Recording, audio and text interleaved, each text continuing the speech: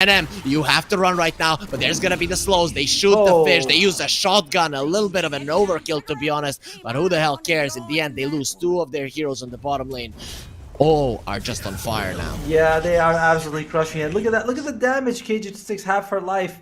And oh, that bottom lane went way worse. We've always, it's the common stereotype. Spectre, not the strongest laner. She started off with 2-0-2. She got first blood. She is having an insane game right now. And her ultimate is available as well, so she can go and join a fight if she needs to.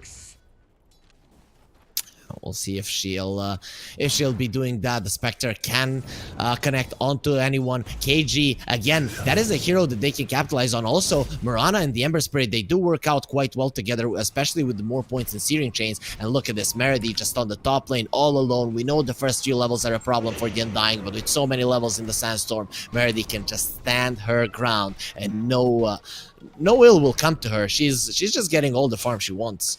And then, of course, another issue for RAWR is that they have no real damage inside the Chronosphere. The best thing you can do is maybe drop a Tombstone out. Drop a Tombstone, but the zombies, like, it'll take time to hit. Same thing, if you can get, like, maybe Batrider to Firefly, then you Tombstone the area she's Firefly. Like, it's very awkward to get damage inside the Chronosphere. So, although Naomi, looks like she's going to lose her life as well. Looks like it's just an arrow to Sandstorm combination. And laning stage going really well for all, despite the fact that they're supposed to be the strong laners.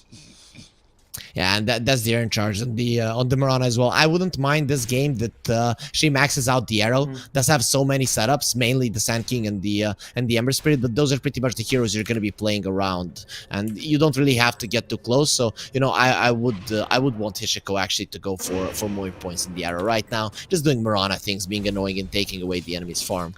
To be fair, her Mirana win rate is absolutely insane. She got something like a 65% win rate with the hero across 300 games. She's an absolute beast with this hero. So it's looking. Oh, arrow comes out, misses. Well, it's fine. Sometimes when you're the hunter, you have to let go of a couple of fish. So you just hunt them later. So she was just, that was a warning shot. She's like, KJ, don't do that anymore.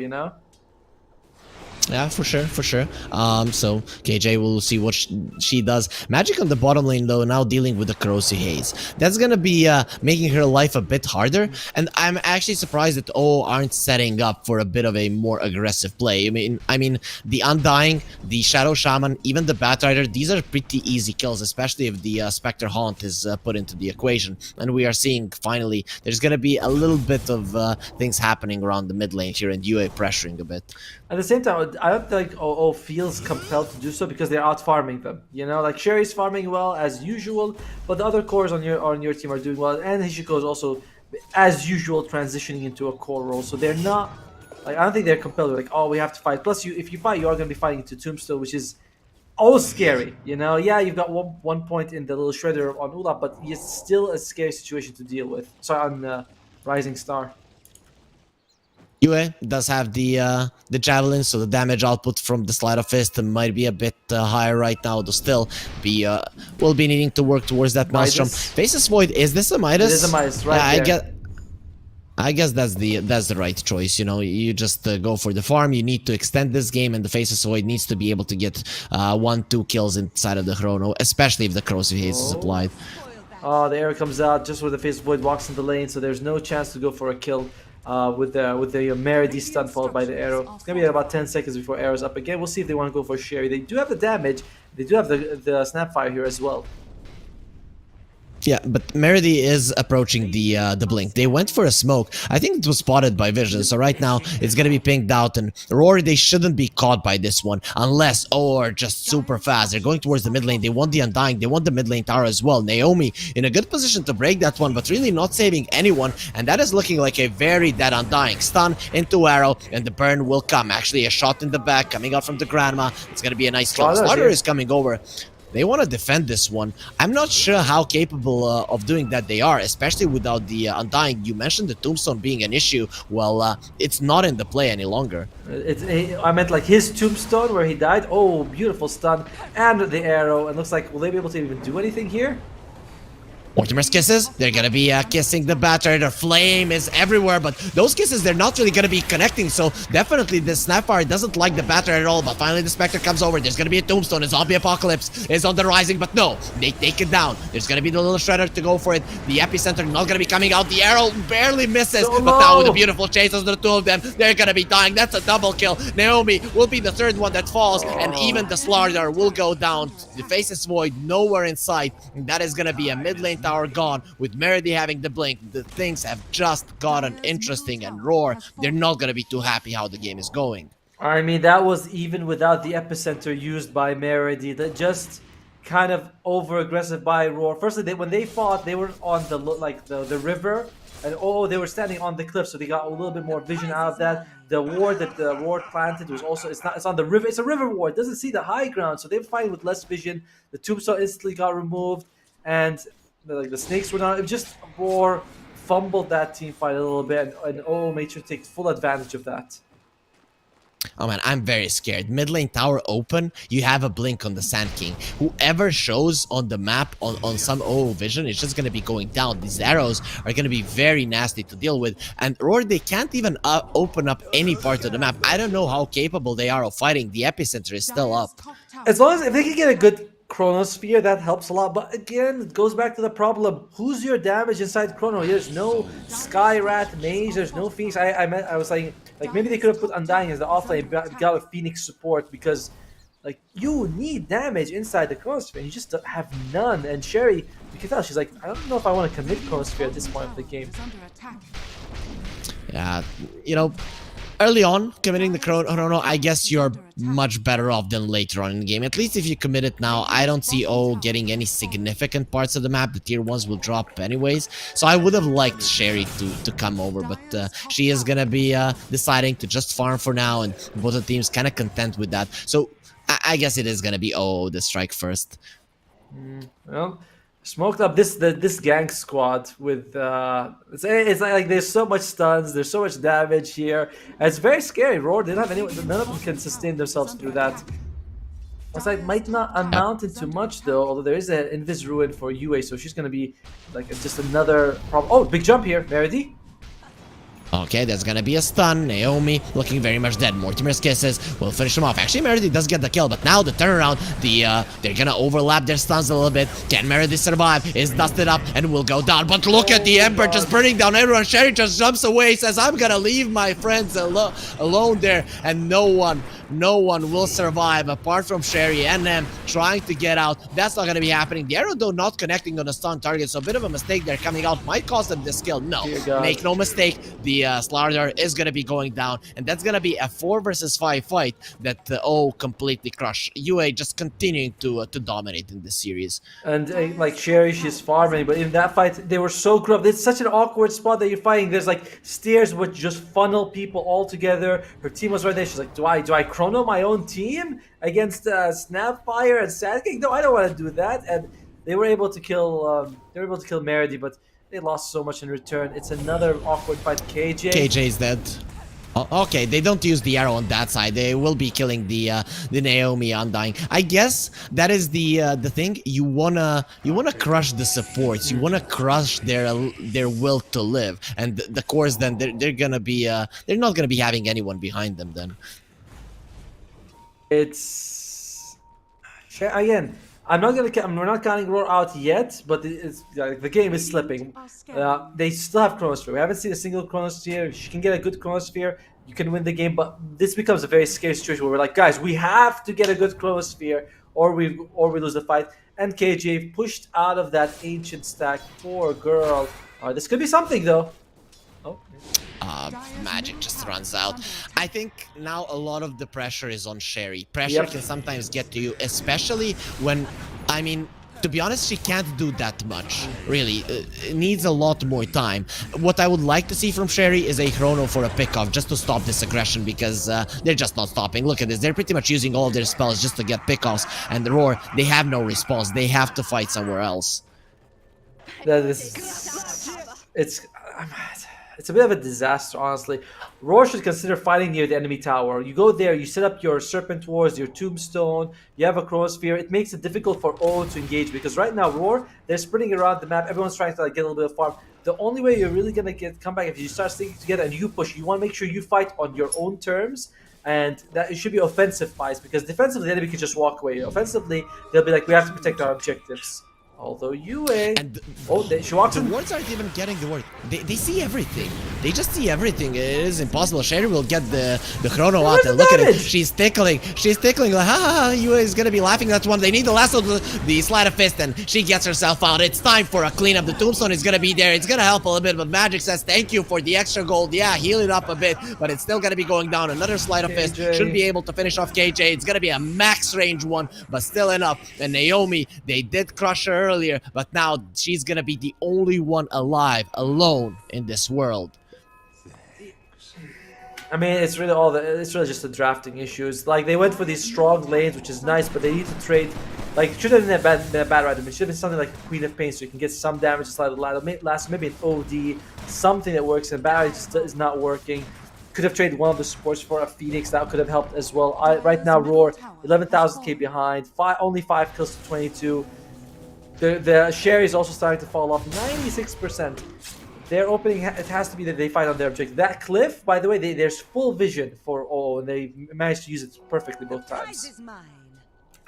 You're allowing your triangle to be taken over that early on. It is a problem, and it is not getting rewarded because RAWR, they're afraid. They can't go there, so the only part of the map they can play is the top one. Now tiptoeing very slowly inside of the smoke, but what can you do? Slardar had to go for a blink. NM, can she do anything? Can she be the saving grace for her team? The smoke will expire now. UA going for Naomi. Naomi is just burning down. No one is even coming close. Okay, they're gonna turn around. No, she's out. This crush just doesn't last that long, and now it's time for a turnaround. The stun from the Sand King, no does. When Yula is just dead, I don't even look at her and she dies. The Sand King has the ults, should be able to survive through this one. Let's see if there's gonna be enough damage. No, gets away from the fire, gets fed a nice hot cookie, but will be surviving either way. RAWR, they're getting themselves out. It's only a matter of time before they're caught, but for now, they will survive.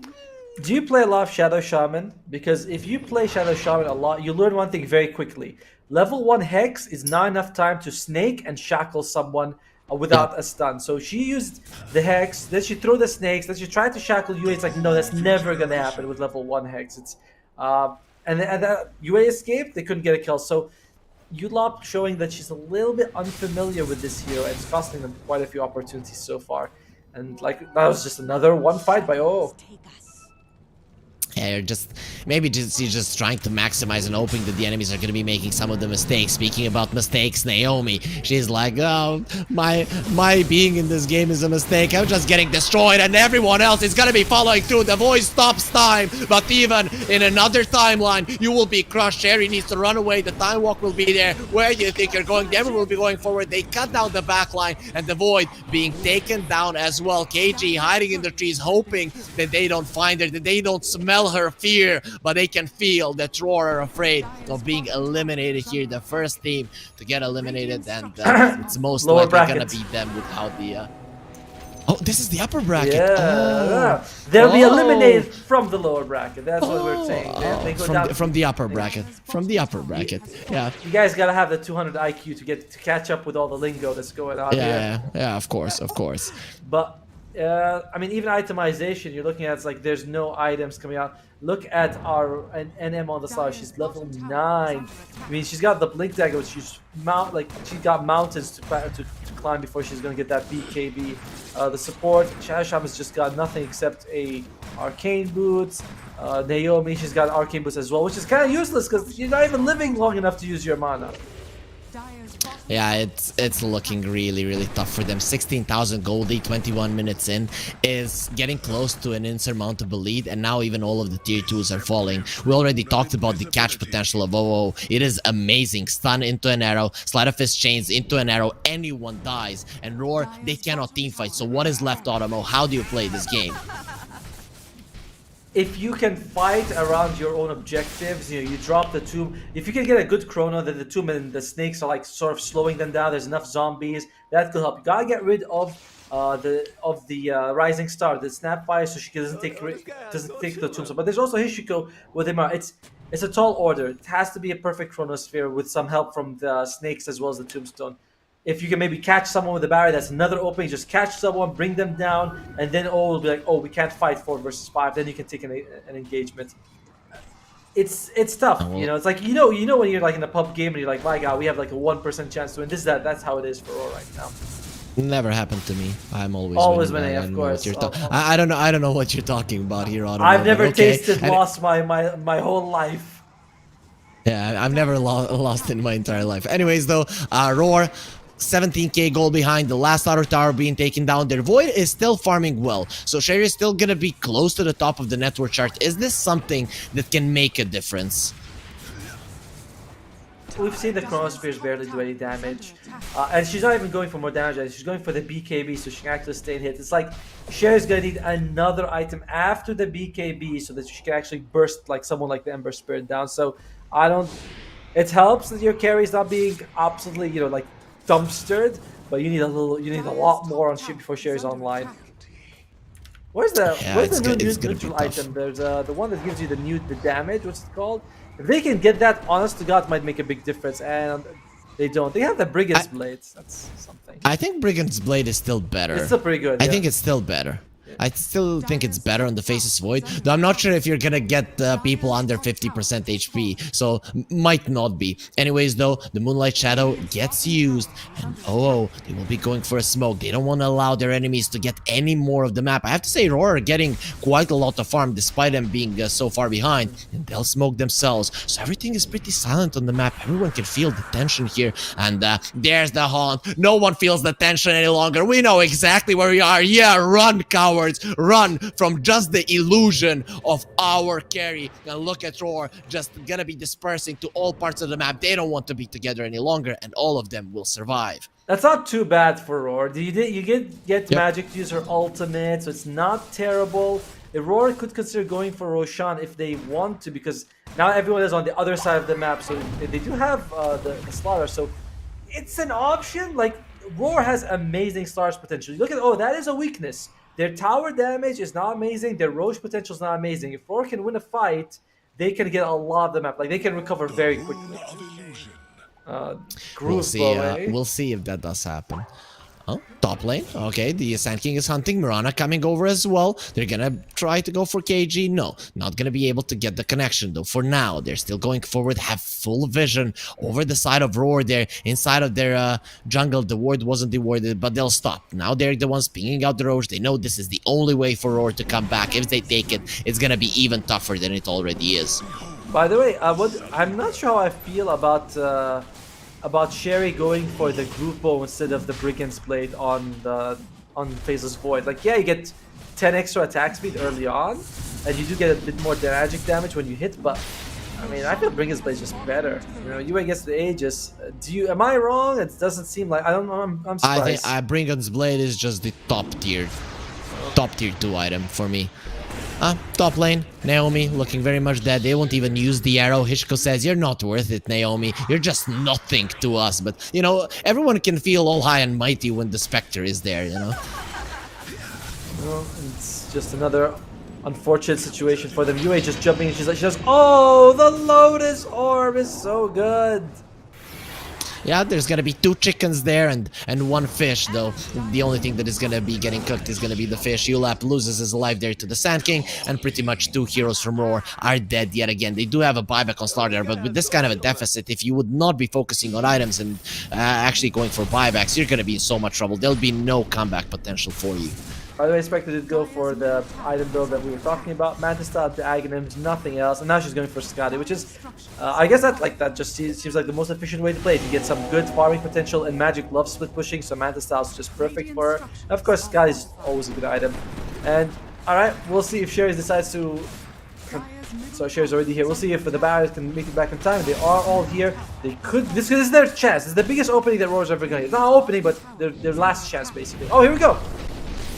it's a big chrono. Gonna be on 3, going for the supports. Let's see if Sherry can do it. She did pop a BKB, but no one is dying. The Snapfire just jumps out, and in the back lines, your heroes are gonna start dying. The Everspirit going forward. The Grandma isn't even dead. And imagine what's gonna be about the younger ones when even the older generation is not gonna kick the bucket. UA gets a triple kill, and the Faceless Void, even after a cool chrono, can't do much. Gonna be uled up right now. The arrow probably connecting. Actually, Sherry does finish her off. You killed the Grandma. We love Grandmas, and now you will fall because of your sins. Sherry, though, jumps on the side. And then, did she really save her teammate? Still going forward this time around. The arrow will not connect, but the stun is there. Do they have the chains? Yes. Should be enough for the kill. With the Star Storm, it will be. And Ishiko is unstoppable. That's 4 heroes dead on RAWR. They only claimed the 1, and the Raxes will be going down as well.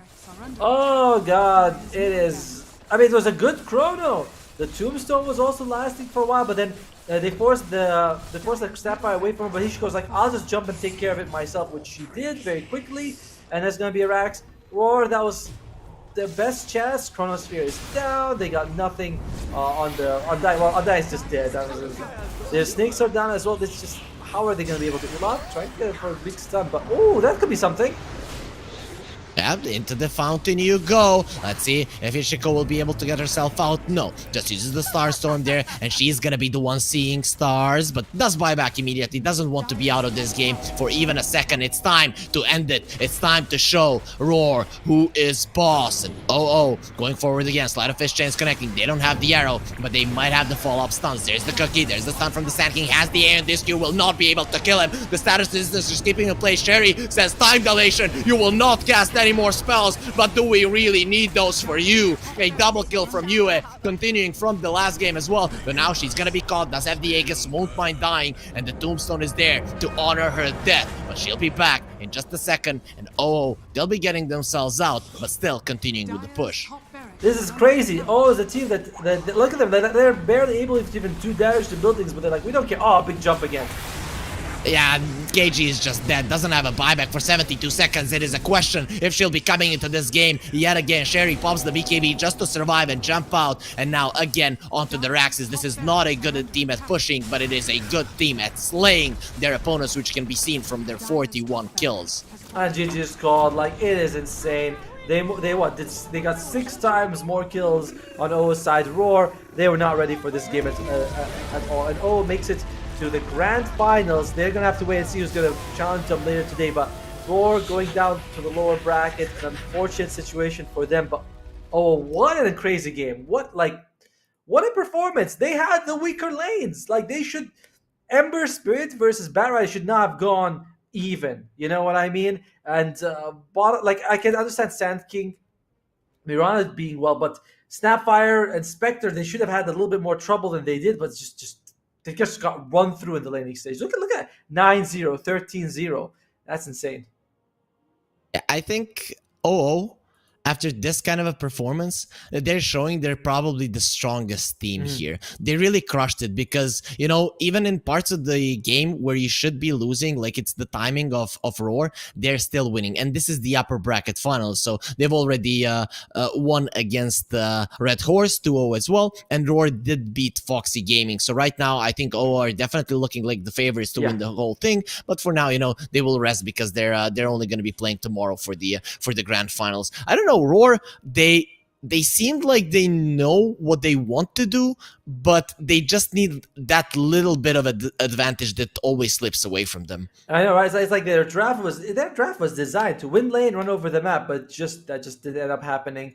And like you said, they started the season 4th place, 3rd place. They won the last open, then they come in here, they just slay the whole day. They're 4-0. They haven't dropped a game so far against Red Horse, which I think was a better team, and now against RAWR as well. They just cruised their way to the finals. They're looking like the team to beat, like you said. How scary it is for the other teams, to be honest, right now, Otomo, when you see RAWR being dismantled like this. I think it's quite worrisome. Like, even like you look at the draft, we were thinking, I think everyone was like 50-50 on the draft. No one was like, oh, this is definitely the superior draft, 100%. We're like, oh, one team could take it, but the way they just played, they ended this was the fastest game on a lineup that doesn't push very well, with weaker lanes, and somehow they just crushed it. So I think that if you're watching, you're going to be like, yeah, we got to figure something out, because they're looking too strong.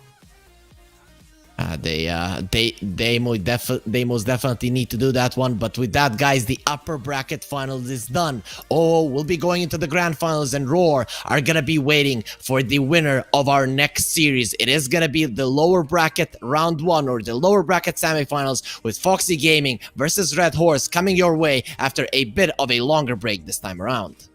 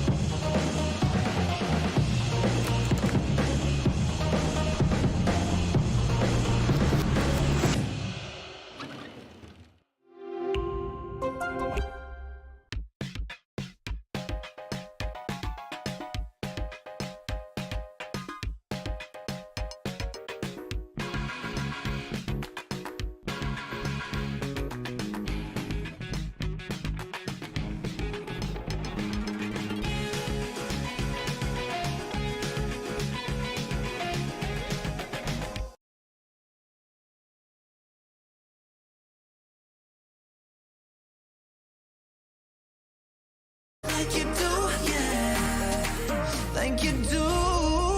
It's electric, can you feel it? You got the only touch that takes me high.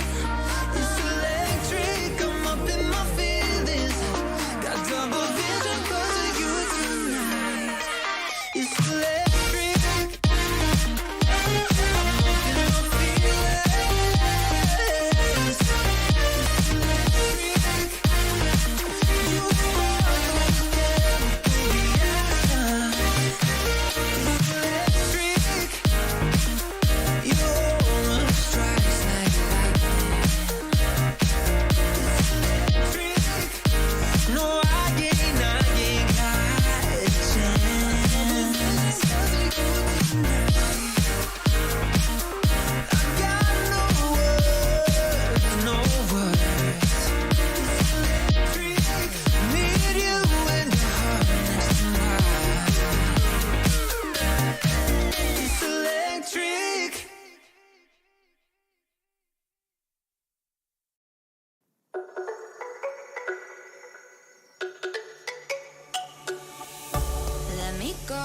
There's no doubt, gotta get out of this small town. You took my heart from me, now you're everywhere I see.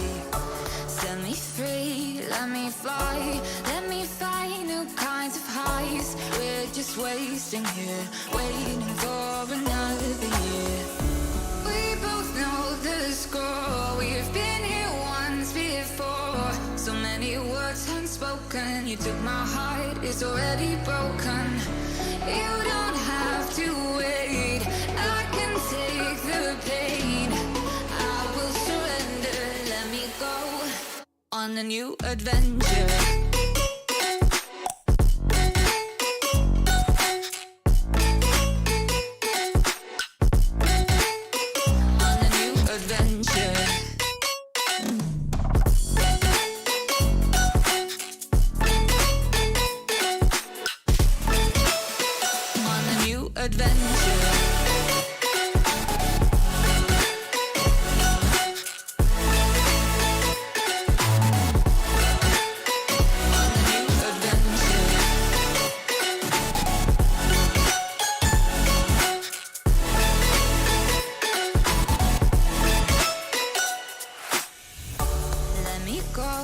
It's my time, watch me build another life.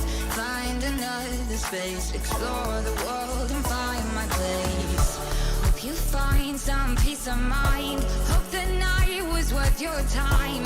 Threw my heart away, we won't see another day. We both know the score, we've been here once before. So many words unspoken, you took my heart, it's already broken. You don't have to wait, I can take the pain. I will surrender, let me go. It's a new adventure.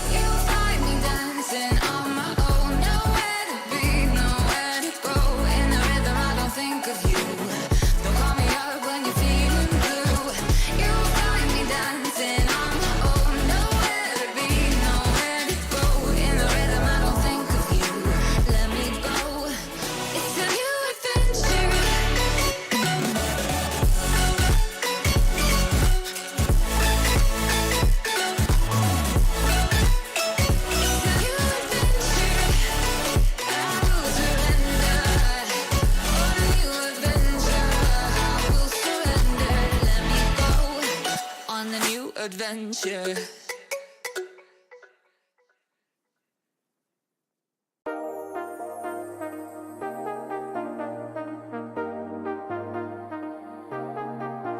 I got you and your vibes in my mind, I can't get them out, no matter how hard I try. I need you and your heart next to mine, yeah, I'm all about keeping it you and I. When you're here, you spark chemical reactions, your aura strikes like lightning. Got no words, I'm just drowning in attraction. Only one way to describe it. It's electric, can you feel it? You got the only touch that takes me high. It's electric, I'm up in my feelings. Got double vision 'cause of you tonight. It's electric.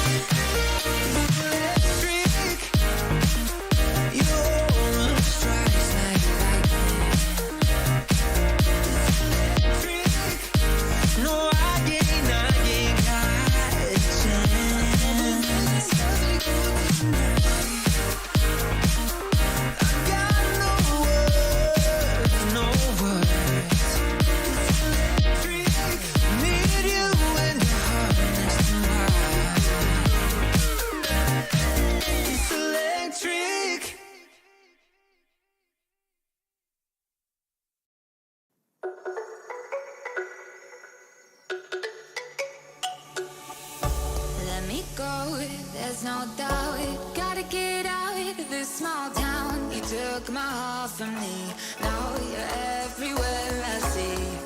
Set me free, let me fly, let me find new kinds of highs. We're just wasting here, waiting for another year.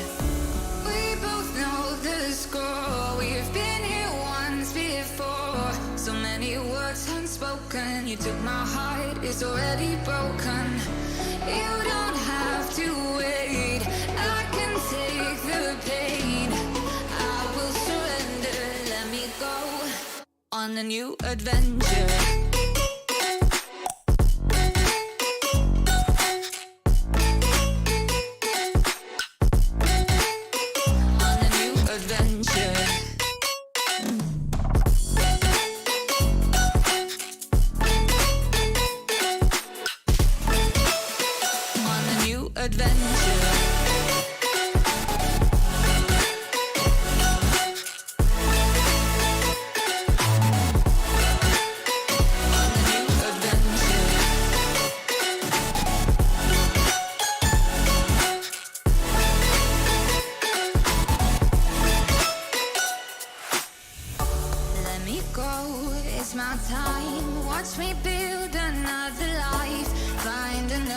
space, explore the world and find my place. Hope you find some peace of mind. Hope the night was worth your time. Threw my heart away, we won't see another day. We both know the score, we've been here once before. So many words unspoken, you took my heart, it's already broken. You don't have to wait, I can take the pain. I will surrender, let me go. It's a new adventure.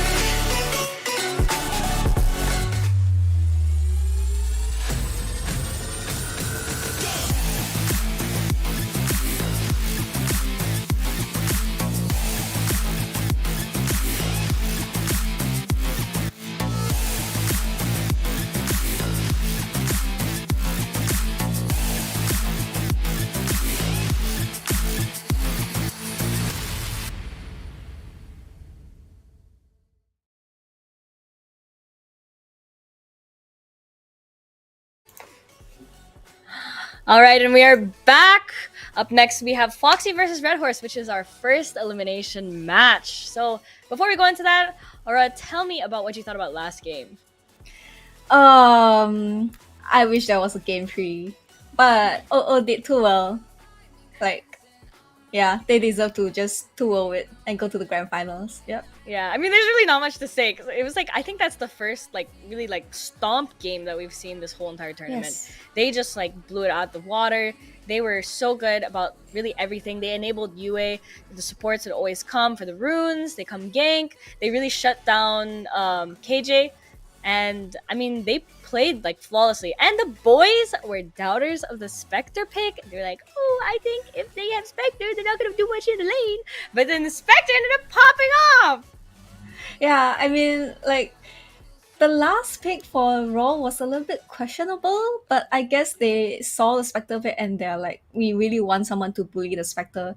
But I guess, all in all, against Spectre, it's not really about the lane. But regardless, Magic did so well. She didn't let the starter have her time. She trashed the lane as well. So I really think, really stole the spotlight for everything. Yeah, OO's been playing really clean games this whole tournament, and they will be going to the grand final. So, who is gonna get that big lump of money? We'll have to find out. But next game, we have Red Horse and Foxy. So this is an elimination game. Who do you think will come out of there alive? It's kind of hard because I think one team sort of favors the early phase and the other team sort of favors the later phase, which is what was going on in OO and RAW too. But then I guess because OO is just on form today, they were on fire, they were supposed to be the one that's not as experienced in the early phase, yet they still took control of the game. So I would expect that for Foxy, they are the more experienced ones, so I think they will take control of the brackets. All right, let's go over and look at our lineup of the players.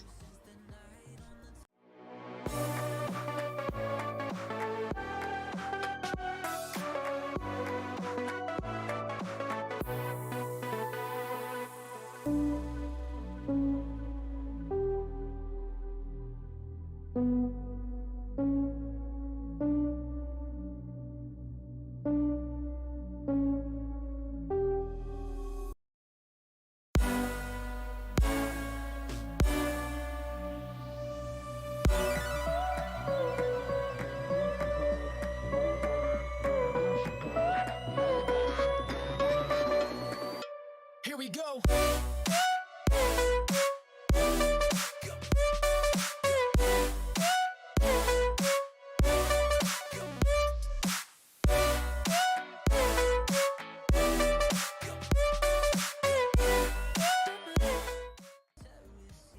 So, Auroraa, a while ago, you were telling us you are a huge Jill simp.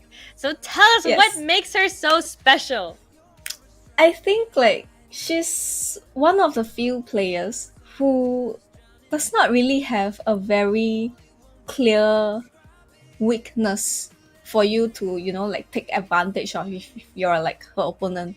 Like to say that she's not as strong in the early phase, that's not true, because like she does play a really good like early to mid phase as well. It's just that like she's much more like efficient and stronger in like the later phase heroes. So I would say usually for players who are only stronger late phase are not as strong in the early phase. But Jill has, like uh gone through games and games to prove to us that no, she's not just strong in late game. She's also strong in the early phase. She's also strong in the laning phase. So that's what I really admire about her.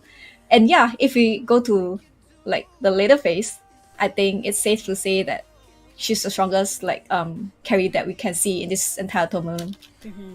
But there is on the other team of Red Horse, your fellow Commonwealth teammate, I Star. How do you think she'll fare up against Jill? I think as compared to Jill would have more experience, I feel. But ISRX is also like a player that favors the late game more. And I think her teammates will not, like have a trouble like have a hard time giving her the late phase. So I think it's really like it's a lot about ISRX versus Jill in this series. I really feel that's the case because like they are pretty much the same type of players, and it's really going to reflect on their plays. All right, well, let's find out who is going to win this, iStarX or Jill, with their draft ready right now. Let's go and see the first bans.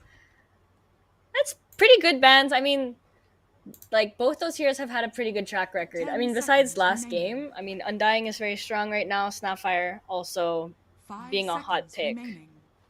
Yeah, I think like generally, yeah, you just don't want to, like face these heroes like Undying, Dawnbreaker. Like, if you take out the Undying, you better take out the Dawnbreaker. You know what I mean? Like there's not many heroes that can really make Dawn feel bad. That's Nyx, but like in terms of global presence and all, you would need the Nyx to forever tag along the Dawnbreaker. And that's kind of not what you want when you pick Nyx in your lineup. Like you want the Nyx to stick to their cause instead. So I guess yeah, like it's good to just take out the Dawn so you don't have to deal with it. And Red Horse do prefer to, like, oh, let's jump on this guy, and then like everyone jump together. So Dawn pretty much like stops them from having their game that way. And interesting, Foxy actually bans Bat Rider because I've not seen Red Horse, like even consider Bat Rider before, but yet they banned it. The Grimstroke to come out first. It's a Gia hero, isn't it? Yes, it is, and Grimstroke is always like very safe to do in the opening because like you're just taking a Grim, like you're not showing, like what your cards are, and like this Grim can go 5, can go 4, so really like there's not much to judge when you're the second pick and you feel kinda slightly bad because you would want to see what the other team is trying to do with their first phase, but now you can't see and you have to show 2 heroes already. So yeah, I think it's a really good opening. Yeah, I like how they also finally banned the Dawn because we've been seeing Dawn almost like Yeah. every game. So But it'll be good to as see far some as I variety. know, you're also a Dawn player, aren't you? Yeah. But I do enjoy the Dawn core. Yeah. Lich and Tiny. I don't know how to feel about those two as like a support duo. I mean, it could be a Tiny core, but like for now, I'm just not really a big fan of Lich. Yeah, same. Because I think Lich is like has always been sort of limited to like laning phase. So if you don't do as well in the laning phase as a Lich, then it gets kind of hard for you to like help your team out later on because there are definitely more like many other heroes that are better. But here's what I never really expected Foxy to do. They picked Lich the other day, but that was like in the later phase. It's like they got their position 5 all banned out, so pretty much the only choice left was Lich. But then now they're taking it in the first phase, which is kind of interesting. I like how they 'Cause I- banned the Bloodseeker as well against Pango. Yeah, That would I definitely think they're just awful. like, nope, nope, we're not fighting that. Yep, thank Yeah. you. But yeah, I thought Foxy would really prefer, like their usual melee pos 5. Mhm. But I guess like you can't really see much because there's only a Grim, so you don't really want to risk it. Because if you take an Abaddon, let's say Abaddon +1, and they see it instantly and they're gonna take advantage of that and just take whatever heroes that Abaddon can't deal with. Mhm. Yeah. Yeah, that's true. If you have Grim against like melee supports, that Yep. would just be instant doom for them. Yeah, and like Grim doesn't do that badly against Abaddon either. Because when you pick against Grim, you would want saves, you would want dispel, so that like your team doesn't die in the soul bind. Mhm. But then it's like as an Abaddon, you can only use your shield, Right. and that doesn't really do much like against like Grimstroke. And if you say you have dispel, then Grim has it as well, like in the shot, like Right. during 15 minutes timing. Yeah, so I think Grim does much better job in terms of that. I really do like Grim as a hero, though. I mean, you don't really see it in the pro scene that much, but it's really fun to watch. Yeah, I think they also did it to kind of enable the Pango, so to say, Mhm. because there are quite a few heroes that makes the Pango not want to play. They have already banned, like some of it, like Bloodseeker, Faceless Void, and Grim is one of those that really, like as a Pango, I don't think you want to face a Grim at all. Oh, definitely not. Yeah. Even a Wyvern can be quite frustrating. Yeah. But they do ban Jug and PA. PA is one of Ice Star's heroes who Yep. also got buffed recently. And it's just a really good combo with Grim, I guess. Well, they took the Ember Spirit pretty early. Thinking. I guess like they kind of just want someone to go in front so the tiny kind of have more options. Because otherwise, when you look at it, like you already show Lich, right? So Lich definitely can't be someone who initiates in a team fight, but Tiny can. But then as a Tiny, you feel very bad if you're the only initiator. So I guess picking the Ember Spirit here is fine. Ember is one of the most stable spirits. Like if you talk about Void, like Void can't fight strength heroes. You talk about Storm, like there's so many heroes that can, like give Storm a hard lane. But Ember is pretty stable. Yeah, and he could just like fly to the back as well and take out the Grimstroke. We do have Spectre. I am currently liking Red Horse's draft a bit more as of right now.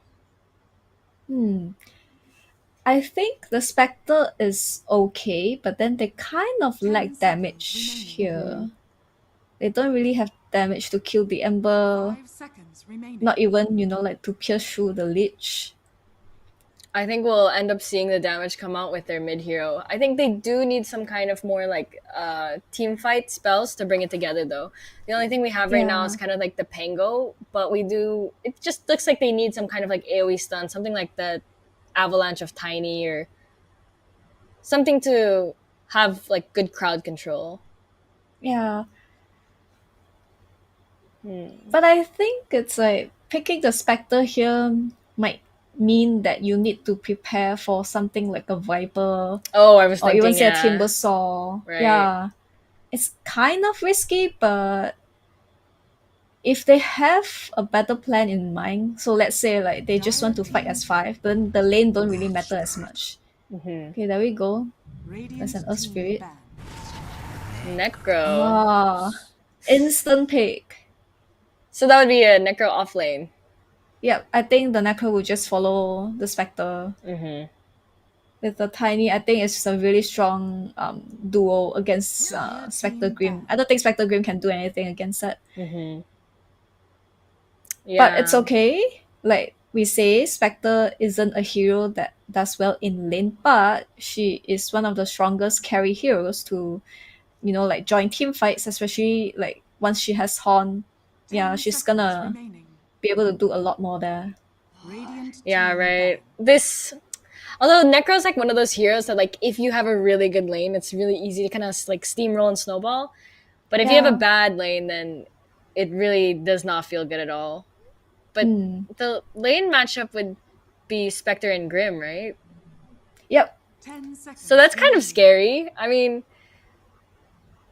like the Inkswell with Spectre, that's kind of pain.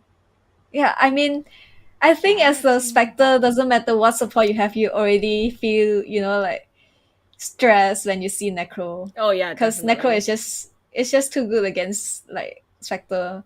So yeah, like they definitely wouldn't have a good time in the lane, and it's scary because like usually Spectre isn't afraid of hard lanes, but when your matchup is something like Necro, who can practically all the time play in your face, then that's a big problem Right. because you already lack the damage in your draft, and now you have to deal with the Necro. I'm not so sure how Red Horse can deal with Necro as of now, but let's see. There's still a last pick.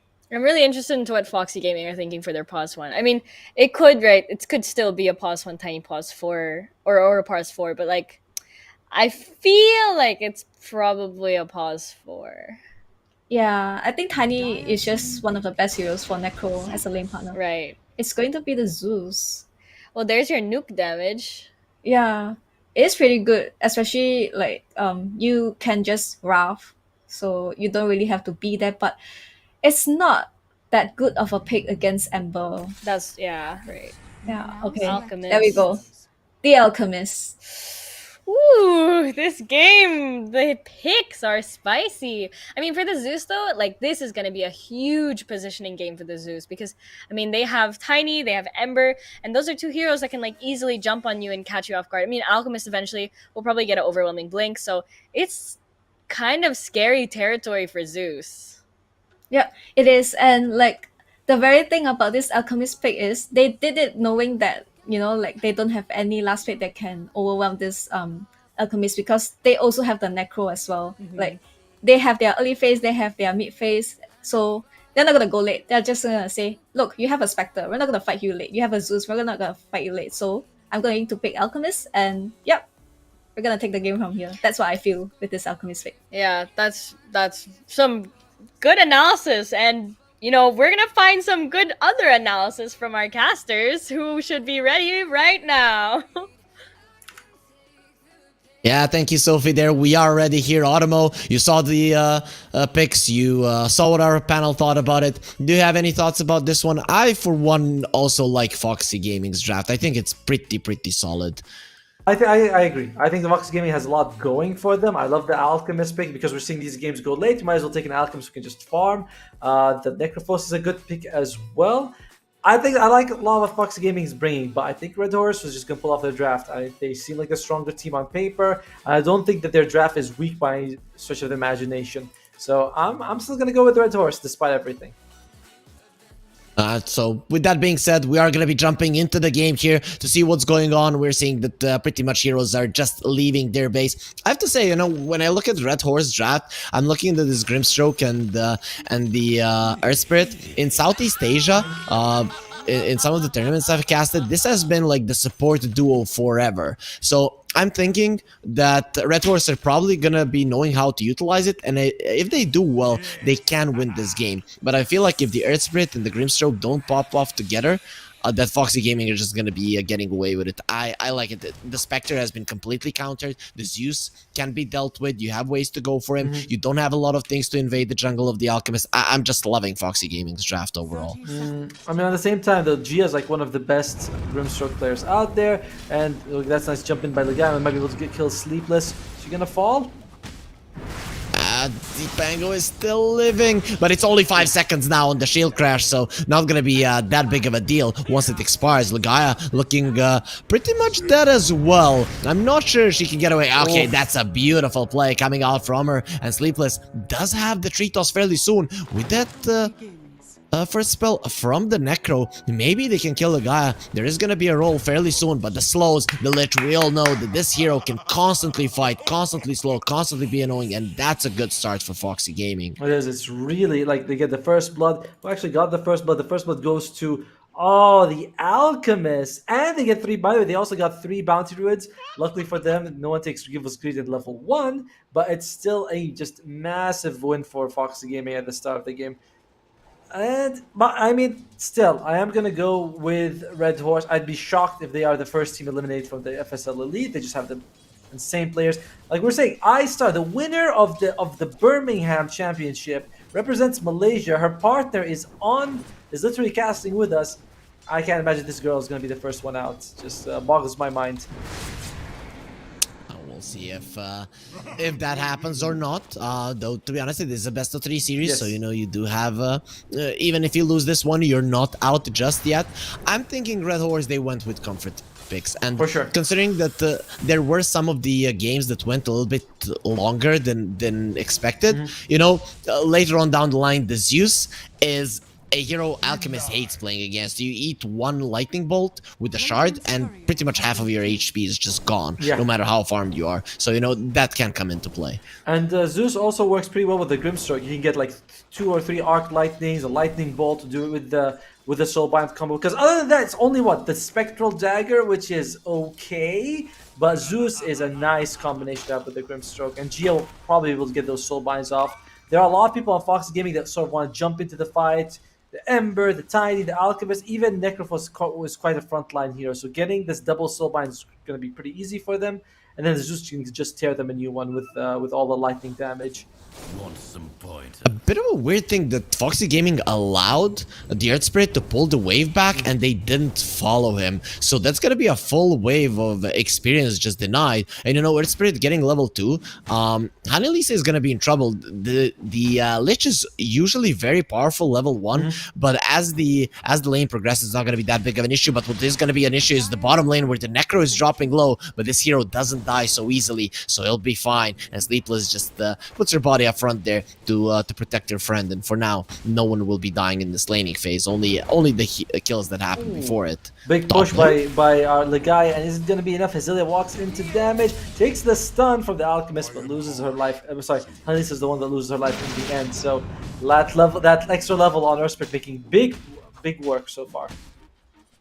Yeah, really, I think that was the big mistake. Lich is one of the best heroes to kind of chase you down and even zone you out from that wave that you pulled. And Hannelisa doesn't do it. This is not looking good. This top lane for the side of Foxy Gaming. And to be honest, they should have done well. 2 melee heroes against the Alchemist. You know, it is gonna be tough. I like how she literally insults her. And Jill's like, "Yo, you know, how could you do that?" I just have a laugh about it. Okay, very friendly teammates, no problem. Well, not teammates, sorry. Friendly match going on. Frenemies, Frenemies, you know. yes. So, right now, I think Foxy Gaming, they are doing okay, but I would like them to do a little bit better in this laning stage, because this top lane should have went better for them. The kick, Legaia, not only good at Dota, but good at football as well, though. He not enough mana on the Pango. I guess if you have mana, maybe you can continue the chase, but in this kind of a situation, no. Yeah, it's fine. I mean, like Red Horse, they're starting slowly to come out in the laning stage. Mid lane still okay for the Ember Spirit, but you know, it's Pangolier getting up the head of the Alchemist. Spectre's doing fine as well against the Necrophos, where she should be taking harass. So it's fine. Red Horse, they're very okay with this. They know that their laning stage could be a bit tough with Foxy, but like I said, like you know, early top, like in the beginning, Lich is strong, but then it starts losing a little bit of steam until he gets the ultimate back. So they're okay with this. Red Horse, this is a okay laning stage for them. Yeah, I think they should be happy, to be honest. I expected the Necro to apply even more pressure on the Spectre, especially with the Tiny being there, but Isar is having a decent time in this lane, even better than decent, I would say. You know, Necro is getting levels, but overall, the Spectre is surviving. Gil on the top lane has has to be careful. The slow will be there, and it's gonna be enough. Even with the swashbuckle, not enough damage. The shield crash. Honey Lisa gives her life away for Gil. But did you really think that we're gonna let you go? Going into the tower, Zelia doesn't have any more spells. The guy misses the roll. Courier, and with that shield will survive. Oh, the courier will not. That was probably some regen as well. No, only Just the the boots. boots. So I guess walking bare feet in the lane not gonna be that big of a deal. Oh, and look at that. She's also gets a nice pull as well. And it is this top lane is should not have gone. I mean, we've talked about this aggressive 3-4s. We see it in this tournament a lot, and it's paying in dividends right now for Red Horse. It definitely is. So Foxy Gaming, you know what is going good for them currently? It is the mid lane. That is where they're winning. But the Ember Spirit, he's gonna be she's gonna be needing to do some heavy lifting in this one, to be honest. Because the side lanes, when you lose them and you should have won them, it's gonna be a problem as the game progresses, especially for the Alchemist. You know, with this kind of a start, the Pango and the Air Spirit can invade the jungle. Another factor is that we're going to see Zeus reach level 6 soon, which means that, oh, you might have thought you escaped, but then the bolts of lightning from heaven will bring you down. So, you know, we're saying Jill walking around with a little bit less HP, Necrophos, if you go down low health, same thing. So it becomes that big threat of the level 6 Zeus. And she is level 6 now, so anyone goes low life, Zeus will just bolt them from heaven. It still is a ton of mana that you need. True. And the Zeus is actually rotating towards the bottom lane with the haste true. And still, they did see her on the vision, and it seems like Foxy Gaming, they'll be aware of this one. Still, Zeus now does have a lot of mana coming back. It is a lot of mana for the ulti, but I guess you can always go back to the base. It's not that big of a deal, especially if you're getting the kill around the map. Oh god, Legaia with another courier kill, and Red Horse with a 1,000 gold. Not the biggest deal, but you know, you are seeing them start to pull further and further ahead. Yes, she can be in trouble. She just walks away. Has the level 2 soulbind as well if she needs to use it.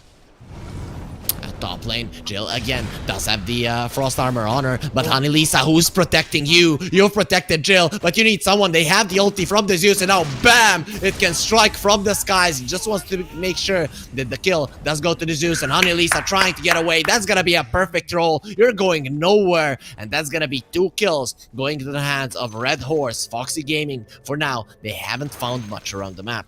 They're trash talking. I don't know what was being said, but I imagine Jill is not loving what's happening to her. That's the first kill coming out for Zeus. She's smiling. She's smiling. You're wrong. She's loving This is a sarcastic smile, you know. It's like when someone, you know, you're in polite company and someone says something mean, you're just supposed to smile. It's like that's the kind of smile that one is.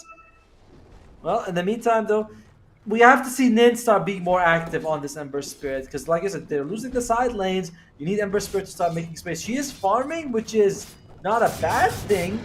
But it's not gonna be the thing that helps you win the lane, the game right now. Right now, Red Horse, they're 1k gold ahead. Looking at the levels, pretty much even in that regard. But, you know, when it comes to net worth, it is Red Horse that are keeping themselves ahead.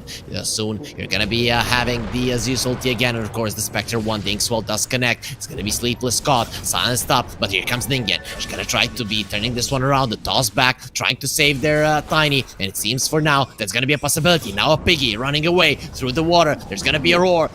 But Ningen, she's not going to be letting this one go. There's gonna be a sleight of fist fairly soon with the double damage. Should be a kill, and Mary is dead. Give me a double. Legaia, you want a triple? These two are brothers, but Ember is just gonna have the seniority here, and what a usage there of the sleight of fist just to stop the roll and finish off Legaia as well. That's the triple. That's the hero that needed to pop off, and now it is going to. Damn, I know I was saying Nin needs to get involved. I didn't think she was gonna get a triple kill right from the start.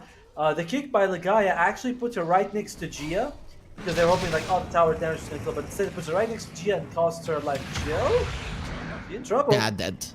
I think she's pretty much dead. Oh, Zelia made a little bit of a mistake there, and you know, gonna have to go out. So no way that you're gonna be getting that kill right now. Even the ulti from the Zeus not gonna be enough, barely surviving, and now it's gonna be Azalea that is actually gonna be in trouble. Ningen coming over, burning her down. The Pango needs to run, but with the chains, she's not going anywhere. That is a dominating streak for Ningen.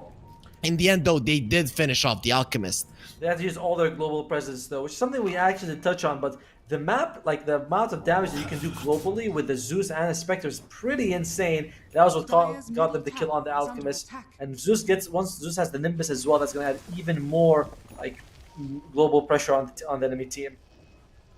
Do you think we maybe see a Radiance on the Spectre just to completely annihilate the supports? Imagine Zeus ulti, Spectre ulti, the Earth Spray throws in, and there are no supports of Foxy Gaming. Would that be something that you'd be wanting to see? I'd love to see it, but she's gonna go for the Aghanim Scepter first, which I agree with. Like, you just want to be, Yeah. you want to get that Nimbus and the Aghanim Scepter on both the Spectre and the Zeus, and suddenly it's gonna be very active. Legaia, that maybe not where you want to be. That's most likely gonna be a kill. The toss is gonna be there. They do have the Reaper side. Still, they need her a little bit lower. And now Cat Chaser doesn't have the range necessary. The roll will be there. Legaia is out. No points in silence already. Is that normal? How often do we see this? I mean, usually we get like one value point, but Legaia has been playing pretty impressively. And she's only level 4, so you want to get a little bit more points in your other spells just to get them going. So I might get the level 5, might get a level 7 at this point. But I am surprised she has absolutely no points in the grip. Yeah, we'll see if she gets it on level 5 before the ulti does come out. It is still a Red Horse topping the net worth, but the one on the top of the chart, it is gonna be Ningen. So the Ember Spirit is still the strongest hero on the map, but the smoke comes out from Red Horse going towards the top lane. Okay, they want the Alchemist, they want Jill. Let's see, farming the jungle. How often Doesn't do you have the see- ulti anymore. How often do you see an Alchemist lowest net worth core in the game? And he might be even low after this. Yeah, and not too often, but this is just looking like a disaster. Even had some stacks there, not gonna be taking them. And now they're gonna see them rolling. These girls are just gonna be coming in. And look at the aggression from Legaia. Though this time around, is she gonna be coming out of this aggression? It's not the Necro that you're facing. This time around, it's gonna be the Ember Spirit. And we know how it ended last time. It's gonna be kicking him away. Not gonna be happening. Ningen completely fine. The Rolling Thunder with the Inkswell. Not gonna be stunning for that long. They're gonna be fine. But look at Ningen dropping down. That's gonna be some beautiful stuns, jumping up into the air, still alive. The Frost Shield keeping him alive, and now Mary without any mana trying to run away, but the slows will be enough. The god falls, and Kazuya, they want to finish off December. Swashbuckle not gonna be connecting. Beautiful usage of the Sleight of Fist, and she is out. December just looking amazing. Foxy Gaming, they're being kept in it by their mid laner. For sure. Like, Ember's doing all the work right now. Absolute god tier performance just now. Zeus, they were so close to getting the kill on Ember. That could have turned it all around, but instead they lose the Zeus and giving some time for Jill to get her farm going. But Nin is insane. Like, yesterday she did not have the best performance. She was playing like these sort of less active heroes, like the mid Sand King, they takes a building tag. And now she's like, no, I want Ember Spirit, and she's just absolutely destroying the enemy team. It's insane. She's doing a really insane job. Yeah, for sure. They're trying to place down sentries in this jungle, and to be honest, Red Horse, they don't have any vision there, but look at how fast they're moving around the map. They were top just a second ago, and now they're gunning from the bottom lane. Nice play there, nice senses from Cat Chaser. She does get herself out. Is she going to go for the ward? That might be a bit. Nah, no one's there around to even stop her. And she's like, yep, just a free ward. They know now they're spotted. We'll see what they decide to go with this. Cat Chaser's like just not going to be a kill for them.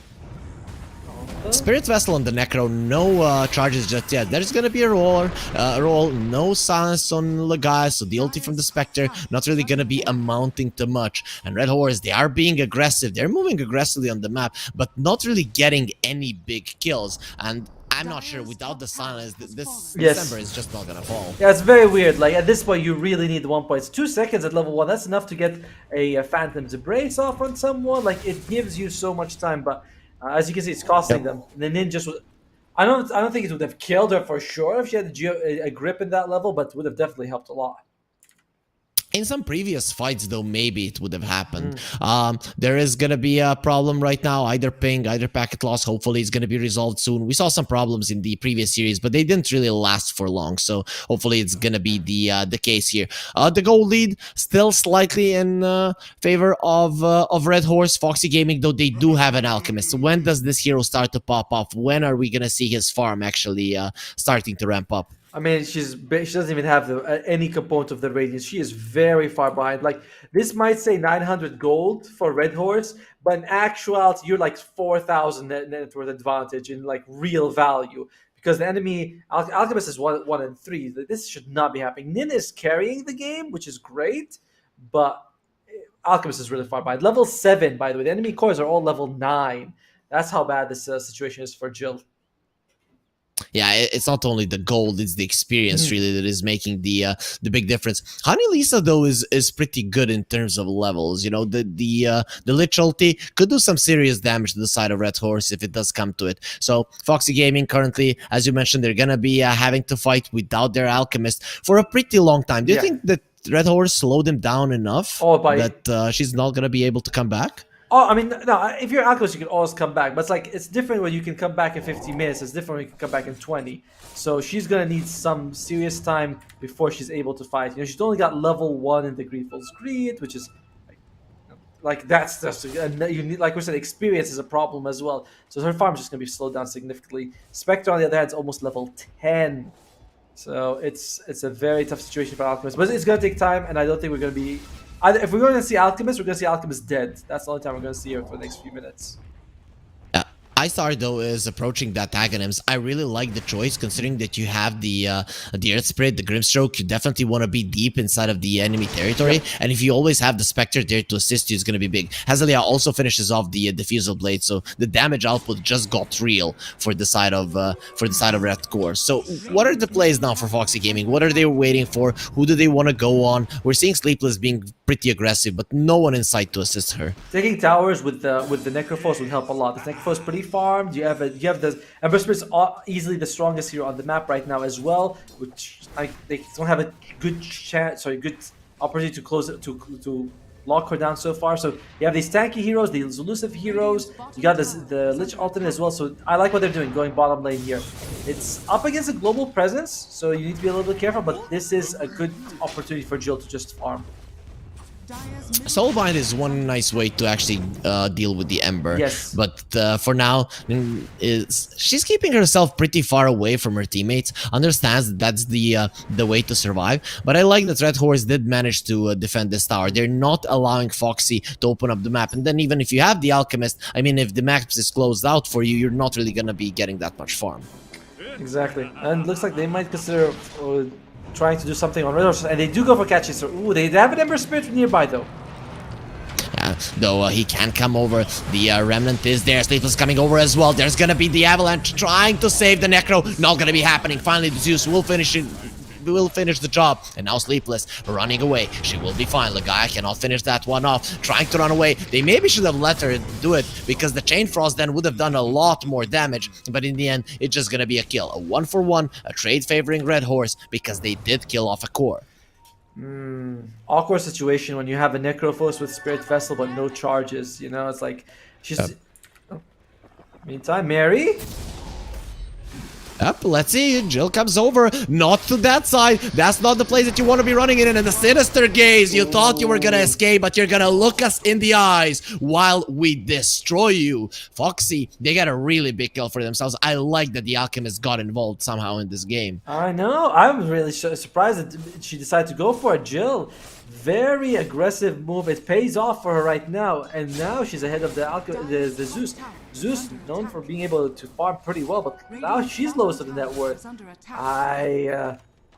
That's very impressive. It's very impressive how Jill's playing. We can see why she's Aurora's favorite, right? She's like, she's my favorite player in this game, and she's showing us why. Yeah, very stable, and even when the game is going bad, we see her that she comes over to assist her team. This is what I want to see from carries. You cannot play a passive carry any longer, and you know, even at the highest tier of Dota, sometimes we see passive carries. Not here. She's definitely going to be doing a good job. While that is happening, the Ember does get the bottom tier 1, opening up the map for the Alchemist, and there it is. There's the lead that Foxy were looking for. Yep, finally, the top 4, 3 of them belong on Foxy Gaming side. Even though Cat Chaser was killed in the bottom lane, are they going to be able to get them now? That's a bit of an aggressive play with her ult not connecting. You can't get the kick back, and Cat Chaser is going to be fine. She is pretty tanky. Once this Hood comes out, it's going to be very tough to bring her down. And Foxy Gaming, they're getting to this point where their lineup is going to be very, very scary. The Radiance on the Alchemist, the defensive items on the Necro, the Ember. When she gets the BKB, then it's going to be hell, all hell breaking loose. Yeah, at that point, you have to soulbind the Ember, hope she walks next to someone. It's still not ideal because you have nothing that works with her. So Foxy Gaming looked like they're going to be hitting a very strong mid-game timing. On the other side, like Earth Spirit still far from the Spirit Vessel. Spectre, she has the Aghanim, but she needs some time for the Manta style. Zeus is trying to go for a Kaya as well. So there's like a nice bit of farming items, or they're far from anything useful for Red Horse. So it's going to be a very big timing for Foxy Moon. We'll see what they do with it though. I feel like Red Horse need to be forcing things out more. They have the Ags on the Spectre. They at least need to be forcing out TPs on different parts of the map to slow down the farm. If the map is just completely unpressured, it's gonna be a problem. And they're gonna try to play around their own ward in the triangle, but in the end they'll have to back out. They don't see anything, and right now it's destroying Foxy. It's destroying Red Horse. They have to go forward. Mary even used her ultimate, the Thunder, on the Zeus just to find someone. They're like, okay, we found Cat Chaser. Can we get her? This is going to be a good amount of damage. The beautiful avalanche though to stop them in their tracks and not taking that much. There's the ulti from Delish, but the damage is gonna be overwhelming. Hazelia just destroys them. Ningen will be getting another kill for herself, but it seems like the tower will still survive. So Foxy Gaming, they lose 2 heroes, but it's not gonna be that big of a deal. The game continues, but the lead will just slightly go back towards Red Horse just a second, but still a 2k goal for Foxy. Man, Mary just throwing out 2 Arc Lightnings with the Soul Bind was just it's credible. That's the combo we were looking for, and it's only gonna get more dangerous later on once she has the shard. Still, that was I think Hood wasn't done on the Necro, so we'll see how it ends up the next time. But this is what I wanted to see with the fight happening in the mid lane. Now the map is gonna be breaking apart a bit, and this leaves the Alchemist vulnerable. There's gonna be a Shadow Step ready as well, and they're looking towards Jill. They want her dead. Their ult will not be connecting, but now they have the defusal. So yeah, gonna go to the side, and Jill has been caught, looking very much dead. The jump in from the Tiny Avatos combo to all of them. This is gonna be a double kill for Ningen. They do lose the Alchemist, but it's gonna come at a very big cost. The chase is on. Let's see if the Ember Spirit can get anyone else. Gia is looking like she could be going down, but with the big pull, the movement speed might be enough to survive. The Ember doesn't get the connection. Foxy Gaming, they lose their Alchemist, so definitely not going to be too happy. Yeah, it's still, I think Fox Gaming is still gonna be pretty happy with that because they traded the core and the position 4. That was a pretty far position 4 as well. So that's okay. Like they got way more. They got twice as much experience as Red Horse did from that kill. So if you're Foxy Gaming, it's not too bad. What is a bit annoying though is that Cat Chaser still doesn't even have a single Necro Reaper Scythe kill on this. Oh, right. No. All that thought though. How does Sleepless have that much farm? Okay, rock into a mountain, and now there's gonna be multiple rocks. You can kick one, I can throw a billion of them, but the God of Thunder will be doing enough damage. Lincoln though already has a BKB. Look at that one. Is the Spectre gonna be going down? Yes, it's gonna be the answer. Hazelia with the Rolling Thunder gets herself away. Lincoln thinking about still going in. That BK, that double damage, just presenting such an issue for a Red Horse for the entirety of this game. And we talked about Sleepless. She's a farm support, but she's definitely not worth as much as the Spectre. I mean, she's got the Philosopher's Stone, which has just been a big factor, and that double kill bottom was all. She got a lot of support, assist gold. And that was the first Reaper Sight, and gets you the best target you can ever catch, which is the Spectre. So Foxy Gaming are putting an insane show right now. A lot of it comes down to Nin. Nin has been #1 net worth this entire game. She's gonna be overtaken very soon by Jill, but she has made a galaxy amount of space for her team. 10-0-3. Today, these mid laners have just been popping off. Storm, I mean, Foxy Gaming, yeah. The side lanes just didn't look that well for them, but then Nin just comes over out of nowhere and starts murdering everyone. The triple kill in the mid lane, it started it all, and it's just gonna continue now throughout the game. The gold lead is 5k. The game is far from over, but what can Red Horse do to kind of flip it into their favor? Well, they can start by maybe hopefully getting all those neutral tier 2 neutral items. It's 5 minutes past when they could spawn, but they decided, no, we want to smoke. Does Zeus have the shard? With the shard, no, still no shard on Zeus. Oh, well, doesn't matter. They're just gonna go for Cat Chaser. And just, you know, she's gonna be fine for now. The sign is there, no way to remove it. Now trying to kill her, there's gonna be a ton of damage going there. But the Hood of Defiance is gonna be keeping her somewhat okay. They are gonna be trying to do damage. Not gonna be enough. She survives through everything. And just by surviving, Ningen comes over to do the damage in the end. It's not gonna be kills going towards the Ember, but their supports are still gonna be getting quite a lot out of those. I feel like Red Horse are starting to lack damage, and the Zeus needs that shard fairly soon. And look at this, a smoke from Foxy. They want to continue pushing forward. Yeah, that was a bit of a weird play by Miri, not going for the shot. She actually has the gold. She had the gold for it before the fight began. She wants to go for the Nimbus. I I respect the decision, but you really need. She was throwing out double arc lightnings that were just tickling. You need that percentage damage. And Cat Chaser, what a goddess, just standing there taking all that damage, not caring at all. And now we're officially in the Red Horse is in trouble territory. A full pipe is done. Full pipe is done, and the damage of Red Horse is all magical. It's literally all magical pipe. People aren't the biggest fan of it just because the rate pact is better. But look at this now. Every single one of the heroes on the side of Red Horse is a target. Gia trying to survive, not gonna be happening. It just goes down. It is so easy for Foxy to go forward because they know they just cannot die. And a good reminder is that also Pipe just got buffed. You know, the AoE magic resistance was increased from 12 to 15. So it is giving you as much as a Centaur creep was. So that's value. If you can get that combined with the Helm of Dominator, look at the win rate just plummeting. Foxy Gaming, they're making me eat my words. I was thinking, oh, Red Horse, there's no way they're gonna be losing this game, but they are looking in a very tough spot. So much credit goes to Sleepless on the Tiny, by the way. That she jumps in, gets like 4-man avalanche bottom lane, keeps Jill alive for a lot longer, and she's just looking insane at this point. Look at her net worth; she's 6,000. Yeah, that's one thing that we didn't touch upon into the draft. That Red Horse, Spectre, Earth Spirit, Pango, all of these heroes like to be really deep, really close to their enemies, and really close to each other as well. And that's a perfect situation for a Tiny. Sleepless, she has always been in a good position. Now Lich even has a Glimmer Cape. I think the itemization from Foxy, it was very easy to go for it. Right now, with the Glimmer, no one dies. This Zeus just can't do enough damage, and Mary is going for an axe. She's not getting a shard. I think this is a mistake. I think they're lacking that burst damage. They need to kill at least one hero. I agree. I think it's. Oh, by the way, check out Necrophos. Do you know we were talking about magic resistance? She's also got a Nether Shawl as her neutral item. Yeah. So her magic resistance is absolutely wild. It's 64% magic resistance. No one like. There's no way you're killing her with magic. It's very tough to go through this Necrophos. At this point, you just have to ignore her and hope to kill someone else instead. Is getting a Yules, though I'd be fine with a Lotus as well. It might be the greedier choice, but to be honest, I think you can get away with it in this game the way that it's going for you.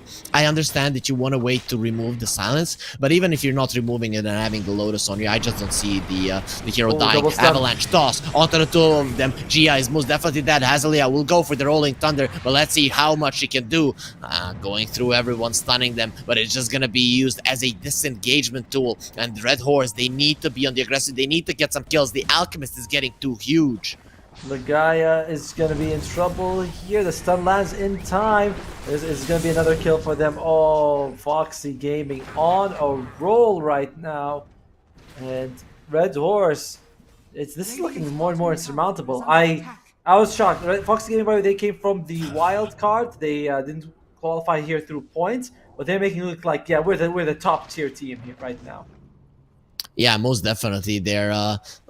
They're making Red Horse look like an easy team to beat, to be honest, with this kind of a performance. Their draft, their movements, their understanding of the game, all of them are working out. But to be honest, if this Ember didn't get that triple kill early on, the question is if the game would have gone this way. But still, you know, Red Horse, they needed to be aggressive. One time it goes badly, and the Ember, he always has a chance to come back. So right now, with the 12k gold lead, was the play for Red Horse. They have a Manta on the Spectre, but is the damage going to be enough?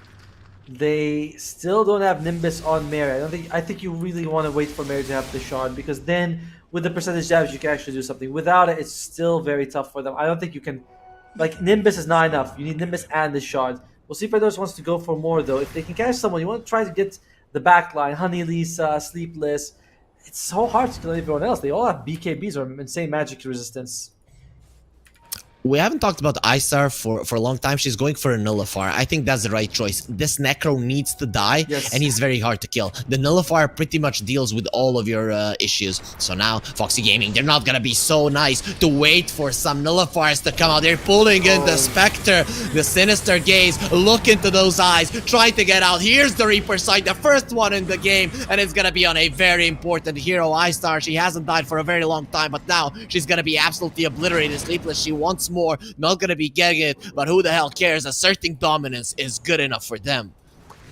There is something nice about Red Horse, which is that their high ground defense with the Zeus is pretty damn impressive. Unfortunately, you're up against Ember Spirit, a Blink Dagger on Tiny, as well as Alchemist. So even though they can defend high ground, it's still going to be an issue for them if Foxy Gaming keeps taking fights like that. And by the way, that was the second Reaper scythe on kill on the game, and both of them were on Ice Star.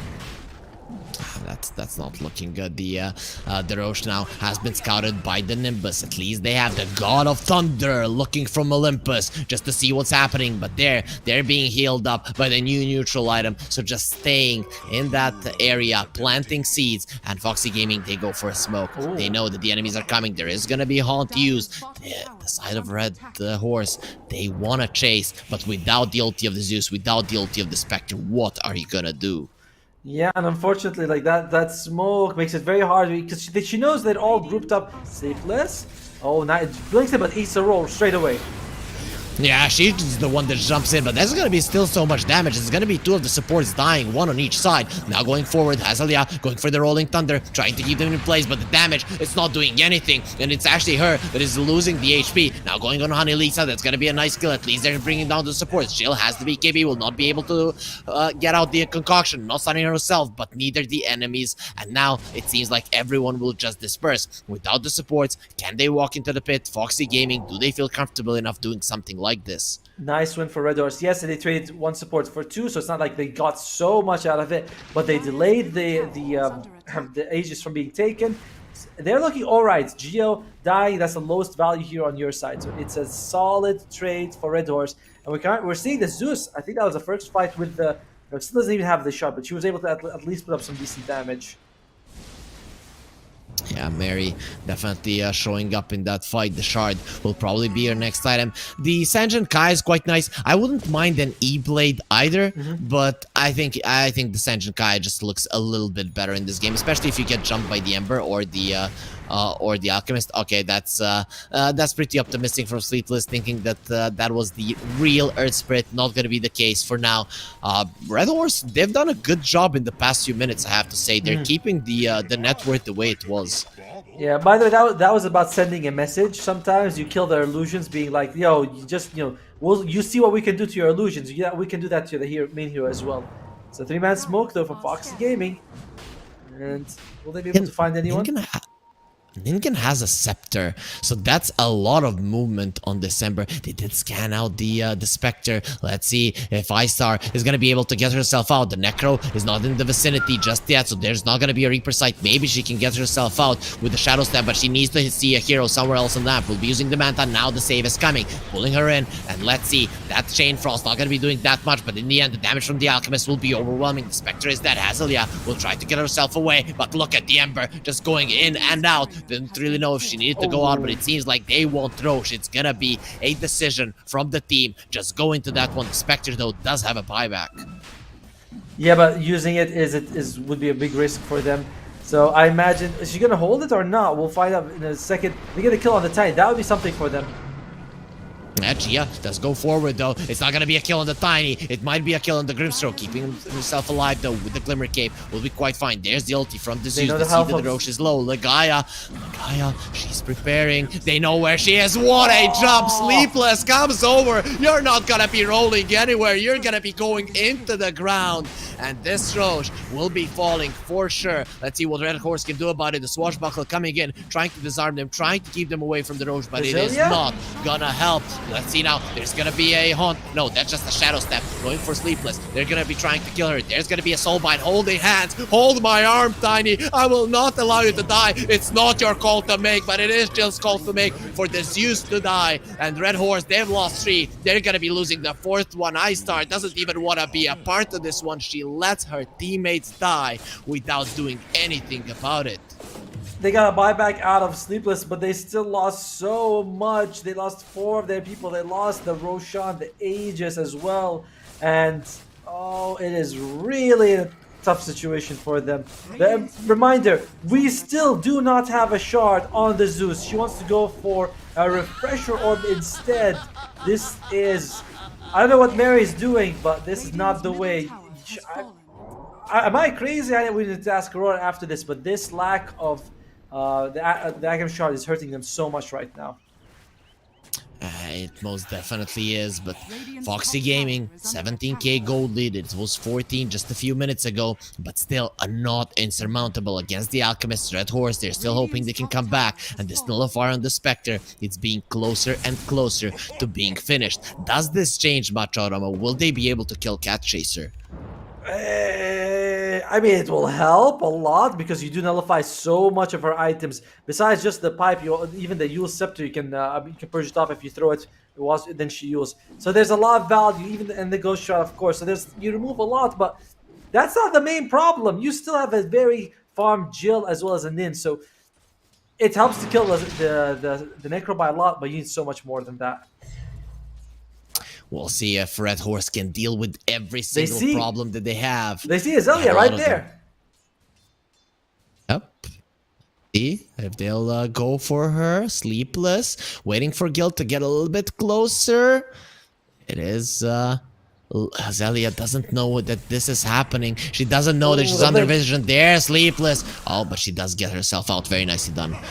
She had... I think she suspected. She was like, wait... The way the Alchemist is moving, because it wasn't like all of a sudden she started to like move a little bit, just a little bit, and Azalea was like moving a little bit further away. She's like, okay, she's trying to keep herself in blink range. She just blinked out. Very impressive move by Azalea. I actually expected the Tiny to jump in, Yeah. the Avalanche, then the Concoction to start getting used, but there is a shard on the Pango, so I guess it is very hard to kill this hero. Just goes for the roll up and pretty much will be able to survive through anything that you toss towards him. Exactly. So it does make sense that they were trying to combo this perfectly on the side of Foxy Gaming, but still 20k gold lead. They're holding the Aegis, but they're not going high ground. All of the outer towers are taken. What is the play from Red Horse? How do they come back? How do they approach the fights? How do they approach the map? And I mean, if you look at, it's all on I-Star to sort of push out the lanes, and that's what she's doing. You know, she's actually farming the neutrals right now, but she can send those Manta-style illusions to push out the lanes as much as she can. Try to delay this Aegis timing. There's 1 minute and 40 seconds left, so if they don't take a Rax in that time, suddenly you have a little bit of breathing room where you can take a fight, because you're like, all right, at least if we kill the Alchemist, she'll stay dead.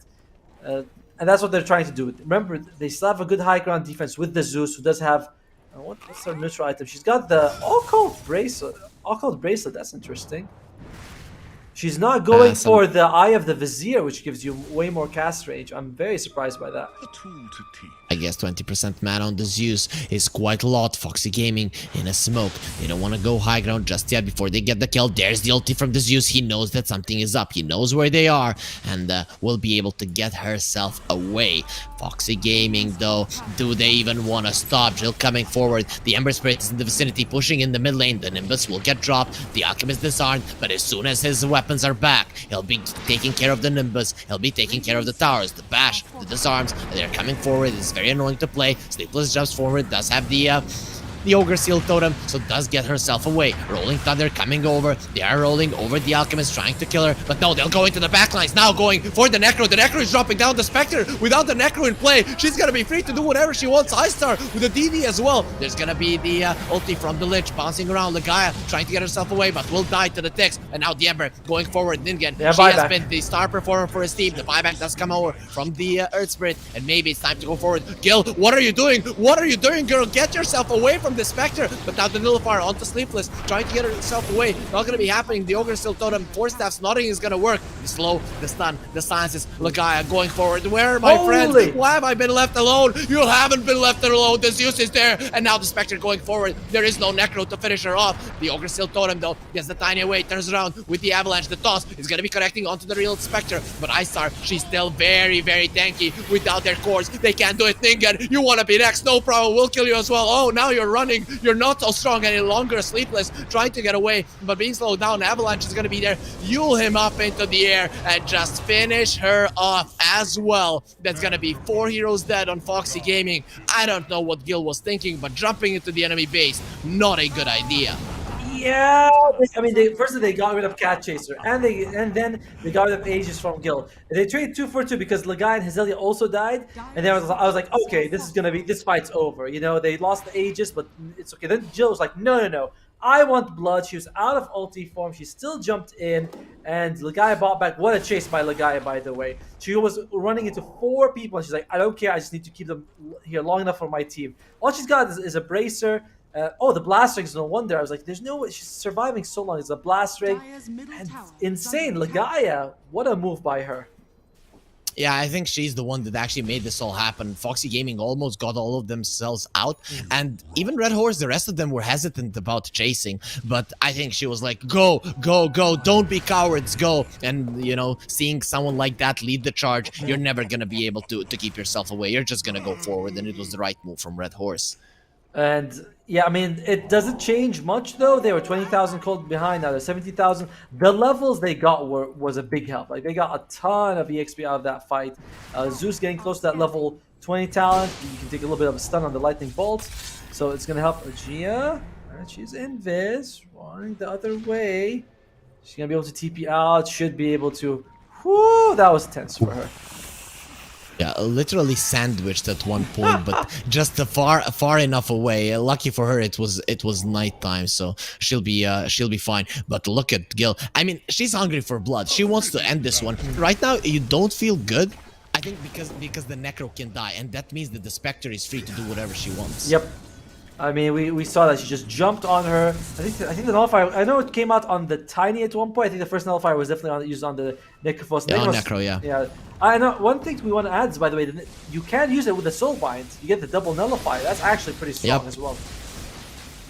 Yeah, it can be a big deal for sure. Not allowing anyone to move, not allowing anyone to yield themselves, not allowing anyone to live. And the smoke from Foxy Gaming, where are they gonna go? What are they gonna do? I feel like the girls on Foxy Gaming, they're feeling the pressure right now, and that's why they're going forward. But Red Horse, they're just splitting the map really well. Yeah, I've been wanting to see that a little bit from them, especially from iStar. But finally, she's doing it. Onin is here. This could be a problem for them if they go for. Oh, they are going. They are going for Nin. The silence is going to be there, but the BKB does get used up. She does have a remnant back. Will be okay. Now it's time to bail. There is help coming from the side. BKB, and okay, let's see now if they can catch iStar. Cat Chaser is there. iStar in a lot of trouble. They do have the Reaper side, but need to get her lower. Oh. That's low enough. It's time to send her to the grave for a very long time. 85 seconds without buyback. This is looking like a disaster. If Ningen doesn't die right now, and she will not, it's going to be really bad for Red Horse, because Foxy, they might be knocking on your door right now. Alright, Zeus does have a telescope on her, so that does help you out a little bit, but still she's going straight up refresher orb. This is so greedy on Mary. I mean, it's gonna have to pay for her big time if she's gonna get it, but I don't know, man. This no shard build on Zeus is the bane of my existence right now. Maybe she forgot about it, you know. Maybe I like have it, you know. So who cares? I don't think you don't want to get it. No. We'll see, right? She can get it in a few hundred gold if she wants to. I really hope she does, because I don't know how they're gonna defend without it. But 30 seconds, not the longest time here. There is a chance for them to hold this. Mary just has to be very careful though with this Ember jumping in. Also, the Blink Abyssal Blade is now a possibility as well. So the Glyph comes out, that's gonna buy them some time. Spectre will be back in 19 seconds. These towers are dropping low, but Foxy Gaming, they got burned once. It's not gonna be happening again. They force out the Glyph, they get themselves out, so the Raxes will not fall, but the Roche is open. There is gonna be a Spectre. Oh, they're going to Cat Chaser? That's not the best flicker in the world. Does have the Yule though. Let's see if the Spectre will be coming over. There's the jump in from iStar. Not gonna be coming in with the real hero, so that means that they're gonna be fine. But going for Sleepless, they will destroy the Tiny at least. The Spectre now kills the Lich as well. They do have a buyback on Lich, but not one on Tiny. Cat Chaser trying to get herself away. The rolls are gonna be there, keeping her in play still. There's the silence. The Spectre comes over and annihilates the Necro. Who counters who now? Legaia, she's not done. There is gonna be a stun from the Alchemist. Can he throw it out? There's the concoction. The blast streak keeping him alive a little bit, not for long. Azalea though goes forward. Gil without mana. Can she get herself away? The nullifier is on her. Does have a BKB though, should be enough to survive. Juking around the trees. But then again, maybe she's the one that's gonna be caught. Still does have a refresher, has another BKB if she wants to use it, and even 2 more charges on her remnants. So at least Foxy Gaming cores will live. I would like to say nothing of value was lost, but Foxy Gaming, they're losing valuable time where they should be ending the game. It's not just the gold, by the way, because honestly, at this point, like 20,000, 18,000 gold, it's not the biggest deal. It's like, yeah, we've been behind the whole game, you know? It's not like a Red Horse, like, yeah, we're gonna take the net worth advantage. But the experience that they keep getting, they're getting so much out of it. Spangle hits level 20 now, which gets that extra shield, that talent. And Gia is very close to her level 80, level 3 with the soul bind. So it's becoming more and more dangerous for them that these kills are happening because they're starting to fall behind in terms of EXP. I feel like Well, not Foxy fall Gaming, behind, they but need they're getting the gap's getting smaller and smaller. I feel like Foxy Gaming have to be the ones initiating. They have to be the ones getting the first grab with the Reaper Scythe. And you might actually have to hunt Ice Star, to be honest. Without the Reaper Scythe, I don't see her dying. And if the Necro is dead, I mean, the Spectre can just do whatever she wants. Even going for a BKB, I like this one. With the BKB, there is nothing stopping her from killing the Necro.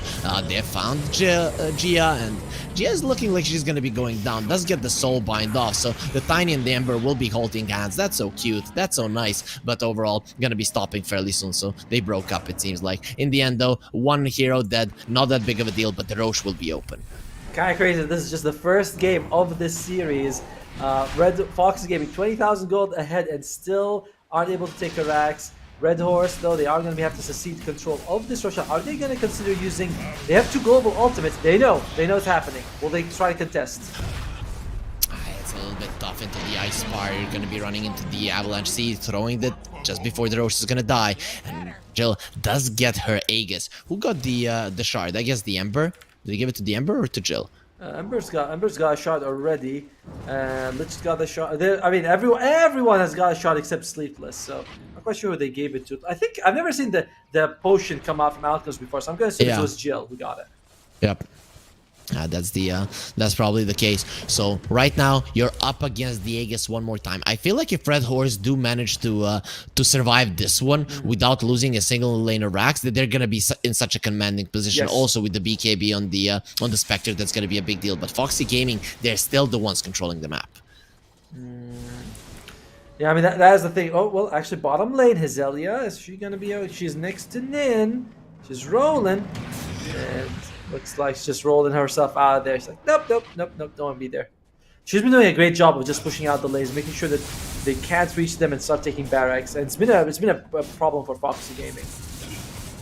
It's been a big problem, to be honest. You know, they haven't been able to catch the Penguin. They haven't been able to catch the Split Pushers. Going for a kill, trying to get the Aegis down. Look But at BKB that stun. being used now, turns around. That's gonna be a lot of damage with the Avalanche, with the toss. The guy is dead. Doesn't have a buyback. That's looking really bad for a start to the fight. Azalea doesn't have a Rolling Thunder either. She might be going down. Does have the roll up though. Will be curling up into a ball, into the fetal position. I want my mommy, and gets herself out. Azalea will be fine. Not for long. Lotus Orb will be there to protect her, as the Glimmer Cape as well. So it seems like it will be enough. But the Ember comes over. Let's see if maybe Nin can do something about this one. She still hasn't died a single time in this game. But she will not be going in too deep. Again, still doesn't have the shot, so this is not the best hold. But Sleepers jumps in. It looks like Azalea might be losing her life. Does have the Lotus Orbs. That's gonna be the concoction being brought back. In the backlines though, the BKB on the Spectre doesn't get on top of Catcheister, doesn't have the lockdown, but it did kill the Lich. Now going for a kill, but Gil does have the Aegis, so it's not gonna be that good of a target. Does die once. Let's see now what's gonna be the response from Foxy Gaming. They're being stunned up. Sleepless dropping low. Has to be careful. Doesn't even have the mana because of the Swashbuckle any longer. What a it's hold. time to back out from both teams. The hold was amazing. The Aegis is down. The gold lead is great, but is it enough here, Otomo? Oh man, doesn't look like it. Like we've been saying this, it's so hard with going up a high ground against the Zeus, and they're not committing to killing the Zeus, which means that Zeus is just getting off her spells. Yeah, it doesn't matter if you don't have a shot, if you can still get like all your spells off, and they have buyback as well on all their heroes. This is turning Foxy Gaming. They feel that they're like we should be winning. You know, they're like we should be winning. We should be able to take these builds, but they just can't. The BKB times are low. They've got Refresher Orb on the Ember Spirit, helps, but it's just not enough. And Catcheister's just being absolutely she can't go close in these fights. there is now a ninja gear on the Alchemist, so, you know, being able to hide that big ogre of his, Alchemist, he has definitely outdone himself for teaching him even ninjutsu, so, you know, gonna be trying to find some pickoffs. I think that's a big deal, especially now when he has the Abyssal. We talked so much about the potential split push. Ningen, no, you don't want to be doing that. There's gonna be a silence, there's gonna be a slow. Does have a BKB, should be fine. Jumping in with the Grimstroke, I don't think that's a position that you want to be in, Gia, and Gia will be going down. No, she's still alive, the Glimmer can't keep her alive, but finally will fall. It's gonna be Ningen getting the kill, still beyond godlike, but the damage, it's gonna be overwhelming. Finally, they will bring her down, and out the Alchemist versus the Spectre. Let's go, who is stronger? Nin comes over. Don't touch my Alchemist with the buyback on December Spirit Ninja. Doesn't want to be dead in this game. Going for the Spectre, the Glimmer Cape will keep her safe, and the chase will stop. 2 buybacks were used on Foxy Gaming, only 1 on the side of Red Horse. And to be honest, this buyback on the Ember Spirit, it is just so huge. And not only that, like again, it's just the position 5 comes. Look at the Zeus's damage in that fight. Absolutely massive because they were able to get a really good soul bind, and she was able to just throw her ultimate. It is looking scarier and scarier for Foxy Gaming. 25,000 gold lead turning into 20,000 gold lead, and they're the ones who are holding the Aegis. Like, look at the win percentage. It's increasing. It is absolutely massive how Red Horse is doing, and it's all down to Mary Zeus. Like, we harp on about the shot, and rightfully so, I think, but and everything else, she's doing it perfectly.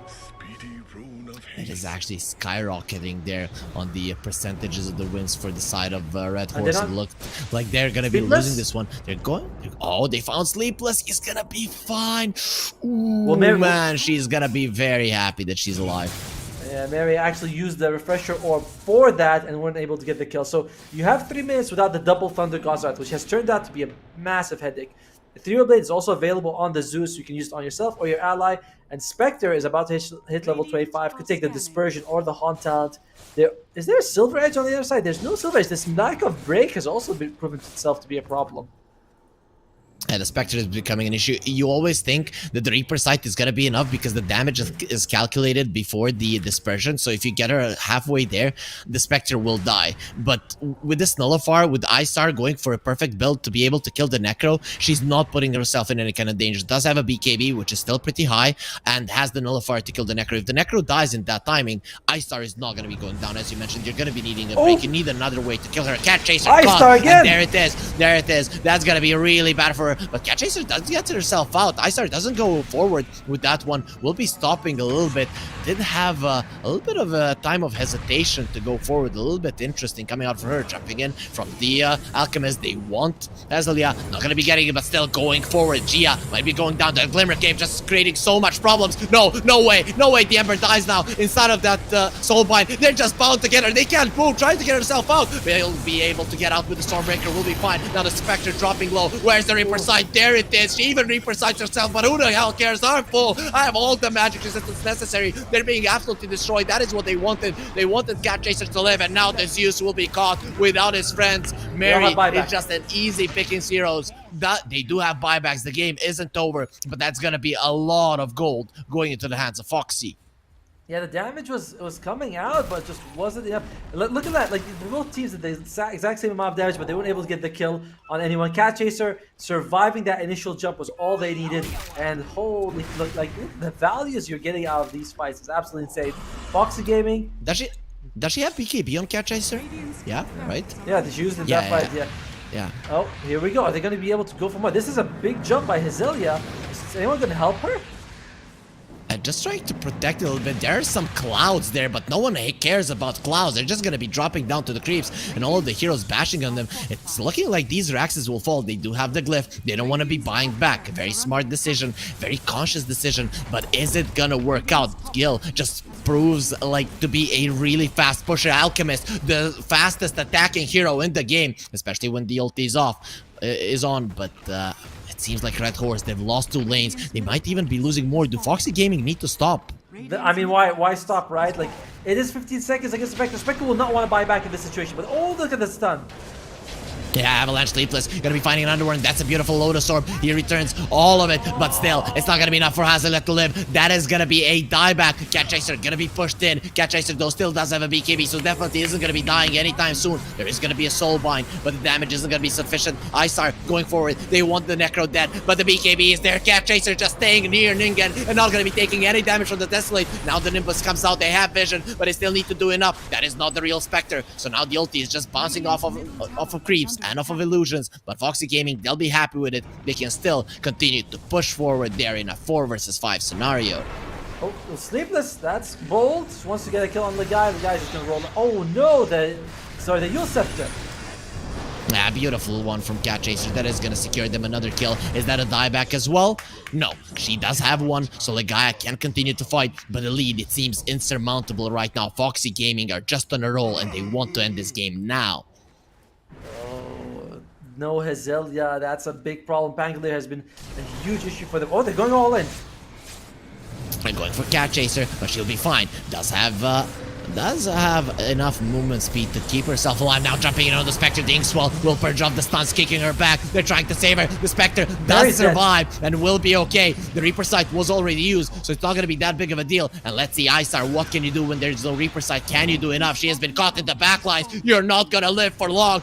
Reaper Sight or no, you still die. Does have the Invis there, keeping herself alive with neutral items. Isar, is she going to be hiding herself? They found her. They found her, but she's out. Avalanche doesn't come out in time. She'll be okay. The Raxes though have fallen. Foxy Gaming do have mega creeps. And this game, it is not over just yet. But that's just because Red Horse, they're refusing to GG out.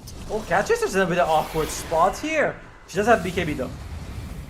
The tossback will be there. Nullifier is not going to be stopping that one. Flying into the air. Tiny airlines getting you to where you want to go. The guy has to use the BKB to survive. And Istar, she survived a second ago. Does have the Lotus Orb. They removed the Sinister Gate. She doesn't want to be looking at this lit. It's way too ugly. And it's way too scary. Istar, though, losing this game, it's going to be even scarier. And that's what's going to happen if you lose your life. Does have a buyback. We'll have to use it. But now, they're still going forward. The Inkswell will drop on Hazelia. It will remove everything from her. The guy has to go back into the base. And now, they've caught Istar. You're going to be absolutely smacked by this Alchemist. Who needs to break you with an item? We'll break you with our fists. And Istar, she's dead. That's a dieback, and that should be it for game number 1. Yep, they call GG, which, I mean, it's a much-deserved victory for Foxy Gaming. I mean, Jill had the very tough start. Took her about like 18 minutes to start recovering, and she did. Holy crap, though. That is, like, I've never seen a team be in this whole tournament be so far ahead the entire game, and it still feel like the Red Horse had a chance to come back. Unfortunately for them, Foxy Gaming was just too strong. Their heroes scaled really well, especially their supports feel like they were always very useful. You get percentage damage coming out from the Lich. You get a great stun from the Tiny. It's super fat Tiny as well. And I mean, Legaia as well as Gia, they had a much tougher time executing with their supports. I feel like it all comes down to that. Foxy Gaming just looked so strong in that game. Yeah, Red Horse, there was this timing when they weren't utilizing. They had levels, they had the Ags on the Spectre, but they couldn't kill anyone. I think, for me, this Necro being able to stand its ground and not die was a big deal. But of course, not to take it away from Ningen. I think if this Ember didn't pop off the way it did, that Red Horse would have been able to run over them. But, you know, Ningen just being able to pop off that hard and just everyone on Red Horse being afraid of just instantly dying from her, it was what kept them in the game. So now looking at this one, you know, Foxy Gaming, they came from the wild card. You kind of saw them as the weaker team. Yes. Do you see them that way now as well? No, holy crap! I mean, like, dude, you gotta be fair with yourself. You go in, you're like, on record, Red Horse looks really strong throughout all the opens. While Foxy Gaming is always like, there's always the number 4. They're always in their 4th place. But they come in here, they whoop Red Horse basically with what they were doing. They looked really strong.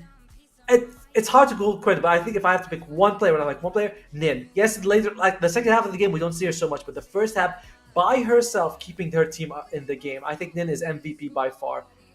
That's game 1, though. We'll see Red Horse go be even more fierce in game 2. We're gonna go for a little bit of a break. We'll be back in about 10 minutes. I'm Otomo. This is Harry Freak. We'll see you guys in just a little bit.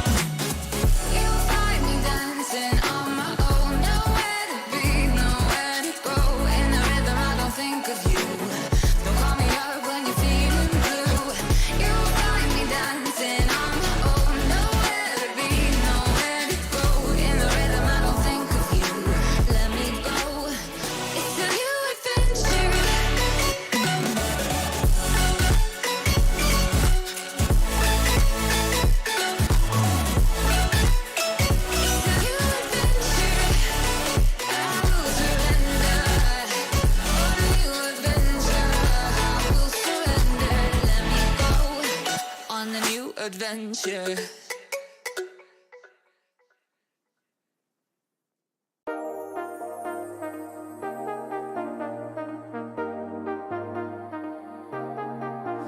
I got you and your vibes in my mind, I can't get them out, no matter how hard I try. I need you and your heart next to mine, yeah, I'm all about keeping it you and I. When you're here, you spark chemical reactions, your aura strikes like lightning. Got no words, I'm just drowning in attraction. Only one way to describe it. It's electric, can you feel it? You got the only touch that takes me high. It's electric, I'm up in my feelings. Got double vision 'cause of you tonight. It's electric.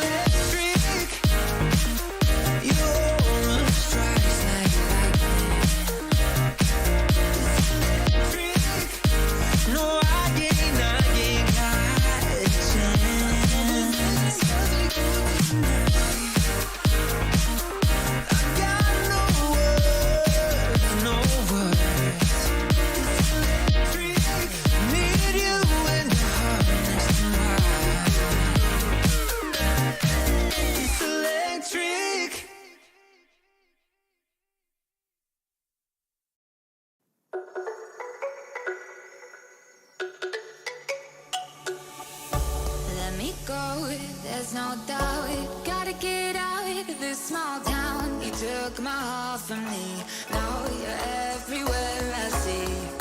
Set me free, let me fly, let me find new kinds of highs. We're just wasting here, waiting for another year. We both know the score, we've been here once before. So many words unspoken, you took my heart, it's already broken. You don't have to wait, I can take the pain. I will surrender, let me go on a new adventure.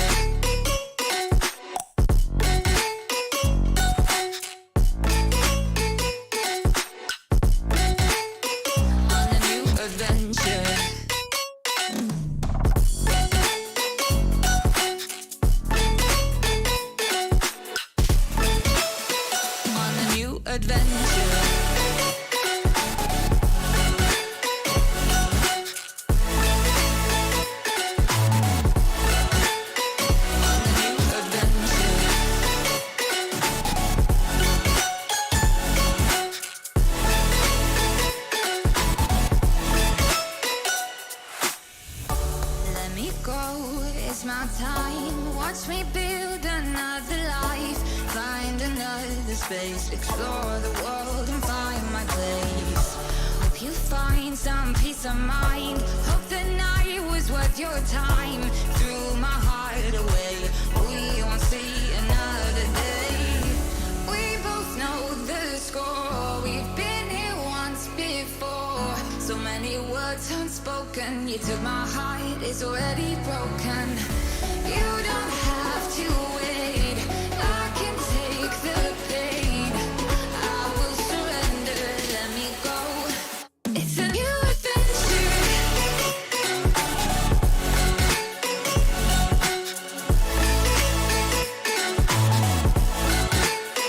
On a new adventure.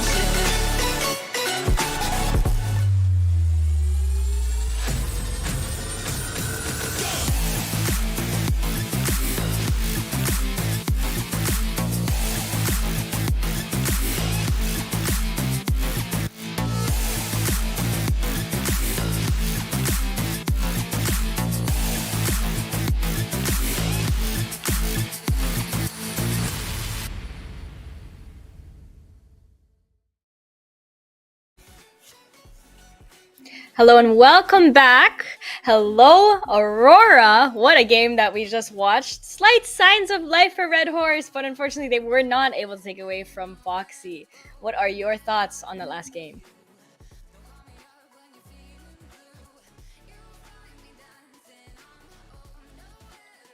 Yeah, okay. So I think Ningen from Foxy, like, she just sweep the floor. Like, this is her best performance so far I've seen her play. And yeah, I think like she's finally, overcome that obstacle of hers, because I've seen her play quite a few Amber Spirit, but none of it like made me feel like she feels comfortable. It feels like she's, like not really having it as an Amber Spirit, but this game, wow, she's shown like development, player growth, everything, just everything on Ningen. Yeah, it was kind of like flashbacks to the game before with Yue on Storm. It's very similar how, like, Nin was just on that Spirit Hero, completely dominating the entire map. Like, that one triple kill did so well for her. And like you were saying, like, during the drafting, I think it was really smart of them to pick, like, they knew they weren't going to really be able to do much in the late game. So they did pick up like the mid game Alchemist with the Necro. And like, I don't know, it was so crazy because like they were really able to shut down Jill. Like you said, you hyped up Jill a lot, you're a Jill simp, but they also knew that and they knew how good of a player she is. So they really made it they made it a point to like try to shut her down. But Nin really, I don't know, she was on fire. Yeah, she is like a hero and was really on fire. But yeah, I think I think a lot of the teams, like, sometimes they kind of need to reset. Like, okay, we did good on destroying this timing for this hero. Then the next thing you need to do is, who is the strongest hero for them now? Okay, this is the hero that they can do stuff with. So let's just change our target to this hero. Let's try pressuring this hero. I think, like, most of our teams kind of forgot to do that. Mm-hmm. Yeah, and I feel like they also just ended up playing much better with Nin. Like, they played really well with their mid laner, while on the other side, like, I think iStar did have a lot of like free farm, and she was like higher up in the net worth, especially compared to the Alchemist, who, you rarely see the Alchemist being like in the middle of the net worth. But yeah, I guess they just weren't able to take it away. Yeah, unfortunate. Yeah, I think like for a Spectre versus Necro mashup with the supports like that, I think the Spectre definitely like did what she can, and like she didn't have a hard time in lane at all. So yeah. All right, well, our draft is ready. Let's go see what our teams have picked. Classic Dawnbreaker pick. When it's not banned, it's picked up. Yeah.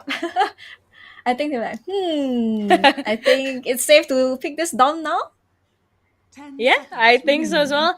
Hoodwink pick on their side. I'm a Hoodwink enjoyer, so of course I think it's a great hero. Oh yeah, you're a Hoodwink controller. So okay, I have a question. Mhm. Like when you play Hoodwink, don't you feel it's kind of hard to decide what items you're gonna buy that makes you feel really strong? Because I think I play a few like Hoodwinks, like I always feel kind of confused, like, what should I get, you know? Uh-huh. I think for me, for Hoodwink, like each game is very situational. Like I most likely won't be building the same items like every single game. Like it really just depends. Like if I'm pause four, but most of the time, like you've seen me play Hoodwink off lane. Like most of the time, that's what Yeah. I'm doing. But yeah, it really just depends on like the game. Oh, Furry Lane, my favorite. I love Hoodwink and Pango. Like the lane is just so strong. Let's just say if they pick everything that like is from the offlane, you'll be happy. Right? Yeah. Right.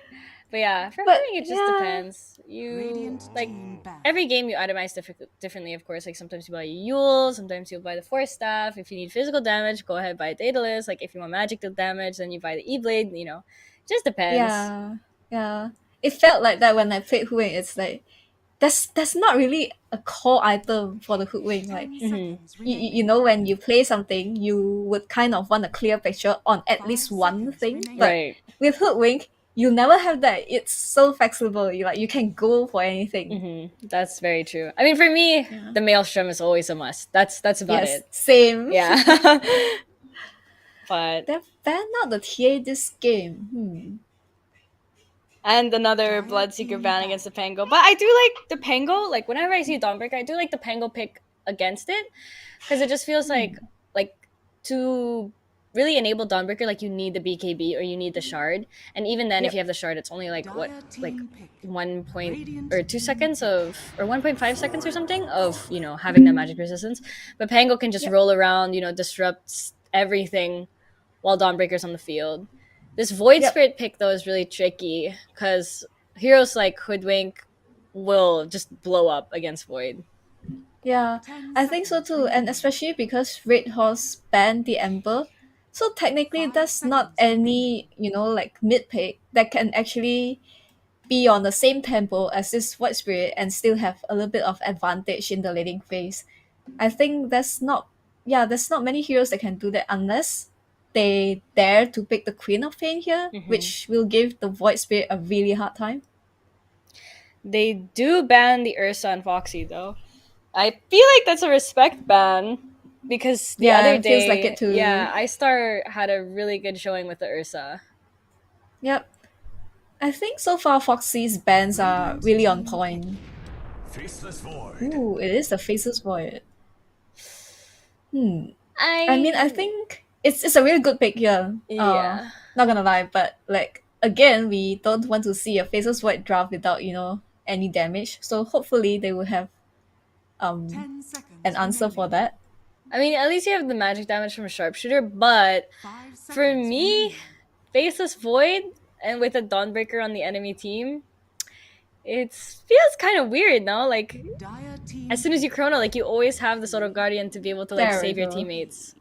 Yeah, I think it goes both ways because like when Dawn wants to, like ulti, and then if you're the one waiting for the Dawn, you can chrono her inside. So then That's she can't do true. anything. Yeah. So it's like it's who gets to go first, that kind of thing. Who gets to wait. But in the end, I think the matchup will favor Faceless Void a bit more because in the laning phase, Dawn can't, abuse her Starbreaker on Faceless Void. And then like later on, Faceless Void is the one who gets priority on farming. Then, in the end, ultimately Faceless Void wins.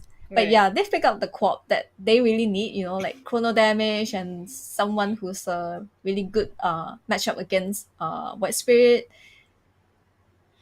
Yeah, I do like the Quap pickup as well. Especially, like, with the Quap Shard, the silence is going to be really nice, especially when you're going against, like, Shaman. Yeah. I think as a shaman, you really don't want to be catching heroes like this that can do damage if you, like can't get her. The Doom. Doom is a nice hero here, actually. All of these targets are very nice to be able to Doom. But it's gonna be a very nice Lincoln's game as well for Red Horse. And unfortunately, Queen of Pain doesn't have that spell block talent anymore, so Yep, that was Lincoln's is a broken must. actually. Yeah, it was very broken. I'm glad they removed it. But yeah, I think this new Doom if she gets to build an axe on her, it's really good against Red Horse. Because Red Horse is like really playing for mobility right now. Like all of their heroes are very mobile. Mhm. And if this Doom has this agony, like yeah, there's just no way you run from it unless you rely on your team to, like force stuff you out and stuff. But like looking at Red Horse's heroes, like I don't think they have a good hero to buy for stuff aside from the Hoodwink, and that's kind of pressuring actually. Right. And the last two bans on Foxy are Gia heroes. You have the AA and the Snapfire. So Yeah, I which is wonder what what they they're need. looking into. Because I think the AA really, like make it hard for the Dawn and the Doom especially. But like it's still, like easy for the Void. But like Red Horse is looking at taking a full team fight kind of thing. So you not want to give them things like AA, Snapfire. It's a very understandable ban Right. for both of those heroes. I'm really wondering. I really hope this Dawn is like a pause. What's it? Like pause 3 Dawn. Because Me I want to see a too. Grim. I want to see double Doom, double Shackles. I feel like ever since like I don't remember who, but one of the pro players who did the Deso on Dawn, and I was like, this is it. This is the build for Dawn. Yeah. Like nothing else will ever compare. Nothing else will ever like make up to that. It's so broken. Yeah. She's just I such a strong think hero. I think like this Dawn is going to be a 5 though. It seems like the Doom is the 3 and the Shama is the 4, like sleepless comfort hero. So yeah, I think it's going to be a +5 Dawn, Yeah. unfortunately. Unfortunately. If it was 23 Savage, it could be a pause 1 Doom. Let's go. But I don't think we'll be seeing that today. So they Yeah. have 15 more seconds of reserve time. They have to pick something. Hmm. Interesting. Nyx is not banned. Do you think to pick? Oh, it is an Oracle. So yeah, it's kind of traditional to pick like Oracle against Shaman and Doom, but like that's a Void Spirit, right? Yeah. So yeah. Right now I think Red Horse is kind of vulnerable to this Void Spirit. Like it really relies on the Queen to like not let this Void Spirit have a game. Which is kinda hard because it is king. So yeah, I mean, it's a very obvious react pick towards the Faceless Void. Like you just pick Wraith King and the Faceless Void feel, oh, okay, I can't actually kill you now. You have 2 lives. Yeah. But then if this queen like can get big enough, I think it's going to be fine. Because like right now, Foxy Gaming's heroes also don't really like to like play in a game where this queen is all over the map and then doing damage, like destroying their waves so that they have no map. Because right now only Void Spirit, only Void Spirit can get the waves out. But then a lot of the things also rely on Void Spirit. You need him to initiate, you need him to do damage, and if he's using all the spells to clear the waves, then yeah.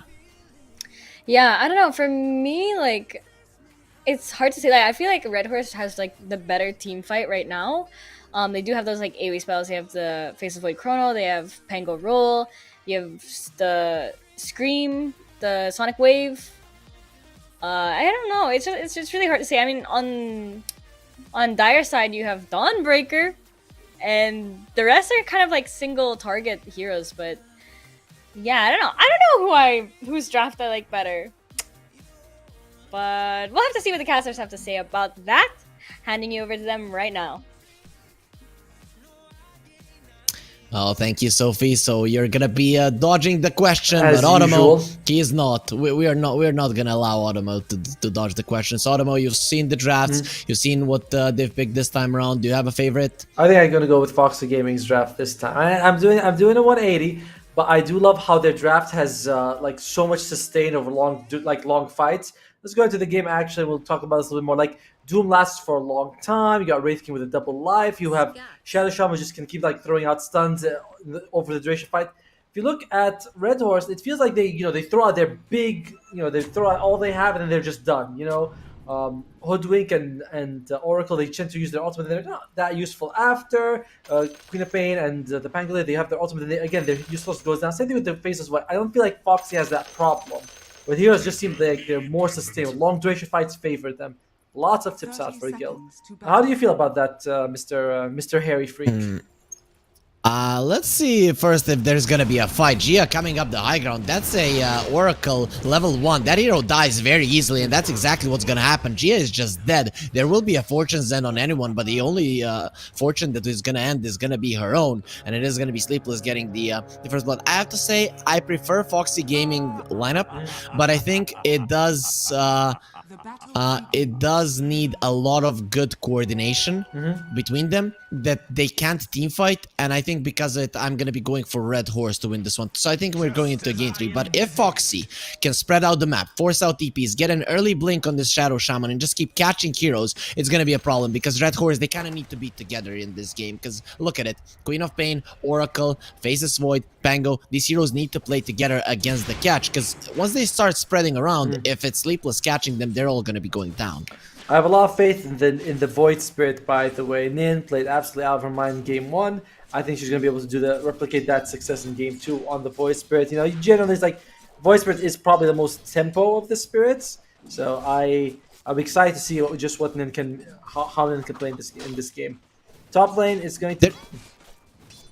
There is this point of the Void Spirit, you know, where first power rune he's just not that powerful, but from the second one he's just amazingly strong. Top lane, yeah, you mentioned this one. How do you feel about this lane overall? It is going to be 2 melee heroes against the Hoodwink. Should be. I mean, they could just, if they can catch the Hoodwink, she's dead. Otherwise, there's a good amount of damage coming out. I feel like anyone could take this lane, quite honestly. Like, it just comes down to how they play. I would honestly prefer to be on the Foxy side. I do think that you have a pretty tanky duo with the Dawnbreaker as well as the Wraith King. You can just get one stun, follow up with the Starbreaker, you can just kill the Hoodwink. So I like that. It's slightly harder for Red Horse, but I would be surprised whoever wins there, basically. To be honest, man, if I was having 2 melee heroes, you know, and I was playing against the Hoodwink, I'd be so annoyed. That sound from its crossbow, like...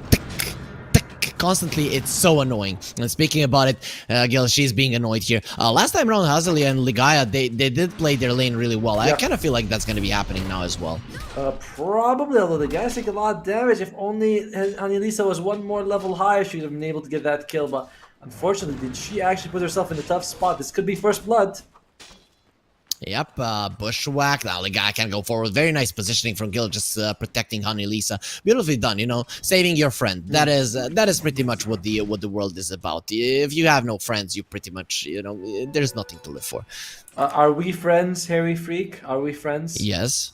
Yes, you called me your friend. I mean, you did say it in a sarcastic way, so I don't know. But why do you know, I'm my friend. Hairy Freak.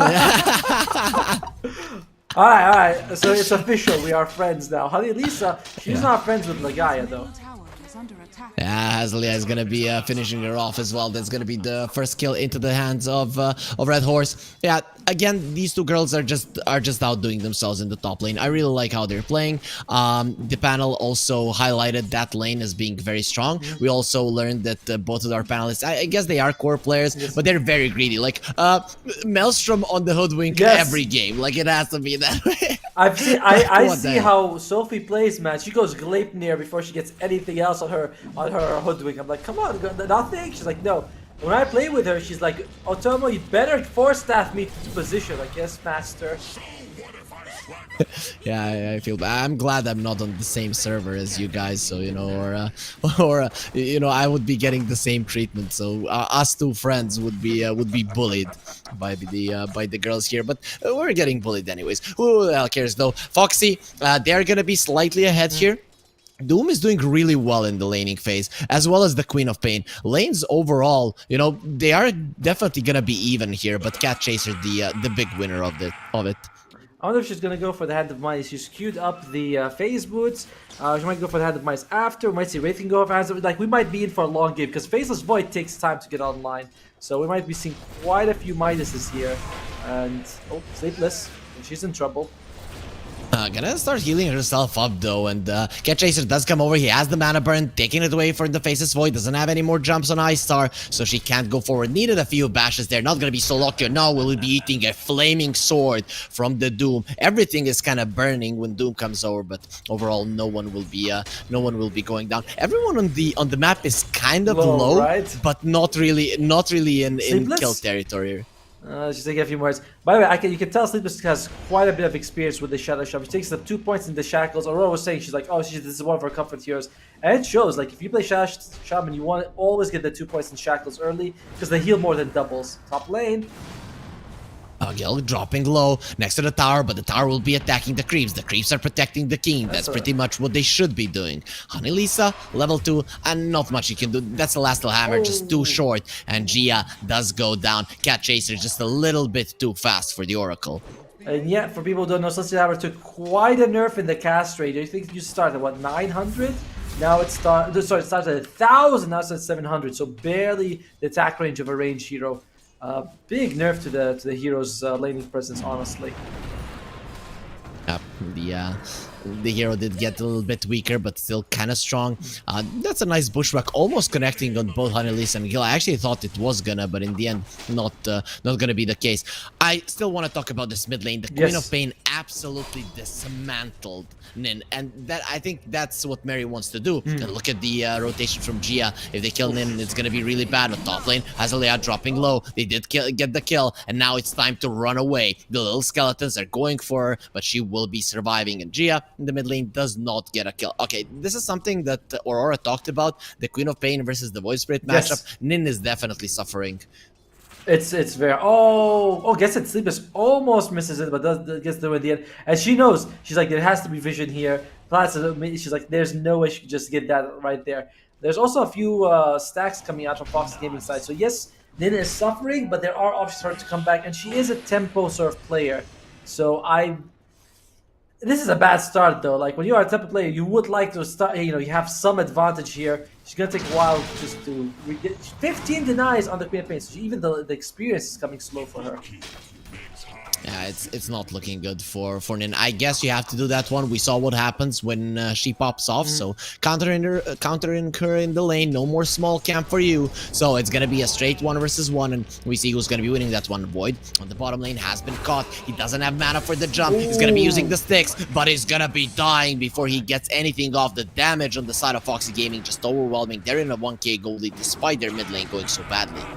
Like this, I'm honestly, like, I love Shadow Shaman. Seeing the way Sleepless is playing her is absolutely amazing. Like the way she was able to get that hex off, just interrupt. It's very well played. In the meantime, will we be seeing? Yep, Cat Chaser is going to go for the hand of Midas after all. And what about Jill? I'm interested to see if Jill goes for it, because just they're going to go full on greed for their heroes. Yeah, it seems like no, gonna be going for the armlet. I think is the right choice. Would be a little bit too greedy. I guess in the later portions of the game, Foxy Gaming can be strong, but we have seen that pretty much the teams in the tournament, they do tend to get around a lot in the later stages of the game, and that is not what Foxy's Gaming, the lineup is that good at. So I think he should dodge that one and try to hit this mid-game timing around 25 to 30 minutes, where Sleepless is catching everyone, and the Wraith King is there to assist with the damage.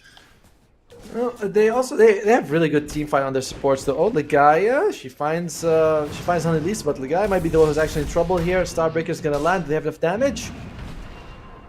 Trying to go for it, juking into the trees. I mean, squirrels, they know how to hide in the trees quite nicely, so Hoodwink is gonna be fine. And that's a nice usage there of the acorn shot, and now it's actually gonna be Honey Lisa that drops down. Foxy Gaming getting a little bit ahead of themselves, and Azalea, she again has level 6 before Jill, and can definitely go for the Rolling Thunder on the top lane. That's exactly what she does, but not gonna be getting on top of Jill that quickly, so this rating will be okay. At this point, Jill might start considering going to the jungle. It's like the lane's looking pretty scary. She has level 6. It's like you might just want to go in, give Honey Lisa the lane, because Honey Lisa can then coordinate with Sleepless. Shadow Shaman catches someone, Shackle, followed up with the Solar Guardian. Like the fast level 6 on Honey Lisa would make a big difference for them. Yeah, for sure. We'll see if they're discussing something like that one. We're seeing Hoodwink though invading the jungle, so there is going to be some nice vision there. Void Spirit in some trouble. Nin does get himself out, and Sleepless is there to protect. If Mary jumps in, there's going to be a Hex follow-up, and Mary would probably find herself in a really bad position. So we'll decide not to do it, and right now, they're going to be in the enemy jungle thinking, if this Raid King comes, we are going to be there waiting for him. Though for now, Foxy Gaming is still doing quite well. You know, in terms of net worth, I guess you have the Doom, but their lanes didn't go that bad. No, it's all fine. And top lane, there's gonna be. They know this, by the way. They had a ward on the way. They know that they're pushing top. There is an observe ward for Red Horse as well. So each side starts like, okay, I know they're coming. There's like, okay, they're hiding, so they know. Each side sort of has a very strong suspicion that there's having. And Dire even used the scan, so they're like, yeah, we know. We know you're there. We're not going to show ourselves. And the guy's like, okay, the jig's up. Might as well just start help push this lane.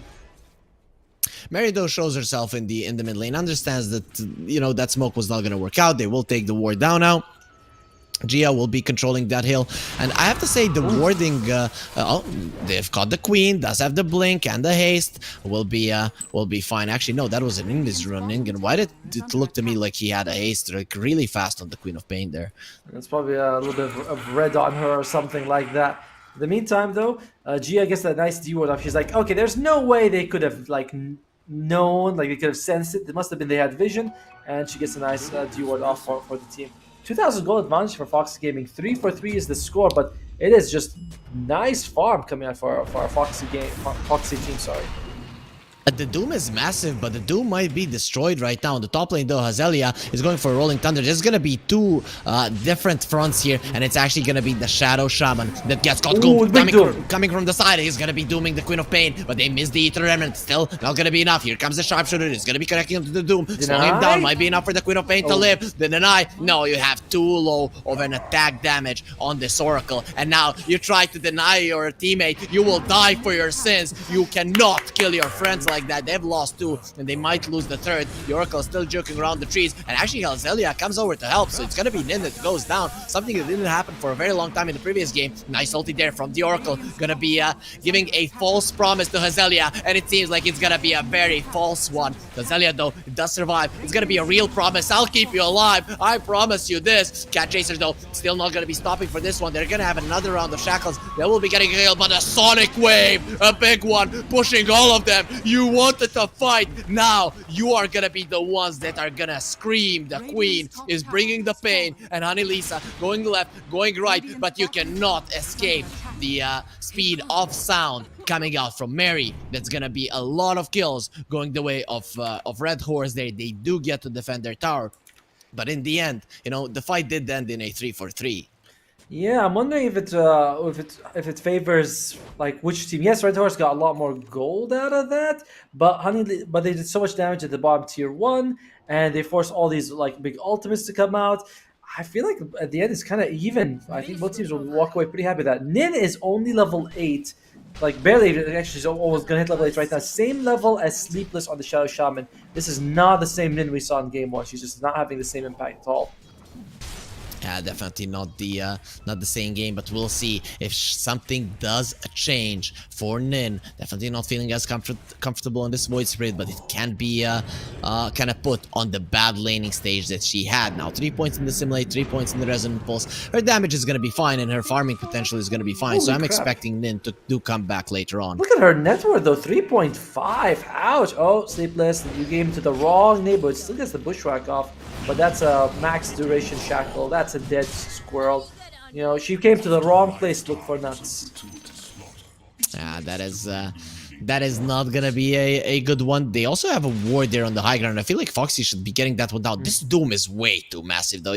We're looking at Nin having a bad game, but Cat Chaser is just having an amazing one. The BKB is almost done. This is one of the earlier ones that I've seen in this meta. Cat Chaser, though, speaking about her right now, it seems like she's not gonna be living. Oh, actually, the Solar Guardian is there. Honey Lisa will protect her buddy, and Hazelia can't even get the connection with the Rolling Thunder. The Rolling Thunder completely useless here. At least they force out the Solar Guardian. Yeah, they'll be pretty happy with that. Again, like you said, Cat Chaser, she's 3,000 more gold than the nearest competitor on the enemy side. Like, she is giga farmed right now. I started thinking, okay, this game's gonna go a bit longer. I'm gonna go for the Hand of Midas. I like this, but I mean, it might have been something that you need to purchase a little bit earlier here. And 40 minutes is not too bad though. We are seeing most of these games going to at least 45 minutes today, so it's not that big of an issue. Oh, Cat Chaser. Yeah, going for Roche. Yeah, Cat Chaser is looking very much dead. The sharpshooter is too big of a damage. A 45-second cooldown, finger of death, basically, and it's a level 7 Oracle, so that's even more burst damage coming out their way. Still, when she gets a BKB, it's gonna be different. That's a big sheep in the Roche pit, so I'm thinking it's gonna be dropping down fairly soon. Well, it looks like they are at least gonna. Yeah, they're fine. I guess they're fine with this, right? Cat Chaser die, but you do get the Aegis. You put it on Jill though. Will Jill be fighting? She is built for fighting. She's got the armlet right now, so it does seem like she could join her team and help them out. We'll see if she decides to go forward. This is just sort of like, all right, I could just farm even more aggressively now than before. I guess, you know, this is kind of the timing when Red Horse are going to be taking away one of the lives of the Raid King, and then you can't do anything. But if you have the Aegis, it's a little bit different. And then I guess she doesn't feel strong enough to be holding that kind of a Responsibility. thing on her. Yeah, a responsibility would be the right word. Yeah, so you do want to let the Raid King have that one. How is the Shadow Shaman looking? Is there gonna be a blink coming out soon? It's about 700 gold away. She's got 1550, so it's gonna take a little bit of time before she gets it. So not going for the shard or the Aether Ends, just going straight up Blink Dagger. She wants to be able to get close to that Faceless Void catch because you can jump in and Hex, and she's going for the disable build. No, like 1 point Ether Shock, then just wants to get as much down, like locked down as possible on the enemy team. She knows what she's doing. Yep. To be honest, in the last game with the Tiny, she definitely knew what she was doing, and now in this one with the Shadow Shaman, this is exactly how you have to play this game. The only thing that has to happen when her Blink Dagger is out, you at least need to have one tower down so that you can actually have a part of the map to hunt on. So I'm kind of expecting Foxy Gaming to maybe use the next Serpent Wars just to get one of the tier 1s down. And I mean, top is already down. The bottom one barely has any health. I imagine Foxy's like, yeah, let's just get it, you know, right? Like you said, let's just go get another tower because we don't have like deep wars or anything on their side. Another disconnect, unfortunately. So we will have to wait a little bit more for Legaia. On the Radiant side, there's an urn on the Oracle. By the way, this cannot be removed if you have ultied because there's no damage that takes it off unless the enemy dispels. Hodwig's got no items. She might be buying an arcane boots in a moment. Queen of Pain very close to the Orchid. Interesting. The silence she wants to go for. It's good if you can get it on like the Void Spirit, but there's still a good amount of heal and control coming out from your friends. I think you get the Orchid and the Queen, you're gonna be a target all the time. You're definitely a target. You're the one that they jump on first. Though, you know, to be fair, Oracle in this game, I think, saves pretty much everyone. If the Raid King isn't there, just smacking someone's head while they're being locked down, I think everyone survives the False Promise. False Promise, the Fate's Edict, pretty much all of the damage on the side of Foxy is going to be magical. So, you know, the Queen of Pain might have a little bit of leeway to go for an aggressive item. I guess so. Yeah, I mean, if you can jump in, it's. I think it's also just to stop the Shadow Shaman's shackles are just becoming a nightmare. So having that way to cancel that is a good thing to have. 80% chance for Foxy Gaming. That's what they had in game 1. They took it. So Red Horse. Apparently, even from the draft, the game was like, yeah, we believe Fox Gaming has a better draft, and it's just continuing to snowball more and more in their favor. We'll see if they can make it work. For now, they're definitely doing a good job, and this Blink Dagger on Sleepless, it changes everything. I'm just still a little bit afraid for this Void Spirit. You still want to find him some kind of an impact in the game. Yeah. So is it gonna be more of a survivability guy? But I mean, even if you get a Yules in the Void Spirit, if there's a silence and you go into the air and the Fortune's End was used on you, you're gonna be brought down into a stun. So I think he doesn't have an easy solution in this one. I think the best one would be just straight up Ags, but he's a little bit too underfarmed to be able to get that in a decent timing. Oh, she is actually queuing up the Ags. She will have a point booster, but you're right, she is very poor. Like she had a way weaker laning stage than last time. I mean, I like the idea of going for the Ags. I think if you're Void Spirit, you might as well make yourself a target and take the attention away from the Doom and the Wraith King, right? Like, let them kill you and leave the other two guys because they're way more important this game. Nin is more of a bait than anything, and the Aghanim Scepter helps you. They're like, oh, we gotta throw everything to kill the Void Spirit. Then the Void Spirit dies. You're like, oh wait, there's like she barely actually does anything. It's the other two that matter. Yeah, plus this initiation of Foxy is going to be way too easy if she has an axe. Like, you jump with the Shadow Shaman, and then you jump the backline with Nin, and it's over. That hero is dying, that one that you've caught with the Shadow Shaman. And if you leave away a Void Spirit that is having a catastrophic game to die in the backlines for, let's say, a Queen of Pain or a Faceless Void, you're going to be more than happy as if you're Foxy. And to be honest, you kill one with the Shackles, you doom another target, and if the backline is just being, annoyed by Nin, there is a good chance that even the Void Spirit gets out of that one alive. So I'm liking the decision. I just wouldn't want the Witchblade this game, at least not as the first item. I know it does a lot of damage, but against the Oracle, it is just not that great. Yeah, I mean, I think she's not even going for it, right? It's like you said, just go in, annoy the Oracle, prevent her from saving anyone while the Shadow Shaman grabs someone. Doom shows up with a nice Doom, and that's could be all you need. And in the meantime, though, iStar, have we seen a Chrono? I don't think we've actually seen a Chrono. There's one thing to be worried about, which is that Queen of Pain's ultimate does push people away, and I've seen it push people outside of the Chrono. So that's something to be very careful of. I'm sure that they know this. They'll be timing it carefully, but it can ruin a fight sometimes. But it can also push people into the Chrono. Yes. You didn't say that. Usually we see Queen of Pains blink behind the Chrono and just push people even further inside. I think that's the right play, because then they get pushed further inside. They're stunned for, let's say, a second more. You are going to be getting your blink back, so when they start running towards you, if they're low, you're killing them. If they're still surviving, you're just going to be able to blink away. So in my mind, unless you're arriving really late to the fight, if you are kind of not set up for it, you should be able to combo that nicely. I think the same. Yeah, it's like it could go either way, right? It's all about that performance. I mean, Chronosphere has always been that sort of ability where it's like, can you guys play with it, or is it gonna kill you? So I think it should be fine. I mean, I don't expect she's gonna be pushing everyone out of a good Chronosphere. Right. I just want to see iStar in this game in particular get those early chronos out. I don't want her holding the chrono for like minute 30. Then you use one bad chrono from like minute 30 to 35 and you just lose the game. Yes. I think right now you need the pickoffs. You have a Hoodwink. You and the Hoodwink can get the kill every single time you have a chrono. Pretty much anyone other than the Wraith King dies. But to be honest, you probably don't want to target the Doom because that's a bit of a harder target. But anyone, a support kill, doesn't matter. Just alleviate the pressure from the map. Yeah, alleviate the pressure of the map. I know what you mean. It's like sometimes we see someone holding a black hole for 35 minutes. They're like, dude, you could have used it like literally 10 times in this. Like you could have used it so many times in this game and gotten maybe 1 or 2 kills and opened up the map. But some villages just like to hold it. We'll see if iStar does the same.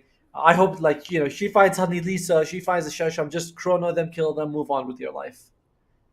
Yeah, for sure. I'd like to see that. And it's not like Foxy can go for like a big objective like a Roche or something when you don't have a chrono, because they already took it. Anyways, so the Hoodwink is still gonna be disconnected. It would be a really bad thing if they would play 4 versus 5. The admin said they have 10 minutes. I think that was like 2-3 minutes ago. So like 7-8 minutes left for Red Horse. Were there any kind of issues in the first 2 days? No. Honestly, today is the only day where we've had internet issues, and I think it's because there might be some sort of store in where they are. I'm not quite sure. Don't quote me on this. But the first 2 days, everyone was having a smooth time. So this is a little bit of alien territory for us. I agree, it would suck. It would be the worst thing if Foxy won this 5 versus 4. Like I feel very bad for Red Horse. I think I brought some bad luck here. You did. Well, to be honest, you brought bad luck, but you also brought a lot of joy to the cast. So we're all happy to have you. I'm glad that's the case. I'm glad. I don't know. You guys didn't seem gloomy to me, but yeah, I guess I am kind of joyful, especially today. Having fun here. Red Horse still gonna be disconnected there. The rules are you're just gonna be playing 4 versus 5, right? Or if we're lucky, maybe the admin will be like, you guys will have to settle this the old way, 1v1 mid Whoever takes it takes game 2. I think that would be the honorable way to do it. Like that would be fun. But no, I imagine it's just gonna be 5 versus 4. We can't all have that lovely 1 versus 1 storyline happening. I mean, if you were Foxy Gaming, you're in a 5k goal lead, and you're like, yeah, we want to play a 1 versus 1 Right. somewhere we can lose. And also, our mid laner got absolutely trashed in the lane, so it wouldn't be that good of a deal for It's them. the So honorable if I was way, there, I would have taken sir. it. That's how it should be done. It's the way that people did in the Dota 1 days. Now it's like, no, we'll take the advantage. We'll play 5 versus 4. Sorry, Red Horse. Tough luck. See you next FSL. Is there like an option for Foxy Gaming to give their pause time to Red Horse? I think Is there? The admin will ask someone in Discord and they'll be like, no. Okay. I like when teams do that, though. That's always a very nice thing, to see the camaraderie. The two teams do trash talk quite a bit with each other, though. So we'll see. We'll see if it was friendly banter or if it was like, oh, yeah, you will definitely take this advantage if we can. Yeah, probably. Though. No, it is always nice to see. Though I have to say, last time you got me on it, you watched the movie Mean Girls. Everyone has, right? Yes. I'm hoping there's no that kind of a relationship. Oh, you're so good, right? But on the other hand, you're not really thinking what you're saying. Hopefully, that's not the case, and all these girls are honorable, as you mentioned already. Everyone would fight 1 versus 1 mid for honor, or in the old days, you and me on the bottom room next to Roche, 1 versus 1 in the river, and then he brings his friends like a coward and just kills you. I hated those people. Oh yeah. Well, you wouldn't have liked me very much then, because I would always do that. I'm ashamed to admit it now. But that's I take any advantage I can to win, basically. In the meantime, though, this game, ooh, boo, yeah, but boo. We have about 5 minutes left exactly to when this pause time will be forced to go. Not Gia. Ligaya is still not here, and she's a big part of their control. One hero I don't think we talked about quite enough is the Pangolier Hizelia. We have mentioned if Voicebear jumps in, dooms someone. I do think Hizelia could just roll in and catch the Shadow Shaman and create a lot of problems for them. Yeah, I think that hero is a problem.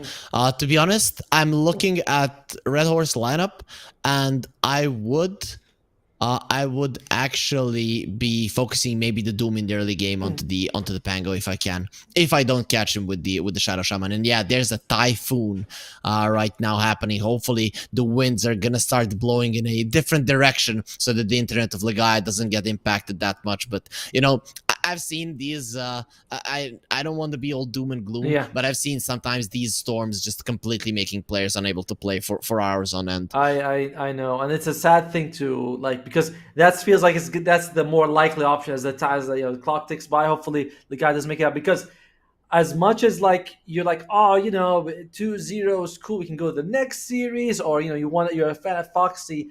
Having any loss happen that's outside of your control due to any reason always feels bad. So I really hope that the guy comes back, because win or lose, at least have your destiny in your own hand. But Typhoon's a Typhoon, and it's really not in anything Red Horse can do about it. Blow the other direction. Take a fan outside your house, turn it on wherever the wind's coming from. You're like, let me use this, that'll help. But now it seems unlikely here. Natural items, nothing too interesting. Honey Lisa does have the shovel. What do you think of this new one? This trusty lance? What's it called? Trusty lance? Is it called? Yes, Lance of Pursuit. It's the pursuit. Yeah. I actually talked to Puppy about it, and he hates it. He says it's a terrible items because I think it makes him think he's under the effect of Orb of Venom. For me, I always look like I'm playing Ricky. I just want them to change the animation from attacking from behind. But overall, I think it's a decent item. Overall, I think it's cool. I don't think necessarily the tier 1 items needed switching things up, but if they wouldn't switch it up, people would be crying on Reddit. Pretty much what they're doing right now because of the battle pass. Oh yeah, that's another lovely story. The battle pass.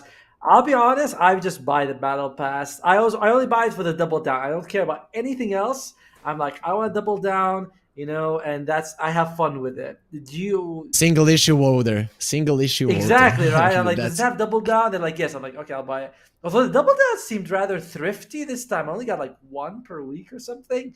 Last time I had three, so yeah, how many levels did you buy? 50. Is that? Ah, you need to give more money. You need to give more money. It's I don't know. I don't know what you're expecting. Yeah. For Yeah, Gaben's like, hey, I still see some stuff in your wallet, You still got both kidneys. What's happening? Well, why aren't you offering me your soul? Your firstborn child, at the very least. So, I'm definitely being a bit stingy with Gaben this time around. 2 minutes left on the pause timer. It is awkward situation to be in if you are Red Horse. We'll see Foxy Gaming if they give them their pause time or not. If they do, I think we'll go to a break. If not, we'll just stay here and see how the game goes. see what actually happens. Hopefully, Typhoon, come on, stop. Can you just stop? There's Dota being played here. Why do you have to ruin it there? It would be pretty good if you could just get yourself away and allow us to watch Dota. Nature is sometimes an asshole.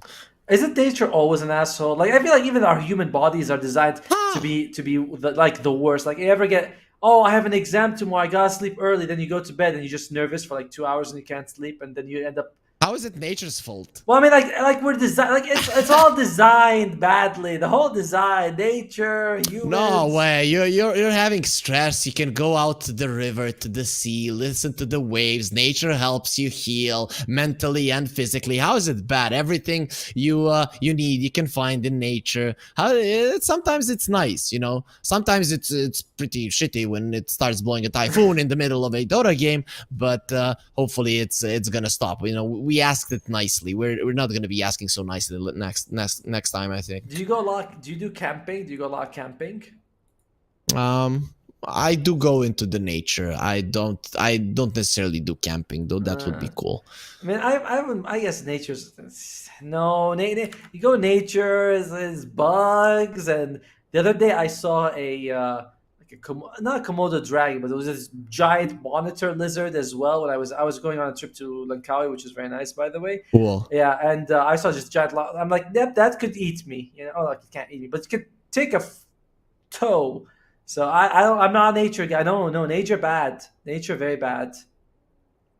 In my country, there's not a lot of dangerous things, but if I was living in like Australia, I'd be going out with like a shotgun every single time. I don't care. Like if something attacks me, I'm gonna have a big weapon or a cannon or a tank, something along those lines. But luckily, where I'm from, there are some bears, but they're not really that big, so you would probably be okay. By the way, observer, can you move away the items so we can see some of the chat? Because I believe you. Thank you.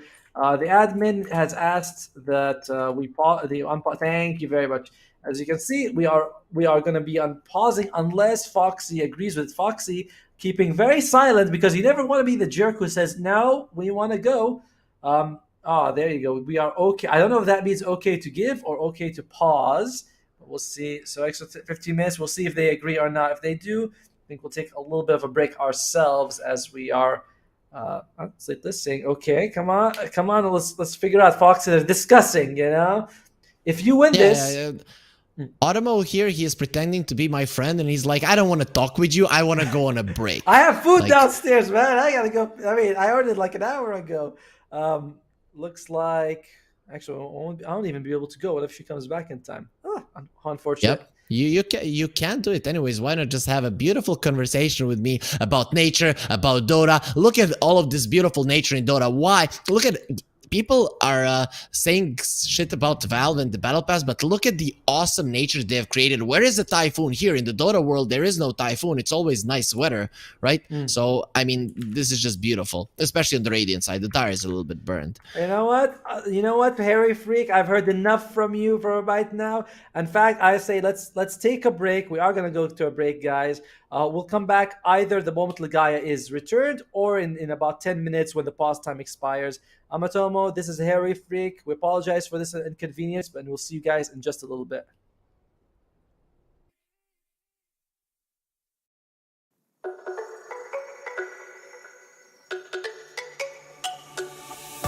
Let me go, there's no doubt. Gotta get out of this small town. You took my heart from me, now you're everywhere I see. Set me free, let me fly, let me find new kinds of highs. We're just wasting here, waiting for another year.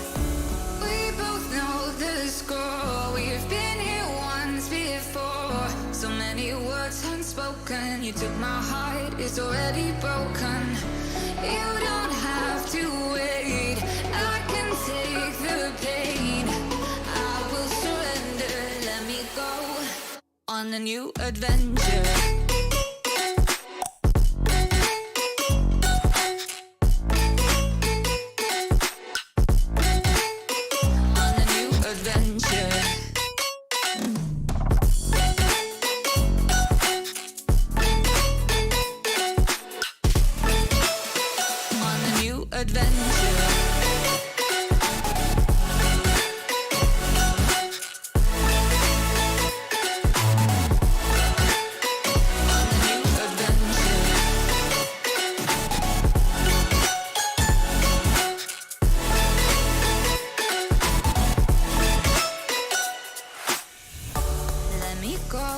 It's my time, watch me build another life. Find another space, explore the world and find my place. Hope you find some peace of mind. Hope the night was worth your time. Threw my heart away, we won't see another day. We both know the score, we've been here once before. So many words unspoken, you took my heart, it's already broken. You don't have to wait, I can take the pain. I will surrender, let me go. It's a new adventure.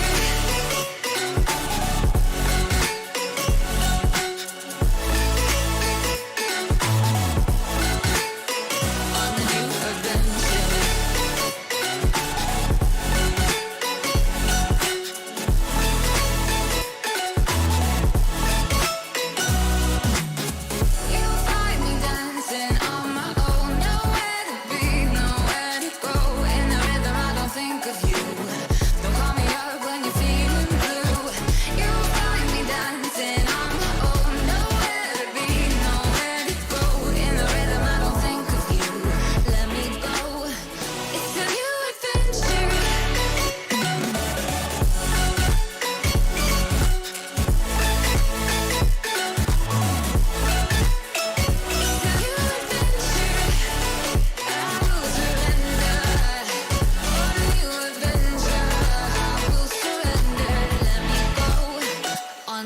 Adventure.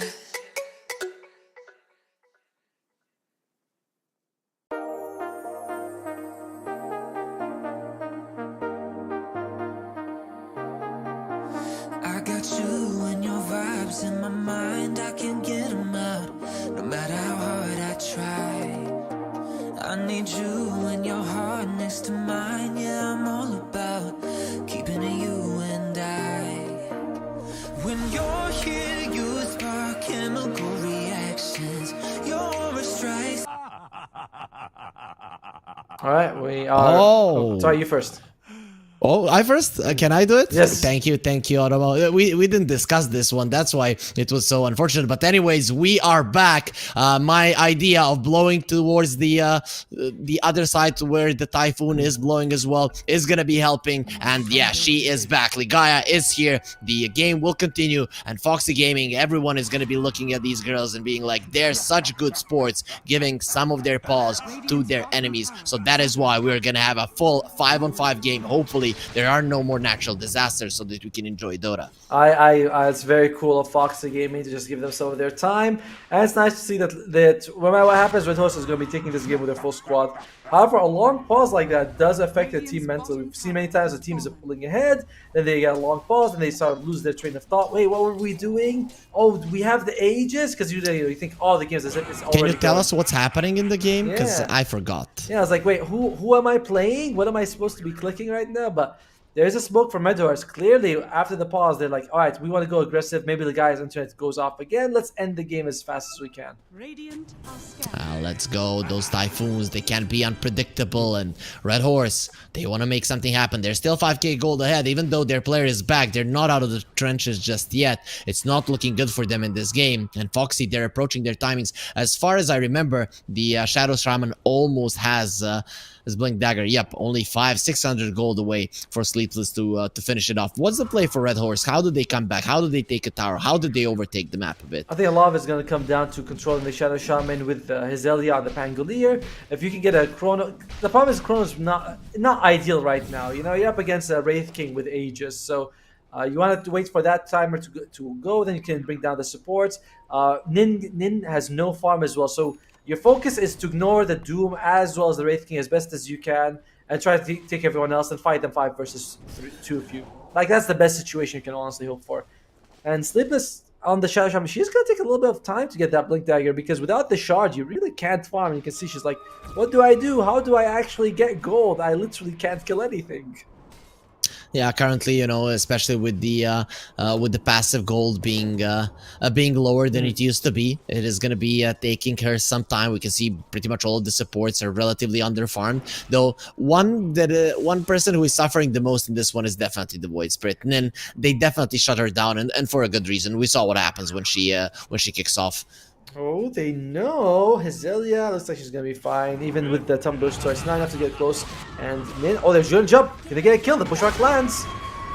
Let's see if it's gonna be enough. No, the Solar Guardian, there's gonna be enough heals now. It's actually gonna be the Queen of Pain that is in trouble. No save. Oh, actually, the save did come out from the Oracle. Just it wasn't the false promise. The Fate's Edict is gonna be enough. Jildo coming over, going forward, just wants to show who's real royalty in this game. It's not the Queen of Pain. It's gonna be the Wraith King. And it seems like we're gonna be getting the fight from the side. Foxy Gaming are coming over. It seems like, though, they've already lost one. They still have the Aegis, 3 lives on this Wraith King. You need to kill him so many times. They found the Oracle, and the Oracle will not move until she dies. Gia is dead. Rolling Thunder going forward. The Wraith King, he survives that one quite easily. And there is going to be a Shackle fairly soon. Sleepless going forward. And there's the Hex. There's going to be a Shackles as well with a follow-up stuns. This Pango will not move. Giving away the Dawnbreaker for that is a small price to pay. Foxy, they strike hard.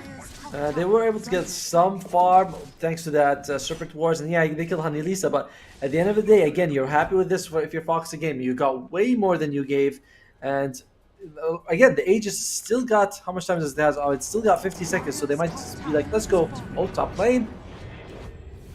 Mary, again, doesn't have the double Astral Step. Maybe if she had a double one, could have gone for that one, but still would be quite risky overall. Foxy, though, they do get another fight going their way. The lead isn't increasing that much. This Faceless Void is farming really well. That's the one, like, saving grace. And, like, this, you're going to be putting so much weight on Ice Star. She does have the Maelstrom. She's going to go for the Shard next, which will help her go in and out. And the thing is, unless Doom is honestly, like, used, I think you're always going to be worried with Faceless Void. Like, can I go in? Can I go out? Like, it's too scary. Even at the Shadow Shaman, at least you can get some heals coming from your Oracle. But Doom, it's just too scary for her to fight. So you'll probably only jump in after Doom uses Doom, or if Doom can be caught by the Chrono. Oh, there you go, Blink Dagger. Bliss. The blink out, still the Fortune's End will connect, but Sleepless should be far enough away. I guess not getting a kill with your Blink Dagger showing is going to be quite nice for the side of Red Horse. So Foxy not going to be the happiest about that one. Yeah, but they do seem to be grouping up here. Feels like they really would like to get something going, and that's a nice deep ward. Oh, there's a Philosopher's Stone. That's pretty good. You can put that on the Oracle, get her some items that she really needs. So things. Like, we were 5k advantage for Foxy Gaming 5 minutes ago. Now we're 5k 20 minutes. That doesn't feel as bad, you know. It's like that's not too terrible. Yeah, definitely not, especially having the Doom on your side. Pretty much a built-in Midas plus a Midas on him as well. Though Red Horse, they have something of that of that going their way as well with the minus they're of the going for Faceless it. Void. Cat Chaser. Okay, they're going for the Wraith King, but does have the ulti. Still, they might be needing the Faceless Void to come here. Star is coming over. The Queen of Pain was caught. They need the False Promise. There's gonna be a Chrono. She cannot escape. And now with the Solar Guardian, the King is still alive. But the Queen, maybe not so much. Jumps out, but will be dying either way. And now the Faceless Void. There is no False Promise to save him. Look at Cat Chaser having the Lance of Pursuit, and he's gonna pursue forever. But in the end, it's not gonna be enough damage. The Oracle, Oracle does not save the Queen, but does save the Faceless Void. Legai, though, left all alone without anyone around, and it's gonna be an easy kill for Gil. Half of the HP of the Hoodwink taken away with just one swing of a sword, and the tower in the mid lane is gone, opening up even more possibilities for Foxy. It's so tough to play in a game like this when you're behind playing the Faceless Void. Like she wants to catch people, and she does, but she catches her ally as well. And then Doom just comes in, throws a Doom on her Gia. Is she gonna be in trouble here? No, she manages to make it out. Gia's doing pretty well on the Oracle, but it's not enough to keep her team alive when you're this far behind. So Foxy Gaming, they're like, yeah, we should just keep steamrolling. There's no Chrono. Lisa? Okay, at least they're gonna be getting her. Oh, actually, he dodges that one. Okay, you cannot dodge the Purifying Flames. They do purify this Dawnbreaker, and she will be going down for 30 seconds. Zelia still going forward. Cat Chaser a little bit too tanky, a little bit too strong to bring down as they did to the Dawnbreaker. Yeah, Cat Chase is just their biggest issue, honestly. Like, not only does she have a BKB, she's also going for a Shiva's God. She already has the plate mail. She's got a ton of health. Oh, you know, yeah, she's pretty aggressive right now. Cat Chaser at the mid lane, but top lane Sleepless. She's found Ice Star. We might be losing Cat Chaser, actually. We do. Ice Star, juking and jiving, creating space, and that's the biggest kill that Red Horse can actually get on the game. Yeah, definitely. In terms of gold, that's the big one. 900 gold swing from just one kill. Oh, and now it's even gonna be the Shadow Shaman in trouble. Needs to use the shackles. Might be able to jump away. Oh, we'll be able to do it. A little bit of a mistake from Isar not using the time dilation immediately, but in the end, it's still not gonna matter because Sleepless is dead. And Red Horse, they do find their opening with just 2 kills in the tower. They take the gold lead back to 5k. Yeah, small mistakes coming out here from Foxy. Cat Chaser way too aggressive in the mid lane, loses her life. Sleepless then loses her life as well. They try to chase the Faceless Void. So the typhoon is turning. You know what I mean? It used to be raging at Red Horse, but now suddenly it seems to be heading to Foxy Gaming's side.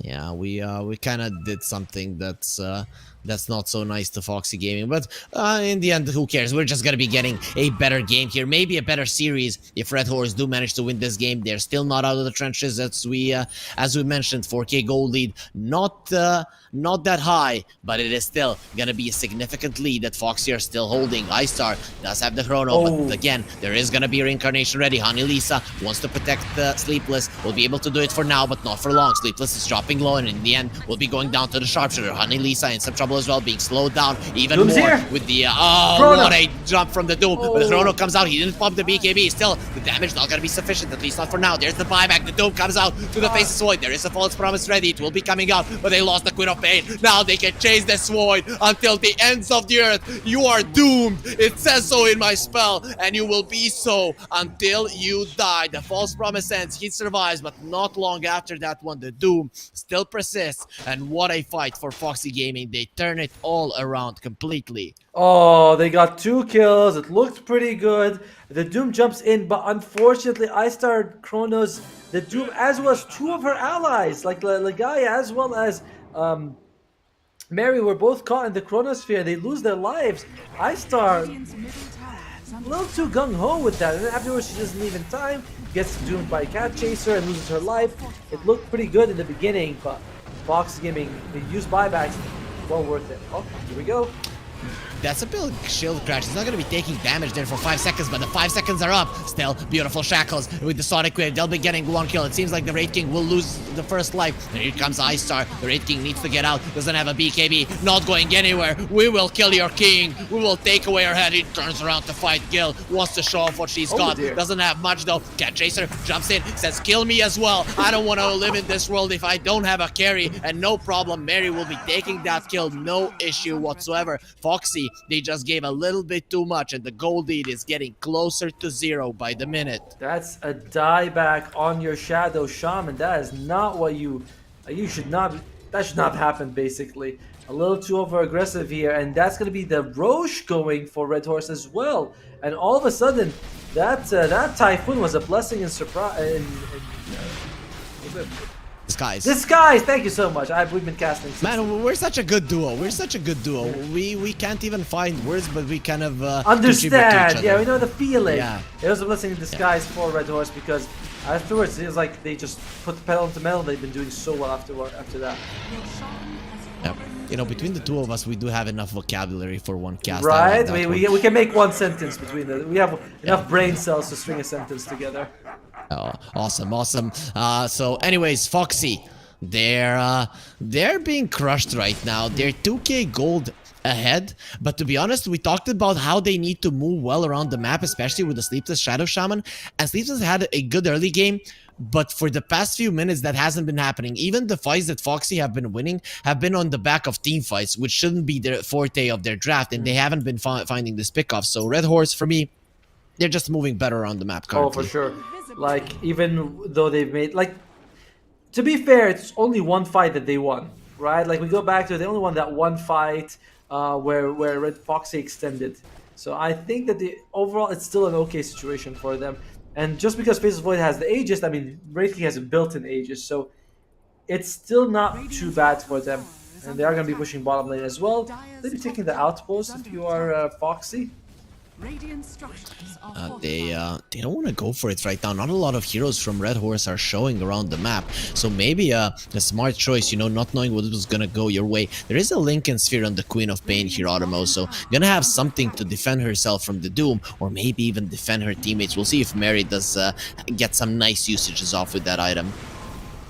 I-Star, that shard coming in clutch, able to jump in, find someone, jump out. They do find a Psychic Headband, though, on Foxy Gaming side. Perfect item to give the Shadow Shaman at 100 cast range, becomes in very clutch for the hero. Basically amplifies all the value of her spells.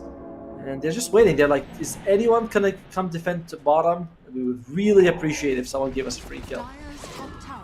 Red Horse, though, they're not giving freebies any longer. It would be really bad if they do so. You know, Red Horse, they lose one hero, and they might be losing more around the map. Whereas Foxy Gaming, they lose one hero inside of a team fight, and then they're gonna be losing more. So it's gonna be a different approach from these teams. And when Red Horse are together, I think there's not gonna be a fight. Mary even finds a DD. I'm not sure. Do you give it to the Void, or do you take it yourself? Yeah, I guess. I mean, she's waiting. She's probably gonna just give the ball. Yep, give the ball to I-Star. You have 2 minutes to find a good team fight. You also have 2 minutes and a half on the Aegis. So you'd really like to find a good fight in the next 2 minutes if you're Red Horse. We'll see if they decide to go for it, or if they're like, no, we're just gonna like push them away. Check out the warding by Foxy in the Radiant bottom side. They have so much vision there. It's very clear that this is where they want to fight if they can get it, but they decide to abandon the area. A little bit interesting to see that.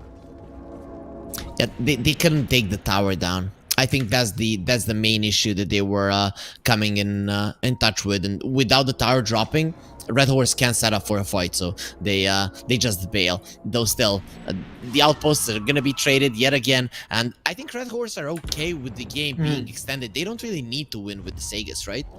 No, they don't. No, like, this doesn't have to be like the game winning where we have to extend. But Foxy, they feel like they want to do something with this. It's a bit risky that they're going for this when the Aegis is still standing. I want to highlight a couple of items, by the way. Lincoln Sphere finished on the Queen of Pain, and Lowe's Orb coming out on the Pangolier sometime. Oh, Tiny Lisa, it's okay if she dies. That's your position 5. You don't really care too much about that. Although there is a Both of the dieback. position 5s will die.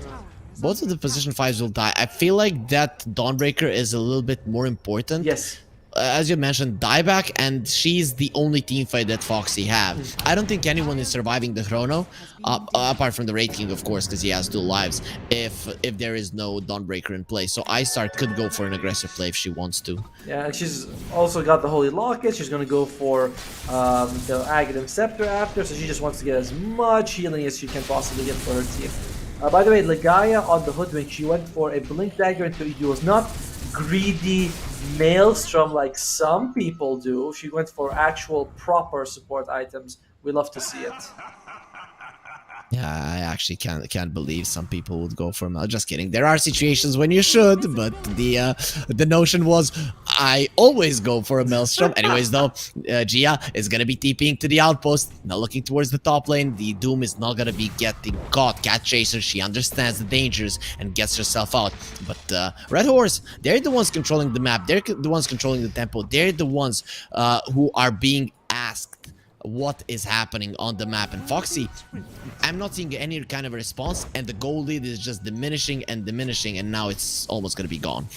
Is Sleepless going for an Agon? No, it's not, no, BKB. All Sleepless might be going for the next life anyway. Sleepless is probably dead. Yeah, she's got an Ogre Axe. Is she going for a BKB? Just wants to make sure she's... BKB. Yeah, that's interesting. I'm surprised she just completely doesn't like this shard, because... You know, with the shard, you can just do so much with it. You can farm, you can push lanes, you can do, like, open up so many options, but we're seeing this, you know, these two teams, they're not big shard lovers. You know, game one, Mary didn't want to get a shard on the Zeus until, like, 50 minutes. This game also, we see Sleep is like, yeah, I don't like shard on the Shadow Shaman. She's a Shadow Shaman spammer, she would know, so I'm not going to question her on that. But I think she's gearing up for the late game, because to win a team fight against Red Horse, you need big items. If you get to the ultra late game where the Aeon discs, BKBs, and all of that comes into play, you can actually fight in the late game against Red Horse. The ultra late game. Right now, this later portions of the mid game and the early late game, no, there's no way. But if you itemize correctly, maybe Foxy can do something in the 50-60 minute mark timing. I mean, that's a fair point, but again, I just feel I'm a big believer in this shot. It's just so good, but she knows what she's doing, right? Like, this is their approach. It's a different play style completely. Jill, we haven't seen her for quite some time. She's getting close to her BKB as well, about 600 gold away, and that'll help her quite a bit when she can get it. She also has that Mind Breaker. Just jump on the Oracle, one hit, stun, kill. That should be enough. What is the Doom getting?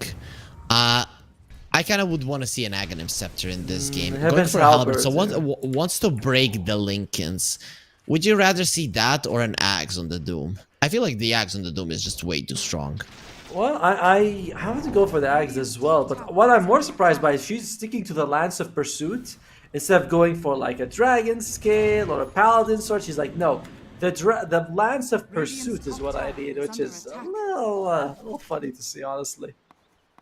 I think she forgot, you know, maybe the nerves are getting to some of the girls, you know, it can happen. I love that there was one pro game where a guy kept, he was playing Clockwork, it was like South American, I think, the TPC, and he kept the, what was that, the 4 health region item, I forgot what it was called, but he just kept it the whole time. He's like, oh, I forgot I even had it.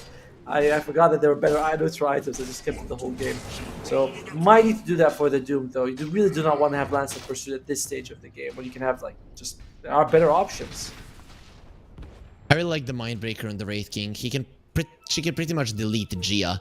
If she finds the jump, Mindbreaker hit, silence, stun, it's gonna be a kill. Especially when she gets a BKB and there's nothing to stop her. So I'm thinking Foxy, they're still gonna have ways to initiate, but they've definitely missed their timing when they should have been crushing their opponent. So there is a good chance that it comes to bite them later on down the line. Yep, I feel the same way as well. Foxy Gaming, they played. It's that typhoon, bro. You know, that typhoon happened. Everyone's like, okay, what happened? What's going on? What are we doing?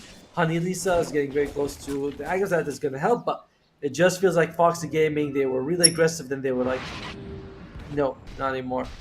So it's definitely affected them. And look, you know what? Sometimes you're gonna get maybe a little bit nervous. We talked about it, maybe the nerves are getting to them, but then you're like, I survived a big storm, like there's nothing for me to be afraid of. You guys are just easy. Though let's see now, Red Horse, they do jump in there, and there's gonna be Chrono onto Doom trying to save him with the Solar Guardian. Not gonna be happening with the Sonic Wave, with the Sharpshooter. That's gonna be a nice kill. And now a bonus, Honey Lisa is gonna be that one. She has a big mace, but the Faceless Void has an even bigger one, and he can use it with one hand. That is just how powerful he is. Sleepless is gonna be going to sleep. Believe me, she might not have wanted it, but that's what's gonna be happening. Mary sings a nice lullaby, a screaming one, and Sleepless goes down. Foxy Gaming, they lose 3. There was no response. Yeah, I didn't think the Solar Guardian. I was like, oh, Solar Guardian not coming out, but it does come out very late. And at the end, I mean, I don't want to harp on about it, but if she had a different neutral item, that might have actually helped her to survive, because she could have gotten Finds the drone. She could have had a dragon skill 5 armor, getting an not a catch. What a bushwhack. What a bushwhack. Does have the Yules. Jumping in from Jill. Mary? Going for Mary. Mary's gonna be fine. Just blinks out. Gonna be completely fine. A few of the bashes gonna be sealing the deal on the voice spray. Not on him, but at least kill the king. If they don't have a leader, what are you gonna do? Gil uses the BKB, turns around to fight. There's gonna be a silence onto the Faceless Void. Star looking like she'll be fine. She can definitely jump out. And there it is. Turns back time. Heals back up to full. And then again, coming forward. The chase, it's not gonna be on there. Too afraid. Foxy Gaming won't get anything. No, at least, the best thing they could say is that they didn't use buybacks. Chronosphere is down. Foxy might say we should be smoking up. The Wraith King ultimate is going to be up in 30 seconds. Chronosphere is going to take a little bit more. Sleepless though.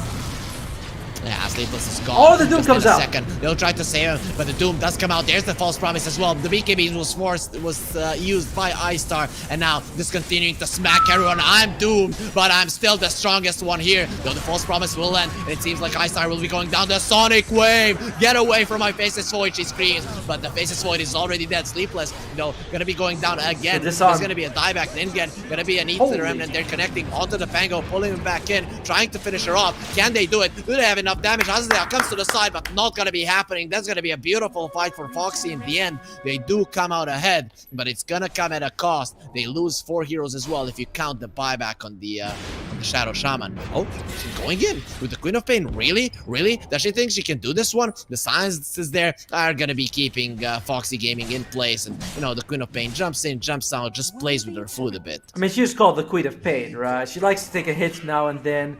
She's not called the Queen of not being hurt, so it makes sense. She wants to try to stop the creeps from pushing in, but it's like, nope, can't do it.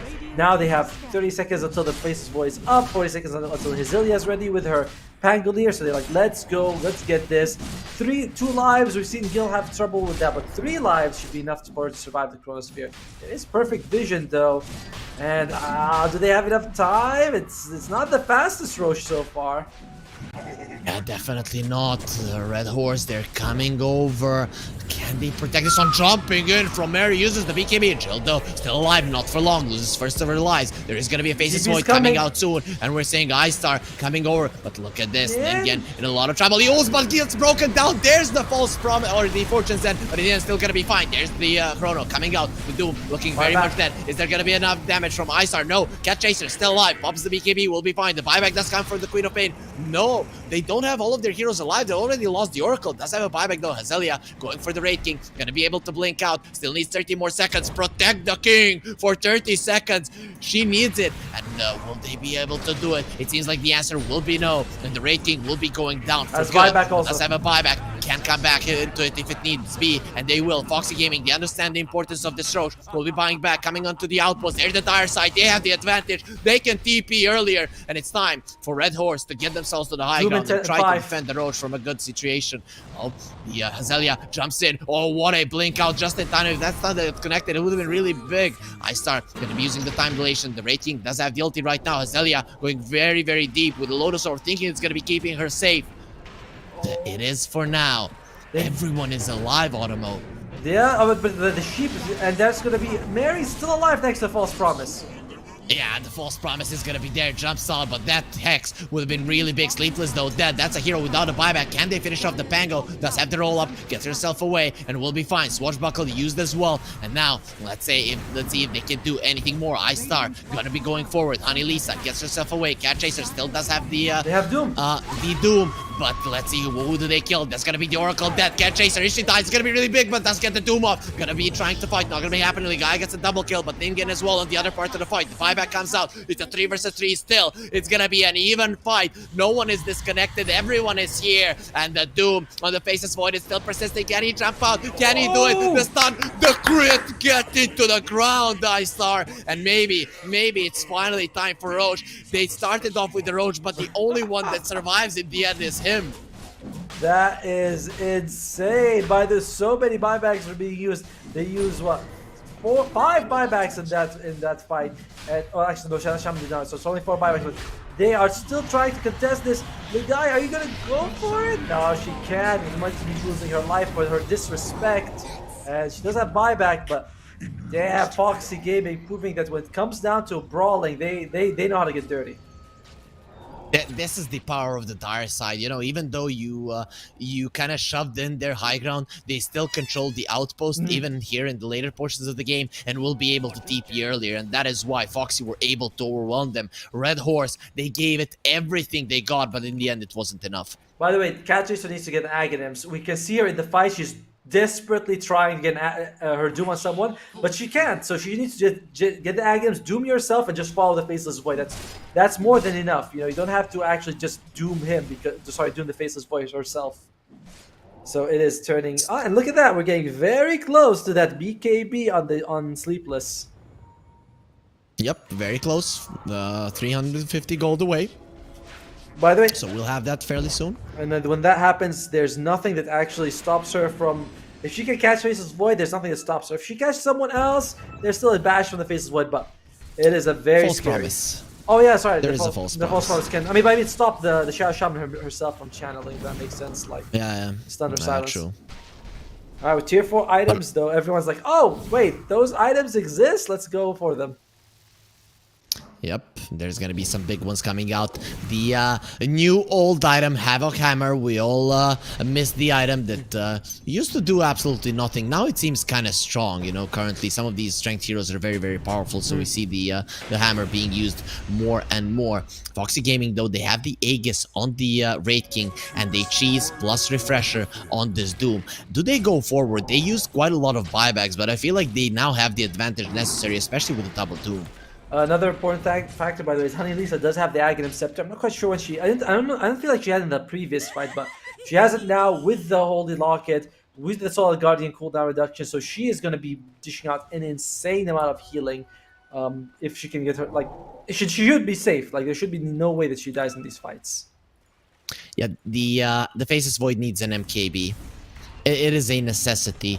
That mischance will be an issue. It will be a big issue. Inside of the Chrono, you're not going to be able to kill anyone. Exactly. So you have to get it. She's thinking about the Refresher. That is fine, to be honest. I'm just not sure anymore about the mana when you get the Refresher Orb. Now 50 on the BKB, the 50 extra on the Refresher. It's just not looking good. Well, she already has the Blitz Knuckle, so she might be going for the Monkey King bar. So, you know, it's just a couple of more items. You might need to get the Demon Edge. It's expensive, though, and you won't have buyback if you do that. So, it's an awkward situation, you know. Do you really want to go for this or not? Oh, Smoke gets broken. Yeah, Chaser, she's not the one with an Aegis. If she dies, there's not gonna be a single Doom, let alone a double one. And Foxy, they just can't find the opening to get these spells off. Even though currently on paper they look stronger. If Red Horse don't fight, they're gonna be quite happy with it. Going into the ultra late game, you know, approaching like 50-60 minute territory. Do you see Foxy Gaming doing well there? Can this Doom really make a difference? I'm not really looking so much at the Doom. I'm looking about the fact that you can just have Shadow Shaman go, drop snakes, force you to fight. That's a very awkward situation to be in, and it becomes a win objective for Fox Gaming having this support do that. And it's hard to engage because you Chrono. There's a heal. There's also an AOE Doom.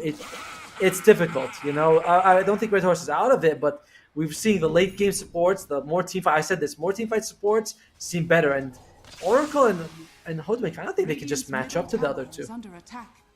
Yeah, they're not on the same level, though they can contribute quite a lot Oh, for sure. to their teammates, buff them up if need be, especially the Oracle, just keeping her teammates alive. Star on the bottom lane, she has been doing the same thing she's been doing on the Spectre, really solid amount of split push coming out from her, but it didn't work out on the Spectre. The question is, will it work out on the Faceless Void? And you are again up against a Dawnbreaker who just has this global presence that is so much fun for you to deal with. And Smoke comes out here. They want to see if they can find anyone. There's only 20 seconds left. Oh, the Chrono! Ooh, nice dodge. There is a Solar Guardian. That's gonna be a nice stand given to the Doom. He's not taking any damage. Chaser, she's okay. She'll be turning around. Needs to drop the Doom, but the Lincoln Spheres are still keeping her away. That's gonna be the Lincoln's broken. The first Doom does come out. Anyone who comes close to this Queen of Pain is gonna be in a ton of trouble. And look at that. She does eat the false promise, trying to save her. Oh, the stun. That's gonna be even bigger than the Doom. Everyone is in so much trouble. The false promise. It's not gonna be healing her that much. It's not gonna be enough. The damage is just gonna be sufficient. The 100 seconds on the sidelines. And the side of Foxy Gaming, they can continue going forward. They still have the second Doom. iStar, she goes forward, but her Chrono already expended. This is looking like big trouble for Red Horse. And all of it comes down to the fact that they just cannot kill Catches Annalisa with that big heal Ragus, and they're going for more. Oh, they might be getting iStar. iStar, she's gonna fall. The Doom comes out. iStar looks like, yep, she has buyback, but she is dead. She has no Queen of Pain as well.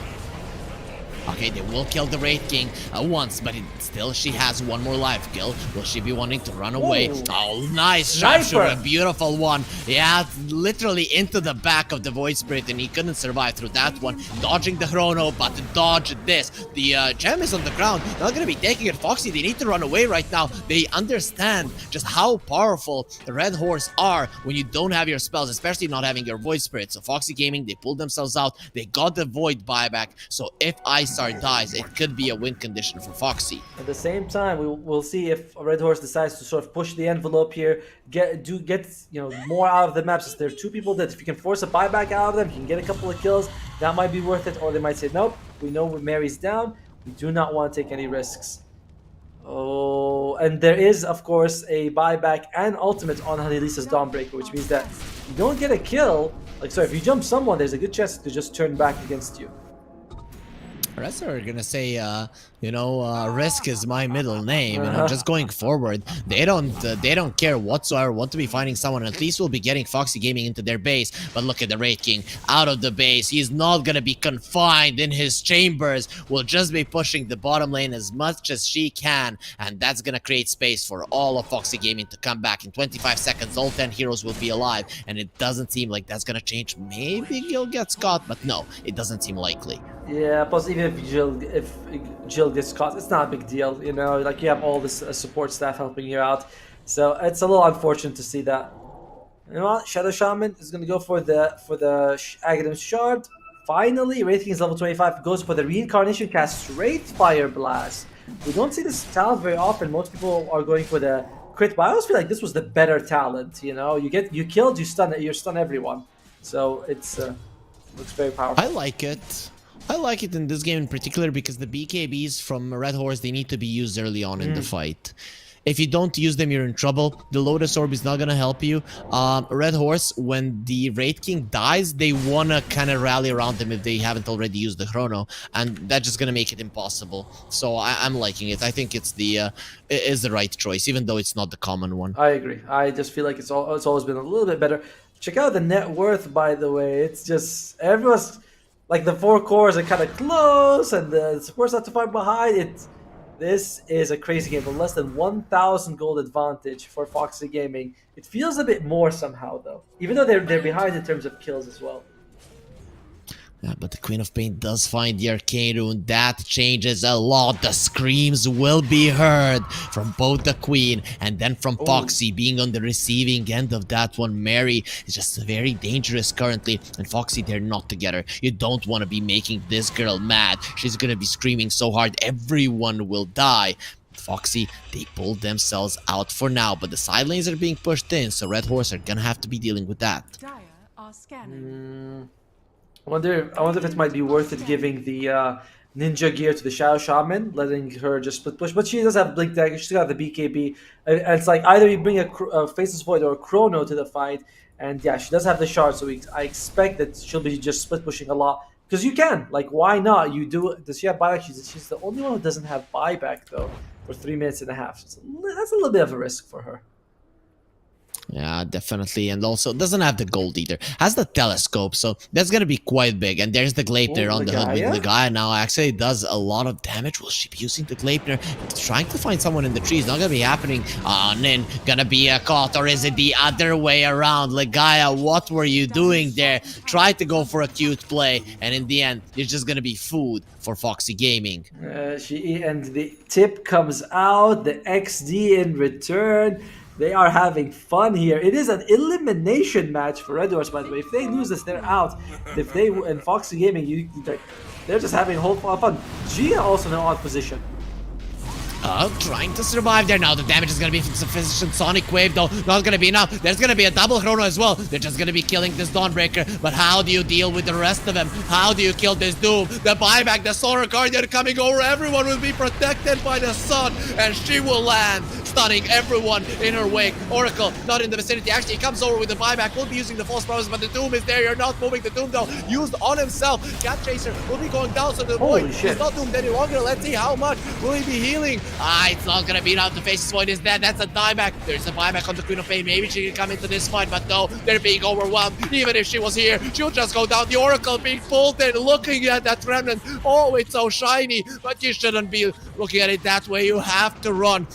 The buyback from the Queen of Pain, they need to push out these lanes now, because without the Faceless Void, you just cannot fight. But Foxy Gaming, they're not looking to end immediately. They'll take it slowly and go for Roche first. Is this what, the fourth Roche of the game? It is the fourth, so everything does. The refresher shot, the Aghanim's upgrade, you might want to give that. Well, I wonder what they're going to give the Aghanim's upgrade to. I mean, they have got... Wraith King? Wraith King or Shaman? I feel like Shaman's pretty good, right? I feel like the snakes do get double value when they attack people, but we'll see. Is it greedy carry or is it gonna be a generous carry? He is a greedy king. The greedy king gives nothing to his friends. How is she greedy? I mean, she's literally keeping everyone alive for extra 7 seconds. That's like a philanthropist type of king. I don't know. I'm not in agreement here with you. Imagine the Shadow Shaman, like a raid for 7 seconds. They can just lock people down, and there's nothing you can do about it. It would just be a disaster for Red Horse. And what's gonna be even more of a disaster is that Gil is coming over, and you don't have your Faceless Void. But yeah, that's a good point, right? If you are able to stay alive for a bit longer, you can throw a Hexus. And oh, she traps Cat Chaser inside the Serpent Wars. That can come back to bite them in the blubber. Being a little bit too aggressive, going for the Queen of Pain. They don't have the false promise. Does have a BKB though. Mary will be okay. Zelia, they did kill Gil once, but can they do it again? There is a Aegis onto Cat Chaser, so you need to be killing so many heroes if you want to win a fight. One lane of Rax is gone. Let's go for another. Let's finish this one right now. But there is going to be a Faceless Void coming out soon. Maybe it's time for Foxy Gaming to just get themselves out. There's the glyph, and it's time to bail for now until you have another reincarnation. Yeah, Faceless Void's refresher orb is in 30 seconds, and she already has one Chronosphere, so at the end of the day, Foxy Gaming, yeah, they get the mid-racks, but it's not a death blow that's like, oh yeah, Red Horse can't come back from this. It's a very good push by by Foxy Gaming, but Red Horse is still in the game, and interesting, is Faceless Void gonna avoid, he's like, she's not gonna go for the MKB? I feel like the MKB is kind of a problem for her. I mean, like the evasion coming out from the Solar Guardian. Yeah, it's a little bit too much. Also, big thing though, last fight, there was a buyback from the Dawnbreaker. So I think if I was the Dawn right now, I go into the fountain. Yes. And she's not in the fountain. She's actually very close to dying. She might not be aware of it. And by the way, she's very close to the enemies. She was caught in the chrono. Like she was the first person caught chrono. So they're going for it. Okay, let's now go. Legaia will be okay with the Lotus Orb. There's no way that the Shackles are going to be a problem for her. They're trying to force their enemies into the base and will be able to do it. Foxy, though, don't want to be committing just yet. Not feeling comfortable enough going forward. In the bottom lane, though, they've lost the tier 1. That means these Raxes are exposed. And you can see Foxy like, all right, let's just poke, you know. Oh, here we go, Big Doom. The Doom gonna be under the Queen of Pain, but there's the false promise. She'll be able to get the chrono onto nothing. No one is stuck in time right now. Okay, that's why she has another one this time around. Gonna be catching the Shadow Shaman, but the heals not gonna be enough. He does go down, but still does have a buyback. That's one chrono used, or 2 chronos used for 1 kill. It's not gonna be good enough. The Shadow Shaman is coming back. Sonic Wave, get away from my base. The screams will be heard, but it might be Mary's screams that are gonna be heard. The Swordbuckler comes over, the sounds are there, takes away the King's weapon, but it doesn't matter because still there are others that are going to be able to take those Raxes down. 2 Raxes are down right now. It's not Mega Creeps just yet. The stun onto the Queen of Pain, trying to kill her, keeping her in the shackles. The 4-step, get her closer to the base, but Reiki going forward. Gil wants to show who's the real king here, but the Queen gets herself away. She will be living. He's not going to be overtaking this kingdom that easily. Red Horse, they're still in this game. What a bash! Going in for Nid. The bash comes out immediately, almost going down, but uses the cheese. Will be getting getting herself satiated quite nicely. The Doom is on everyone, and AoE Doom, they want to run. Queen of Pain, Doom, Void Doom, everyone is doomed. But the buyback does come out from iStar. She can still fight. It is still not over. They can still win this game, or can they? There's going to be another Doom being on Cat Chaser. It's time to run away. Foxy, they don't have their Shadow Shaman. They want to get themselves out. The Silence onto the Void Spirit. He has the Yules, not going to be using it. Has the A on disc as well. Honey Lisa seems like he's going to be a sacrificial lamb here, or will she? With a few bashes, it's almost impossible for her to get away. A Scadex Cap not going to help you one bit. That's going to be 4 versus 3 for a while here if they want to go for it. There are no buybacks either on Sleepless or Honey Lisa. We'll see if Red Horse is willing to go aggressive here. Lagaya is to be careful. Oh, but she catches someone. She shows herself. Oh, actually, they're jumping in. They want the Voice Spirit. Nin gonna have the Dissimulate going back. Does have the Astral Step. Not gonna be using it. The Silence is there, trying to survive. Where's the Astral Step? There's the one. But the Shadow Strike is doing so much damage. You have to be careful. The TP out will be successful. Nin is alive. Lagaya barely survives, baiting them in. Gil will be losing one of her lives. Let's see if she'll be able to get out of this one alive. Does try to get away with the BKB. No chance to TP out against the Bastions of Faces Void. It's gonna be impossible. Blink in a few seconds. Not gonna be happening. They silence the king. You will shut up. And the one true queen will prevail. Look at it. The Wraith is still there. You don't want to be fighting against this one, but has been disarmed, and the Wraith King will not be a problem to anyone. Does go down, does have buyback, but 2 of the supports do not. Is Red Horse gonna go consider going top here? They know that the supports don't have buyback, and Jill's down. If you can force it, that is a victory condition for you right there. Just kill Jill again after she buys back in the next 7 minutes. They're gearing up. They're taking the outpost. They want to be able to teleport there if the fight happens. Oh, it's better that they lost Jill than the Doom, because Doom does not have buyback. Let's see what you're gonna do. How are you gonna defend these Raxes? No glyph on the side of Foxy. They will have it after this tower falls. They're gonna have to give so many things away. Meanwhile, in the mid lane, trying to kill Gaia. She's the one that set it all up. Does have the Yules, keeping herself alive. Let's see for how long. No help is coming for Gaia. She's just keeping it away. And now going for the second lane of Rax on the side of a Red Horse. It seems like they'll be able to get it. There's the glyph. 6 seconds bot for Foxy Gaming without the Dawnbreaker. They don't want to fight, so they'll wait for that one. iStar, is she gonna have a double chrono? It seems like the answer will be a Sleepless behind. The Doom comes over. There's nothing that can save you from this one. They don't have the 4 stabs, just keeping herself in there. Cat Chaser trying to finish off the Faceless Void, and the Faceless Void. iStar, she is dead without buyback. Is this over for the side of Red Horse? It seems like the answer will be yes. But Foxy, they didn't lose Sleepless, so it's still gonna be a 4 versus 3. It is not over completely. Mary, almost over, but she gets out. It's a 3 versus 4 fight, and you're up against a guy with basically free Aegis and the only buyback in the game. The only buyback is on Voice Spirit, although Gia is going to have hers, and so is Mary in about 40 seconds. So there is still a couple of lives left for Red Horse. Hold me, man. This game is getting, like, it's absolutely crazy. The Red Horse, they tried to go for the racks. They tried to keep Nin controlled as well, but it doesn't matter. All right, we have buyback on Gia available if she wants to use it. There you go. Straight away, Mary. She actually bought an item. She doesn't have buyback. Yeah, wants to fight. Does have the Bloodthorn, so that little flower is gonna be much more dangerous than the Orchid. Really, Foxy are not going forward? They're afraid without the Faceless Void? Okay, I guess they don't have buybacks, but getting at least the Mega Creeps would be somewhat safe for them. Not gonna be the case. Also, the Oracle having the Ninja Gear, that's gonna be making her positioning much easier. One thing Fox has to be very careful of. They know if they lose the Doom, if they lose Sleepless, these guys aren't coming back for a while. Actually, sorry. Jill, not Doom. So they might go trade racks. One of these two die. Suddenly, Red Horse comes out. 5 people. They push. They go straight away for the throne. So there is, like, Fox is making the right move. It's a bit slow, but they're making the right move, and they're giving viewers what they want: tier 5 items. That's what we all want to see. Yeah, we're approaching those tier 5 items. They're definitely going to be making a difference. We'll see who gets what. But man, I always like to see the Giants ring. It just looks so awesome. I love it. Seeing someone running across the map. So 13k gold lead for Foxy. They're hoping for the Roche. It's not going to be there in time. And we will have a 5 versus 5 fight around the Roche pit for the end of this game. And Red Horse, they're going to be fighting for survival. So definitely, you know, it's going to be on their side. They're definitely going to have their hearts pumping, you know, the adrenaline, and now they're going forward with the smoke. Oh my god, there you go. Doom. Straight for Hazel. Cat Chaser? Is he gonna be okay? Doesn't get the Doom off. And here's the Solar Guardian though. The damage is not gonna be sufficient. Everyone is surviving. The Oracle is dead. The second Chrono comes out. Isn't gonna be enough. The Doom isn't dying. She needs to go down, but it's still a Raid can get those Dooms out if she needs to. And we'll try to do so right now. Where the Dooms, first Linken's got a Broken Berry. Gonna be fine, and the Raid does go down. There's gonna be a Raid of the Shadow Shaman as well. Gonna be going down fairly soon. Does get the Hex before going out. Also, the Shackles are there, and some of the Serpent Wards will be summoned too. It's gonna be a 2-for-2 across the board in that fight with the Roach surviving, but 2 Chronos have been expended. There's a buyback on Cat Chaser if she wants to use it. I mean, she is the biggest kill that happened, and they are going straight for Roshan.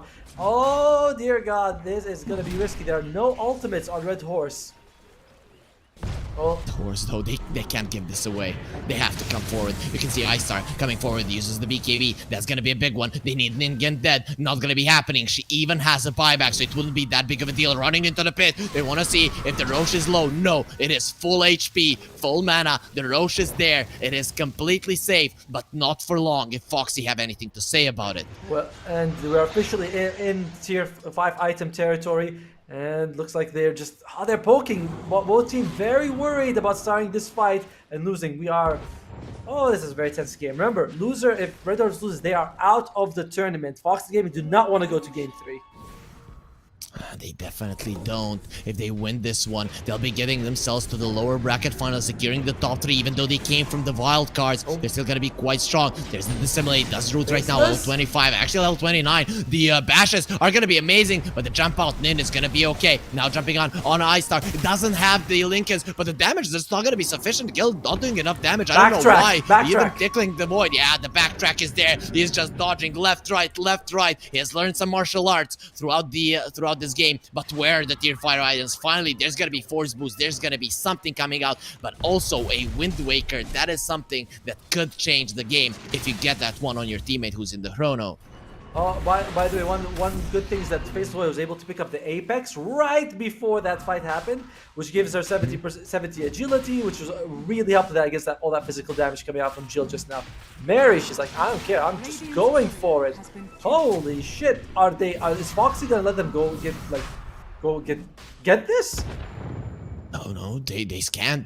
They're not gonna allow them. Foxy Gaming, the girls are coming over, but look at the Dawnbreaker just on the other part of the map. Just doesn't want to be a part of it. Wants just to use the Solar Guardian to protect her teammates. Aeon Discs are out. All of the defensive items are out for Foxy Gaming. They're very hard to kill inside of the Chrono. Oh no! What? Typhoon, what are you doing? Not now! Come! Oh, that's not how it was.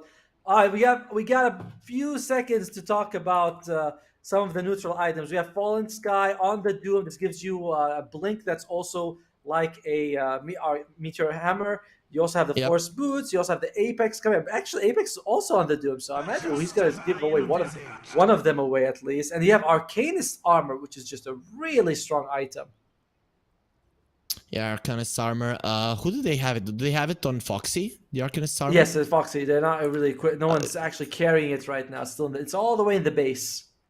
I want someone to use that one just so that they survive the Chrono. Yes. I think it's the main thing. Use the Arcanist Armor inside of the Chrono, it's over. I think Cat Chaser can actually go for that one. I don't know. Fallen Sky is cool, but you already have the Blink Stun. For some reason, a Cat Chaser ate a Mud Golem. I don't know. Does she want... Oh, maybe, if you can break the Linkens, yes, I guess, with the shards, and if you drop down into 2 little guys when you die, you can break 2 Linkens, and then with your Wraith you can use the Doom. So maybe that's gonna be the approach here from him. I'll be honest, I'm not sure if that's real. That's like the value you want. I still think you can be better off getting with something else, like a Alpha Wolf, or even the creep that reduces gives you magic resistance. Next level, she can target Ancients. She'll get that talent for free. So Granite Golem giving everyone 15 health is also like 50% health is also a big deal. It's like 600 health free for the Wraith King, as well as the Dawnbreaker. Oh, what a time to pause! What a time to pause! Yeah, what a time for a Typhoon. Okay, I get you. Nature is an asshole. Yes. They're literally baiting us in. Like, look at this, and look at the timing. This is literally some Illuminati's shit. 6226. Yeah, that's for sure. 42 to 42. This is insane. Yeah. I mean, no way, right? There's no. This is all scripted, everyone. If you guys are thinking this is all scripted, it's just following exactly as we planned it. My God, how I don't even know who's gonna take this game, honestly. I'm actually surprised we made it happen this way because I thought we were gonna be needing like 5-6 stakes to get it right here, 42 to 42, 62-26, and then the DC at the right time, but we did it. 17k goal lead for Foxy. It'll be so sad if this game ends in a 4 versus 5. Though imagine the hype if Red Horse fight 4 versus 5 and they win it, and then go into game 3 with all 5 of their players. I think that would give them a big boost. That would be The question is, it'll be like the comeback. You know, the king comes back and like it's they already won. They're like, yeah, we were holding the line, waiting for you, like guy. And she just shows up like, yeah, let's win it. I mean, whether they win this game like 4 versus 5, or she comes back and helps them win one, either way, it's an epic story for them. And holy crap, though, this. Supposedly in half an hour we're supposed to start the next series, the final series of the day, and this is all. The first game was 2-0. The first series. This game might be 2-0, and we still might not make it in time, which is just insane to think about. insane. It's this game is lasting for like 2 hours. I feel like right now because we're 62 minutes in, 63, and you know, we've been talking so much, you and me, Otomo, here, getting to know each other even more, getting to be even better friends, as you would say it. But Can't see my fingers when we're doing French. Can't see the quotation marks I'm putting on it. But yes, we're getting much closer all the time. All the time we're casting. let's see though. Come on, stop. Internet work. It's just a little bit of a wind, a little bit of a rain. Who cares about that one? It's not that big of a deal. Come on. Come back and show Foxy Gaming what it's all about. I guess playing a hoodwink, you know, playing a squirrel into Foxy Gaming, you know, it's pretty much the thing that hunts you might be scaring the little squirrel. That makes sense. I'm looking at some of the tier 5 items. Seer Stone would be amazing for Shadow Shaman. That 350 cast range would be absolutely wild. Ex Machina is almost always good for anyone who gets it. You also have the Mirror Shield, 10 attributes to the free Lincolns. Book of the Dead if you want to push, because they might just go for it and be like, let's just push, let's just take top, whatever. Book of the Dead as well as snakes, and that's all we need. So, and of course, the Giant's Ring. So good. So good. That's a pretty much the only one that hypes me up. Everything else is like meh. I don't care. Like Apex, a lot of attack speed and damage, meh. Giant's Ring, let's go. I can literally hear the footsteps like boom boom. You know, it's really cool to me, but I don't know. First of all, it hasn't been farmed up just yet from either side. Second of all, you know, everything is up against us today. This is just insane. We don't get the Giant's Ring. We get some players disconnecting. It is being fairly annoying. We'll see what the admins come in with the conclusion when the game will be continuing. Hopefully, the guy does get herself back. And Gail, she says, charge! And now I'm going to be hearing some mosquitoes. Hopefully, they're not around me here. No, it's the mosquito vibe. But 10 minutes, admin said 5:45, we will unpause. So, you know, she has 10 minutes left to go. Let's see. Okay. The guy has no electricity now is the official message that we're getting. That is... Okay, no electricity. Holy! Can you imagine? She's like playing, and her roof on the top of the head's like blowing away. Maybe she's like, "No, I gotta win this for my team."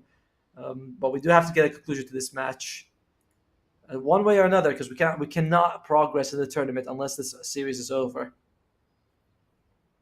Whoa. Yeah.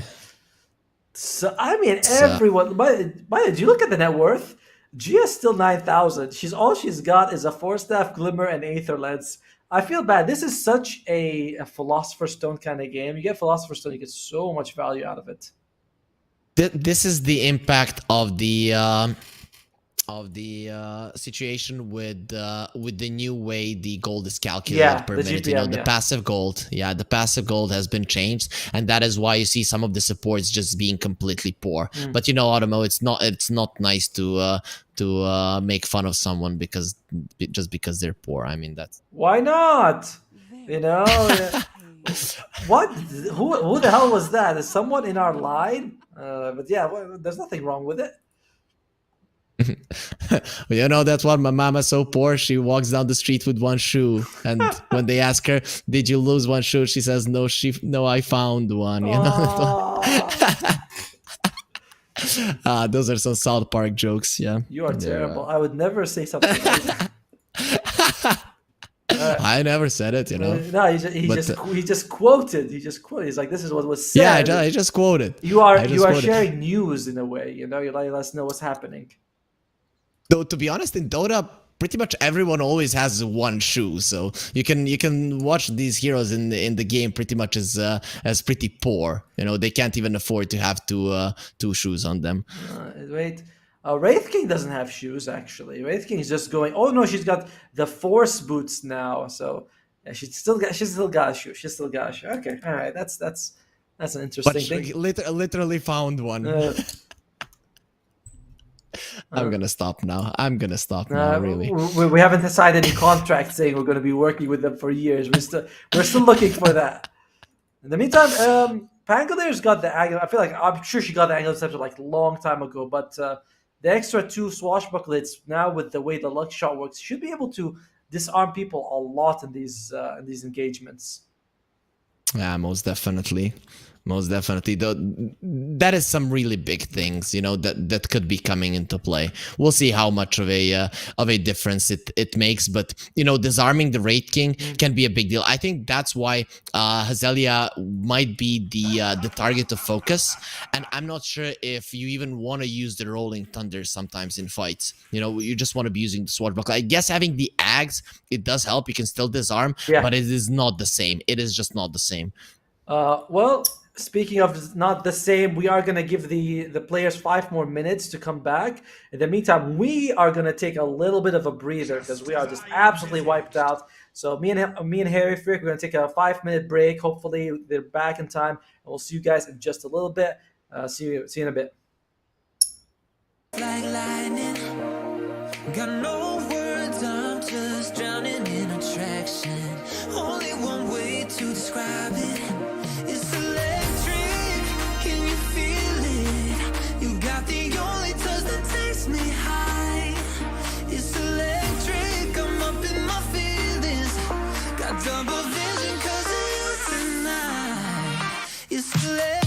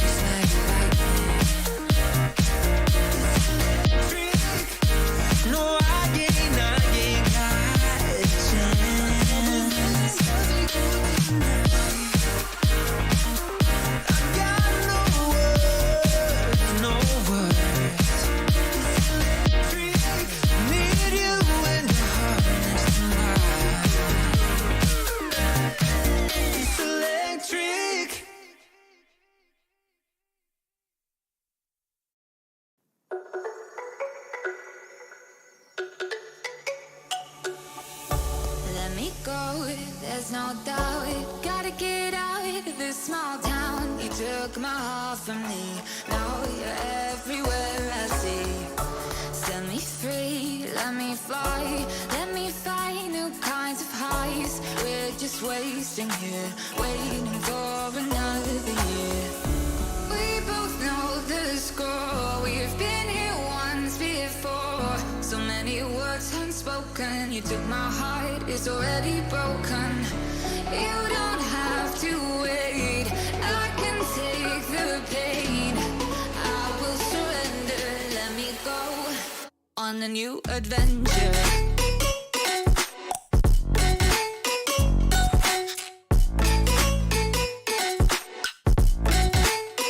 On a new adventure.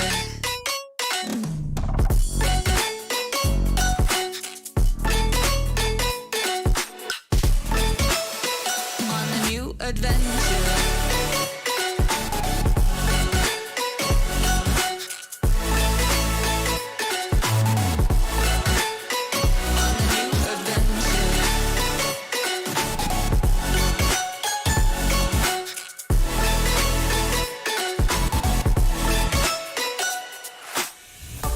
Let me go, it's my time. Watch me build another life.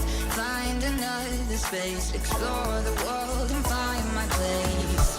Hope you find some peace of mind. Hope the night was worth your time. Threw my heart away, we won't see another day. We both know the score, we've been here once before. So many words unspoken, you took my heart, it's already broken. You don't have to wait, I can take the pain. I will surrender, let me go. It's a new adventure.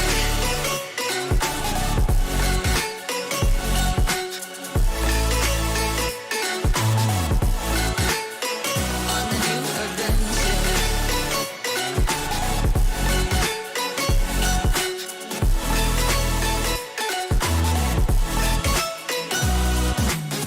You'll find me dancing on my own. Nowhere to be, nowhere to go.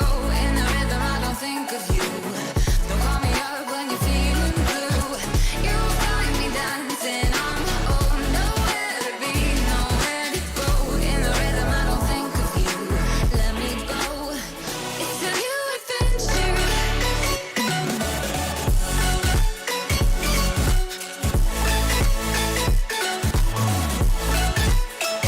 a new adventure.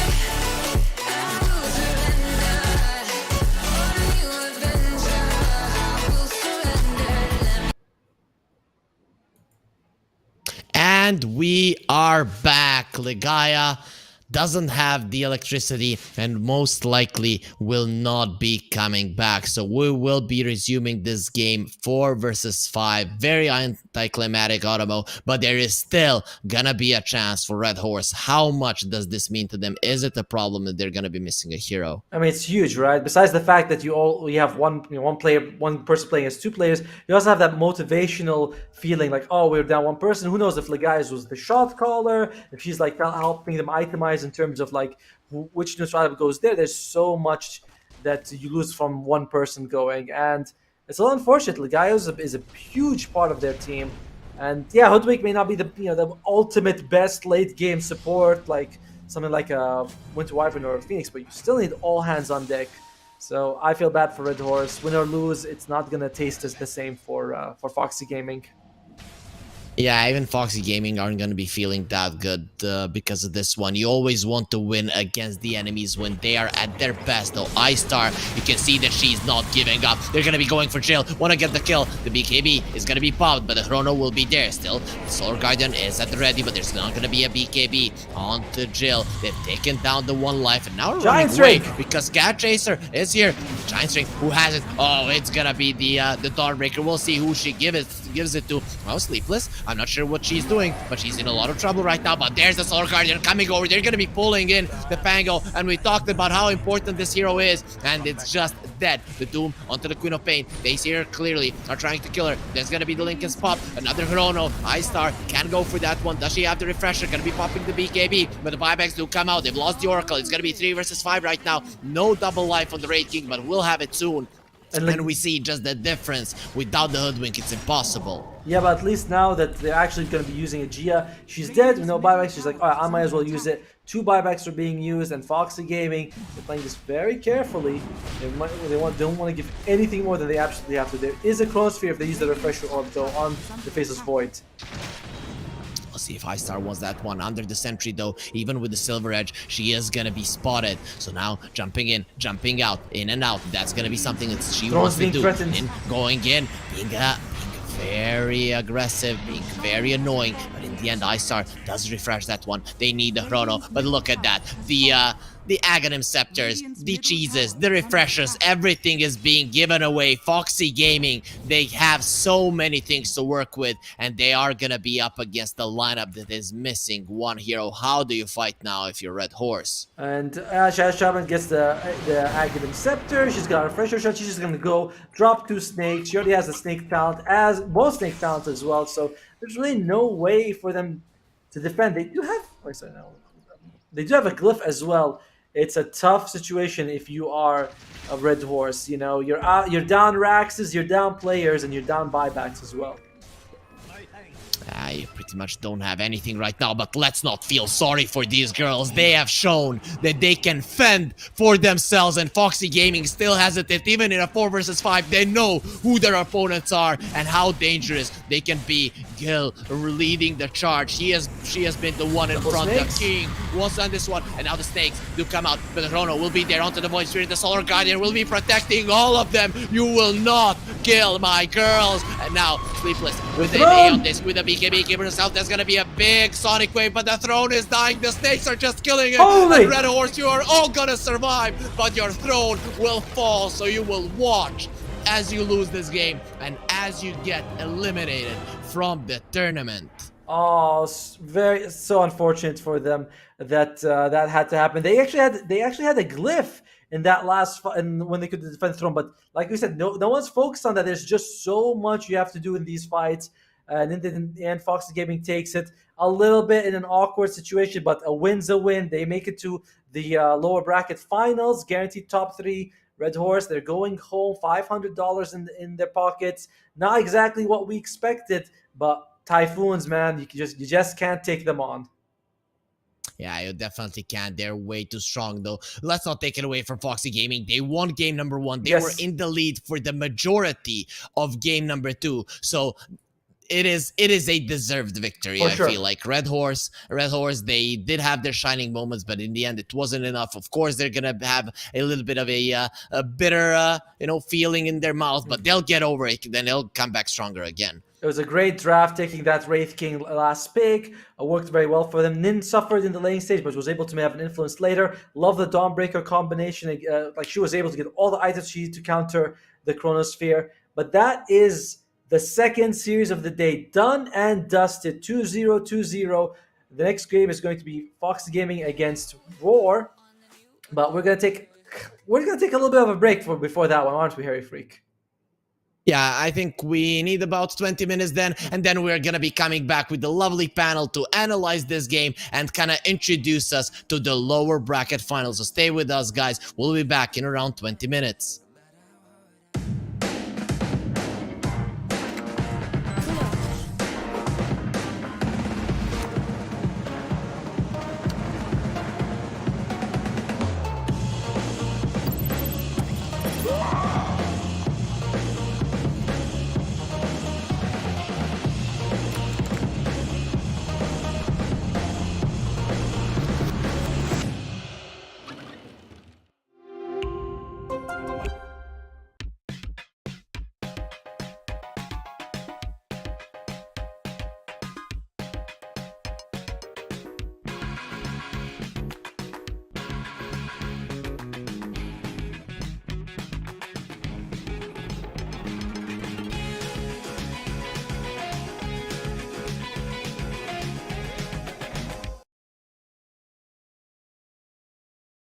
try.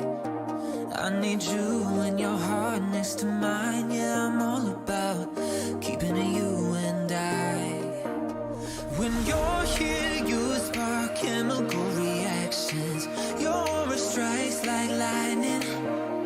Got no words, I'm just drowning in attraction. Only one way to describe it. It's electric, can you feel it? You got the only touch that takes me high. It's electric, I'm up in my feelings. Got double vision 'cause of you tonight. It's electric.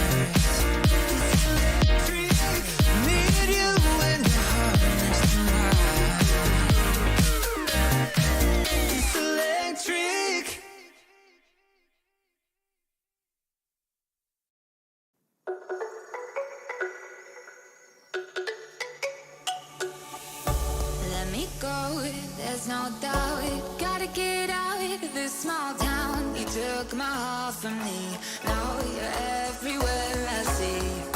Set me free, let me fly, let me find new kinds of highs. We're just wasting here, waiting for another year.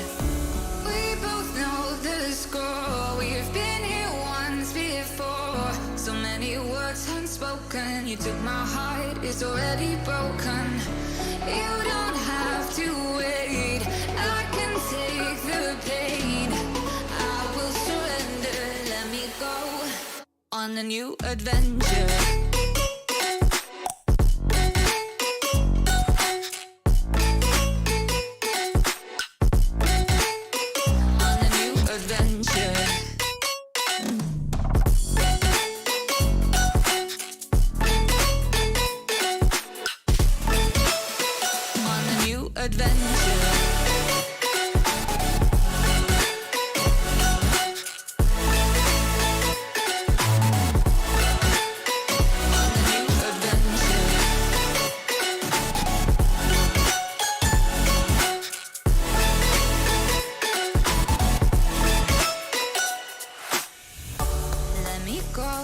It's my time. Watch me build another life. Find another space. Explore the world and find my place. Hope you find some peace of mind. Hope the night was worth your time. Threw my heart away. We won't see another day. We both know the score. We've been here once before. So many words unspoken. You took my heart, it's already broken. You don't have to wait. I can take the pain. I will surrender, let me go. It's a new adventure.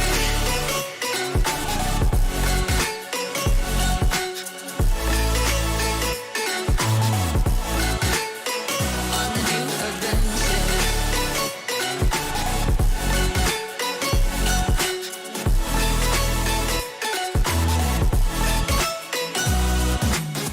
You'll find me dancing on my own. Nowhere to be, nowhere to go. In the rhythm, I don't think of you. Don't call me up when you're feeling blue. You'll find me dancing on my own. Nowhere to be, nowhere to go. In the rhythm, I don't think of you. Let me go. It's a new adventure.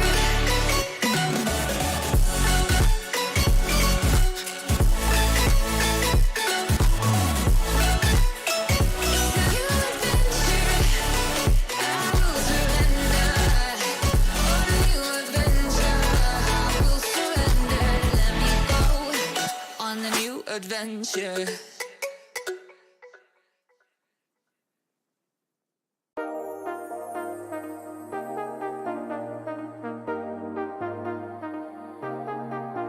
I got you and your vibes in my mind. I can't get them out, no matter how hard I try.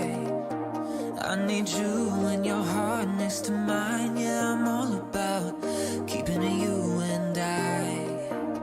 When you're here, you spark chemical reactions. Your aura strikes like lightning. Got no words, I'm just drowning in attraction. Only one way to describe it.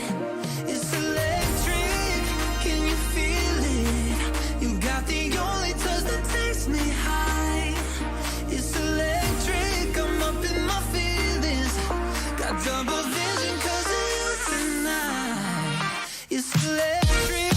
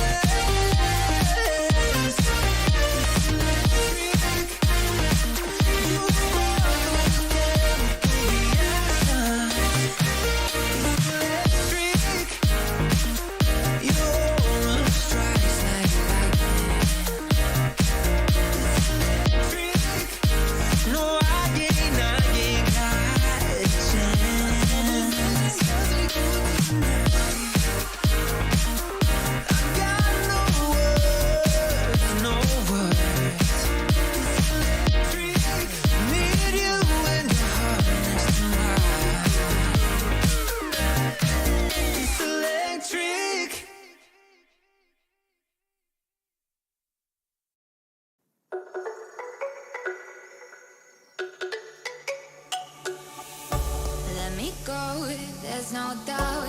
Gotta get out of this small town. You took my heart from me, now you're everywhere I see.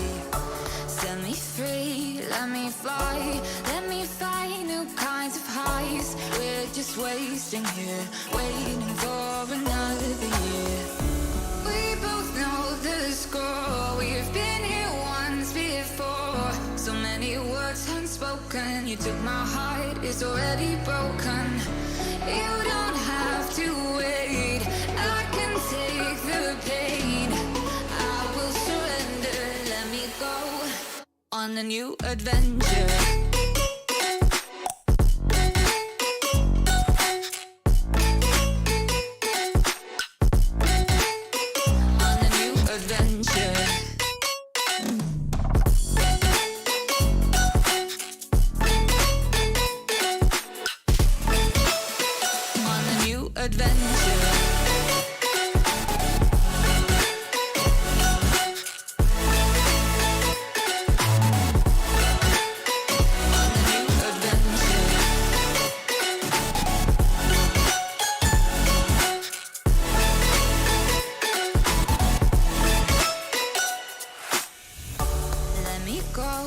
It's my time, watch me build another life. Find another space, explore the world and find my place. Hope you find some peace of mind. Hope the night was worth your time. Threw my heart away, we won't see another day. We both know the score, we've been here once before. So many words unspoken, you took my heart, it's already broken. You don't have to wait, I can take the pain. I will surrender, let me go. It's a new adventure.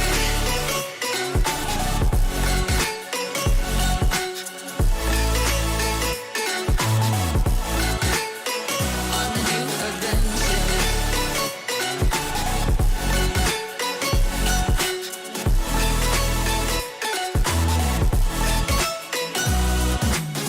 You'll find me dancing on my own. Nowhere to be, nowhere to go.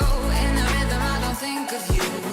Don't call me up when you're feeling blue. You'll find me dancing on my own. Nowhere to be, nowhere to go. In the rhythm, I don't think of you. Let me go. It's a new adventure.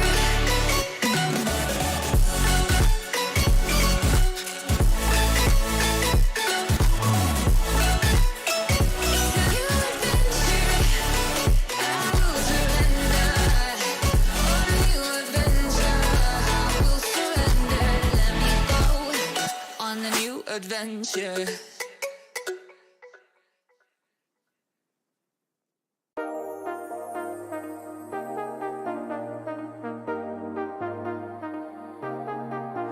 I got you and your vibes in my mind, I can't get them out, no matter how hard I try. I need you and your heart next to mine, yeah, I'm all about keeping it you and I. When you're here, you spark chemical reactions, your aura strikes like lightning. Got no words, I'm just drowning in attraction. Only one way to describe it. It's electric. Can you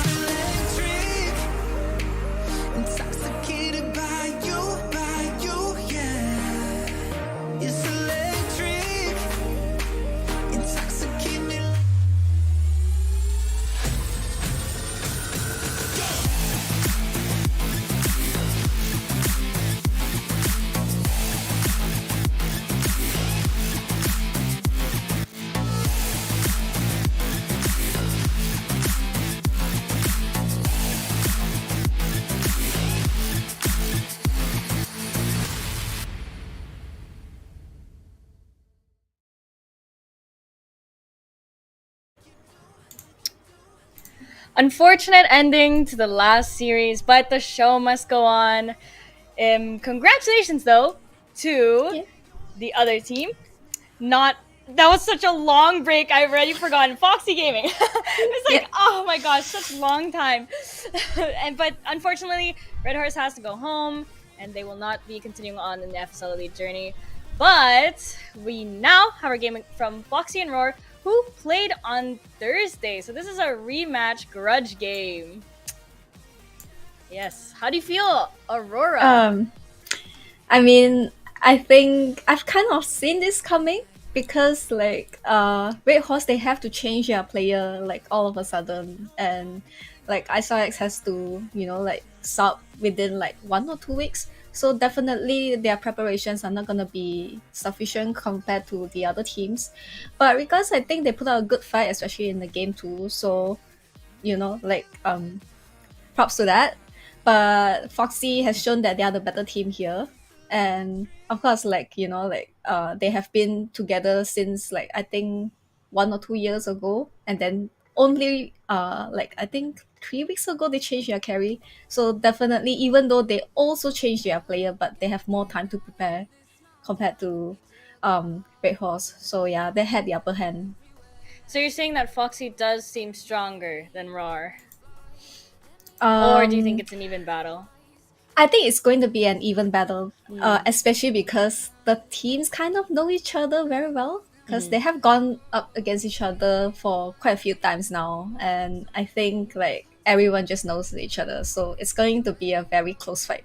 Right. And RAWR did just drop down into the lower bracket, so they must be, hungry for more. They must be really, angry after that last loss. So Yes. they really want to keep the win, but so does the other team. It's just going to be a really intense battle here for the grand finals.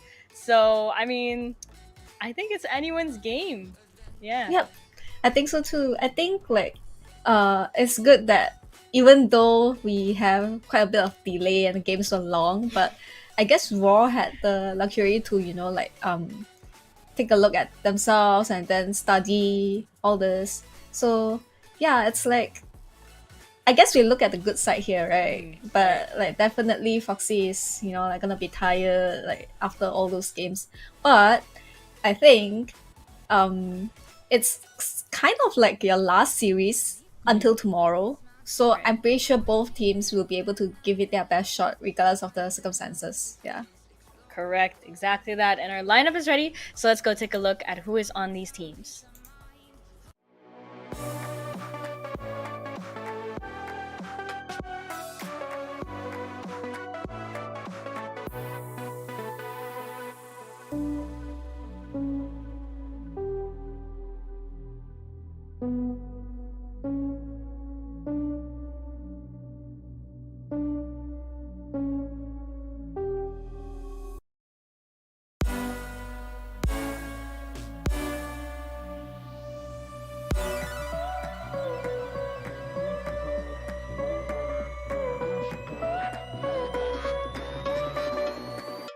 Here we go.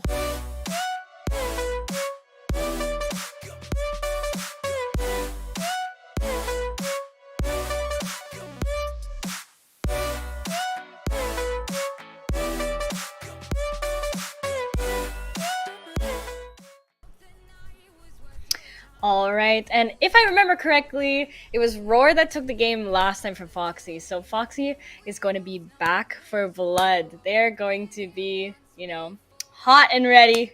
They want to get this win. So, I mean, it's going to be an intense game. It is, and that for that series, I particularly remember that it was super long as well for all 3 games, and oh my, I'm not sure if like Foxy feels any like exhaustion from the last series, but I'm pretty sure they are gonna be out for blood. Yeah. Yeah, I mean, it was really unlucky, like the first 15-minute pause and then after to disconnect again. I mean, even right now it's raining for me as well in the Philippines, so the weather is not looking too good. So my heart goes out to Ligaya. I hope she's okay and hope she's doing well. But yeah, it's unfortunate, but these are just the things you have to deal with sometimes. The show must go on, and so we must play some Dota. But what was some of your hot takes from last game? I mean, I think regardless, this might be a hot take, but regardless of the disconnect or not, I think that Foxy we're gonna take it anyways. Yeah, I think the game has gone a little bit too late to the point where in terms of Foxy's lineup, they already have 4 cores. Like Dawn has started to, have too many items to, to even die. And then Shaman as well, like she has her BKB and like Aeon, Dagger, everything. Like it's really hard to kill her. So I think what went wrong was in the early phase, I think there are a lot of small little things that made it happen. But I would say I saw Miri had like 3k gold around there in her inventory, like she didn't spend any of it. And she kind of, went on like that for 7 to 8 minutes. Now, as a mid player myself, I've had mentors, I have coaches. They would say like, look, even if you can't decide on an item, you can't, not buy anything to, accelerate your farm. Like it's okay if you buy wrong, but then again, it's just your first item. You need to buy something. So I feel like I saw Miri dominated the lane, but then like she didn't really, use it to her advantage. So I felt that was a little bit awkward. And then later on, I think as an FE, you would want to use your chrono as much as possible, especially when the Wave King is still pretty weak, like he can't do anything. So I think like even to just force some reactions would be good. And I don't think they lack the damage at all. They have Corp, they have Footwink, and even Oracle can dish out like pretty decent damage as a support. So I think definitely they could have done more there.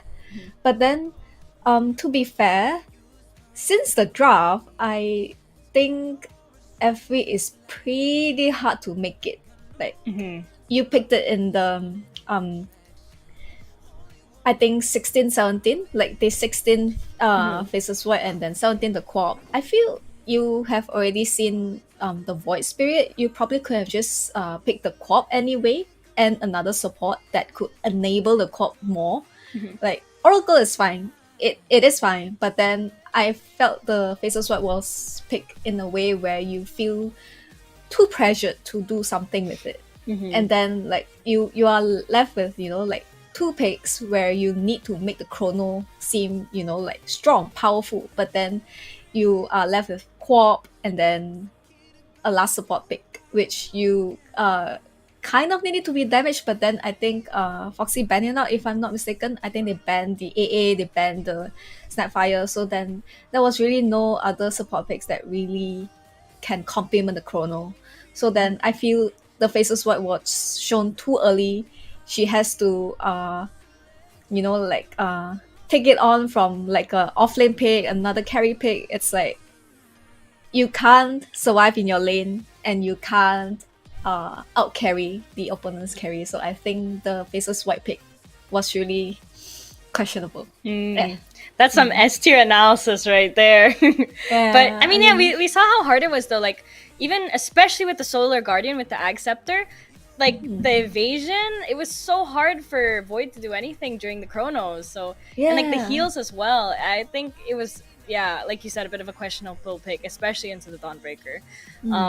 But I think also the lanes, like mid lane, Mary definitely won her lane, but I think the side lanes of Foxy, they did quite a good job. Like if I Yeah, they recall. did.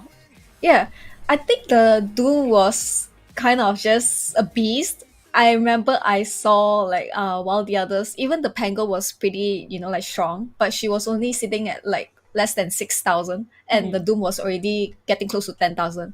That's like double the net worth. And I mean, I know Doom is Doom, but still double the net worth at this early. Oh my god. And she got her BKB at 15 minutes.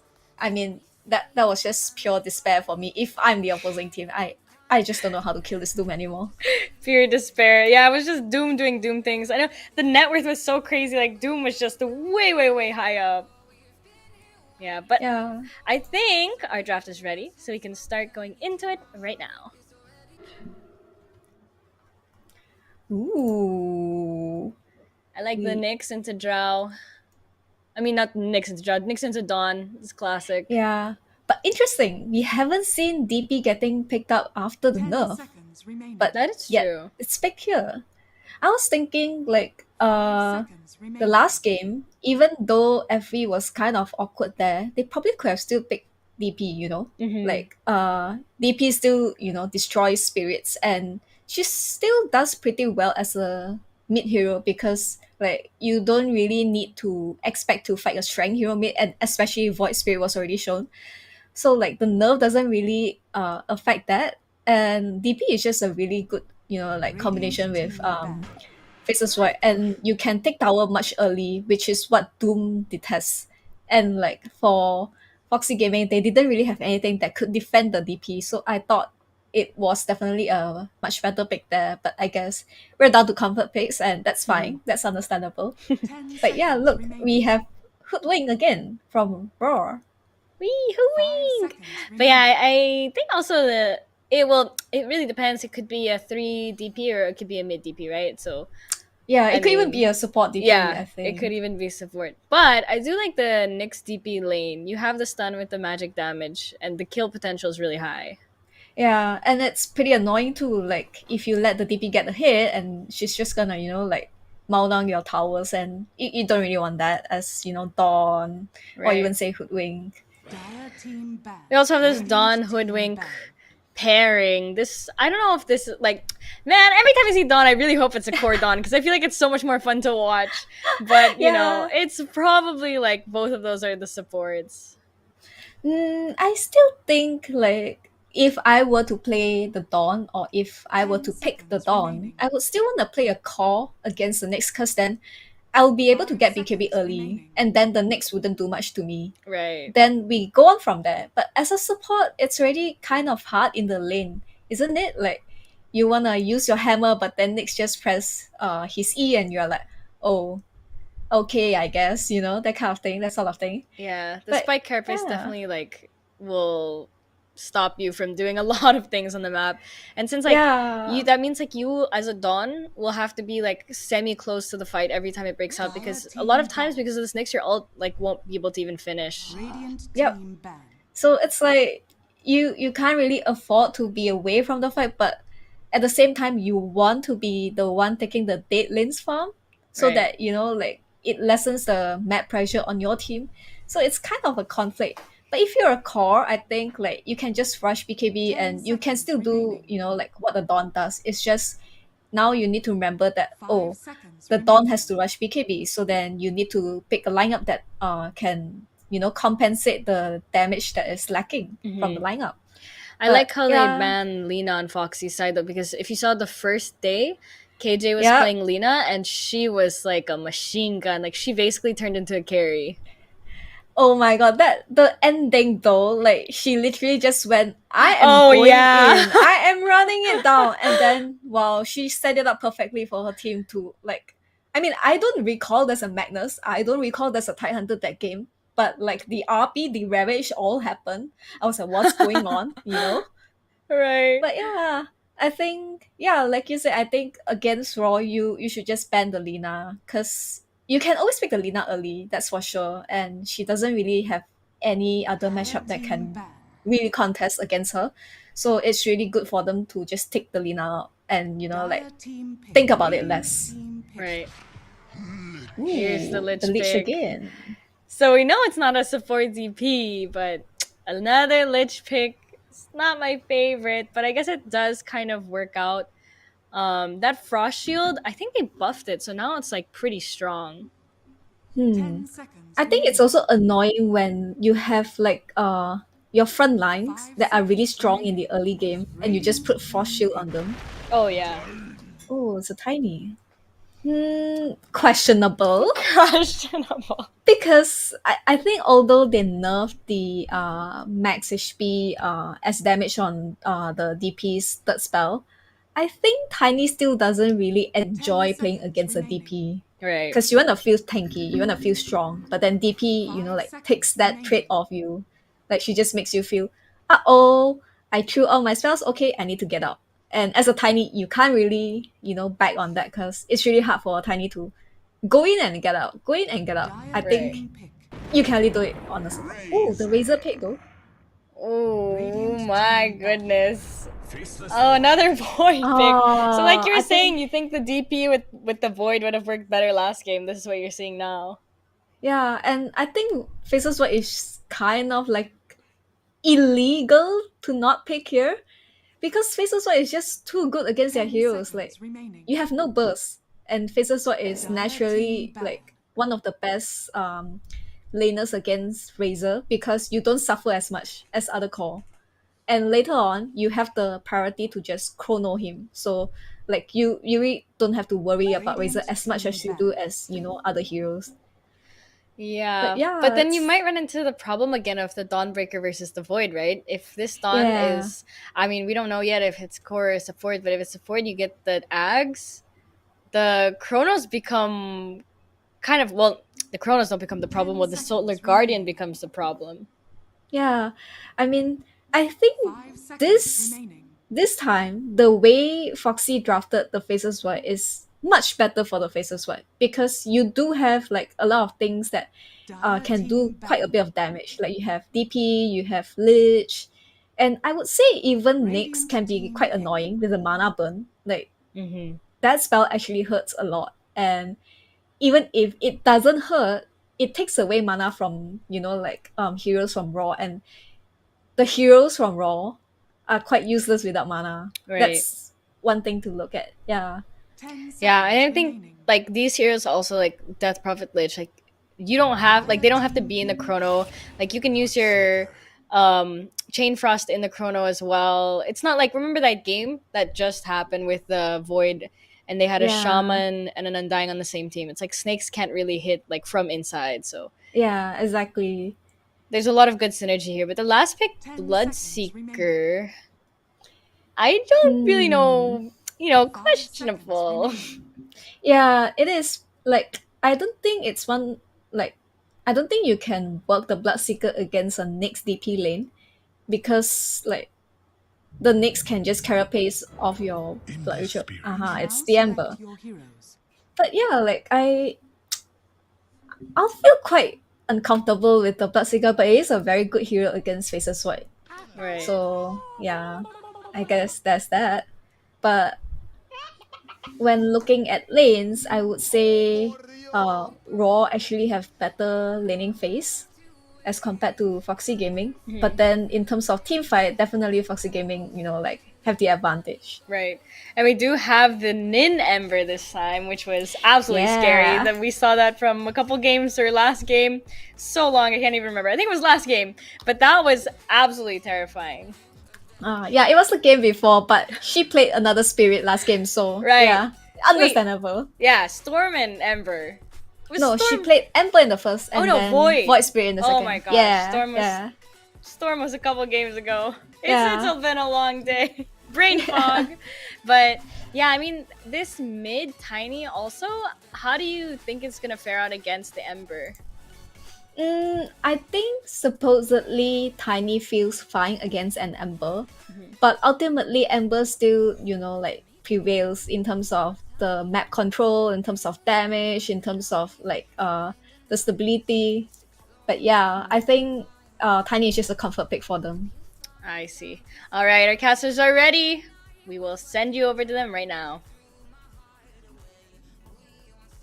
Thank you very much, Sophie. Thank you very much, Otomo. You've seen the drafts, you've seen these teams play, and they've already faced against each other, went 2-1, so we can definitely think that they're close to each other. So just judging off of the drafts, who do you like more? I like Foxy Gaming's draft a lot more. I think they have so many things that work well with the Chronosphere.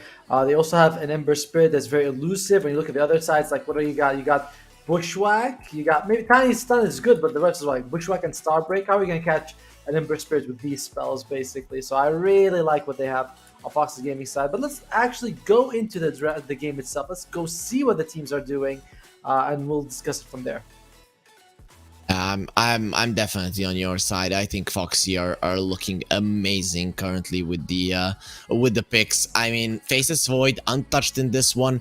Death Prophet, you know, Rupture can be annoying, but overall you should be fine. You have a way to cancel out the Solar Guardian, so even that isn't gonna be an issue. The only way I'm kind of seeing RAWR winning this one is on the back of the mid lane Tiny just going completely out of hand. Though, to be honest, you know, when you look at the supports on the side of Foxy Gaming, they're not that easy to kill.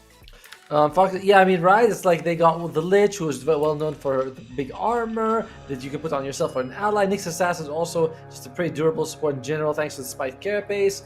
Will we have an engagement here? You know, both teams. Oh, Naomi, she's throwing that. Oh my God, Honey Lisa. Yeah, and his Lisa is looking really dead there, and that's gonna be a good start for the side of RAWR. I really want them to do well in the lanes. I feel like that's somewhat of a necessity. Do well in the lanes on the side of RAWR, and then just snowball into the early mid game with the Tiny. And this is a good start. You get the first blood onto the Razor, who naturally, you know, I guess he does win the lane against the Faceless Void, but you don't crush it. And I kind of feel like the Lich could be an X factor in that one. Oh, for sure. Like if you are, if you're Faceless Void, you walk in.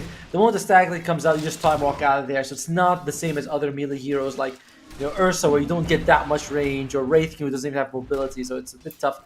Cat Chaser is one of these, like during the previous patches, she was playing Death Prophet a lot. Whenever Foxy Gaming picked Death Prophet, Cat Chaser would win the game. Like it was not even close. You should just get takes the Death Prophet, they win the game. So they do have, gives them first a lot of push potential. Great fight, team fights with the Faceless Void. So I'm slurring a little bit because we have been 6 hours and a half at this, but overall, just Foxy Gaming, I like the draft. RAWR, they do have the Dawnbreaker versus FP counter, which we've seen do a lot of work in that previous series. Most definitely did, but Sleepless, she's gonna be the X factor here. Are those Solar Guardians even gonna be connecting? Of course, when you get the Nags, it's gonna be a little bit harder because the Dawnbreaker flies a little bit earlier. Though, you know, I've seen a lot of thoughts about this Death Prophet. How do you feel after the changes? I feel like the hero is in a pretty decent spot, whereas everyone is crying for the 40 movement speed. The 40 movement speed is a lot, but you recover once you get level 6. You get the passive movement speed, so it's not like you're like, oh my god, it's not that bad. She even moves faster at higher levels, so that's nice. I think the issue is that Spirit Siphon's now less percentage, it's just pure numbers. Good early, weaker late game. So overall, the hero is weaker, but not too bad, if that makes sense. I think here's an okay spot, honestly. Same as you. I think time will tell exactly how she is. Radiant's middle tower is under attack. Anyways, so top lane, we're gonna be seeing ULAP fighting Honey Lisa, but when the Frost Shield is there, you cannot win the trade, but that Frost Shield is not gonna last forever. You know, daytime, sun is shining, and it will have to expire at some point. For now, we've only seen the one kill. Looking at the CS currently, it's not a lot is coming to mind, apart from, of course, the Tiny crushing the Ember Spirit. So we've seen the mid laner of RAWR get crushed multiple times today. Is there? Do you think there's something wrong? Maybe not feeling herself today? No, top lane Honey Lisa, she's gonna take some damage here. Is she gonna lose her life? She does, poor thing. That's the second time she dies. Actually, the first time they played RAWR versus Foxy Gaming, because these guys didn't meet in the upper bracket. All 3 games, KJ just destroys Nin. I don't know what it is, what happens when these two players meet, but KJ just every time destroys her. So this is on par with what we've seen. And of course, as a Tiny, you have so much extra damage with the trees for denies, and you can see she's got 9 denies, more denies than Ember Spirit has even creeps killed. Yeah, Nin did so well in the first game that we watched it today, but second game, even though Foxy Gaming won, she did suffer quite a lot in the mid lane, and I think this is important. You need a strong Tiny. We already mentioned it before the game started, and I think this is the perfect start for you. 10 denies, 16 CS, and now even the full wave going into your tower. I don't think KG is gonna be missing a lot of those. Kill though on the top lane might actually go down. A few more hits, are you gonna do it? No, but NM just has so much damage. Honey Lisa has to be careful. Without the frost armor, you just die in just a couple of hits, but not gonna be coming forward. So Foxy at least keeping their heroes alive on top, but RAWR, they're crushing the early game. Yes, they are. I mean, bottom lane, we saw, like I said, Cat Chaser, absolute god with the Death Prophet. Oh, they'll even gods take a lot of damage. They are, but luckily she's got the level 1. Actually, only level 1 Spirit Siphon. I thought she might be level 2, but still heals a good amount even at level 1. So she's doing well, but the other lanes are not. Nin in particular, like you said, suffering. But the good thing is that even if you suffer in the lane, you're going to be okay. You have that Flame Guard, so you can't be bursted down by the Tiny, and later on you can just make space. The Hoodwink is always going to be food for you. Yeah, you have a Hoodwink. The other one's a little bit harder to bring True. down, but we'll see if the Ember can be getting on top of Hoodwink. Honey Lisa has been caught, and I'm taking so Oh, much damage, God. and will take her life as well. Didn't have the Frost Armor to put on herself. Even with the time dilation, the slow isn't going to be nearly good enough, and RAWR are continuing to steamroll this laning stage. Speaking about that one, though, Tiny gets a little bit too low for comfort. KJ needs to be just a tad bit more careful, but we'll be okay for now. Does have enough HP to survive the next Light of Fist. Yeah, she's taking quite a bit of harass, and the next ruin spawn is going to be a power ruin. If Nin is level 6 by that time, which she probably will be, she might be able to consider going for a kill or just rotating around the map. Either way, this 6-minute time is going to be a big time link for both teams. Sorry. Cat Chaser, she is, again, she's just doing really well. She's up against the 2 melee heroes in the bottom lane. Anytime someone comes close, she just Spirit Siphons them. Does a lot of damage. Free harass as well with the Crypt Swarm. So Cat Chaser proving her worth in this game. I don't like that KJ isn't going to the base. She's not going to be able to fight for the runes with these kind of resources. Sure, the supports can help you, but she could have gone to the base, refilled, and just continued to dominate in the mid lane, because she decided to stay a little bit longer. Is actually going to be suffering in terms of CS as well. And Nindo coming over for the rune. There is going to be a bushwhack. You have to be careful. Okay, that's going to be a beautiful setup coming out from RAWR. So despite KJ staying in the lane, being low on resources, she will be the one getting the rune. As much as Dota is a skill team-based game, that sort of ruin spawn, like on the other side, they already had the Nyx Assassin just ready to guard the ruin, but it doesn't make a difference because it doesn't spawn. And now Nin's gonna suffer while KJ, like you were saying, I agreed, like she needed to regenerate, but she didn't even go back to base. She's just like, oh, there's my ruin. So the mid lane, that's tough. Nin needs to get KJ away from that lane earlier. Currently, RAWR, they are doing really well for themselves. 3-0 in terms of kills. Foxy yet to get a kill. Nin will have to go TP back to the base. With the avalanche being used, there is nothing that KG can do about stopping that one, so the Ember will be back. But the gold lead is continuing to increase. And when does this stop? When do Foxy Gaming actually start pushing forward a bit? I mean, once you have Cat Chaser with a few levels, maybe like when she's level 7 or 8, she can start taking towers, because she is very difficult to bring down. Nin is going to be fight ready pretty soon. Like, I don't think Foxy is particularly worried about this. 1k advantage 7 minutes, and it's not the biggest deal. It might even be less than that after this. Naomi though dropping low. There's gonna be a nice spike airpace, beautifully done. Sherry though turning around, does have the rupture, and Dulap comes over. That's gonna be a dead Cat Chaser. She goes down. It's actually gonna be the creep that gets the kill. Very unfortunate then for them, but in the end though, it doesn't matter. A kill's a kill. A core for a support. You'll take that trade any day. Yep, and just not getting enough out of the Spirit Siphon, unfortunately. The rupture also hurts her, and she's like, she could have used her ultimate, but no, it was better to save it. Top lane though, the Razor is bullying the Faceless Void. Like we said, this is not like a one-sided smackdown where the Faceless Void can she can lane. It's just a little bit annoying to do so against the Razor. It's definitely not ideal later on down the game though. Once you get the shard, it's going to be much easier. Ulap does get the arcane rune. Nin again will not be getting the power rune. Nice control coming out from RAWR, bringing in both of their supports. And Foxy, they don't bring anyone. Considering you're playing against the Ember, it is a big deal that you're taking away his runes. Yeah, that's really unfortunate for like the second time in a row. And it's always Ulap, Ulap just shows up. She's like, no, you wanted this? I'm sorry, I didn't know you really wanted this. Just making sure that Nin can't get it. And Nin, she's been having a very passive game. I don't think that's completely surprising. We saw it in the first game as well. She doesn't get involved too early, but she's also behind CS. But when she did get involved, she got a triple kill. So maybe she's waiting for that triple kill timing again. Radiant structures are fortified. Has 4 points in the sleight of fist, so you know, rotation towards the Tiny could be great, but still, Tiny did go for the grow early on, so that's gonna be a lot of armor on him. Not gonna be taking that much damage from the sleight of fist, and the first rotation actually being made by KJ, it seems like it's just gonna be for the bounty rune and continuing to go for a blink dagger. So KJ is gonna be rushing that one, and I like it. I have to say, there's probably not gonna be any range drops even on the side of Foxy Gaming supports, so it is gonna be quite hard to survive against this Tiny. I mean, we said like Nyx Assassin is tanky and kinda is, you know, but to be fair, Nyx Assassin only got 700 life. Same thing with the Lich. Like these 2 years can be bursted down by the tiny combo. So I do like what KJ is doing. Just once she gets an Echo Saber after that as well, you just get so much damage. And Honey Lisa, 4th death of the game now. It doesn't even look like she has that frost shield on her. Like, it's not helping at all. Literally, NM is bursting through it so easily and just getting everything done for her team. Mid lane, KJ gonna be going forward. Actually, this Tiny is the least farmed core on the side of RAWR. Let's see if finally Nin will be getting the rune. Yes, she will. There's the haste one. A pretty big one for the Ember Spirit as well. Not being able to slow the hero down, being able to throw out those remnants at incredible speeds is going to be big. Let's see what Nin does with this one. She has 1 skill point. I wonder if she's going to be putting it into the Searing Change so she can find people. In the meantime, Ulap gets a nice deep ward. But man, you can see the difference in the EXP now.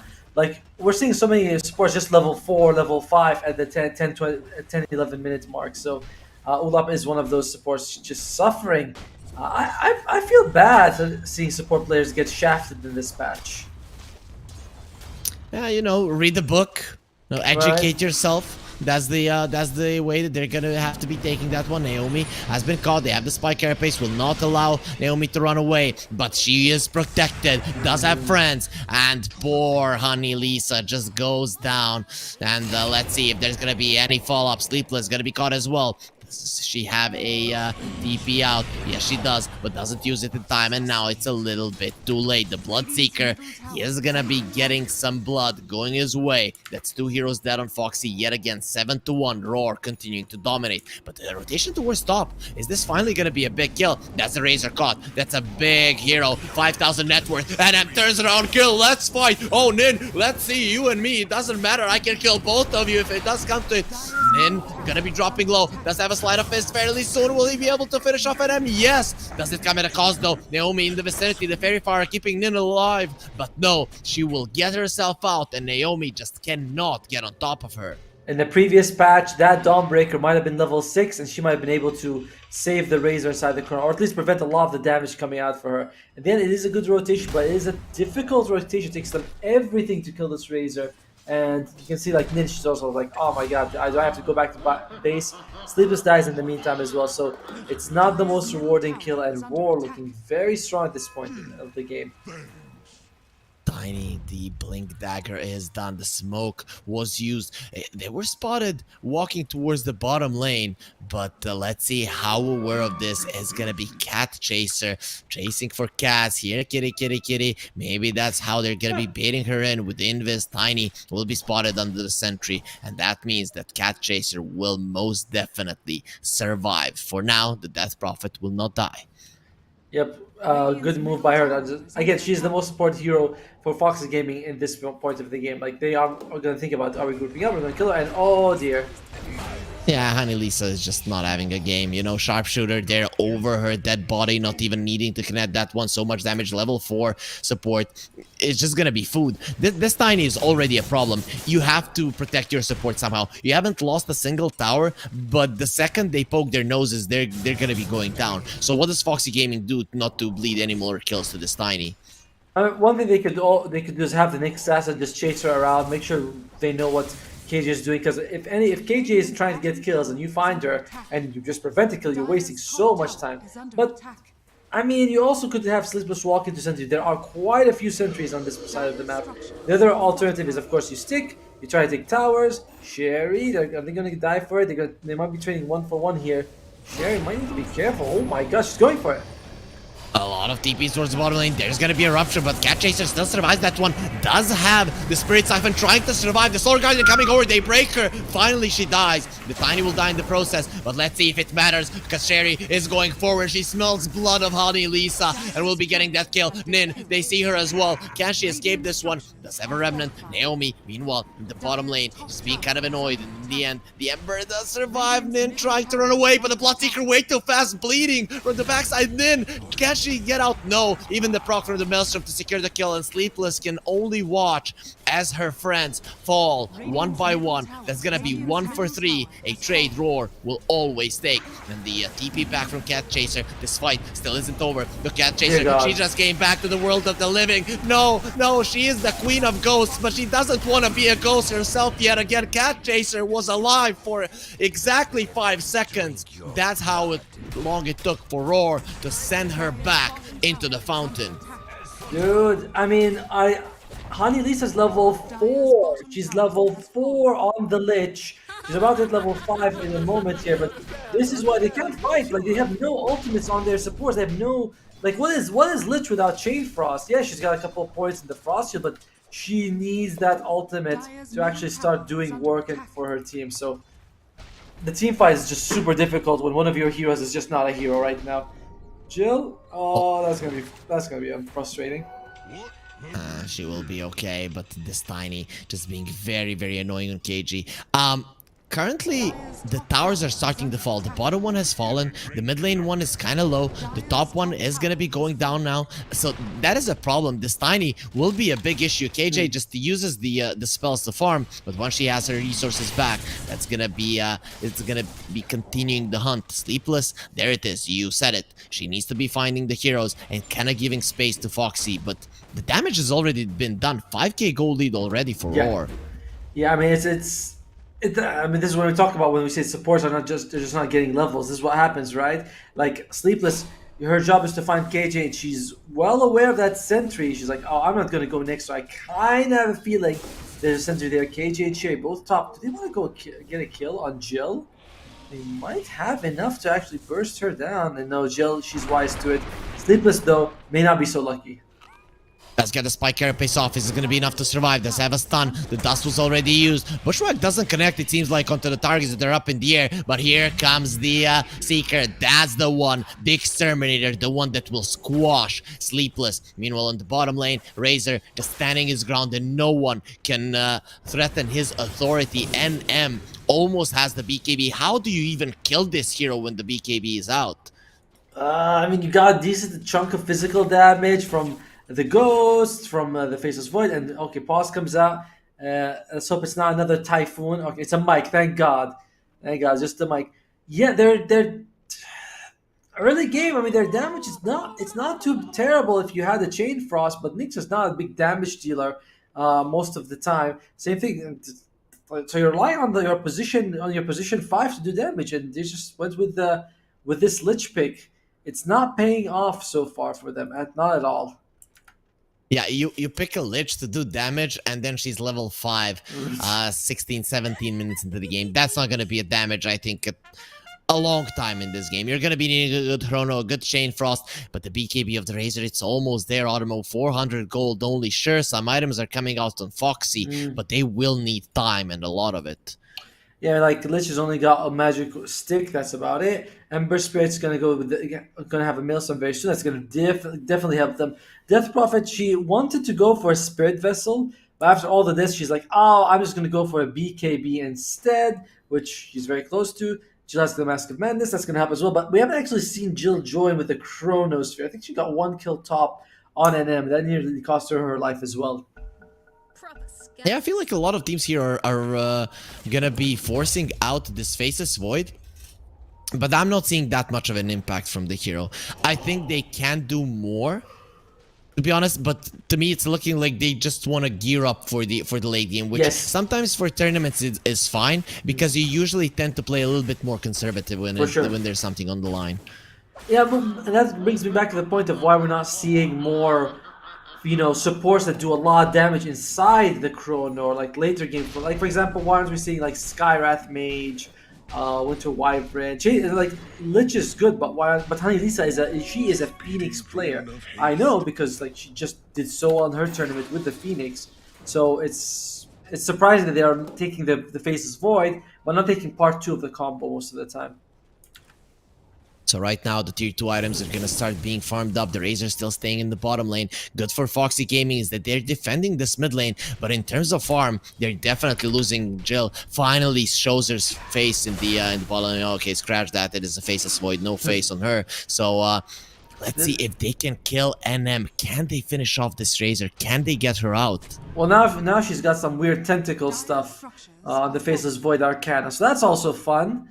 You know, the new one that we're getting. Most definitely. Naomi this is level gonna be 6? going up the hill. That's level 6, but still level 9. Dawnbreaker ready to smash everything. That's gonna be not that good of a Chain Frost. Not gonna be bouncing on anything. Nothing to bounce on. Honey Lisa now running away, begging for her life. Please, no. Please let me live. I've already died so many times. Have some mercy. No mercy will be given. They will roar in the face of Foxy and just go for a smoke. They are not done. Oh dear God! Like I think they were waiting. They were really hoping on a good Chronosphere. Jill managed just makes out just in time. It doesn't break the smoke, which would have been at least nice for her, if, you know, to prevent the movement. But or they're just sweeping the map. They have very nice deep wards. They have one on the Dire Cliff. Don't spot anyone here. They actually have 2 on the Dire Cliff. There's somebody. No, there you go. That's Ninja. Oh, that's a beautiful bushwhack, and it actually does connect this time around. Even in the air, they found kill as well. There's gonna be a rupture being What's the used. damage? Can't jump away. It's not gonna be doing any kind of damage. The Chrono just to survive, and this Bloodseeker silence. I don't God. have to speak. Do you speak the language of pain, the language of death? That's one. They're gonna be going for Seeker already has a BKB. Look at that one, but not really going to be doing the damage because Cat Chaser has one as well. Gonna be turning around. They don't want to be going into the exorcism. Sherry gonna be healing herself up. The next assassin is dead. Now it's a 5 versus 2. The dives are coming over. There is gonna be a silence. You will not move. no. Cat Chaser, a triple kill. Chaser down. Don't let her live. Honey Lisa will be going down again. This is a complete stomp. We saw one stomp today, but RAWR, they were on the other end of it when it was happening. Now they are gonna be the ones doing the stomping. I understand how Foxy Gaming can play so well against Red Horse. They played so well, but somehow when it comes to RAWR, this is their kryptonite. They seem to like fumble whenever they play against them. It's happening this time. You could say fatigue is a big factor. You know, RAWR, they finished their series about like 4 hours ago. Foxy half an hour ago, and they had an absolutely brutal series that they had to play through. So I think fatigue is a big factor right now going for both teams. We'll see if Foxy can get their head back into the game. They most definitely need to do it. And right now, going for a smoke, 21-3.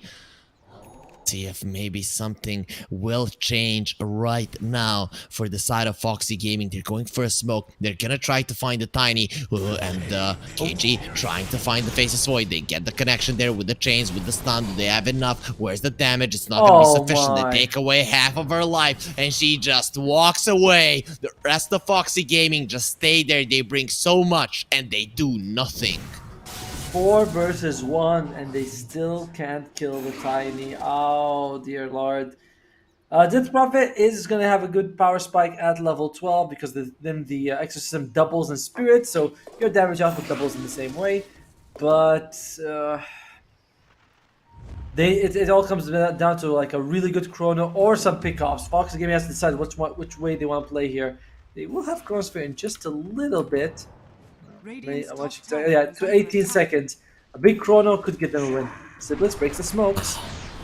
You don't need the time to stop. You need the time to run backwards to whence you were not losing this much. The next assassin is just that. They'll even pop the BKB. We can do whatever we want. That's how strong we are. Cat Chaser, though, coming over. Exorcism not there just yet, but we'll be having it soon. There it is. Can't let it go right now. Can't let go of her sweet sisters. But Honey Lisa in the backline just being annihilated by this Razor. Needs the Chrono, needs the bash. Okay, we'll be using the Chrono. There's the Solar Guardian protecting the Razor. Jumps into the Chrono. Frees me as well. Now the Void Void has been broken, literally broken. Cat Chaser uses the exorcism, going for Naomi. Naomi's looking very much dead, but here comes Sherry. Sherry doesn't have that much HP. I don't know if he can fight this one. Oh yes, I can. Gonna be cutting down Cat Chaser, healing herself up. Who is next? Who is next? Who wants more? Look at her. She's so fast. The race car going around. And Ashley Nin does get herself away. So Foxy, they did get 3 hero kills, and Sherry needs to run. If the Nyx comes on top of her, can easily get the kill. Olaf seems like an easier target, but will not be caught. Foxy, though, after that fight, they will be reducing the gold lead slightly. Yeah, signs of life there. A good move by Jill to sort of move out of the Solar Guardian range, move back in, try to do damage, but it is still, they're still against a very tanky Razor when they went for it. Still good for Foxy. I mean, this is what we're talking about, right? You have the Exorcism inside the Chronosphere. That's a lot of damage. That one was without the Chain Frost. Nyx Assassin didn't do anything as well, so there is really good chance that Foxy could take another fight with everyone around. Although, we also have BKBs coming out. That will significantly hurt them. Sherry though now has a basher. The Seeker is so farmed.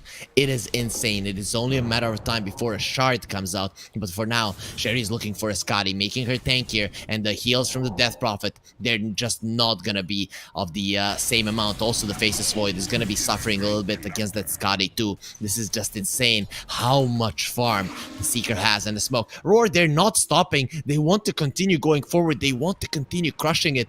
And I have to say, this time around, Foxy, they'll keep themselves away. No chrono in 40 seconds this time, so it's a way more dangerous fight. And RAWR, they might say, look, you know what? We know chrono is going to be down. We memorize the timing. We can just go and take Roshan if we wanted to. So we'll see how they're going to approach this. And Faceless Void, she's got that new damage item. What is it called? The Dagger of Wristful on the neutral. The one where Bristol. I thought it was Bristol is. Bristol? No, there's no F. Oh, there. Well, Honey Lisa, she's gonna be real restful after this fight's over. Decent Chain Frost, but I don't think it's gonna be able to force out the BKB, and they're just gonna say, you know what? They'll just stand and share the love. Good amount of damage overall. They planted the seeds of serenity, though, you know, just making sure that the planet is doing better. You just plant more trees, plant more plants. It's gonna be quite nice. Honey Lisa, though, you know, she's pretty much, you know, her body is being used all around as fertilizer because she's not really alive for that long. Yeah, it's really unfortunate, but the Lich is just not a hero in this game, honestly. Even I feel like you shouldn't even give her the Philosopher's Stone if you get it, just because it's like, no. We don't want you to have any gold. We feel like you having gold is actually a problem. So yeah, they give it to Cat Chaser. Rarely do we see cores carry the Philosopher's Stone unless it's like a Zeus or Tinker, but the Death Prophet also works pretty well. Yeah, literally she is she's a gold bag for the enemies and a small one. If you would give her the Philosopher's Stone, she might be filling that one up a bit more. So Honey Lisa for now just gonna be trying to, you know, intercept some ganks, get some hate towards her, die even more times, give vision to her team, and maybe later on down the line with the Ice Spire or something along those lines can have significant impact in the fights. But for now, it's just not gonna be that big of a factor. I have to say, Foxy Gaming for the past 5 to 7 minutes, they have been able to keep the gold lead as it is. And RAWR, they were constantly aggressive, but other than the towers, they didn't get too many kills and too much of a network lead.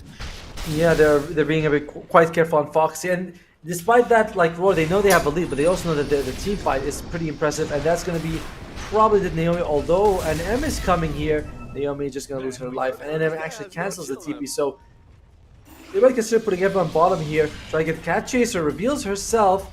Good silence though, keeping the Tiny from jumping on and getting killed. Trying to get that last Auto Tower here from the side of RAWR. I feel like Foxy Gaming is getting to their timings. We discussed their draft. We both liked it. And they can definitely do something. NM does have the blink. Sleepless, though, sees him perfectly. Where is the help, though? Sleepless will be laying in wait. Just waiting to assassinate him. But now they see Sleepless. Gonna go for a TP out. Tiny is there. A lot of rocks thrown towards Sleepless. And that's gonna be an easy kill. NM, again, popping the BKB. Just not hesitating at all. Is this good? Could be hurting her later on down the line. I feel like it's... I mean, she's down to 6 seconds. I'm not sure if she was 6 seconds before that fight, but she definitely is very comfortable using it. We talked about this, right? We say, oh, you know, why do people say black hole for 35 minutes when you can get... So I think she thinks the same. She's like, might as well just get a kill. I don't expect to be fighting for the next minute. Let's just take advantage of it. So I'm okay with that. It feels a little unnecessary, not gonna lie, but you do you, girl, you know? We're not gonna judge. We're not gonna judge. The last outer tower, though, it is dropping down. Sherry Seeker still gonna be incredibly powerful, but her items have stopped a little bit. Getting out an item, you know, after every fight. Fights haven't happened for some time. Naomi will be going down. Does have a buyback and the Solar Guardian if she wants to rejoin the fight. Cat Chaser will try to escape, but gonna be lashed to a tree and is looking very much. I didn't want to pop the BKB immediately. Actually, she's healing up so much. The Spirit Siphon, she's taking her spirits away, and now she's gonna be letting them go, but no, she's gonna be bleeding so much. Tiny throws Cat Chaser towards NM, and because of that, NM is gonna be dying now to Chrono. The Tiny, she kills her teammate and now dies herself. It's a disaster for RAWR, who have had all of the things going their way in this game, but not any longer. And even Sherry, no more BKB. Sherry is dead. You have nowhere to run. You have nowhere to hide. You can only go down into the ground. The first death of the Seeker of this game. The Nyx Assassin, who had 0-7, gets that kill. And this game, it is dead even. No, scratch that. Foxy Gaming, they're gonna be the stronger ones currently. Yeah, I mean, they're down on so many towers. They haven't even taken a tier 2 yet. They like that fight. We know that was gonna happen at some point. Like, not we know, but we were very much thinking that this is the way the Foxy Gaming can come back. They're not out of the game just because they're a little bit behind the farm. And once a good Chrono comes out with an ultimate, Jill was actually waiting for the Exorcism. She did not want a Chrono until Exorcism was used, and we almost lost Cat Chaser. But this girl is an absolute beast with a Death Prophet, and she's proving why in this game. Not popping the BKB immediately almost ended up being a mistake, but they don't finish her off in time, and she just heals so much with the Spirit Siphon. The new Spirit Siphon, initially it starts healing immediately, you know, you don't have to wait that much time to get the HP. So for me, the spell is actually stronger if people can run away from it, and that's pretty much what you want to do. RAWR, though, they'll go for a smoke. They want to make something happen. They need to make something happen. The next Chrono is going to be a disaster for them, and they're going to be finding Sleepless. How much the Sleepless care? Gonna be dusted, has the blink, will never get to use it. She will be going down, but still, it is such a small, insignificant kill. A hero that has already died multiple times. It's just an insect of a literally. kill. It's a bug. That's all they got out of that. And Jill on the top lane, that's the one that they would love to get if they can. She's got 30 seconds left on the Chrono. She does have a BKB. We'll see if they're gonna go for it now. They just want to take more map control with this outpost.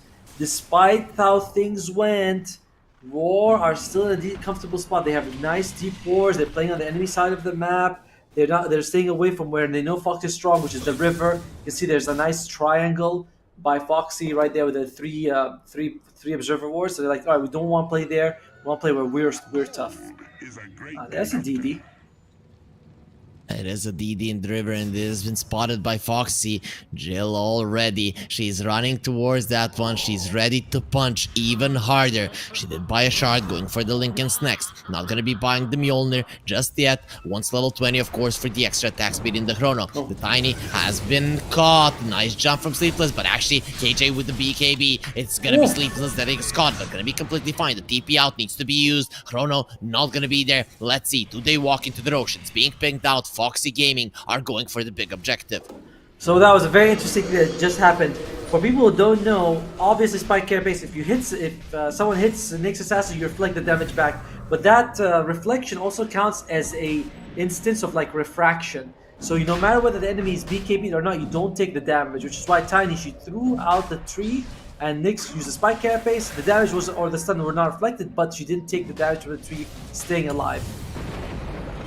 Cat Chaser, she dropped a little bit low. NM uses the early BKB. The Nyx Assassin will be going down. Needs to buy back. They have the control of the outpost. If they want this Roche, they should be buying him back right now. Gil does have the Chrono. Will jump out. Can jump back in. not any longer. Nin being very aggressive, has to pop an early BKB. The silence on the Sherry? Tiny doesn't have the BKB. Nin has to be careful, still has the Rupture on her. And NM, very aggressive. Sherry going for the Roche. Roche is dropping low. Foxy, are you really gonna let this one go? They even catch the Faces Void. It would be really bad if Jill dies. Okay, now you've gone a little bit too far. And there's gonna be the Chain Frost bouncing and bouncing between them. Oh, another target, no problem. I want that one. Sherry with an Aegis goes forward, but she is alone. Are you gonna be able to do this one? Honey Lisa trying to get herself away with the Ogre Seal Totem. Not gonna be happening though. Now Jill going for Ula. We don't care. We don't care about your Aegis. We're gonna kill everyone else. You can keep your 2 lives. You can have 100 of them. If you're alone, it will not matter at all. Overall, Foxy gonna be feeling pretty good about that. All they lost was Honey Lisa, and she was able to get all her spells out. And we're seeing the Chrono becoming more and more and more of a threat, because guess what? Exorcism dangerous, Chain Frost dangerous. You have to deal with so many things to make sure the Chrono is not a problem, and you can't actually kill the Faceless Void because she's got a BKB, she's got Time Walk as well. And the Lincoln will be there fairly soon. Now also level 20 on the Faces Void. Next Chrono, the damage will even be more amazing. That was the Chain Frost bouncing around. Yes. And the Faces Void still doing significantly more damage than the Lich, whose entire ulti just went inside of the Chrono. Imagine what's gonna happen next. Sleepless uses the Spike Carapace, does have the stun, but Sleepless is looking very much dead. You're gonna let him be. There is no chance you're saving this hero. He'll die yet again, but who the hell cares? Foxy Gaming, they most definitely don't. Yeah, it's fine. I mean, Sleepless is actually the least farmed hero in the entire map, so even the Lich, Honey Lisa, who was died 12 times, is a bit more gold than her. They have given the Philosopher's Stone to Sleepless. They want to make sure she can get some gold. She's going for the Aeon Disc just to stay alive. Okay, I'm okay with that.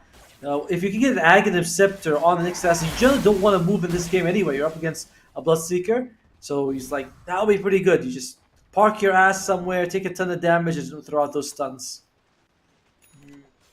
It's gonna be very tough though to farm something like that though. I want the We'll see, Philosopher's maybe. Stone. It helps, you know, it helps. Yeah, I guess it does.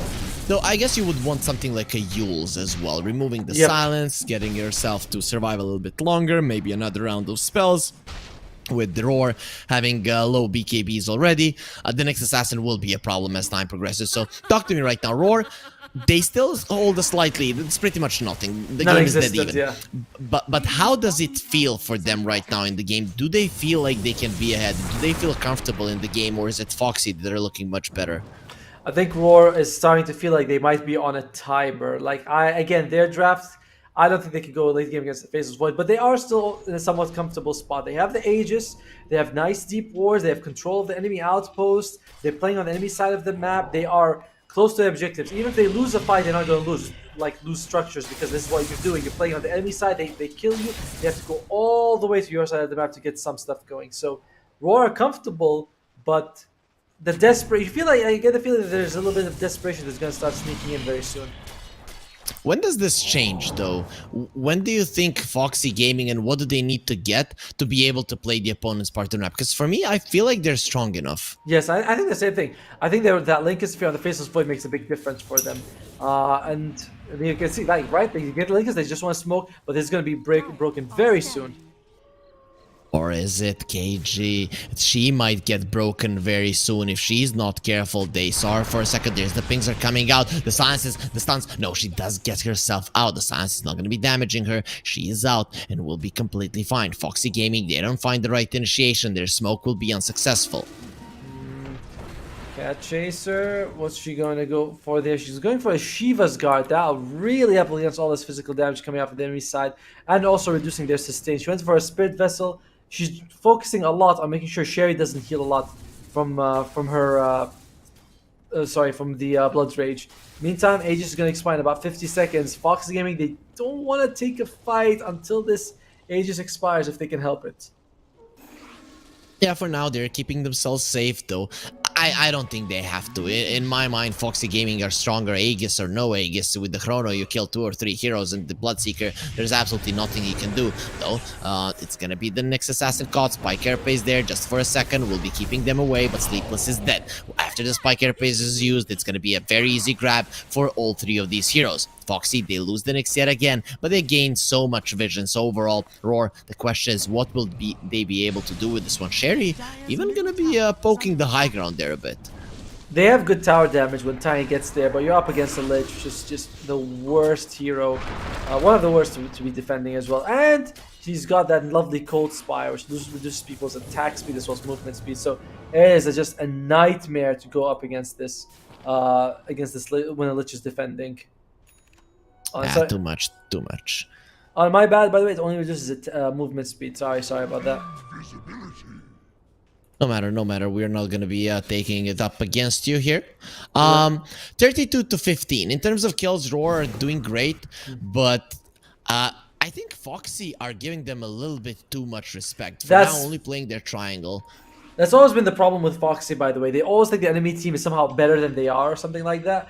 They always take a bit too long to really, start going. Ulap, though, she might be going to the grave. Nice blink by Sleepless. Gets this done, and Ulap, are you going to be okay? Nope.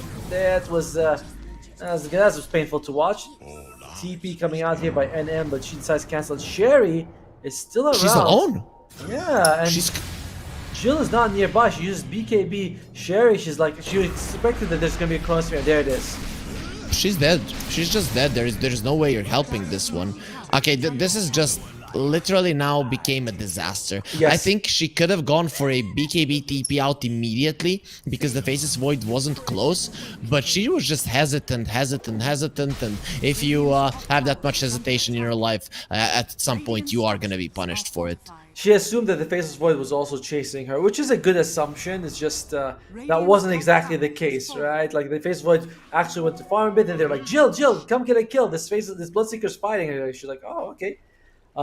Naomi does have a Wraith Pact on the Dawnbreaker, along with the heal coming out from the Holy Locket and her ultimate. So, she's a farm Dawnbreaker, but again, the game it's crazy. It's switching more and more towards Foxy's favor, which we knew would happen, and it's crazy that RAWR kind of allowed it to happen.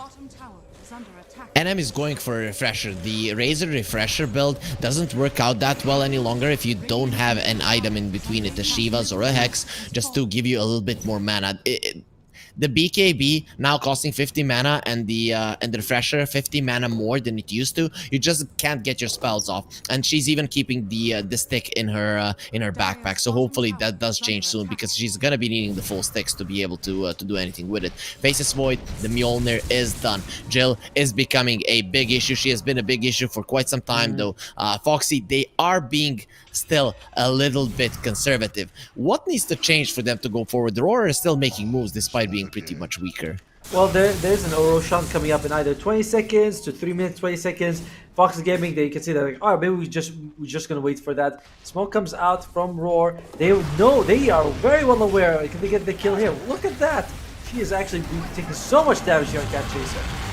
Trying to survive though, the Spirit Siphon is gonna be there. That's a lot of HP being taken back, but no more BKB. It's only 6 seconds, and here comes Sherry to just finish her off. Does Sherry have a shard? I think not yet, and I think that's something that you should be getting. The Nyx Assassin has been caught. Sherry comes over, the Avalanche is there. Gonna be waiting for the Spike Carapace to come out. They will stop that one. Beautiful stun as well. That's some nice plays coming out from Sleepless. Beautiful footwork as well. The end is the TP out, not gonna be happening. No buybacks. They just have the stuns, and they have the damage. Oh, no buybacks, Foxy. I mean, that's what happens when you're just going to be hesitant when you're 10 times stronger than your enemies. You might put yourself in a situation where you could just lose the game.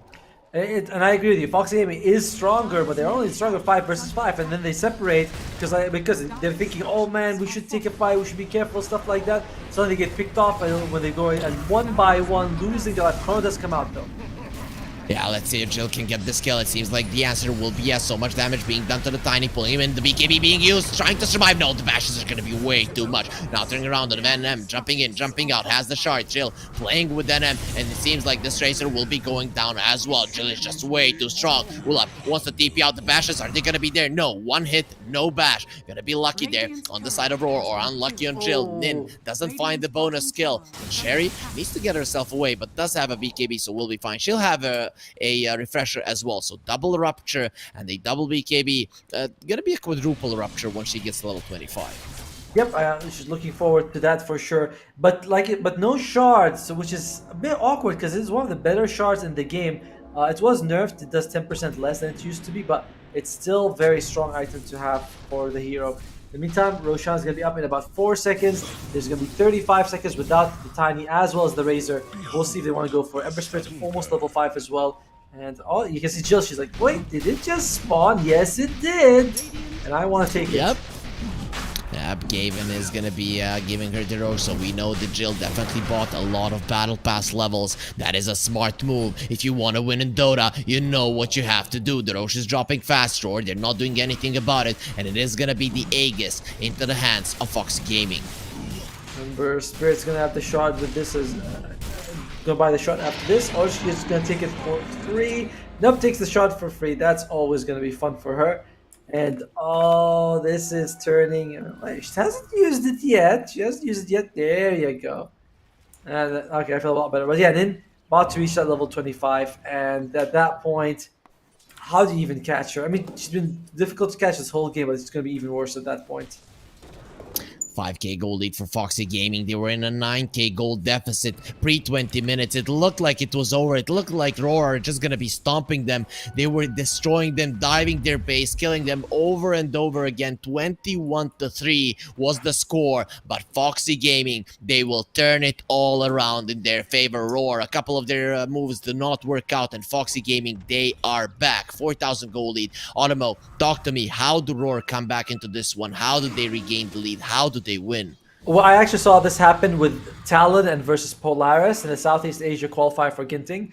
Polaris was up 40,000 gold, and Talon had to defend the base. But they had a Bloodseeker and they had a Tiny. What we do is you rupture and throw, but that's not gonna be. That's a throw right there by Neo. And Naomi just gives her life away, says kill the Wraith Pack Totem. If you want some extra gold, my life is just not worth enough. You know, everyone wants to be worth more. So even throw out the Wraith Pact and give more gold to your enemies just for that sake. It'll be like, look at how much I farmed. Even though you killed me, I still have a Wraith Pact. For you now, but still. Yeah, I do think that's going to come down to a Rupture as well as a Toss. We are going to have like 4 Ruptures with the Refresher Orb and the level 25 Talent. And that could be it. Could be that's the timing. Your sort of last chance to really crawl back into the game. Yeah, that level 25 on the Seeker maybe changes something. You know, a lot of these heroes on Foxy, they are reliant on moving, especially Cat Chaser. I feel like Faceless Void and the Ember can play around it with their spells, especially the Faceless Void, who can jump in and out without any issues. But overall, you know, it can change things. 7k gold lead though, and counting. It is increasing rapidly. This gold lead of Foxy is getting more and more out of hand by the minute. Yeah, I mean, if you can get those Ruptures up on the supports and Cat Chaser, Jill might be like, oh, I'll Chronosphere the Bloodseeker, but it doesn't matter. You have a Dawnbreaker to heal you. Dawnbreaker's almost level 18 as well. I mean, I say it doesn't matter, but it just gives you a lot of sustain. So overall, RAWR, they're still a big threat here. Foxy knows this. They're not just charging up top into Araxis thinking we got this. 8k gold lead for Foxy, and there it is. All of the other towers were taken. All of the gold lead, all of the map lead that RAWR were accumulating for the entirety of this game is gone, and now even the towers will be equalized. Foxy Gaming, okay, they still haven't taken the tier 3, but the other towers, they will be taken down. So what now? How do you break high ground? Are you even afraid? I kind of feel like Foxy Gaming can just walk up to it. I don't see what RAWR are gonna do. Just don't do it into the mid lane where you're gonna be getting tossed back. I mean, you could put the Death Prophet there and put an Exo on her. Not an Exo, sorry, a Lincoln Sphere on her, because you put her up there without it, she could still die. Like, it is still very dangerous. So that's kind of your play if you want to push Foxy Gaming, though. The Aegis timer is not going to be lasting much longer. It's a minute and a half. We'll see if they want to actually do something with it. So they are being very conservative. This is their play style. It got them this far. It helped them beat Red Horse. So there's nothing wrong with it, but it's kind of weird to see them being as timid as they are, where they have so many advantages going for them. Ulap trying to split push. You know, there are people that have been burned. They look like that one. You know, when someone says, I don't drink alcohol and just runs away, you know that he had some issues with it. So I'm guessing Foxy Gaming at some point in their lives, they lost a lot of the games when they were ahead. So let's see if that's going to happen this time around. The Lincoln Sphere is going to be on Cat Chaser, jumping in from Gil. Time dilation being used. I dare you to use your spells if you can. Cat Chaser dodges that blood right. She doesn't want to be standing in in a puddle of blood and just continues to push forward. The tier 3 is gone. Okay, there is gonna be a glyph. Very soon that should be dropping Rupture. Cat Chaser, she gonna be okay. Chrono is still ready. You're thinking about it. Come close if you want. There's gonna be some trees flying around, but the stun comes out from the Nyx. Now jump in. Here's the Ember. The Ice Fire is there. Very cold, very hot. KG, he doesn't know how she feels. Will be getting herself away with the BKB. Will be fine in the end. Foxy, they don't want to push it. Still holding on to the Chrono. Will go out. 10 seconds for Aegis to expire, and they go, all right, well, let's not throw... Like, let's not try it without the Aegis when we can actually help it. And FSL Dota is only a little bit from level 25. You can get either the bigger Chronosphere or the backtrack, both very useful. We saw the backtrack in the last game make her the hero so damn tanky though. Stupidly tanky. The tree volley onto the Tiny, no crit just yet. So how do you reckon this is gonna be working out? I still feel like he needs a Crystallis at least. I think they're hoping that obviously when you chrono someone, you're going to be there with them, you might have a friend, Dawnbreaker is going to jump in, so they're like, alright Tiny, you stay outside and you just throw these the tree involved. Oh, Cat Chaser. They will break the smoke. He's sleepless, needs to be careful. They did take down that vision. Nin is gonna be coming in with a beautiful Slapfish chase, a beautiful stun fall up as well. That Bushwhack not gonna be that good, and that's 2 heroes dead. Just like that, only one of them having the buyback. It's gonna be a beautiful fight. Even the Nyx survives. Foxy Gaming, all of them are alive. Do they go forward? Do they push still? Exorcism is still down for a little bit, but at the same time, the Tiny is down for way longer, so you might be okay with this. Yeah, they're trying to just poke the high ground, see what's gonna happen. Is anyone gonna buy back? And Jill, it's like, okay, I can hit this. No one's really gonna bug me. She still has the Chrono, so I feel like you have to be very careful, especially on NM. Do they even need the Chrono? The bashes are going to be coming out. That's a lot of damage. NM is in so much trouble and will be surviving in the end, but the BKB already used once. Jill going to be continuing. There's a blood right again. Just get out of the blood and continue pushing forward. They do break the Lincolns onto the Faceless Void. Yulab getting gone on. No, that's just going to be the Remnant there, preventing any kind of blinks, preventing any kind of shenanigans. Oh, they have the Exorcism as well. She can let go of her beautiful sisters if she wants to. The witch is gonna be in the base of RAWR, and they can't do anything about it. There's the Exorcism. Foxy Gaming are going for it. Cat Chaser though, there's the Rupture on her. They need to defend her with the Glimmer Cape, standing her ground. Does have the Ice Shield as well, protecting her as much as they can. Void jumps in, jumps out. Do not dare, or I will catch you in time. That Prophet needs to run away from this one. The Bushwhack not gonna be connecting on anyone, but there's gonna be an 8-toss onto Cat Chaser for now. RAWR keeping them away. Nin does jump in. Slide of Fish Chains connects. He pushes NM away. The stun does connect. And now that should be a dead Razor. Does she have a buyback? Yes. Can be using that one right now. Cat Chasing in a lot of trouble, but the spirits are coming back still. She didn't do that much damage. Has to be careful. Still on the high ground. Where are my friends? Come on and help me. Chill, you still have the Chrono. Put them in it. Put them in time. And just destroy them. There is gonna be an Chain Frost bouncing around on everyone while they're stuck in time, but they buy back. All 5 of their heroes are back. Foxy Gaming, it's time to bail. It's time to bail now. There is going to be a creep flying out, so they saw them for a second, but then it's going to be there. Now the Frost Shield is going to be on her. Honey Lisa here, she has died so many times, so nothing new for her. She doesn't really mind going down with none of the cores of Foxy Gaming dying. Sherry, she's fast, but not fast enough. Yeah, 3 in the end. It's 3 buybacks being used by RAWR. They lose the mid-racks, and they only are able to get a couple of supports for their effort. The experience they gained was nice, but you threw out so much. By the way, all their damage is coming out from one hero only, which is just the Bloodseeker. The rest aren't able to do anything. Yeah, Bloodseeker did 8,000. It's like half the damage from the team coming out from just one hero. Whereas Foxy Gaming, bit of a mistake by Cat Chaser to walk that way when she was using Exorcism. She could have just gone to the low ground, approached the bottom racks from a different side, but she just tanked so much damage in the end that there's nothing they can do about it. Yeah, it looked like that was gonna be her her burial site, right? Yes. That point where she was caught by the Rupture, but she stood her ground and stood and stood and stood, and in the end just got out of there with her life intact. But they're coming over. Tiny will know how fast this hero pushes. The glyph is ready though. Again, Cat Chaser is gonna be the one that is ruptured. If they toss her back, she could die easily. KG, does he want to be going forward? No, she says, I'm not. I don't feel comfortable doing any of this, and she will not be forced to do it. coming in, uses the Look at BKB, that. jumps in, jumps out, just playing with her food. KG going for the Rexes, they want to take them back, will be able to do it, but the Chrono into the backlines, that's gonna be a dieback on Sherry just being smacked into her Oh. face. Who else wants a mace to the face? You want one as well, Naomi, no problem. We're gonna make that happen. That's 2 heroes without buyback. It's push time for Foxy. Oh, they know Sherry doesn't have buyback. They know the Dawnbreaker doesn't have buyback. It was a valiant attempt, but they kind of went a little bit too, it's like, it was just a tough situation for them. And it looks like NM's going to be losing her life as well. She tried to get a kill on Sleepless, but in the end, she's the one who's going to lose her life. In return, she doesn't have buyback either. The 3 people who do not have buyback were the 3 people caught, so worst case scenario for RAWR. Is it over, Otomo? Can you... Can we delay call this long enough? Yeah, can you... There's a chance that you can toss people to Ulop next to the fountain. You know what I mean? Like, that's it. But that's like it's a 1% chance. Let's look at the graph. Let's see what the graph tells us. What's the percentage of RAWR? It's 6%. Really? I would put it like sub 1%. Honestly.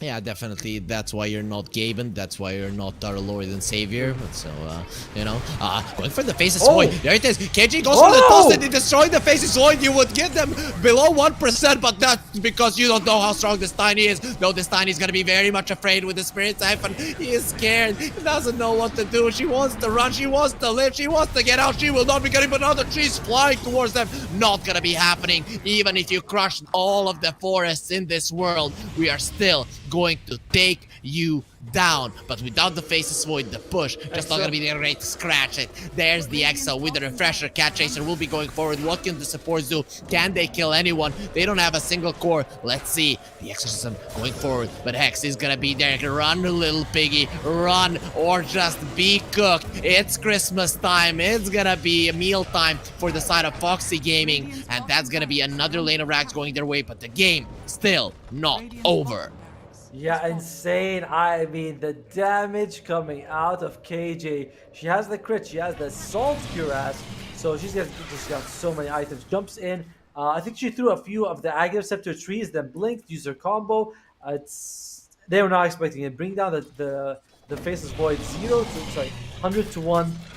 Insane burst damage. Makes you a bit worried. But Foxy, they have buybacks. They have 2 sets of racks. Actually, they only have 1 set of racks advantage, which is crazy. So they're not uncomfortable with the situation. That was still a very fine turn of events for them. And they will still get the lane of racks, but it is not gonna be a win. The game still hasn't ended, but the Roche is there, and the DD is ready, waiting for Jill on a silver platter, making the golden one, looking at how cool it is gonna be there just in time for her to arrive and just finish off this Roche. Can RAWR come to defend it? Oh, Cat Chaser trying to block that, remove that blink as well as possible, but not gonna be enough. And there you go, they're just gonna go for Roshan. RAWR, are you guys gonna do anything? This is a refresher shard, so it's kind of bad if you give it to the Faceless Void, although might not have enough mana needed to. Actually, I don't know, she's got plenty of mana to do her combo. Cat Chaser could use it. Oh wow, there's 2 refresher orbs on their team. It's not looking good for the side of RAWR. Every single thing is looking great for Foxy right now. There's the Aegis on Jill now, bursting her down. You can do it once, but try to do it twice. The double chrono is a possibility, but now they're gonna have a cheese on this Death Prophet as well. It's gonna be very, very tough dealing with Foxy Gaming, especially with this kind of strength. Do they go immediately, or will Foxy Gaming, in their style, take it slow? Slow and steady wins the race. I can't imagine that you need to. Like, you already have everyone's got their, not only their ultimates, but their refresher orbs ready. So you might as well just go for it. By the time the first EXO is done, the second EXO will be up for refresher. So yeah, I completely see why Fox Games is like, let's just go. Let's just end the damn game. We've got everything we need. There's no point delaying it, honestly. Just giving the enemy openings at that point. Let's see now, Foxy. They are going forward. The exorcism is used. Void jumps to the side there just to see if anyone's hiding in the trees. But no, the tier 3 is dropping.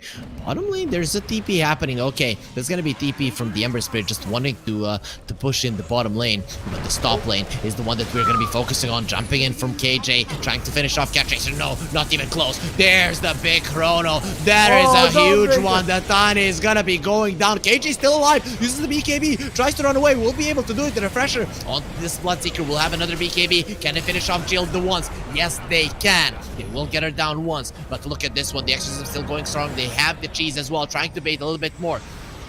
Again, it's being very aggressive. Misses the Sleight of Fish Chains, but uses the BKB. Now another chrono. KJ, can they finish her off? No, there's going to be a Bushwhack. Still does have a BKB on Jill, so he's going to be completely fine. Going for the bash. There's a stun from the Nick. Sleepless. A beautiful one. We don't need a chrono. We don't need a Tidehunter. When we have a Nyx that's going to be ravaging the enemies. And that is literally what happened to RAWR. They got ravaged by Foxy Gaming in this game number 1. 57 minutes of those 30 RAWR were winning. But Foxy, they showed them their teeth. They extended the game. And in the end, they have won. Dude, I mean, Sleepless did so many good plays in that fight. She had a spike carapace on and blinks into the chrono when she saw the Dawnbreaker's ultimate. She's like, oh, you're trying to do that? No. We don't like that at all. Then she gets that basically ravaged in that fight.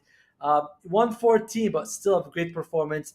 I like what Foxy did. They took their time, but when they're pushing, they always had the Lincoln Sphere, the Aegis on their heroes. They were able to get the Shiva's Guard. They made sure she had the Frost Armor. Because when they jumped on the Cat Chaser the last fight, if she didn't have Frost Shield on, she would have been dead for sure. So this list turning out to be a really good pick by Foxy Gaming at the end. And Foxy Gaming, one more win, and they go all the way to the grand finals, and they secure themselves $1,200 for RAWR. They don't want this to be the end of their journey. Going out at third is it's not good enough. It's not good enough for them. On the first day, these two teams, they had a really long series, Otomo. Yes. Do you think we're gonna be seeing something like that again, considering how this game number 1 went? I think that seems to be very likely, right? Like we saw Foxy Game. How many times were we like, okay, I think Foxy Game is going to push? No, not yet. We got a bit more shopping. How about now? No, it's too early. How about now? No, it's still not Sunday, So I think we might be going for a bit of a long game, but we're going to go for a break before we go to that second marathon game of this series. I'm Otomo. This Hair Freak will come back to you guys with Sophy as well as Auroraa. See you guys in just a little bit.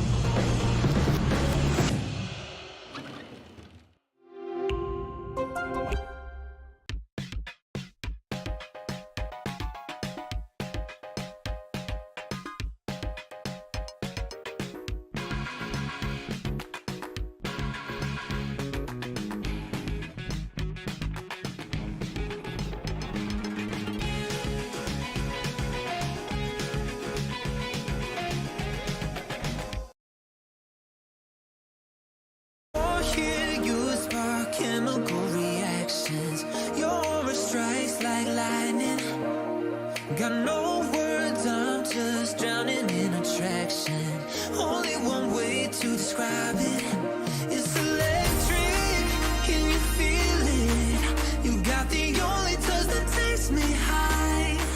It's electric. I'm up in my feelings. Got double vision 'cause of you tonight. It's electric.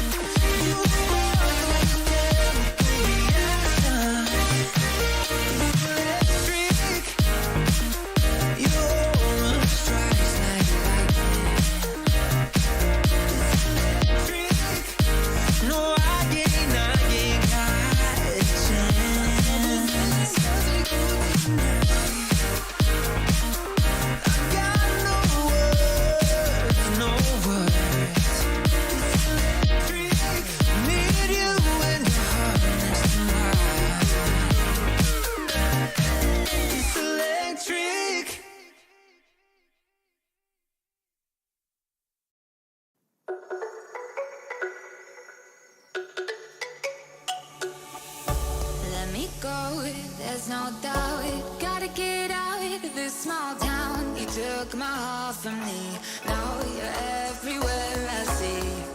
Set me free, let me fly, let me find new kinds of highs. We're just wasting here, waiting for another year.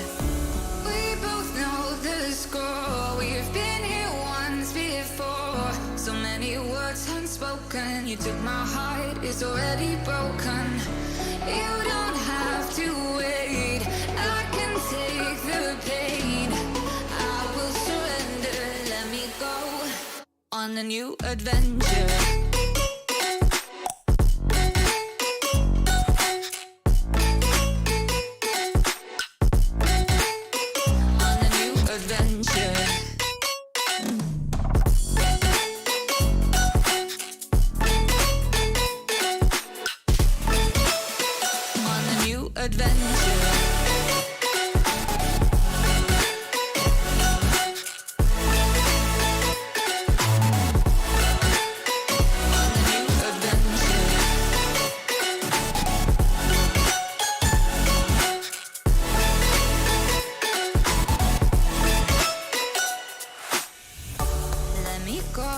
It's my time, watch me build another life. Find another space, explore the world and find my place. Hope you find some peace of mind. Hope the night was worth your time. Threw my heart away, we won't see another day. We both know the score, we've been here once before. So many words unspoken, you took my heart, it's already broken. You don't have to wait, I can take the pain. I will surrender, let me go. It's a new adventure.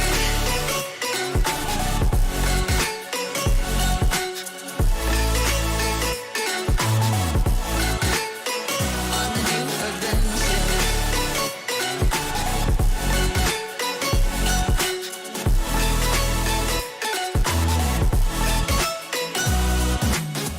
You find me dancing on my own, nowhere to be, nowhere to go. In the rhythm, I don't think of you. Don't call me up when you're feeling blue. You find me dancing on my own, nowhere to be, nowhere to go. In the rhythm, I don't think of you. Let me go. It's a new adventure.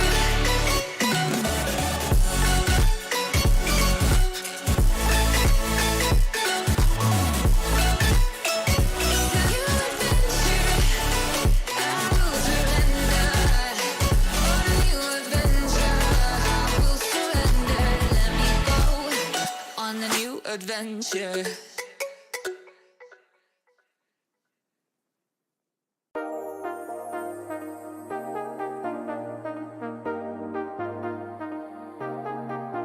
I got you and your vibes in my mind, I can't get them out, no matter how hard I try.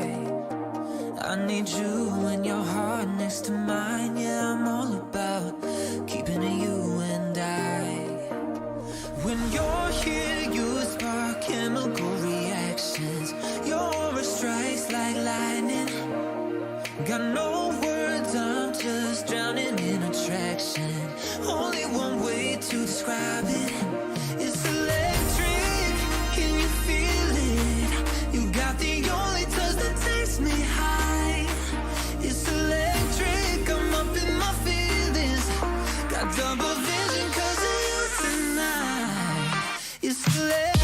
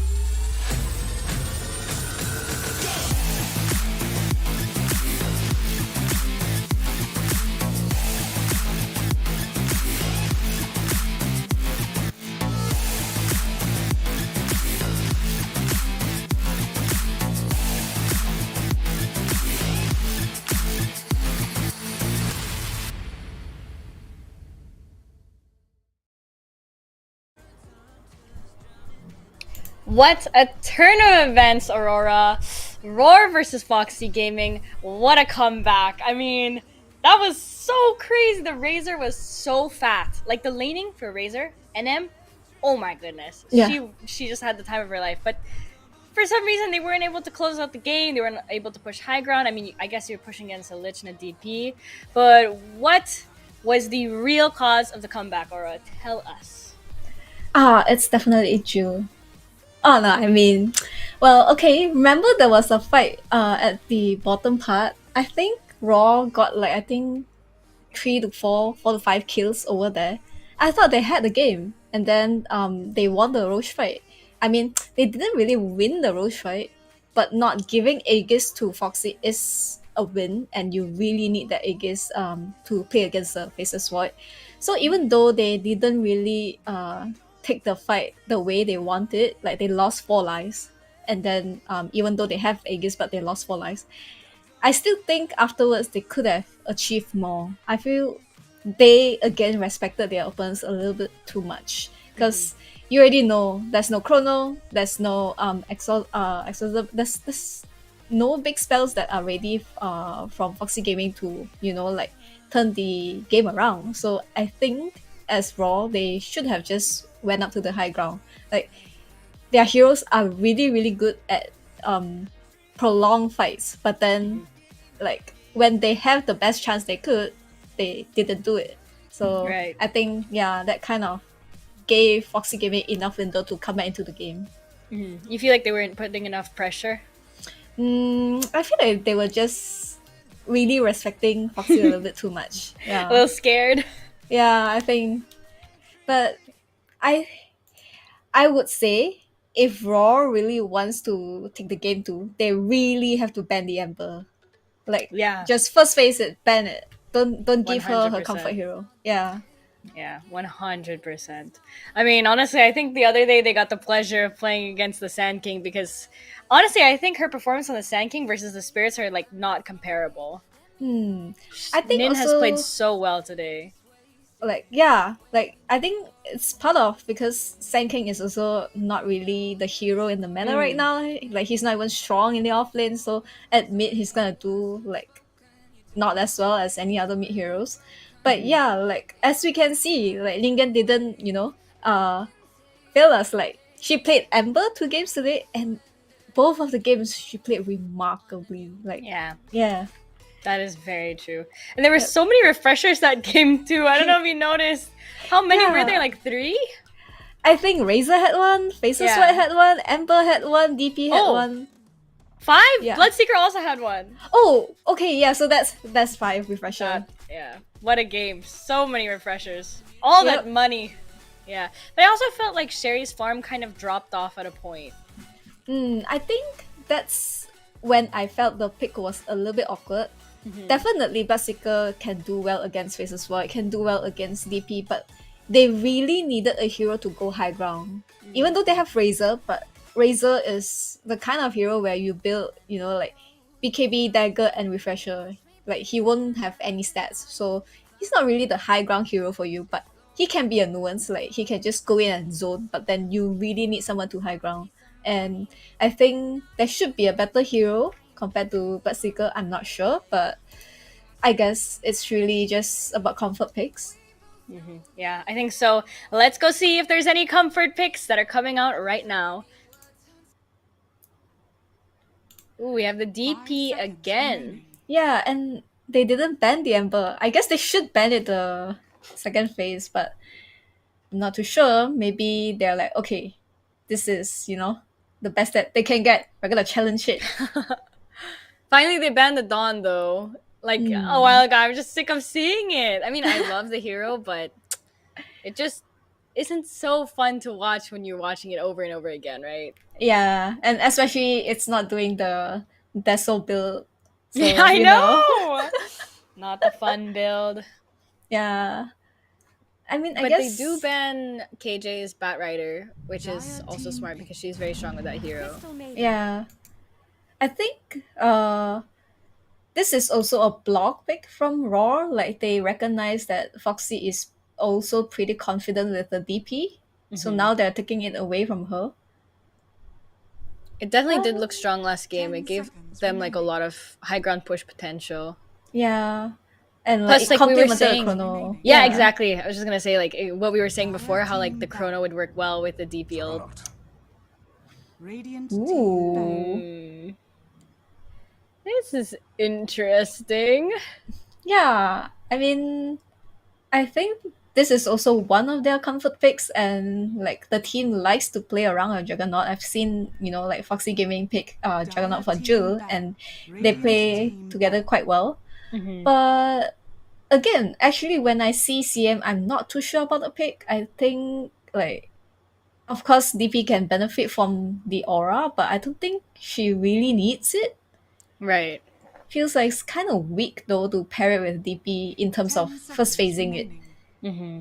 I'm just thinking about like DP and Jug. I feel like as a DP player, you're not that scared of Jug because the easy answer is always like a Yules Yeah, to the definitely. Omni.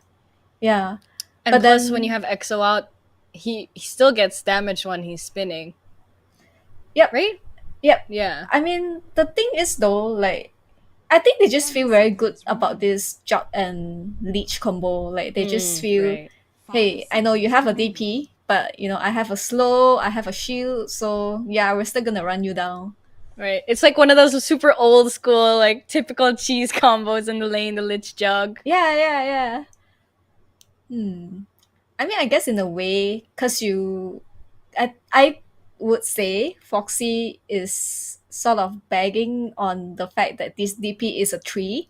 So that's why Mm-hmm. just picking this jug, would be fine since they already saw the laning. Radiant So now they team just need ban. to ban the heroes that would be at other lanes that Chad don't really want to fight against. Like Faceless Void is a problem, of course.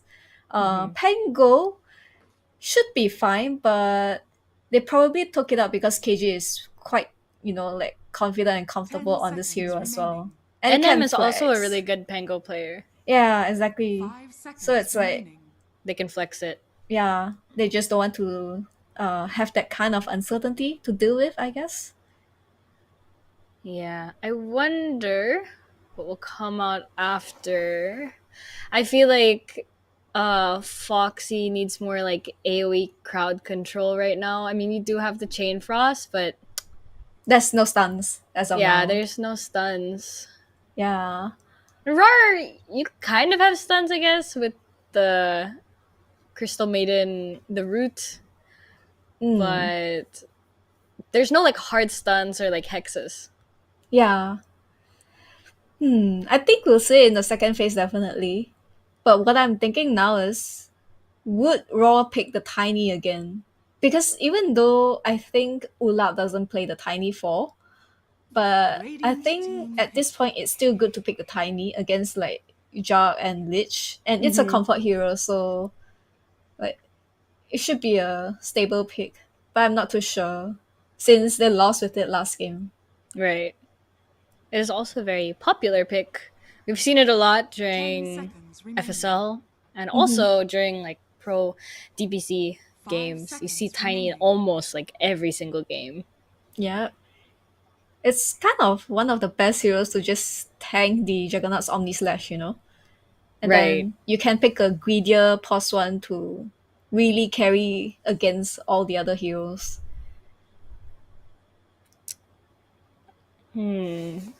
What position do you think this Death Prophet is in? Because right, it's another one of those kind of flex heroes. But do you know if KJ is comfortable with DP? I don't think KJ is comfortable with DP. I think this is almost definitely an M hero. I think KJ would much prefer heroes that can go around the map a little bit more. Things like Barrider, which is banned, and then Quap, Lina. Dire team I pick. think they'll pick the Lina in the second phase, though. I do hope they pick the Oh Lina. wow. Um, We haven't seen Earthshaker once this entire tournament, I Dire believe. team Yeah, we didn't.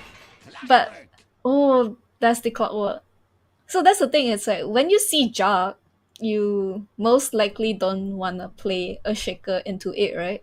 I'm Right. thinking, what if this is a KJ hero, like a mid a shaker? I'm not too sure, but 10 seconds remaining. That's and And yeah, 5 Clockwork like seconds kind of remaining. make Shaker hard to perform as well. So Right. Mid shaker. I feel like that'd be really fun to watch. yeah, As I long as it like mean, does well, that would be fun. But you Radiant know, if it gets team dumpster, then of course it wouldn't be. yeah, there we go, the Ember.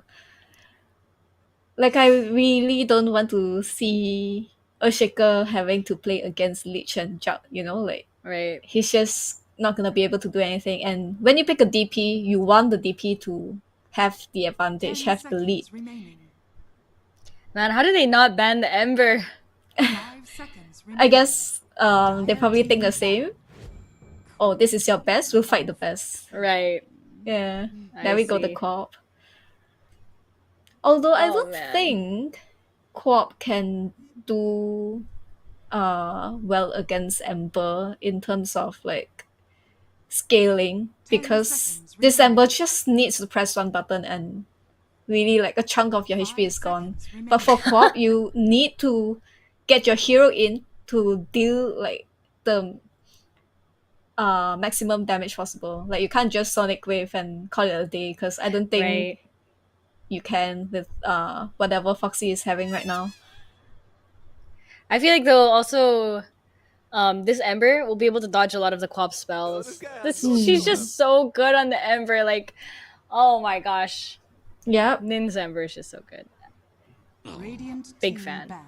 So, what do you think your Jill is gonna come out with as a carry? Oh, obviously the Jug, right? Dire team Yeah.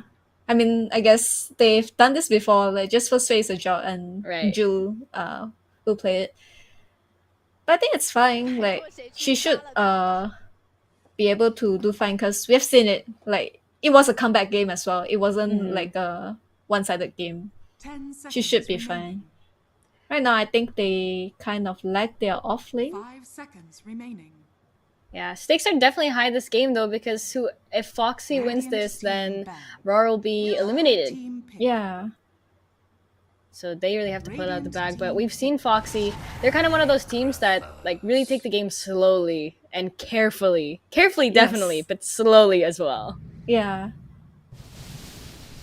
Ooh, we get to see the Morphling this time.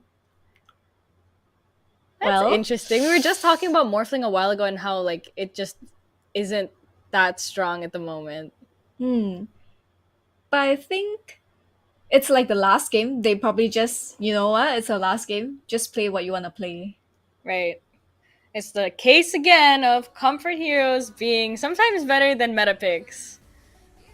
Yeah.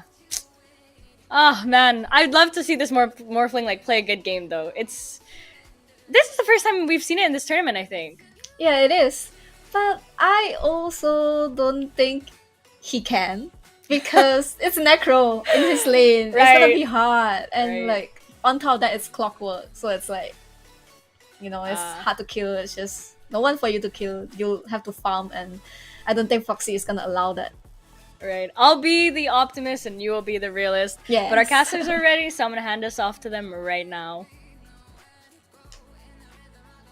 Well, thank you, Sophie. Thank you, Aurora. And we're gonna be heading into game 2 right now. Otomo, you saw the drafts. You saw what the girls picked up for themselves. The panel is gonna be agreeing that we're not gonna be seeing a game 3. But how does it seem from your side?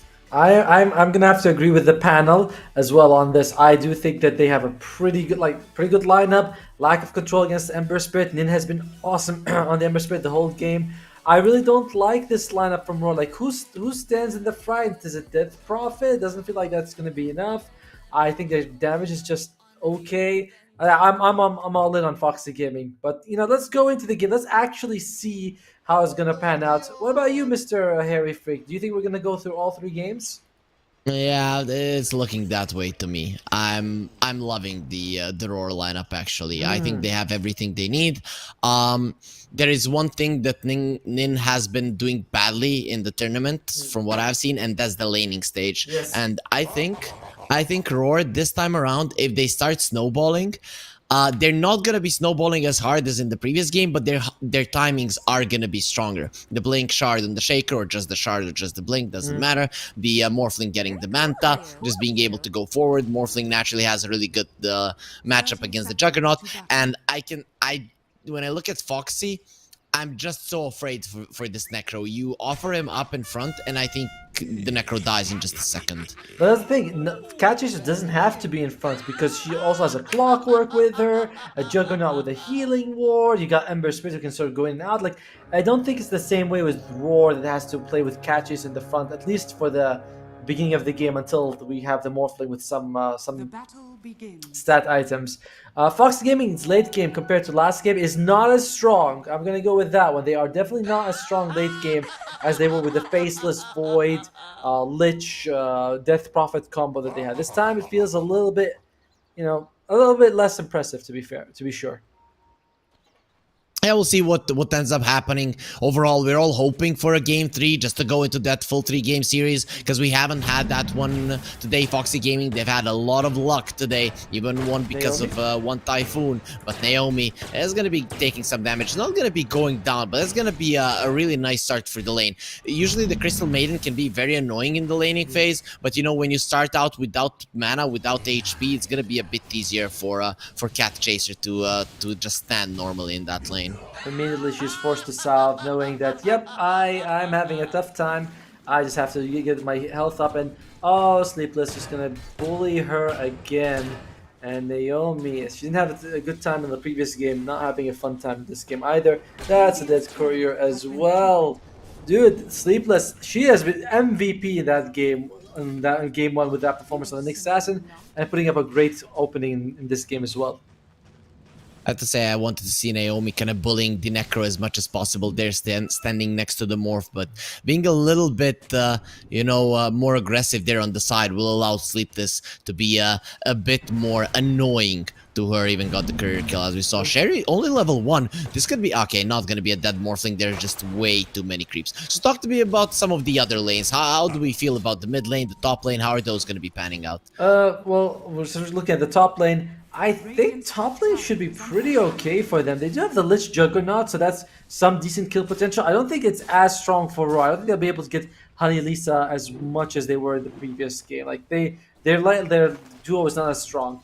As for mid lane, it's going to be Queen of Pain versus the Ember Spirit. So far, the Queen of Pain is doing well. She's spamming out those daggers. Nin can dodge them with a Sleight of Fist, but it's tough. So, there you go. Oh, what was she? Was she full Agi? Was she? She was full Agi. Oh no, that always happens. Yeah, that is one thing, that I wanted to mention, though. Everyone said that this is the first time that we're seeing the Morphling. Morphling is a very tough hero. Sometimes when you're winning the game, you can just make a mistake and die. And I'm kind of hoping that Sherry is going to be able to play this one properly, because a couple of mistakes like that, and you're just going to be losing the game. That's the main reason why I don't think Morphling, personally, is in general a good hero or in good in this game. It's just so easy for her to lose so much of her health by like that mistake. Like a rocket comes out of nowhere, she didn't react to it in time, just loses her life. So, yeah, I'm not a fan of this Morphling, but mid at least. KJ is doing a little bit better than Nin, but not by much. Usually we see KJ winning this laning phase every time, but this time it's just a little bit ahead only. Yeah, it's not that big of a deal, to be honest. It's just slightly ahead, and the Queen of Pain, is known as a lane dominator. I think Nin is going to be more than happy with the outcome of the lane currently, and overall, Foxy are going to be happy with the outcome of the lanes. Usually, you pick the CM to win the lanes. This hero level 2, I don't think there's a stronger hero in the game than CM on level 2. Yes, and you are losing the lane, and you're losing the lane. It is definitely not looking good. To be fair, even though CM is a lane dominator, she's not paired up with a lane dominator either. Like Morphling's not amazing the lane, not like a Juggernaut who is NM is feeling the wrath of this Juggernaut right now, taking a lot of damage, but it's gonna be fine. Yeah, it's not like you're pairing her up with a Ursa. Although bottom lane Cat Chaser. Now they're pairing her with the Morphling, who has a lot of right click, and there's the kill. That's the strength of these two. Water, a tsunami coming to you, and it's a frozen one, so it's definitely gonna hurt there. So Foxy, they lose a hero finally, or they get themselves on the board. All right. That was an interesting surprise to see for sure. The top lane and Jill, she's taking some damage. Nice spin, dodges quite a bit of that damage. It looks like she's going to be able to make it out alive. Oof, that was close. That was really close. Yep, a little bit too close for comfort there for Jill, but she does survive. I have to say, this DP is just having a banger of a lane. Yes. Shaker actually managing to secure it pretty nicely there for NM. And But- you know, Shaker is already level 3, so it's looking pretty solid. Yeah, that's actually a nice part for that, because they do need this Earthshaker to have a bit of a good game. And we're seeing, like we said, the supports are just not farming, not getting the levels that they used to. Olap getting a nice pull off as well, just to die more experience for Foxy Gaming. And they kind of need the Lich to get level 6. Remember, last game took her like 16 minutes to reach level 6. You really need her not to do that so they get a bit of damage, because Clockwork, okay damage, but you need more than that. But you still did win the last game, so That's maybe that's true. the path to success. Not let Honey Lisa get any levels until minute 30, and then she comes out with those beautiful chain frosts. This time around, there's no chrono to secure them, but there is gonna be a clockwork cog. So Yes. if there are multiple heroes inside of that, that's gonna be a lot of damage. I'm looking at this clock. For me, that's the X factor. He can pretty much destroy both the game for the Shaker and for the Crystal Maiden, and if that happens, it's gonna be a disaster. Yeah, I feel the same way about this Clockwork. Like, we've seen, we've all seen fails of the week when, Earthshaker's like tries to get the fissure off and he just gets stuck in the damage, like, no, okay, I can't do anything. So I do think that the same thing could happen here. Although KJ, Yeah, dropping very low. Nin isn't going to be going forward, but even Ulap is going to be in a little bit of a trouble. Doesn't want to be chasing for that one, just wants the DD rune. That's going to be quite big. Meanwhile, Cat Chaser was left all alone in the bottom lane, but just does have the HP necessary and the region to survive. Will be completely fine, especially with all of those creeps coming to her tower. and KJ, she was dominating the lane, but now that she's forced to go all the way back against the Ember Spirit's like, oh, I have a whole lane to myself. I'll be make sure to use that fully. And Sherry also loses her courier. Dude, again, Sleepless just absolutely destroying this lane, bottom lane, dude. So much work. Harassing Naomi, forcing her, getting the multiple courier kills, and even getting the first blood on Sherry. Queen of Pain, where is she gonna? She goes back mid. Okay, not gonna go anywhere to use her Sonic Wave. Yeah, I'm looking at the CM. I think she has to be a big factor for RAWR. That is the hero that is going to be giving you kills. This hero, when it gets a lot of levels early on, can just go around be a problem. To every single spirit hero, ACM is an issue because Yes. you have a 3-second downtime on your stun when you're level 7. So that is going to be something that this Ember is going to have to be dealing with. But look at top lane. NM is just so aggressive, going for Jill. This might be a kill. Honey Lisa trying to save her carry. Jill though dropping low. Okay, he's gonna be dodging that. Oh, what? Going for a TP out. No, just run away. What, Going Jill? down means that you cannot come back to the lane. It's a disaster. I thought she was actually gonna live, just walking away. She's gonna live normally. Oh, Jill. Bonus. And then she wants more. She's still hungry for more blood. Sleepless? Don't be a bonus as well, please. Please don't be a bonus. Okay, Sleepless. It seems like she might be... Okay, with the cogs, we'll be getting NM away, and finally the spirits will be coming back. But that means that Death Prophet is full and can continue laning without any issue. What was that TP? Oh, that one. Jill's gonna be kicking herself. She had phase boots. She could have outrun the Death Prophet, but like you said, even if she dies, now she can't actually teleport back to the to the lane. Very awkward situation for Jill to go through. So 3-1, the gold lead is not big at all. There is pretty much no gold lead. Honey Lisa on the wrong side of the fissure and will be surviving because that one NM is being super aggressive. This is a level 7 DP. This is a hero you do not want to be messing with. Yeah, she's making sure that people have to leave her alone. Still, where is our Queen of Pain exactly? Is she Killing Honey Lisa. There you go. That gets her. So solid rotation by KJ.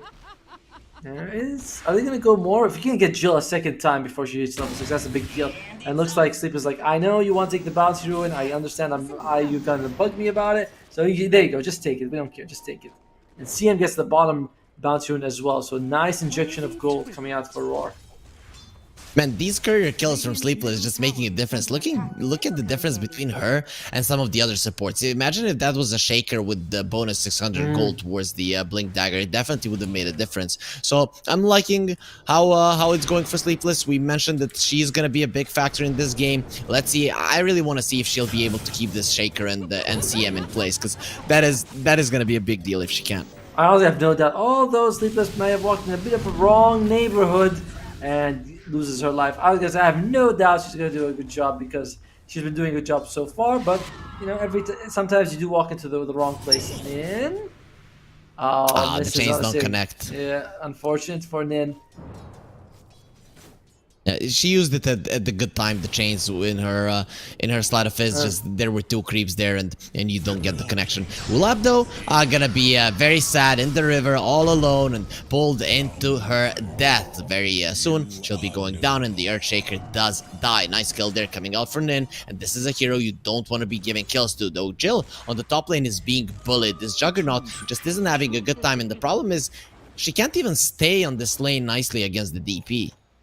Then you can see the top three net worth all on RAWR. Foxy, they are a bit behind, but it's not too bad because again, you have the Ember Spirit who could make space. Hanisa, the classic level 4 at 10 minutes. She's gonna hit level 5 though, but you definitely need her to get level 6 soon. The Sleepless was also just soaking up some EXP in the mid lane. You gotta get those supports to 6, otherwise you're gonna be in trouble. CM already has 6. Oh dear. Honeylisa on the top lane is looking very much dead. The spirits are gonna be haunting Honeylisa forever, and yet again, she will be going down. While in the mid lane, the Queen of Pain almost dead. Not just yet though, but this push from Foxy, it's actually quite big. Having an Ember Spirit, having a Clockwork opening up the mid lane that early on, it is gonna be a problem. That's why the TPs are coming in. You have to defend this one. Both Sherry and then Em are gonna be coming over, and it's Nice bail cog. time for Foxy. Very nice cog. Cog's right where she's about to land, walks out of there, forces those TPs. So it's definitely what you want. And the top lane tower does get denied, so Foxy doesn't lose that much gold from it. Yeah, the map control is unfortunate, but you're not suffering too much. And Cat Chaser is applying pressure bottom. She needs to be careful though. The Death Prophet is going bottom as well. Yep, gonna be moving there. Gonna be able to defend the tower for now, though. It is fairly low. But Foxy Gaming, they just don't have the strength to go for the DP just yet. I feel like a smoke towards the DP right now. She's in a pretty vulnerable position, and that is exactly what's happening from Foxy Gaming. They're coming over. They want this DP dead. But Honeylisa, again, very low in terms of levels. Do they have enough damage with the Reaper Sight? Might be enough. Sleepless. I mean, if she gets a couple of Spirit Ciphers, then you're in real trouble. And, Yep. well, I think they're being, they're like, no. Okay, they found her. Yeah, they found her, gonna be jumping in, pushing her back. Okay, that's a definite death for NM. No Spirit Siphons, even 10 of them are not gonna be saving you from that. They push back into Anomaly Slash, and even the Reaper Sight. That's gonna be the first charge for Cat Chaser, and the tower on their side as well. The gold lead completely even. Ember gonna get cooled down a little bit, but no, it's actually gonna be the CM that gets melted. Naomi gonna have the ulti. There she lets it go there, and Nin, there is nothing she can do about this one. Has to be very careful. Another frostbite could mean her death if there is any help, but Nin will keep herself away for now. I like what she did. She's like, alright, you know what? I forced out the ultimate. That's good enough. Not going too greedy. Bomb tower taken by Foxy. It's the first tower that's actually like not taken, not denied. So they want to go for mid as well. KJ, she does have the Sonic Wave. And then taking a lot of That's a lot of damage. damage. Oh. Do you know where she went? Yeah, sure. It went all the way mid, then she's just going back to base. If that had landed, that fissure line, that would have been a dead Nin. But Nin staying alive, and Cat Chaser, she is hella farm. She's got a Spirit Vessel, really good to have in this game against the Morphling. And even the Death Prophet. Yep, especially now, there are no BKBs, there are no Manta Styles. RAWR is going to be needing some time to farm those up. And you do have the charges. That is the important thing. If you can get a kill or two right now on this Necro before those Mantas, those BKBs do come out, that's going to be quite huge. But for now, it doesn't seem like Foxy are going to be making a play. It is Sleepless that has to do the initiation. And to be fair, they don't have a Reaper Scythe ready, so they might be like, alright, let's just go when we have Reaper Scythe. And they are all grouping up here. Ulap. Yeah, still very far from that Blink Dagger. She doesn't even have enough gold if she sold all her items. She's got an Arcane Boot, and that's 500 gold. So Exorcism gonna be dropped in the mid lane. There are the Seeds of Serenity there, keeping the Necro quite healthy. They're gonna be trying to go for the tower, but there's the Frost Shield. They'll be fine. Naomi very aggressive, gonna be surviving. The Chain Frost gonna be used, but Sleepless is gonna be the first one to fall. Naomi to follow, and Ulap will be going down as well. The ulti being dropped, but that it's not gonna be doing anything. The Silence from NM going forward. Cat Chaser gonna be going down. The Reaper side comes out. It's gonna be enough damage. No, NM is still alive. Not for long though. Foxy, they do manage to defend their tower, but they're not going to be defending that many of their heroes. It's going to be a triple kill for KJ, but she loses 3 heroes in the process. All this time, of course, the carries, what are they doing? They're playing PvE Dota. Of course, you know, God forbid either one of them shows up and decides to help with their ultimate. They're like, no, I believe in my team. KJ, I think she was a Sonic Wave just on Sleepless, and that was really all she needed. Very close with that Reaper Scythe kill, but not enough to get the kill on NM. In the end, it feels like a very even trade. Slightly more experience for Foxy, slightly more gold for RAWR. Tower does stay alive, though, so that is something that RAWR, yeah, they would have loved to get that tower as well with that push. Sleepless, jump in. Yeah, Olaf is just dead. Even the Omnislash will be committed. I think he knows, not even attempting to use any of his spells because it cannot be done. Just constant battery assault, like bam, bam. You're trying to smash the ground. Not gonna be happening. So RAWR, they lose their Shaker yet again. This is not looking good. That Blink Dagger not gonna be coming out anytime soon. No, not at all. And you know that's what you do when you get caught by Clockwork, is that you throw it in frustration. You're like, oh god damn it, and oh honey, Lisa's gonna lose her life as well. But that's kind of expected. That's on par for the course. She's still significantly more farmed than Naomi. So, you know, a couple of deaths here and there are not going to make too much of a difference. As long as... I'm going to say she's getting her farm, but as a list, you really don't even need farm.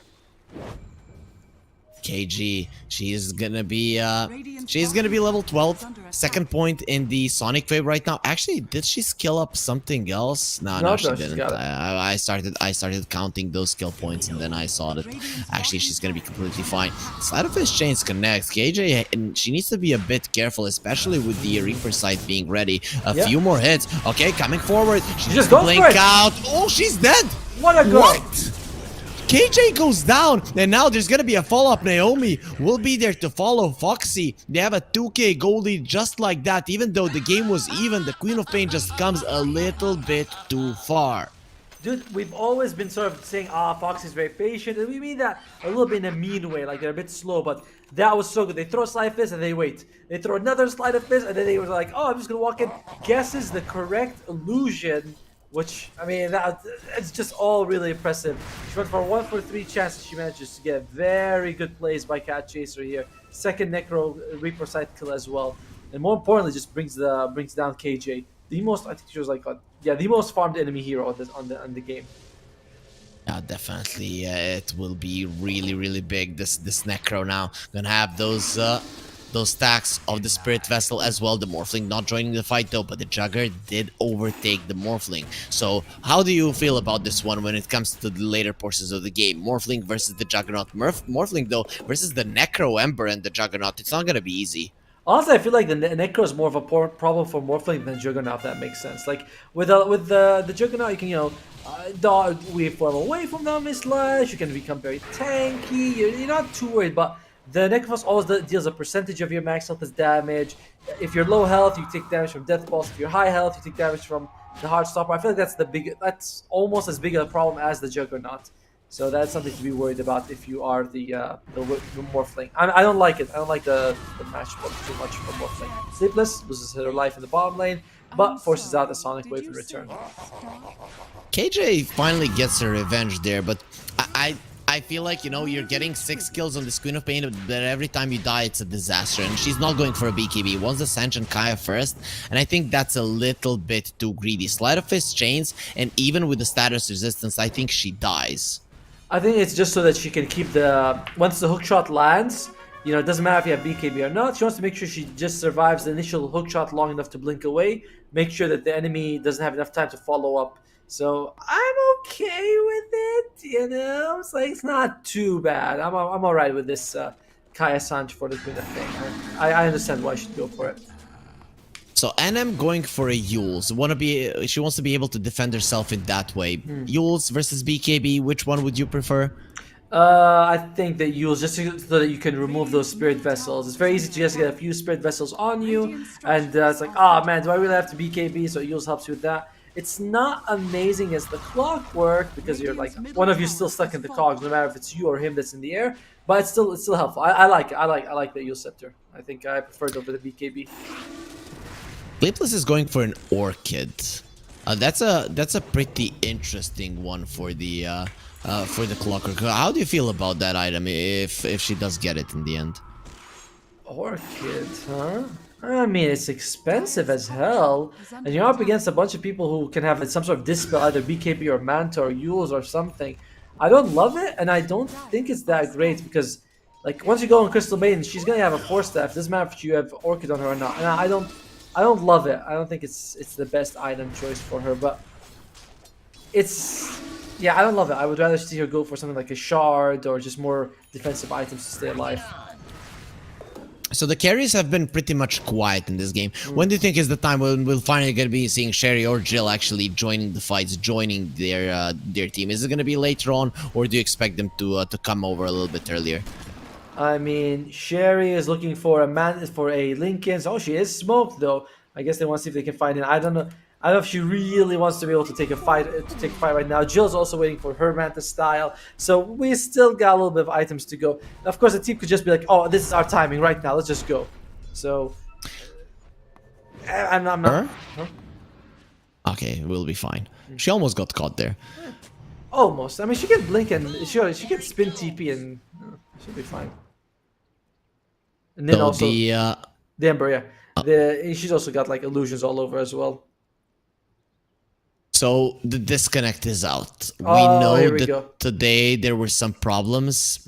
It doesn't seem like one to me. It seemed like Nin just disconnected on purpose, but maybe that's just me hoping. It would be a disaster if we would get another player just being disconnected, especially in game 2. That Foxy Gaming is, they won the first game. At least in the previous series, at least it ended up in a 2-0, so you didn't have to find stand-ins or give a default win to the enemy. So it would be really bad if something would happen to Nin right now. As far as I know, she has been undefeated on the Ember. Yes. And losing in a way by getting disconnected would feel so bad. So hoping here that she does come back.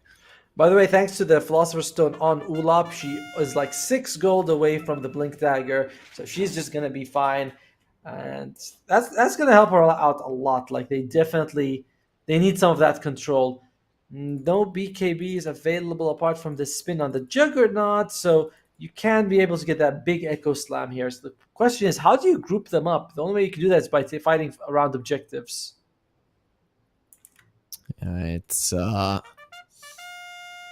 It's not gonna be easy. It's definitely not gonna be easy right now. I guess maybe you can find an opening, but for now it doesn't seem like RAWR can do it. It's 11-9. RAWR, they did have a lot more kills in the previous game as well, but in terms of net worth, they're still losing. Is there like a timing that they are looking at RAWR for when they can go forward? Having the Blink Dagger on Earthshaker is a big deal, and Yep. I mean, I want to say 4-staff on Crystal Maiden helps, but that's going to take a long time to farm, and Morphling as well is far from the Lincolns. Death Prophet's not so far from the Yule, so that could be something for you. But overall, there's no like big item I'm seeing coming out very soon. Like even Queen Mage is like 3,300 gold away from the BKB. So they might just be their timing could be right now, just with the Blink Dagger. Like the one Blink Dagger is all we need on the Earthshaker to take a fight. And the tier 2 is being pressured. It's actually gone. RAWR doesn't get it down, and now they're mass TPing towards the bottom lane. Nice rocket flare there. He's gonna be scouting them out perfectly. Foxy, do they want to fight or do they want to bail? They're on the high ground right now. The Can most not definitely here. take a fight. Yeah, let's see. Foxy Gaming will be moving forward. Very aggressive play from Nin, and the rest of RAWR, they need to bail. Yeah, I mean, at this point, they can't actually fight, honestly. Like, they could try, but they already used the Death Prophet ultimate as well. That's a huge part of their damage. We'll see if they're pretty ballsy if they go for it. Sleepless, going for the Crystal Maiden. Okay, Naomi is gonna be going down, but now they found the Juggernaut. That's gonna be the Echo expanded. Cat Chaser trying to get onto the high ground. Will they be chasing? Sherry says yes. Turns into the Ember Spirit. It's gonna be a watery fire spirit. That looks so scary. And Cat Chaser is just dead. Then they found more. Honey Lisa, she'll offer herself as a bonus. A classic one, even from the previous game. Will be going down yet again. Sherry gets a double. 3 heroes are dead. And the Crystal Maiden dying. Well, you'll give that one away any day. Giant Echo Slam catching Jill before she can do anything with this Blink Dagger. We're saying, oh, that is the timing. This is the timing that you want to have if you can. Sleepless does kill the Crystal Maiden, but that's no big deal. Although, this might be a problem here for Nin. Takes the stun. Is she going to be die? Yes, she does die in the end. And suddenly RAWR getting 4 kills and only losing the Crystal Maiden. They are very happy with the way the game is going right now. And they control the top tier 2 as well. They took the top tier 2. That is the strong timing that we were talking about during the draft. The blink on the Shaker 20 minutes in. It did take Kulap a long time, but now she is gonna be a big issue towards the enemies. The shard, the 4 staffs, those items now are gonna be coming out easier just because the game is going so well for you. But Foxy, they're just not gonna be sitting and doing nothing. They're gonna be going forward and trying to get this game back into their control. Who can they catch? Who can they go on? Can they win this fight? Cat Chaser going forward. Naomi will be the one breaking that smoke. The Fissure comes out. It's gonna be blocking out Cat Chaser. She is all alone. She has no help. And the ulti from Naomi just destroying everyone. That added armor, just a big deal. Oh, but God. now it's actually gonna be the Queen of Pain going down. Cat Chaser even isolated. She is not gonna be going down. You don't have the morphing. You don't have the damage. But we have death for you. But still, look at that exorcism. It's actually doing a lot of damage. And is she gonna be able to survive? No. The damage is gonna be overwhelming. She is dead. The witch does get burned there by Nin. I mean, without the Echo Slam, I mean, that's why they won the first fight. But RAWR, they got they pushed bottom. It was a nice idea, but no Echo Slam. Like, where is your control without it when you look at it? Like, Death Prophet and Queen of Pain, they can't control anyone. Crystal Maiden, she's always going to be the first to die, so it has to be Earthshaker jumping in with the big Echo Slam. And they underestimate the enemy, thinking they can take that fight without it. Jill, she goes and pokes for something, she's like, oh my god, you hit really hard. This is very painful. Yeah, it is very painful. The smoke comes out. Okay, this is disastrous. They have for that Foxy go now. game. Ulap, if she jumps in, gonna be getting multiple kills. The Fissure is out, and Foxy Gaming, they understand the danger. The danger is very close, and you want to get yourself away from it. So Foxy, they'll just keep themselves away, and they'll be safe. Still no Lincoln Sphere on the Morphling. It's gonna take some time for her to get it, which means that Foxy, they can be okay with this. They can, like, delay the game a little bit more. They're not in a rush right now. They don't have the Reaper sight. They don't have the Omni sight. She needs about 40 seconds for the Omni to be back up. Then they might be ready to fight again.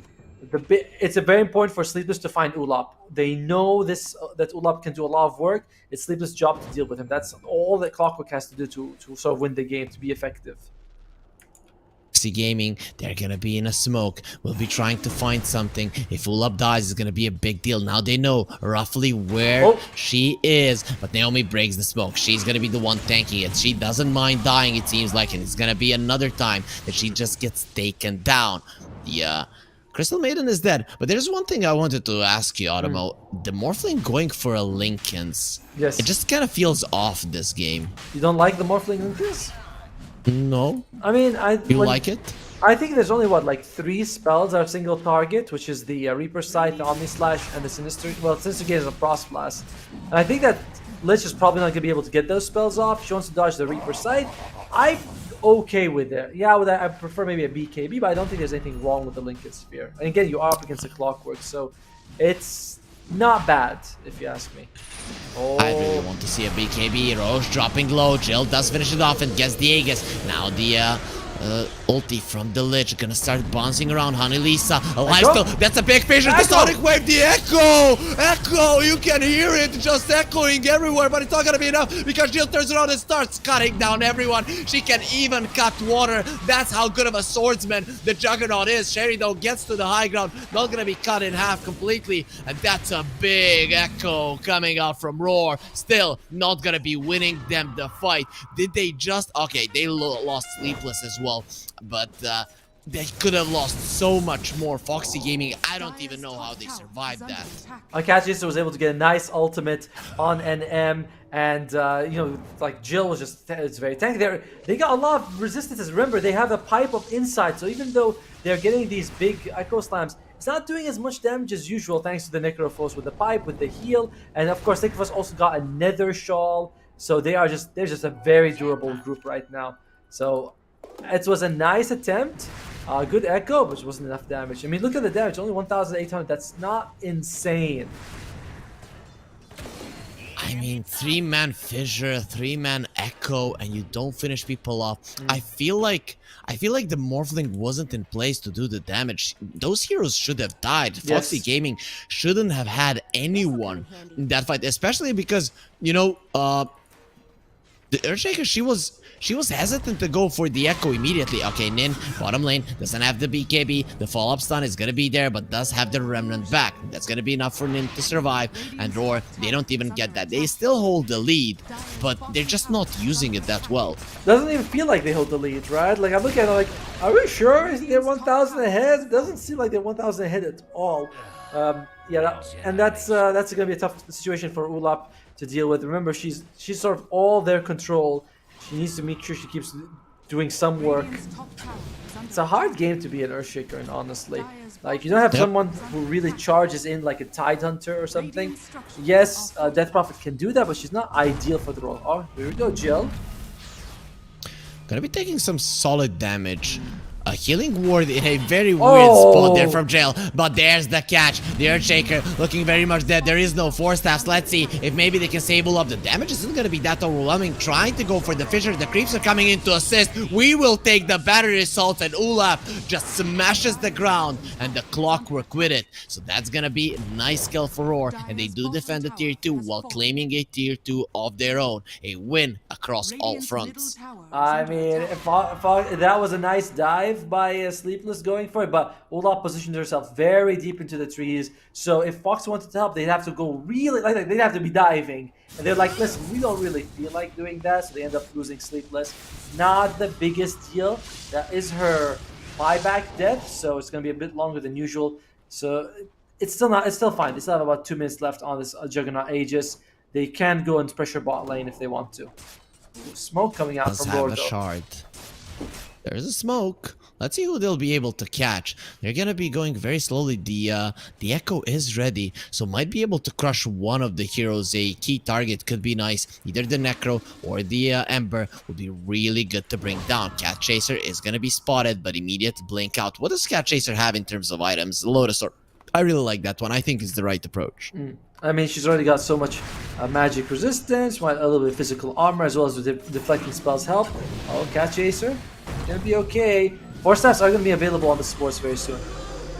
It's a solid amount of damage, but Cat Chaser, she's still alive. There's a healing ward there as well. Jill will be protecting her friend, and they'll just be getting themselves out. The exorcism was used. They will try to go for the last outer tower, but now a spin from Jill wants to go forward. Still has the Aegis, feels pretty confident going in. The Morphling jumps in, turns into the Ember, Sleight of Fist chains, all the two of them. The Ember is dropping low. The silence is there. Beautiful Fissure, Sonic Wave dropping low, dead. Nin goes down. Hanelisa uses the Chain Frost. Is gonna be doing nice damage, but the Echo again onto 3 heroes. Where's the follow-up? Where's the follow-up? Where is my Morphling? Where is someone to do the damage? And he jumps in, but Sleepless pushes them away. It's a triple kill for Sherry. Let's see if she can get anything more. No more Reaper side Sherry. Does she even feel scared at all? Cat Chaser caught there between the trees, between the illusions as well. It's finally going to be able to get herself away, and the fight will end in a 3-4-3 again. Again, Ulap is getting this beautiful Echo Slams, but the follow-up just isn't there immediately. I mean, you can see the damage. It's just so much magic resistance, and that's costing them. Like, it's very difficult for Ulap. She's getting this control, she's getting the Echo, but like I said, there's just not enough follow-up. Despite that, though, RAWR, they could be pretty happy with that fight. They are starting to extend their net worth lead a little bit. A lot of it does come down to the fact that they have a Philosopher's Stone on their side, helping Ulap continue to just grow her net worth advantage. She's going to have a Force Staff very soon in the next fight. Crystal Main as well has a Force Staff. That's going to help them out a lot against this Clockwork. The Skadi will be coming out from Sherry very soon. Dude. That's going to be big, but the other Skadi on the Juggernaut is going to be big as well. Dude, I really don't like this Orchid on the Clockwork. Like, she's only 2 pieces into it. She still needs to farm another 1,300 gold just to get an item. It's looking really weird. I would have liked the force staff or something just to be able to continuously chase shard is towards the great. shaker.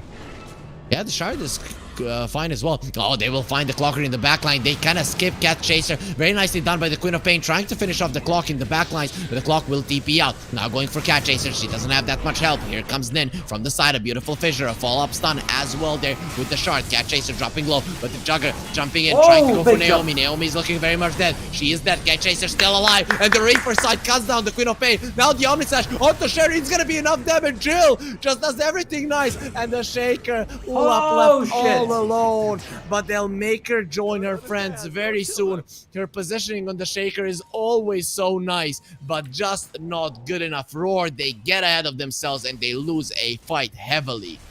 Everything is amazing that Cat Chaser did. Dude, she took so much damage in that fight. Her itemization is perfect. The pipe keeps her alive. The low side, she has a blast streak as well. And just takes all the punishment and still manages to make it alive. And then Sleepless, with her Superman jump in, saves the whole team. There are no buybacks on RAWR. 2 of their cores are still dead for another 30 seconds. Cat Chaser, I don't know if I can call it MVP, her or Sleepless, but what a jump by, what a fight by both of them. Yeah, it was just beautiful. You know, Cat Chaser surviving through all of that is a big deal. And Foxy, they don't want to be going forward. They're afraid of buybacks. So we'll just focus on the tier 2s. The one on the bottom lane is looking very much dead. I don't even think RAWR want to expend Diglett for this one. Is under attack. I'm asking our producer a very important question. But in the meantime, yeah, it is. Bottom tower has fallen. RAWR, it's still not over. Like, we've seen so many good Echo Slams. They can combine it with this Sonic Wave, but this is kind of the issue I have with Morphling. I don't feel like this hero's damage is that impressive in this game. There's a lot of decent armor heroes. You're up against the Lich with the Frost Shield, and of course, you're up against Catches who can just go, physically immune at any point that she wants. So Morphling, yeah, this guy is going to help, but the damage from Morphling, it's not incredible to me. Morphling is a specialist hero, a hard hero. Yeah, you need to be a specialist at this one, and also I think the team needs to know how to play around you. Oh, for sure. And it's very hard, right, to get the damage in. So we are seeing that they're definitely struggling on Sherry, never being there in time. KJ needs to pop the BKB. Now going for the Necro. Let's see if they can finish her off this time around. She will be getting low, and finally she dies. Jill will be going forward. They still want to go in. The hook shot will not connect, but the Ember still going in. Look at the aggressiveness from Nin. They found Ulap. Can they finish her off? There's the Orchid. She is definitely going to be silenced for a very long time. The silence is not going to be enough damage. They just didn't kill her. Didn't take away too much of her HP. Now the Morphling is going to start doing the damage. Sherry goes in. Honey, Lisa does have the Glimmer Cape. Will be protecting her. The Ice Fire slowing them down. They're just caught inside of the ice, but turning into the Ember Spirit will make it a little bit hotter here. Oh, Honey Lisa is out. She does survive. In the end, though, Foxy will still lose the fight. The question is, can RAWR capitalize? Can they secure themselves a Roche? Unless they can get some sort of rocket in there, they suspect, right? They see everyone going. They have a nice cliff ward there. They see what's happening. Do they want to expend buybacks on it? It's risky. They might just say, all right, we're just gonna have to give this one away. Very unfortunate for them. Oh no, Ember Spirit might be like, hey, what's up, everybody? Let me see what I can do here. The silence onto the Ember. Doesn't have a BKB. Is looking very scary. Here comes the Omni Slash. It's not going to be doing anything. Just blink out from KJ. Jill in a lot of trouble. The Morphling, though, not going to be chasing Gulab. Is she going to be getting there in time? The bash onto KG. She needs to be very careful. The Fissure does connect. Follow-up stun is there, but Jill just way too tanky, way too fast, and will get herself out. But the Aegis in the hands of Sherry. She's going to be... it's going to be possible for her to be more aggressive. So maybe now we'll see more damage coming out from the Morph.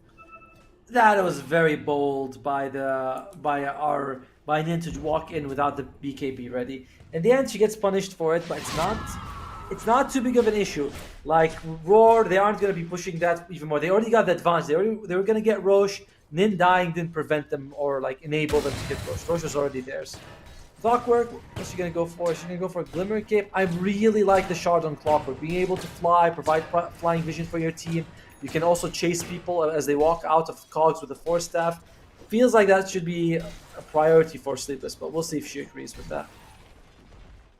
She wants to be Iron Man there. It's, Right? we'll see. We'll see. You know, I can always hear the music whenever I see the jetpack. But anyways, RAWR are in a 3K gold lead. A little bit more than that. 25 to 25. Again, we're having a very close game between these girls. These teams are definitely close to each other in skill, and they know each other well. We're looking at the EKG right now. Can you give us a graph, please? Not just some random guy's EKG.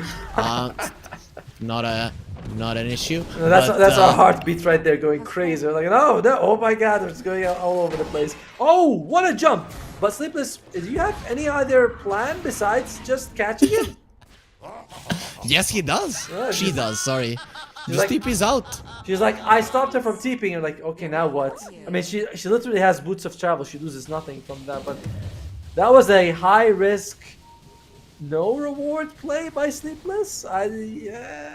Okay. I risk 2-second reward play. You know, it Highlight. works out. It's the highlight Yeah, reel. You yeah. know, she's working Yeah. on it. Yeah, for sure. You know, when she's applying for some team, hopefully she doesn't leave Foxy Gaming. Maybe when she's applying for some other team, like look at what I did, and like you did nothing. What the hell are you talking about? Anyways, though, there might be a fight coming out. A Fissure connecting onto the Ember, the follow-up stun. Nin though is gonna be completely fine. Now with the Sinister Gaze, they're gonna be looking at this one, but look at the damage from KG. She just deletes the Lich, and Foxy be getting themselves out. Sleepless though looking very much dead. Sherry will be finishing her off. Buyback There's used. a bonus. There's a bonus. Cat Chaser. So much trouble. The buyback coming out from the Crystal Maiden. They want to fight this one. They want to destroy them right now. Smashing the ground. The Echo will be there. Gil does go for the spin. Trying to finish off this Shaker. Not going to be happening for now. And I'm getting herself away. And that's a beautiful fissure. I'm just... Ulap is playing the game of her life, just destroying everyone in the Shaker. Her positioning, her understanding, everything is working out. And RAWR, they win a fight. Still, there are no creeps close to the Foxy base, so this game will still continue. There are not going to be any Raxes falling. And they do have buyback available on the Necrophos as well. And Lich is going to come back as well. So a lot of this damage coming out to tower is going to be mitigated. Plus the Exorcism is going to go away. So Naomi bought back. And that might honestly be almost as big of a deal as the fight that they took. If they can kill this Crystal Maiden, they'll have a long time where they can take a 5 versus 4 fight. However, the creeps are coming. Honey Lisa, where are you standing? Girl, where are you standing? Holy moly. Okay, Jay almost dies. That was so close, but having the Lotus Orb is always going to be enough to protect her. Juggernaut is very strong. He has all of the items to fight the Morphling, but it is very hard to get on top of this Sherry Morph. She has been doing a good job getting herself away from the Juggernaut and just slaying everyone else. There's the Silence, there's the Bash trying to go for it. Needs to be... Oh, actually goes forward. Sherry not afraid at all. Having the Aegis, it's not going to be an issue for her to go forward. And this might be the first lane of Rax. A lot of damage on the Morphling when it comes to pushing. Foxy, they're going to try to defend it. They still have the Glyph. Can they stand their ground? Can they get RAWR out of their base? Another spin. Jill is in. Trying to do the damage. They will just stand their ground. They don't care. Now the Shaker going to be caught. Nice forcer there. Getting her out of that one. And Sleepless will do nothing. That's a dieback. No way to come back into the game. And look at it. RAWR are just continuing to push forward. They have no intention to stop. They have buyback on Sleepless if they want to use it, and we're going to see Honey Lisa come out in 10 seconds. Alright, so buyback is used. That's a nice double stun, but Olaf does not have the Echo Slam to follow it up, and that's just going to be all she wrote. They are able to take the mid-melee racks, and that's nice. We'll see if they want to go for more here on Foxy Gaming. They believe that there's some wars in the area, and they do get an Observer Ward dewarded here. Oh, it's a very tense situation right now for Foxy. One win away from qualifying to the grand finals. It has been a long road for them through the wildcard tournament as well. But now it looks like they won't be able to close out the series with just 2 games, but it is still not over. 14,000 gold lead means nothing if you have this strong of a carry Juggernaut. Let's see what Jill can do. Can she carry this game? Can she kill everyone? Can she be the big one for her team? The answer for now is gonna be no. They will smoke into the enemy triangle, but look at this. Their base is already being sieged, and Foxy Gaming, they will have to retreat. And looks like and RAWR on the other hand, they say let us smoke. This is so classic between this matchup where one team smokes and the other team is like, all right, we'll just smoke ourselves right now since we didn't find us. For Foxy Gaming side, they have all the ultimates are available, well, for everyone basically. We should be able to get a good ultimate now. She's very mobile with this force staff. We saw her survive against Sleepless because of it. Big jump here, and they do find Honey Lisa. She has buyback. Yeah.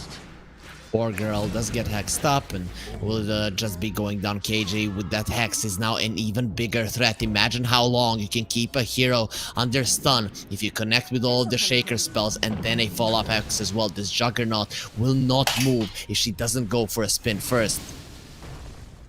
It's still, I mean, look, the problem is the buyback size. Juggernaut is going to have buyback. So is Din, but Cat Chaser is a little bit further away.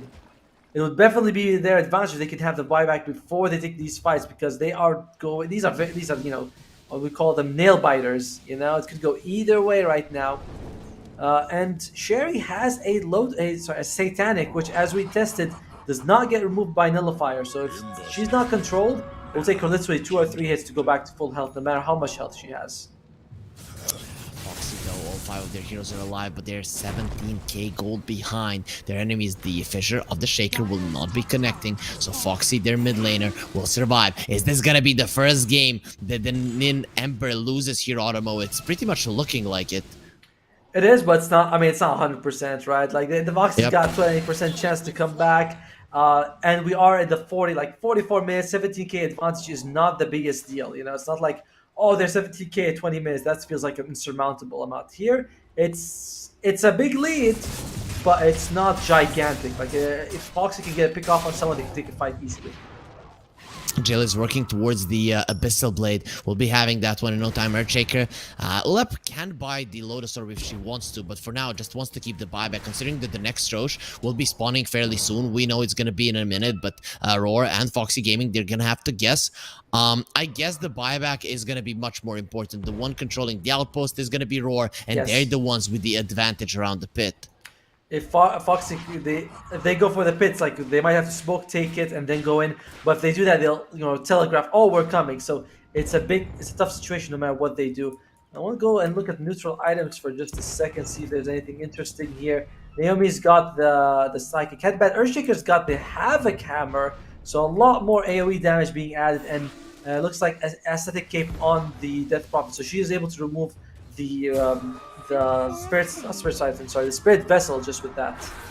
Oh, Cat Chaser! Silence, Hex, and they're keeping her in place for a long time. Does have the Lotus Orb, not going to be helping you. The damage is just too overwhelming. Even using the Sonic Wave, having the Arcane Rune, it's not going to be that big of a cooldown. And that is just before the Roche spawns. The question is now only if RAWR feel comfortable going up the hill. KJ, what are you doing? The bashes might kill her. Gonna have to pop the BKB and uses the Scream, jumps out. Doesn't want to be going forward any longer. Foxy, they will have the Glyph right now if they want to use it, trying to defend the Raxus. Look at the damage from the Morphling. That's through the Frost Shield. What happens when it's down? Okay, that happens. The Raxus just died. The Fissure not connecting anyone. Nin is going to be completely fine, but there is a Hex. You have to be very careful if you're Nin. Now, nice juke around the trees. Not going to be seen. And there's the Hex. Now look at him. Very low, very low, very low, and dead. Oh no, she gets the Yule off. She's going to be okay for now. The silence comes out of the Juggernaut. Jill still not getting the kill, and then will finally fall. Just cut down the Witch. Witchcraft is not allowed in our base, but is it the last for us to shake the earth? They do have buyback on all 4 of their heroes. They might be needing to use that one because the Rax says the last lane will be falling. They don't even want the Roche RAWR. They're going for this one. The buyback from Nin, you're gonna have to do better than that. The buyback from Juggernaut, who cares? We don't. Come in with all you got. Jill comes forward. There's gonna be a spin with the bashes. Can they finish off Sherry? No. Just goes to the wave uses the Satanic, and she's completely full. Nin, she is very hot, but there is a tsunami coming your way just to cool you off completely. There it is! The triple kill inside of the base. The Sonic Wave. Jill, she's gonna be covering her ears. She's gonna be fine for now, but the Sonic Boom is gonna be silencing them both. Sherry still being very aggressive. Jill getting a double kill, but that Reaper sight, it's not gonna be doing anything. Cat Chaser, why are you running away? I'll chase you down like you did to all of the cats. That's an ultra kill. Give me a rampage. There's the damage from the Morphling, and the game 2 will be going towards RAWR. Foxy Gaming still not typing GG, but there it is. They know that this one is done, and we are going to game 3. The first game that goes, sorry, the first series goes to game 3 today, and it's the same one that went to game 3. And the whole tournament, it's always Foxy versus RAWR, and it's always going to be these two that goes through the 3 games. Man, Foxy Gaming, they fell behind a little bit. They were able to get a couple of kills, but the buybacks were a bit too scattered, story stacked. They didn't come out all at the same time, which puts them in a very tough situation. Honey Lisa again having a pretty tough game with the Lich. First game she went like 1-14. This game 0-14, and that's costing them a lot. They might need to find some other hero besides this Lich to pick. On RAWR's side though, Morphling did a great job, but I think KJ, so many great Sonic Waves. Olaf's being able to control the enemy team really well. Very impressive performance by all the members of RAWR.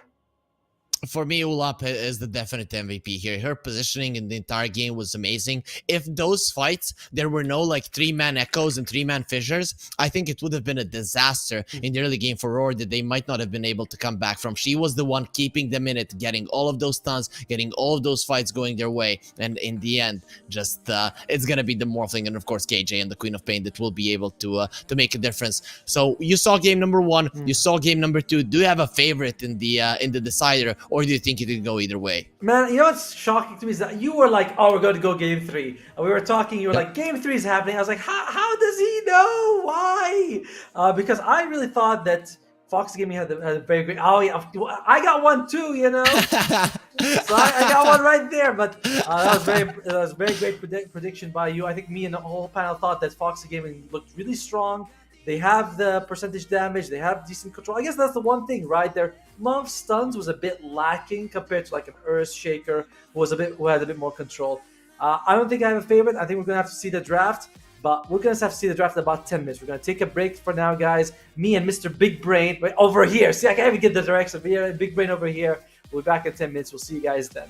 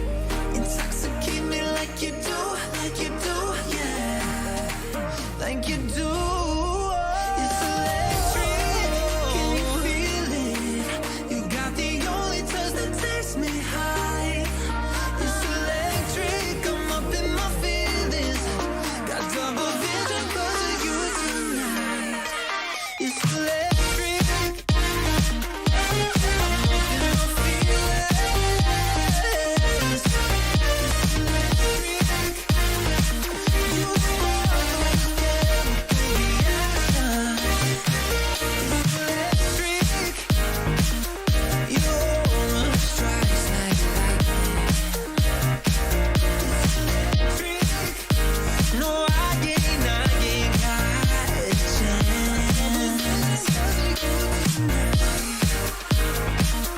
I got no words, no words. Need you in the heart next to mine. It's electric.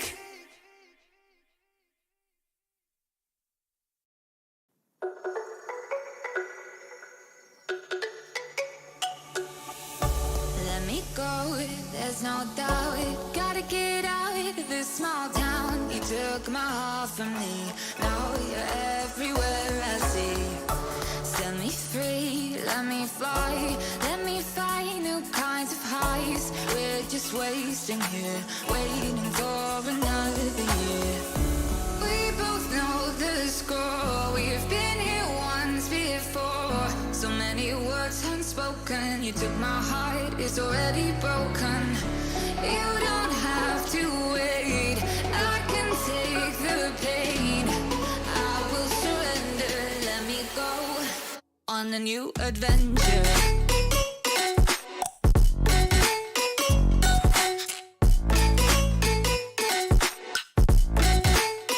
On a new adventure.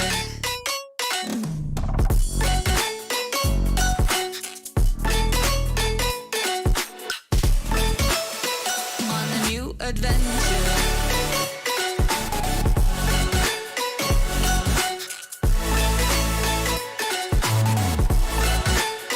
On a new adventure.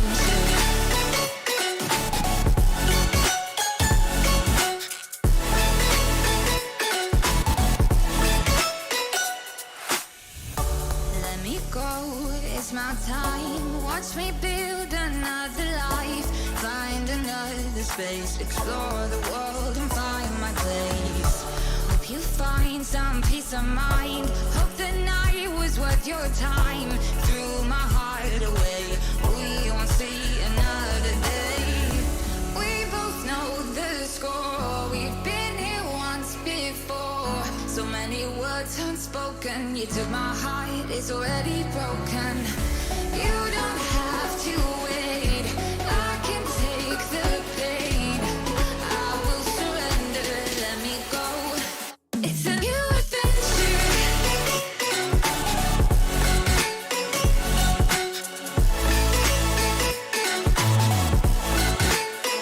On a new adventure.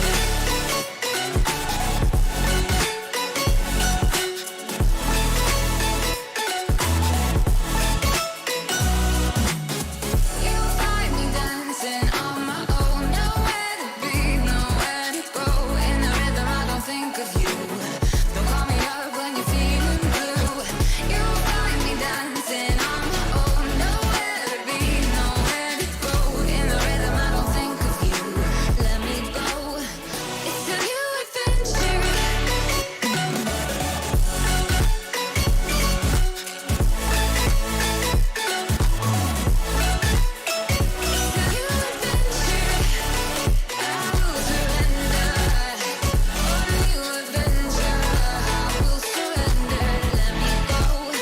On a new adventure.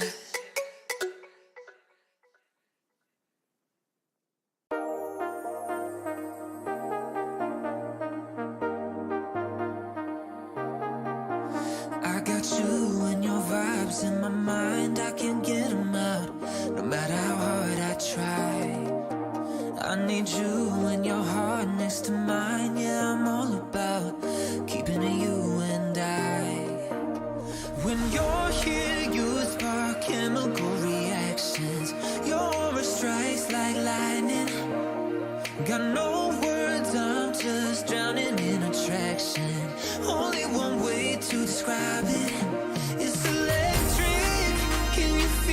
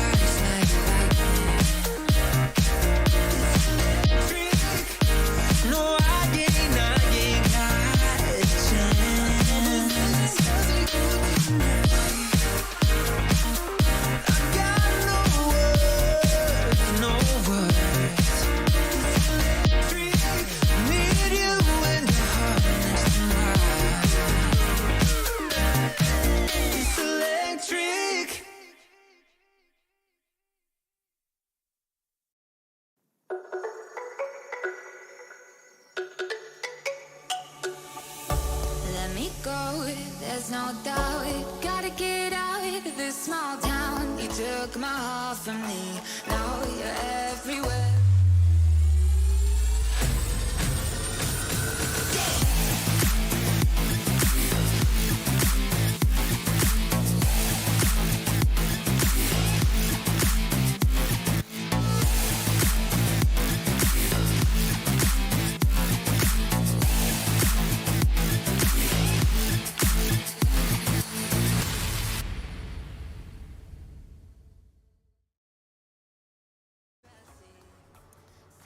We are back for the last game of the day. It has been a long, long day. Auroraa, what are you feeling from last game? I feel bad because I think I jinxed Jill, but I think it's gonna be okay. They're stronger than that. They're gonna, like put a better fight in the third game. Yeah, I really thought Foxy were gonna do it again. Like, I thought they were gonna come back again because it was looking pretty similar. Where like NM had a really good lane, although I think the mid lane was a bit more different this time. I'm not sure.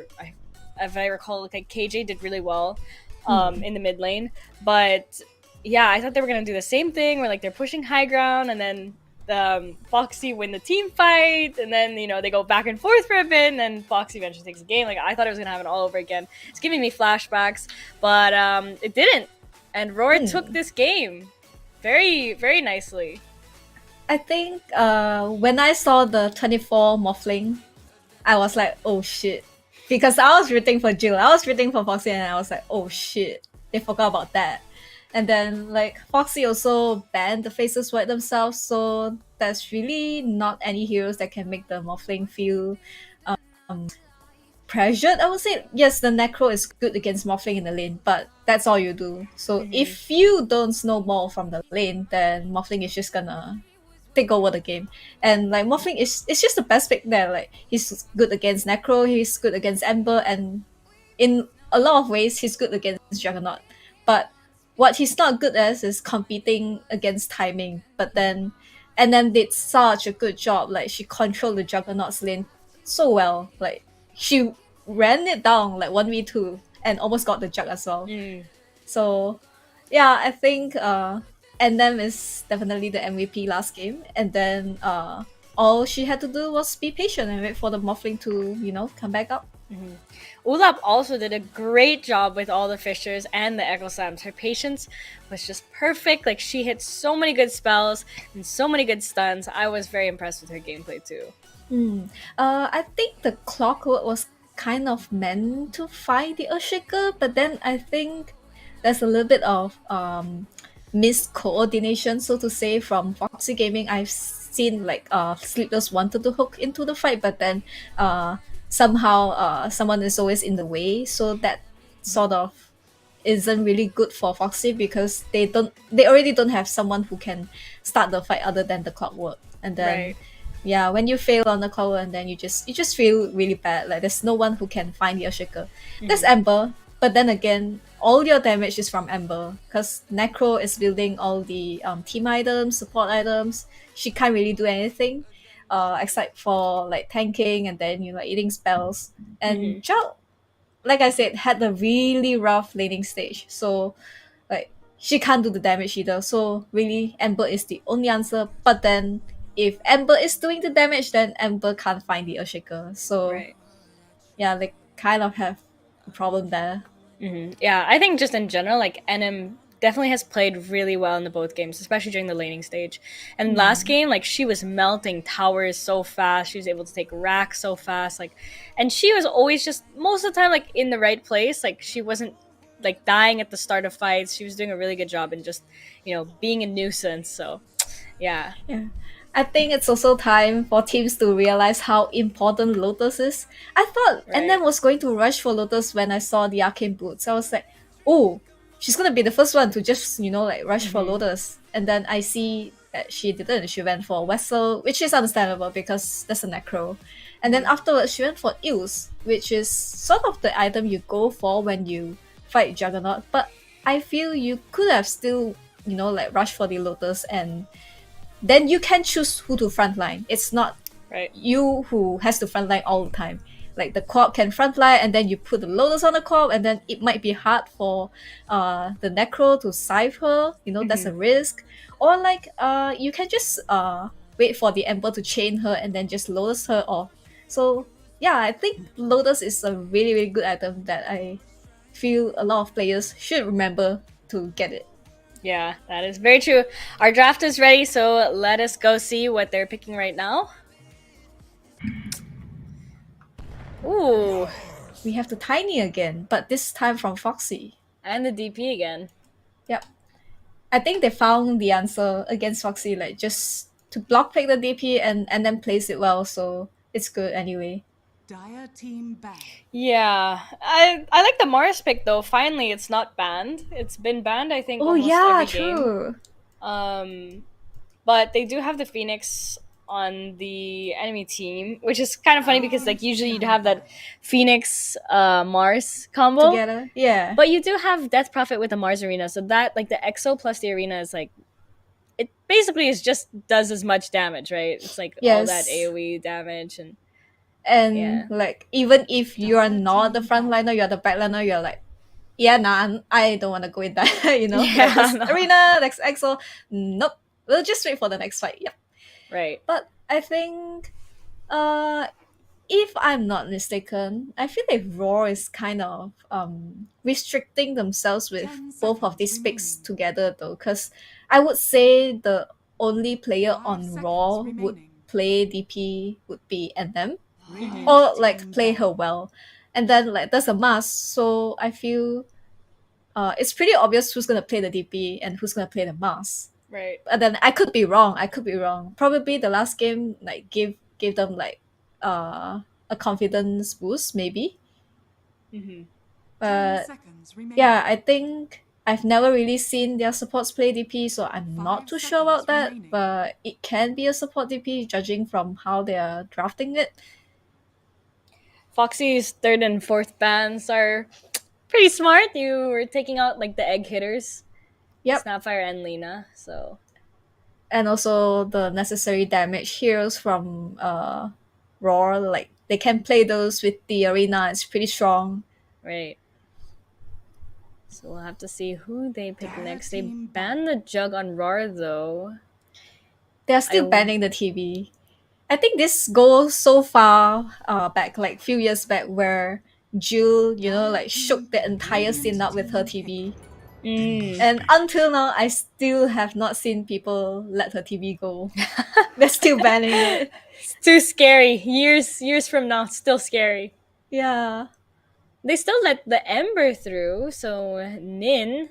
is Well, gonna have they a won fun the last time. game. 10 I seconds suppose they remaining. know what they are doing and they did it. So I guess, yeah, 5 let's just give them what they remaining. want. Yeah. And we'll know what to expect. But it's funny because Foxy's just constantly picking Ember now because it really worked for them. Yeah. Mirana But- is a good egg hitter. It's also last game they let the co-op go. So it's one of Cage's most comfortable heroes. I think they realize that mistake now, so they ban that and then they just take the Ember. Grimstroke. So it is a core DP and a core mass. The Grimstroke. I feel like they're lacking some hard stuns. Because like right now it looks like RAWR kind of just has those like skill shotty stuns. They have the spear and the arrow, but they don't have anything that like is a secure stun. Yeah, they would need someone to pair with the Inkswell. Right. But what are we Mm, missing? I A feel safe Foxy lane. would just ban the Bloodseeker because their heroes can't deal with Bloodseeker as well. Right. And Bloodseeker is really good with the Grim. But there's so many to ban. It's getting really scary right now for Foxy because there's PA as well. PA is pretty good against like Phoenix, Ember. Radiant Like in team terms of back. late game, I would say. Phantom. Oh, they but took they it pick from it. them. Yeah, Just as you were talking about it. yeah. I think they really have to take the Bloodseeker out. If they want this PA to come out, they have to take the Radiant Bloodseeker team out. back. So the PA was more of a block pick, or do you think it's also good against RAWR's lineup? I think in one way it's pretty okay if you want to go aggressive because DP is one hero that you are scared when people just, like all in on you, 10 because seconds you want to take remaining. long fights. You want to be able to utilize your siphons 5 seconds and your remaining. ulti as well. Mm-hmm. But yeah, all your damage needs time. So for Foxy, I think they thought about that, and PA is one of the easier heroes to execute that way. Right. Especially like the support from RAWR, like they are really, really fragile. They don't really want to see PA.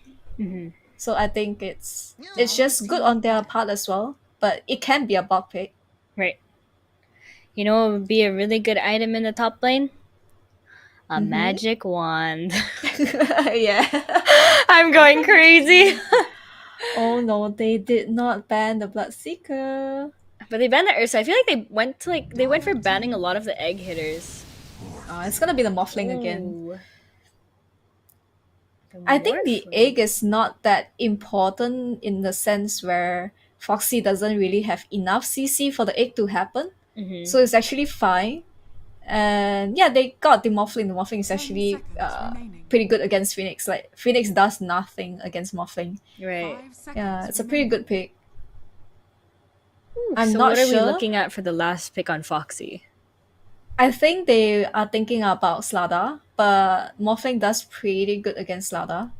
But Slada just pairs really well with, like PA and Ember with Right. whatever they have. The But the armor lane is gonna reduction. be the lane is gonna be hard though. It's like Grim and Morphling. But I feel like they really need an offlaner to take the game for them. I mean, Mm. it's like the Phantom Assassin needs a lot of farm. Like you need your BKB here. Like there's no way you're gonna fight against Mars, DP, Grim, Mirana, and Morph without a BKB.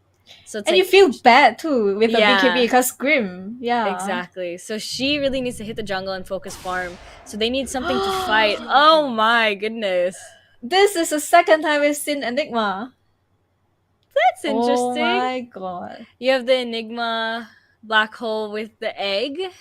Could work Yep. out well together, but I just worry that like you need someone to start fighting. It looks like it's one of those like Yeah. Foxy late game games again. Yes. It kind of looks really risky right now because you don't really have much to work with. You are relying on your Ember again. Yeah. But then I would say Ember is having quite a good game for this draft. Mhm. Although I've just seen KJ pick the DP. So like I said, DP destroys spirits in the lane. And they really done it this time. Like they put KJ on the DP. So Yeah. Ember might not be able to do what they wanted the Ember to do. And yeah, Mars versus PA is just gonna be a farming lane.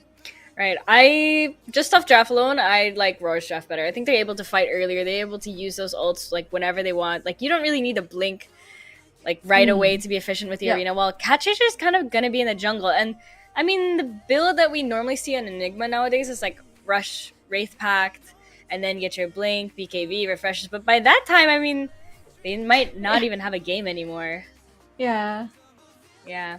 So we're ready to hand you guys off to our casters. Take it away, Otomo and Harry Freak. Thank you, Sophie. Thank you, Aurora. And we are back here to give you the last game of the day. It's not the last game of the tournament, but now we're going to be finding out who's going to be going home. Is it going to be Foxy? Is it going to be RAWR? Otomo, again, you're going to be getting the hard question here. Who do you favor? I mean, I love Foxy's big team fight, but I can also agree with the panel that RAWR can just like have more of a non-stop fighting build. I mean, we've seen these games go late. I think late game Foxy take it. I'm gonna go with my Phoenix Enigma combo, the sun and the moon or space, whatever Enigma represents. It's very matter. Anyway, I'm gonna go with that combo. How about you, Mr. Harry Freak?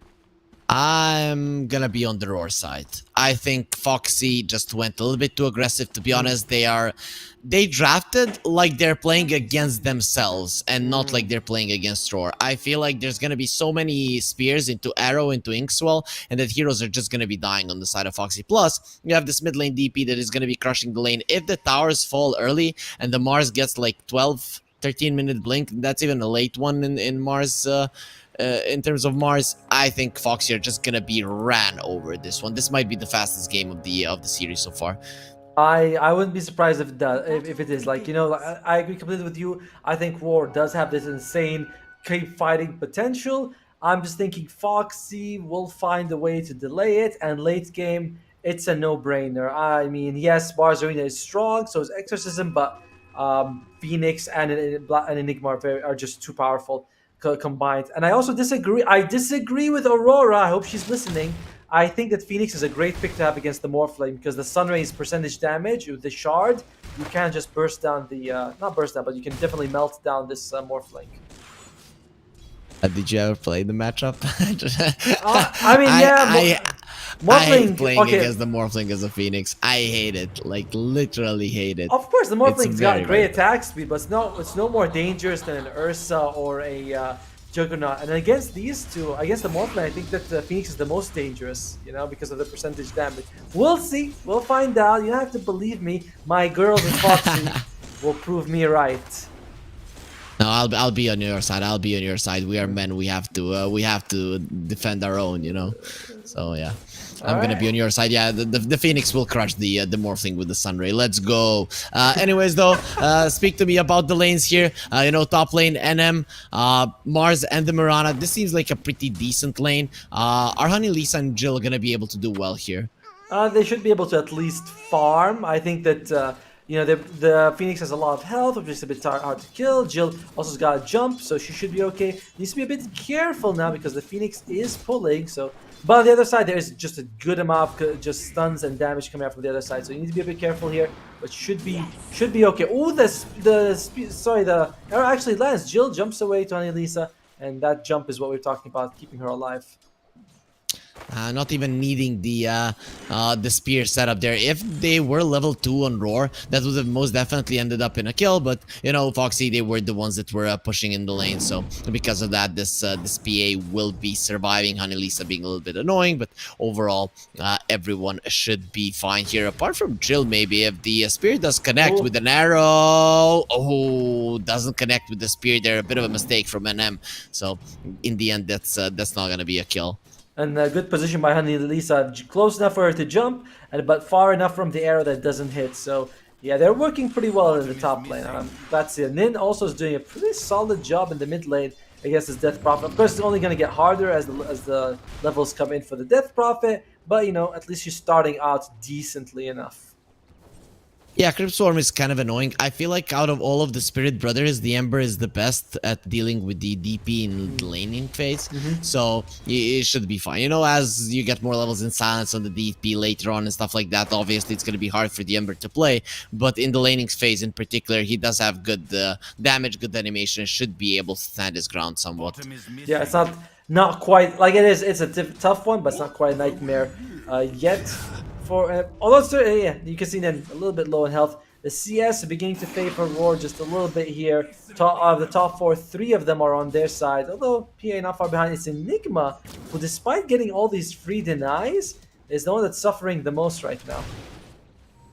Yeah, Morphling has way too much damage and, you know, really good animation. So Enigma is usually good against heroes that struggle with CS, and Morphling is not that kind of a hero. So I feel like Morphling usually does relatively well in the lane against the Enigma, even with the Tiny there. And Tiny we know is the best pairing for the Enigma overall. Yeah, just a quiet laning stage here. Although Morphling losing a bit of health, but looks like she's just gonna be relatively okay. And Ulap's like, oh, I can just go and secure the water ruin in the middle. Arrow comes out, misses, but Ulap, is she gonna be? Oh, Nin with the faster fingers steals it from under Ulap's tiger, and Ulap's gonna be feeling pretty bad about that. It is a cat. It is not a tiger. It's a tiger. Have you ever seen a tiger with wings? It's a tiger-ish kind of creature. It's tiger-like, you know. Yeah, like cats, you know. So, Well, yeah, sure. What if cats are tiger-like as well? No. Anyways, Where are we going to be seeing the first blood here? I feel like it's getting kind of Mid. passy here. Okay. Well played, Otomo. That was such a good prediction. That was awesome for you. I'm just so glad that I have an analyst at this level. This is insane. Hey, you asked, I answered, it happened. I called it before she died. I just like there was like a couple of pixels before that Crypt Storm landed, and yeah, as we said, it's gonna get worse and worse, and it's starting to like this first blood. Hopefully, Ebro can hit 6 before she dies again. That way, she has a chance of staying alive. Bottom lane though, or Enigma starting to make a little bit of comeback here. Jill, oh, that's a lot of damage, and an arrow to the back gets her again. Gets her as well. Sorry. Yeah, that's gonna be a pretty big one. 2 hit kills already for RAWR. I think it's a little bit early for this snowball to start, but to be honest, this is really big for them. Once there is a urn on the Mirana, a spirit into arrow, you get those urn charges. It's gonna be very tough for anyone around the map, and I wouldn't want to be in the shoes of Foxy right now. Already they're starting to suffer, and when you look at their lineup, when are they gonna start making plays? When the Tiny gets the Blink Dagger, you know how long that takes. That's 20 minutes of pretty much being completely helpless on the map. Yeah, that's gonna. I mean, you don't have to play with Tiny, so you can play with. Oh, Honey Lisa did not. What? No, okay, the arrow misses, but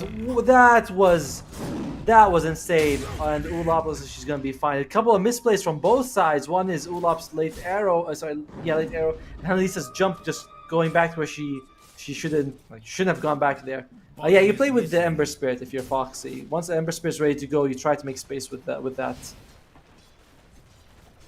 Yes, I'm just looking at who do you kill. Maybe this Grimstroke might be a target, but even that, I'm just so afraid for Foxy. Anyways, top lane, Honey Lisa, she's not afraid at all. That's why she's gonna be punished. Mirana does have the Urn of Shadows, so can use it on Jill before she goes down. The blocks from Mars not gonna be happening. NM needs to be a little bit careful. There will be a spear next to the tower, nowhere to jump to. Jumps towards NM though. The God's Rebuke is at the ready. Jill could be taking Naomi some dies. extra damage here, and Naomi does go down, so that's the supports going down. I think that's big. Foxy Gaming, they need to be feeding on these supports, because for me, those are the kills that you're gonna easily get. The cores, that's a bit tougher.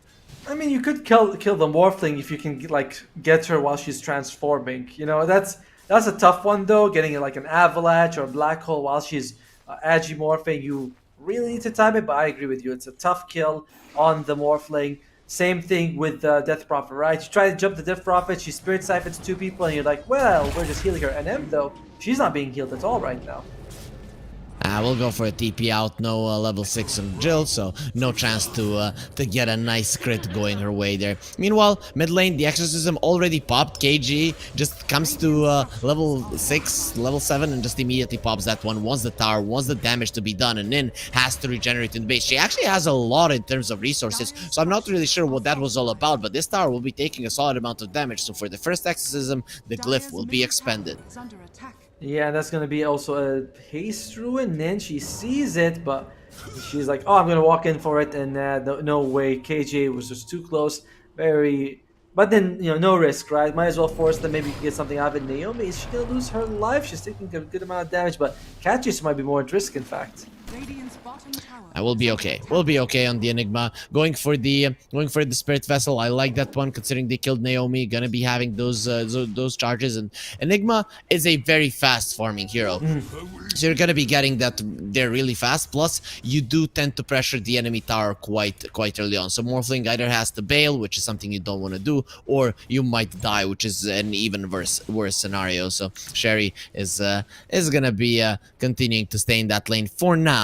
But it's only a matter of time. KJ is gonna be rotating towards the top lane. Man, she's already getting close to the BKB. It's insane how farmed she is. Brown boots into a BKB. That's what she wants. Now even with the brown boots, gonna be very fast. Haste Rune is there on KG. You can maybe nerf this hero, but you will not Arrow! nerf the runes. The arrow gonna be really solid placement, but Sleepless does dodge that one. The question is, can you dodge the Spirit Siphon? The Spirit is being taken away from the Tiny. I didn't even know Rocks had Spirits. And KG, did you go a little bit too deep? I think the answer is gonna be yes. Does have the Spirit Siphon. It's gonna try to survive this one. Actually goes for the creeps there. KJ still surviving, but there's gonna be a dagger, and finally she will be slain. Honey Getting a little bit ahead of herself. Honey Lisa though, inside of the arena, will most likely go down, and there it is. She gets taken down from the skies. NM really nice with that spear. Is under attack. I guess you're kinda okay with that, Foxy, training both your supports for KJ, who was very farmed and winning the mid lane as well.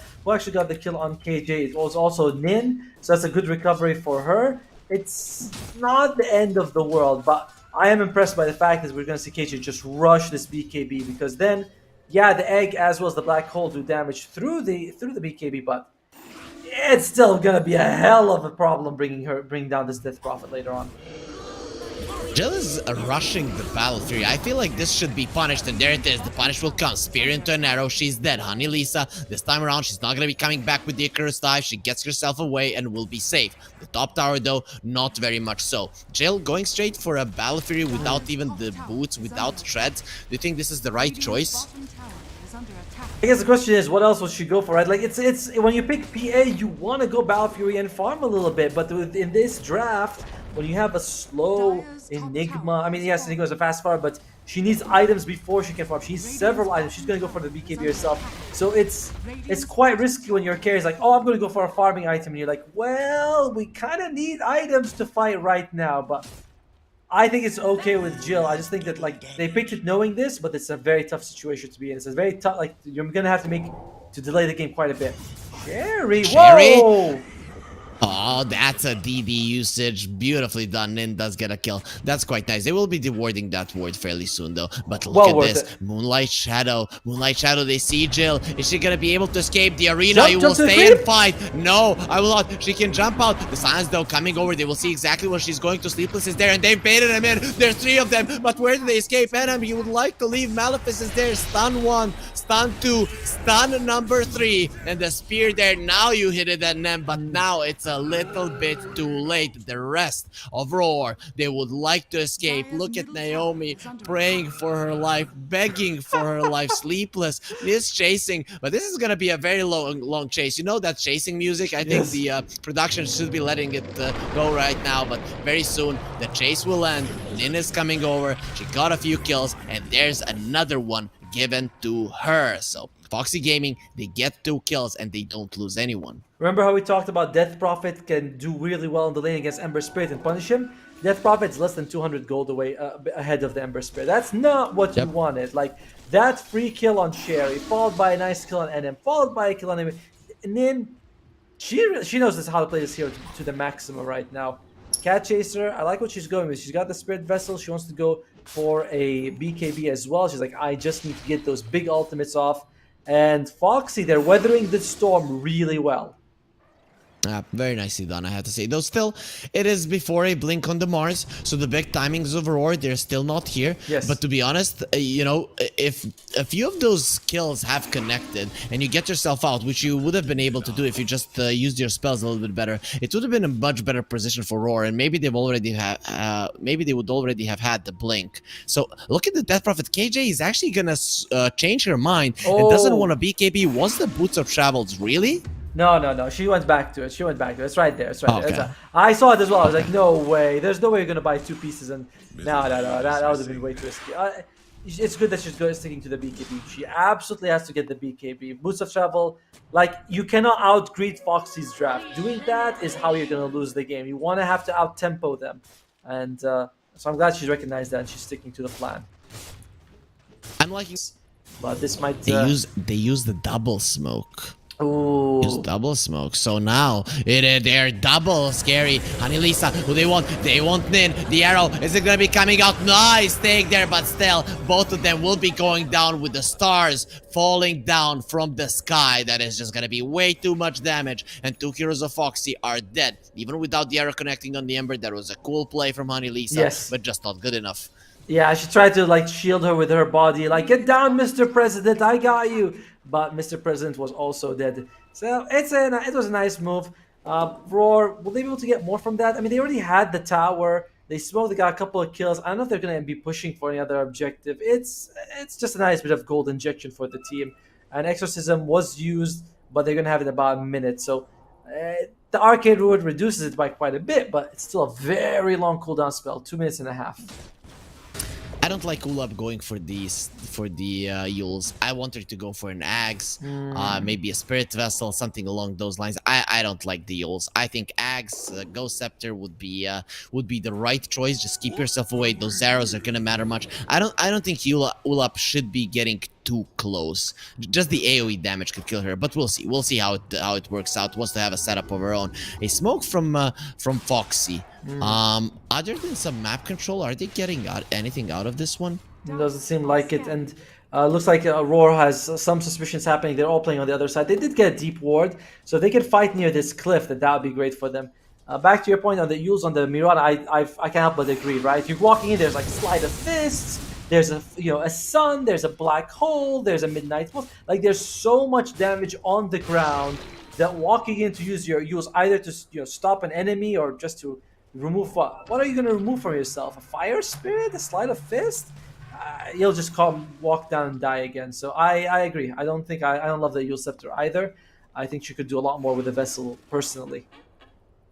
We'll see. We'll see how it works out. Maybe just a comfort comfort item, and if the Mars is showing on the map, the side of Foxy Gaming might feel like they are like they're safe, and then Yule's arrow, and you suddenly die. Though for now, the PA continuing to farm. Jill gonna be topping the network chart. BKB on the horizon currently, and what's gonna be the play from RAWR? How do they ramp up the tempo? How do they apply more pressure so that they are not afraid of this PA?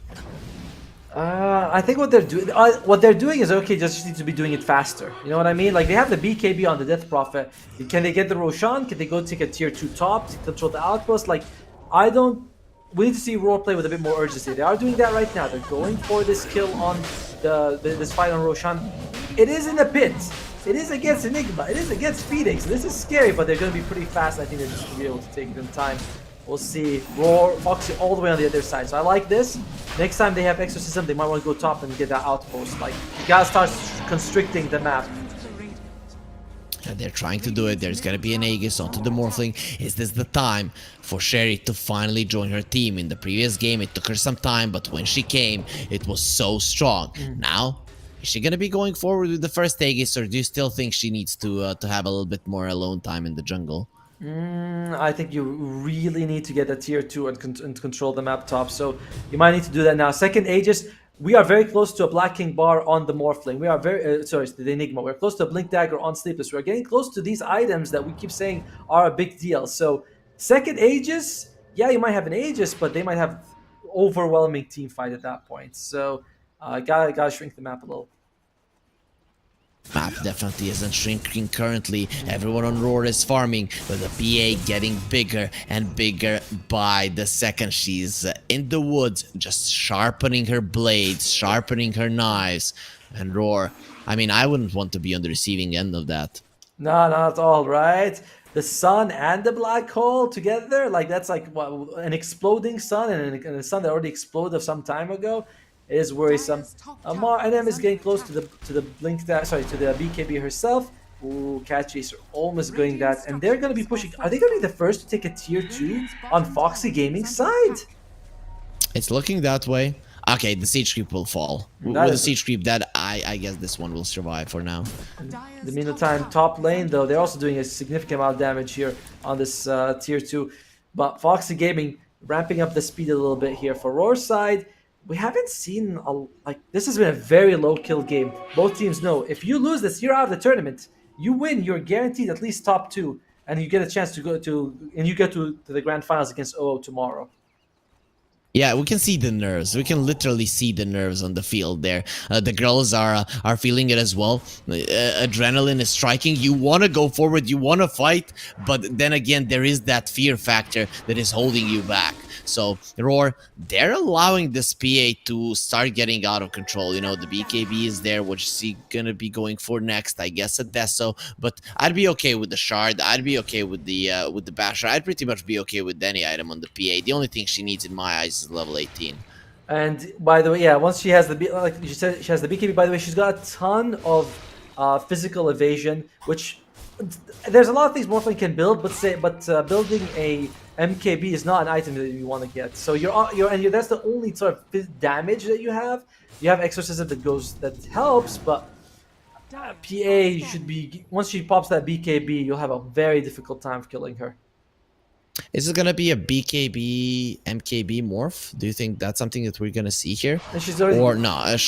Going for Skadi, yeah. Yeah, she's going for the Scott. I don't know if maybe she wants to go MKB at some point, but that feels awful. You know, that's when you're forcing your hero.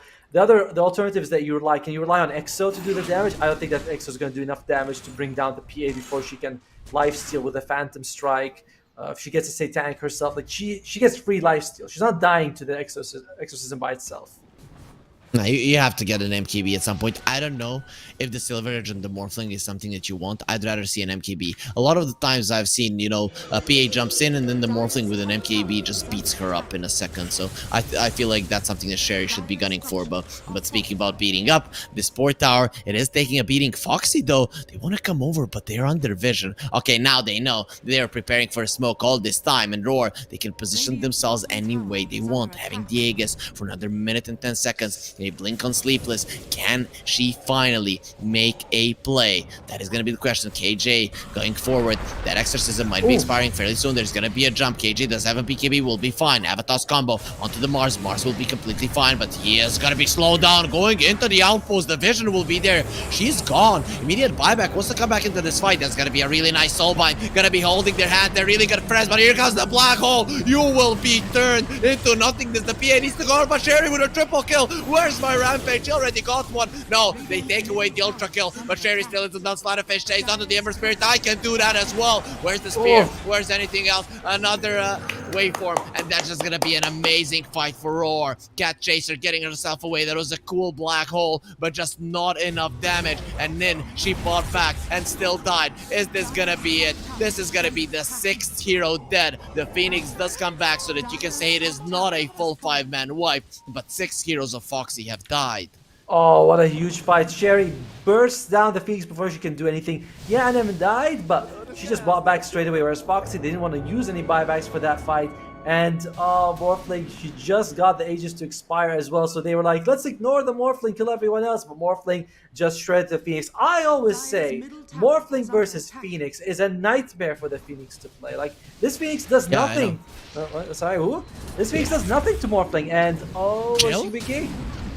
There is gonna be some misses there. Arrow not gonna be connecting, but boy, Jill, she's gonna be all bruised up after that one. Not gonna be looking nice for sure. So what's the play from Foxy right now? They do have a PA. Their late game is very strong, but if this trend continues and you lose one more fight like that, it's gonna be disastrous. I would say it's gonna be. I mean, yes, you're gonna be further behind, but they don't have the black hole or the blink dagger. Once they get the blink dagger on the Enigma, you can land the big black hole. Honey Lisa, she's gotta get those Phoenix eggs. The problem is she's only level what, 10 at 25 minutes? That is pretty awful. Like, she just her egg gets burst down in seconds. So you need to get a level 12 on Honey Lisa. You need to get blink dagger on Enigma. Then you can take a fight. I don't think that they're out of it by any stretch of the imagination. I have to say, Honey Lisa has been super inexperienced in this series. Like, every single time she's lacking in levels quite heavily. 26 minutes in, you would expect at least level 12, but that's not the case. You know, it's a little bit different right now. It's a little bit harder to get levels, but I think she needs to be a... Oh, Sherry? No, they're all around. Do they want to go for this? They decide, nah. But yeah, I mean, she's on a Phoenix. Like, this is a hero that's designed to farm as a support. Like, you can walk into a lane, you throw a couple of fire spirits, just clear it out yourself. But yeah, she's been playing very sacrificial so far. And no, you don't want to do that with a Phoenix. Like, we can do that with a Lish. You cannot do that with a Phoenix. Maybe that was the case, you know, force the enemies to pick a Morphling, and I'm just gonna be doing nothing with my Phoenix, so that counter isn't gonna be doing anything, though. What then? what after that one. I don't think that's a really good plan, but who knows? Maybe we're not seeing something. What I am seeing is RAWR coming down the mid lane, and this tower, it's the last tower one. This is gonna be really bad if Foxy loses it this early. And still no Blink Dagger for another about 600 gold. Black Hole is coming up in about 10 seconds, so that you will have all your abilities, but without the Blink, it's too tough. It's too tough. Honey Lisa, she's gonna go for the bounce and just needs to push out the lanes, get level 12, because level 1 egg is fine, but you really want to get that level 2 if you can. It's fine. It dies in a second, so It's fine. It exists.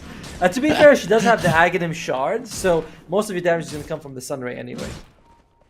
but you know, still, you need to be alive. Let's go, Honey Lisa. Get that experience. Get the 30-minute book. Educate yourself and be able to get the level 2 egg. We're all hoping for that one. We're hoping for this game to be a little bit longer here, but it seems like RAWR have overtaken it completely. So tell me, Otomo, Foxy, they've lost all of their outer towers. How do you make a fight happen? You have this great team fight, but you still need to make it work. And where and how do you want to fight? I think PA's got her Deso on the way. If you have the Blink on the Enigma, you could consider going bottom. That might be something that you can do. Oh, well, although look at that, NM just offers herself. Okay. All right, that's cool. That's, by the way, she is the one who used buyback in that previous fight. So there's a minute without it. Roshan is going to be up in about 75 seconds. Not enough time for Foxy Gaming to take it, but they could start securing this area. In the Roche fight, it's no contest. You got Black Hole and Supernova against Mars Arena. You're always going to take the fight for Foxy. Jill is very strong. She can pretty much kill anyone really fast. There you apart from the Morphling. The Morphling is a bit of a tougher target. If you are Enigma, if you can just blink and BKB catch the Morphling with Black Hole, that's kind of enough. Like the rest of the team doesn't actually do much damage. You know, KJ does, but it's way over time. You can sort of survive through it if you're PA. Morphling is a big threat, so catch Morphling, catch her, and you win the fight. How are the Morphling's items looking? What does she want in this one? Is there gonna be an MKB? No, it's gonna be a butterfly. So kind of fight fire with fire, you know, that kind of an approach. I'd rather see the Morphling go for a damage build than go for a defensive one, to be honest. So you don't like the butterfly? You think she should go for MKB? Yeah, I'd rather see the MKB. Yes. I don't. This is going to be one of those things where later on we sort of like, if you can discuss with the player, like, what were you thinking going this direction? They're like, oh, I was thinking go all damage or just survive. It comes down to honestly the play style. I don't think there's a right or wrong. True. You know, like she's going for Mask of Madness. She might disassemble this, get a Satanic Layer. Like, I don't think there's anything bad that she's doing. So go for it, Sherry. Like, she's got a DD Ruin. Roshan is up. Are they going to fight this? Foxy? You don't have much time. This would be a perfect situation for them to fight around the Roche, because there's not gonna be many things that RAWR is gonna be wanting to fight around. I guess you trade the tier 2, but for a second Roche, that doesn't seem like a worthy trade. No, not at all. And yeah, I don't know if you can kill Sherry twice. Like, I was going like harping on about this combo, but you can definitely kill the Morphling once with the combo. Twice? They do find KJ in the mid lane. She was pushing. Are they going to chase her and find her? It's like, they're like, she's around here. There they go. They're going to go for it. That should be a pretty fast one. They need more crits though.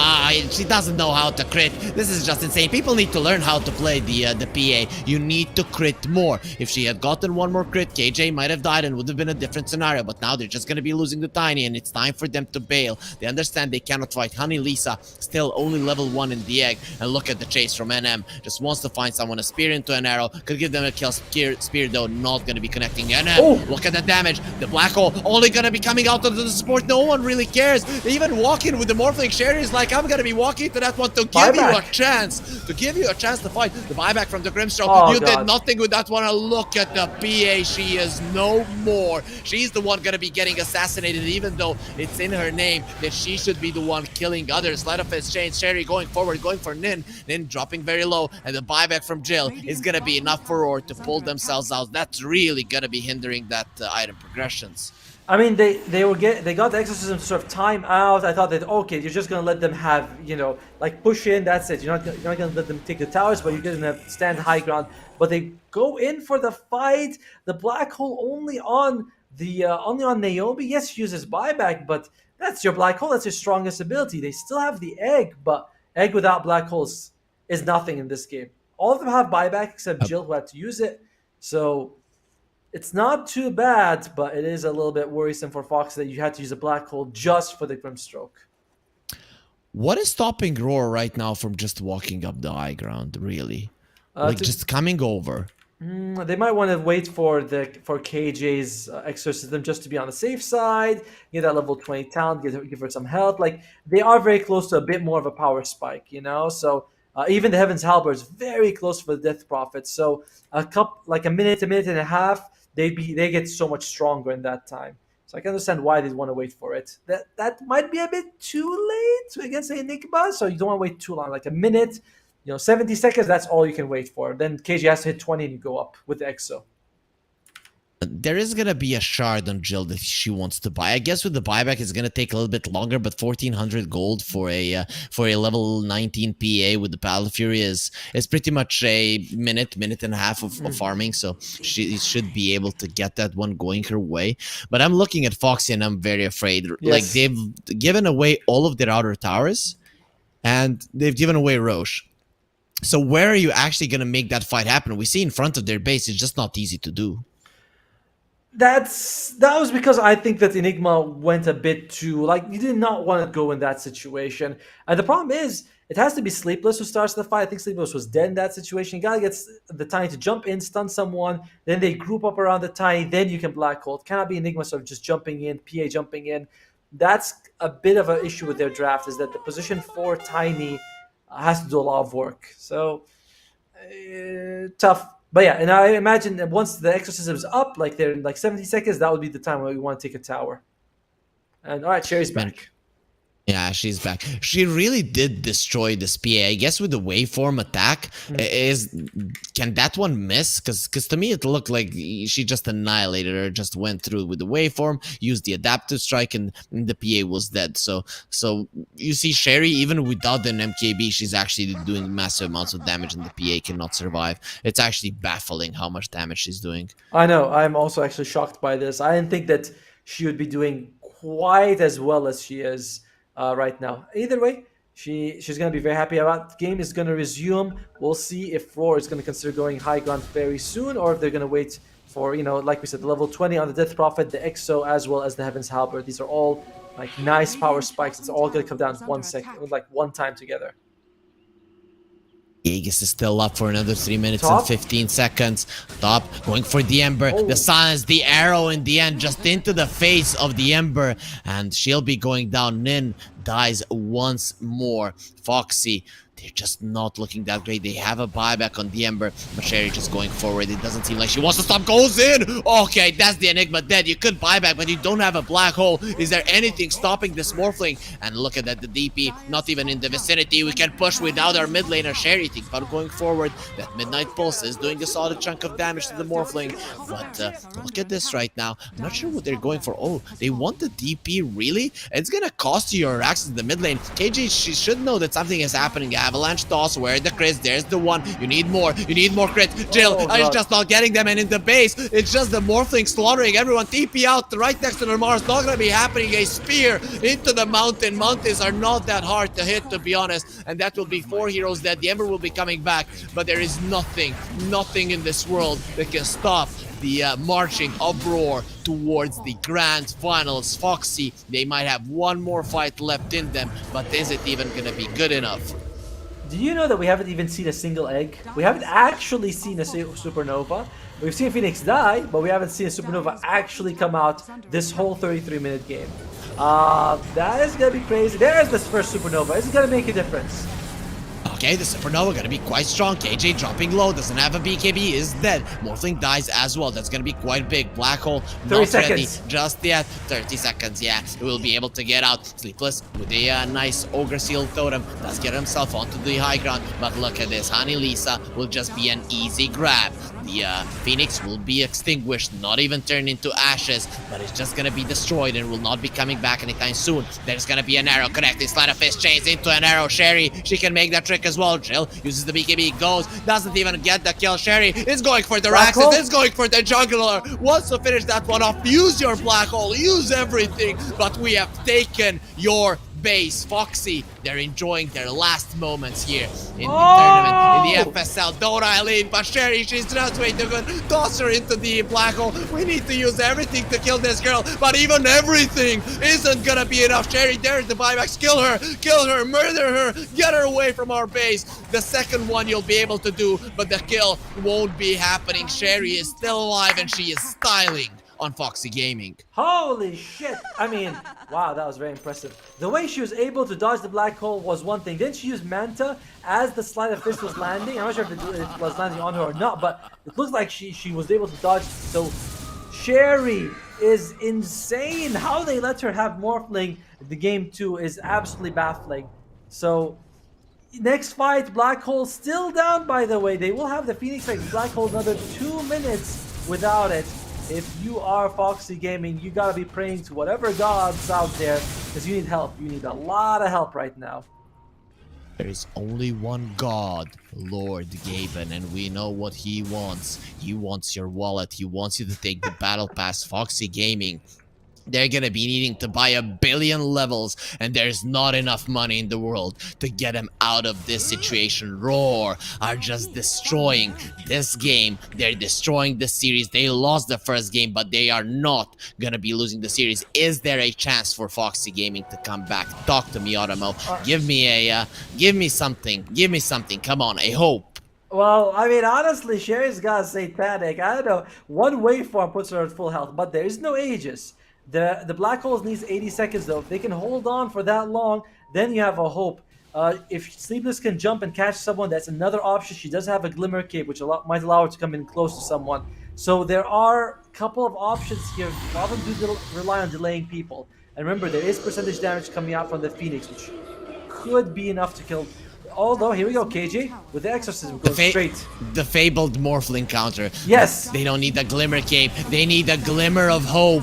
And there is no hope currently. Where's the Enigma? Jumping into the arena, says, kill me. I want to fight. I want to die. And that's going to be it. The egg now gets dropped. It's going to be destroyed there. The sun, it even gets annihilated. But look at the Morphling waves are just going to be extinguishing the Phoenix one more time. And even the Tiny is going to be destroyed. Jill calls GG, hoping that she will be spared, but that's not going to be happening. Even inside of the fountain, the Ember will fall. We will wipe you before we send you out of the tournament. Foxy Gaming, they had a really big run through the wild cards, but they will not be getting themselves into the grand finals. RAWR will get a chance to get a revenge onto their nemesis at the start of the day. But that's only going to be happening tomorrow, Otomo. Talk to me about this game. What happened? How did RAWR completely overwhelm Foxy? I mean, when they went for the Roshan, both times Foxy Gaming had no contest. And that's honestly where Foxy Gaming was at their strongest, right? When you go for the Roshan, you come in there, you throw a Midnight Post, throw Black Hole. You have so many strong things in Roshan, but they never were able to contest them. Then RAWR sneaking that out was honestly all they needed to do to win the game. They were also, like we said, they were a bit slower than I would have liked, but once they put the speed on with the Aegis, they were able to just get all they needed. Foxy Gaming, I feel like Honey Lisa was a bit slow with those eggs. We didn't see it, but the first egg came 34 minutes into the game. We weren't able to get any solid Black Holes either. So miscommunication between Foxy Gaming, I know it is, but RAWR was incredible, especially Sherry on this Morphling. Absolutely stellar performance on her. Wait, who is miscommunication? Oh, they're a bit on Foxy Gaming, right? Like, Okay, no, I'm gonna stop now. We saw OO today just completely dismantle RAWR. You saw now RAWR playing today. Do you think they've learned something? Do you think they'll have a chance tomorrow? Yes, but I mean, OO looks like they're very powerful, right? Like they've been looking very dominant the whole time.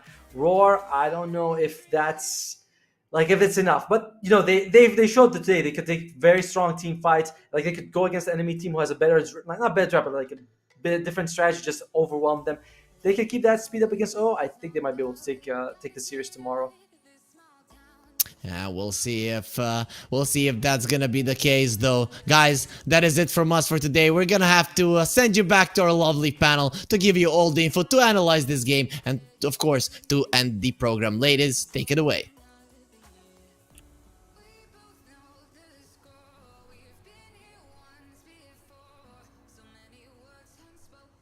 Huge congratulations to RAWR for going to the grand finals, but also well done to Foxy Gaming for ending up in third place. You still get a really nice little lump sum of money, but at the same time, they really both played super amazing this last series. But honestly, for me, I would chalk up the last game to draft. I think like RAWR knew exactly what they were doing. I think they knew that Foxy tends to play late and they tend to play slow. So you could really see that also with their picks. I mean, they have both the PA and the Enigma. They didn't really have that early fighting safe laner. You had to get those items unless, or like you have to get your BKB. And if you didn't have it, like it was really hard to come to the fights as a PA. But they took that opportunity. They got the Morphling again, and Sherry just dominated. What are your thoughts on the last game, Auroraa? I think like it's a must. Like they stop banning it and instantly RAW just takes it. Like, yeah, we're not hesitating. We're taking this mask. And also, the last pick from Foxy, I would say it's not a bad Enigma game because there are no like black hole counters, all this, but it's not that good because you already have PA, you already have Ember, who's like not gonna have a good time because there's a DP in the game and there's a Grim as well, so it's gonna be hard for the Ember to sort of function or like execute the plan. And on top of that, you already have a PA who needs time. Like doesn't matter PA lanes Mars or like DP, she's gonna have a hard time anyway. So you really need the off lane to be someone who can take some control, like take a little bit of control of the early phase and then just wait until like PA has enough time to build her items, all this. But yeah, I think they tried their best. Yeah, it's hard because like Nin was also 4-1 like 12 minutes in. Like she was doing it. I thought they were actually gonna maybe have a tougher game, but it kind of honestly looked one-sided once they started going to all these team fights. Once they actually started like playing together, it was always like a 4v5. Like PA couldn't like fully commit because she would just get obliterated by the Morphling. But I think our bracket is ready for tomorrow, so let's see who is playing. We already know it's OO versus RAWR. It's a best of 5, and as you can see, we've been through a lot of games already. Foxy RAWR or Red Horse, RAWR OO, RAWR Foxy Gaming, and Foxy Gaming Red Horse. Now we have the absolute best of the best. Now with these two teams, who do you think will win it all? I think I will favor a little bit towards OO. I think they really showed a very dominant performance today, and it's against RAW as well. So I really think they will be my choice to be the champions of this elite. But RAW has shown that they really can be back on their foot after like such a defeating series from OO. I think they will be able to learn from it and adapt. So I think they'll be able to put out a good fight before going down. If Yeah, they I are think going so down. as well. Especially after seeing US performance today. Still a big fan. Wow. But thank you so much to everyone who watched today, everyone in chat. And I hope you guys all had a really fun time watching FSL Elite Dota 2. And thank you again to the partners of FSL, Yahoo and Intel, who make all of this possible. And that's all for today. Any last words, Auroraa?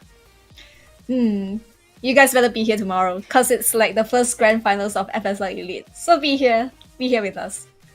Yes, that's it. You heard her first. Be here. And we'll see you guys tomorrow. Thanks for watching. Thank you. Bye.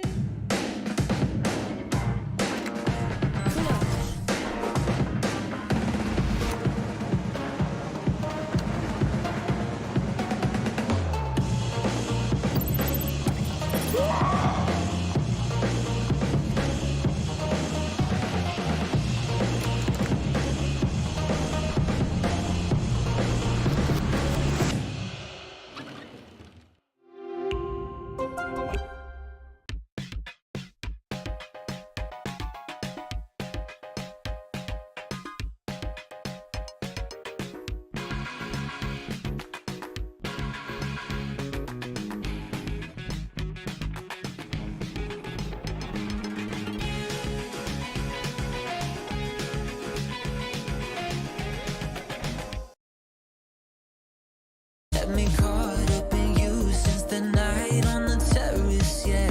You had me falling fast. When you're here, you spark chemical reactions. Your aura strikes like lightning. Got no words, I'm just drowning in attraction. Only one way to describe it. It's electric. Can you feel it? You got the only touch that takes me high. It's electric, I'm up in my feelings. Got double vision 'cause of you tonight. It's electric, got double vision. I get lost in your eyes every time. It's electric, can you feel it? It's electric, intoxicated by you, yeah. It's electric, intoxicate me like you do, yeah. Like you do. It's electric, can you feel it? You got the only touch that takes me high. It's electric, I'm up in my feelings. Got double vision 'cause of you tonight. It's electric, I'm up in my feelings. It's electric, you are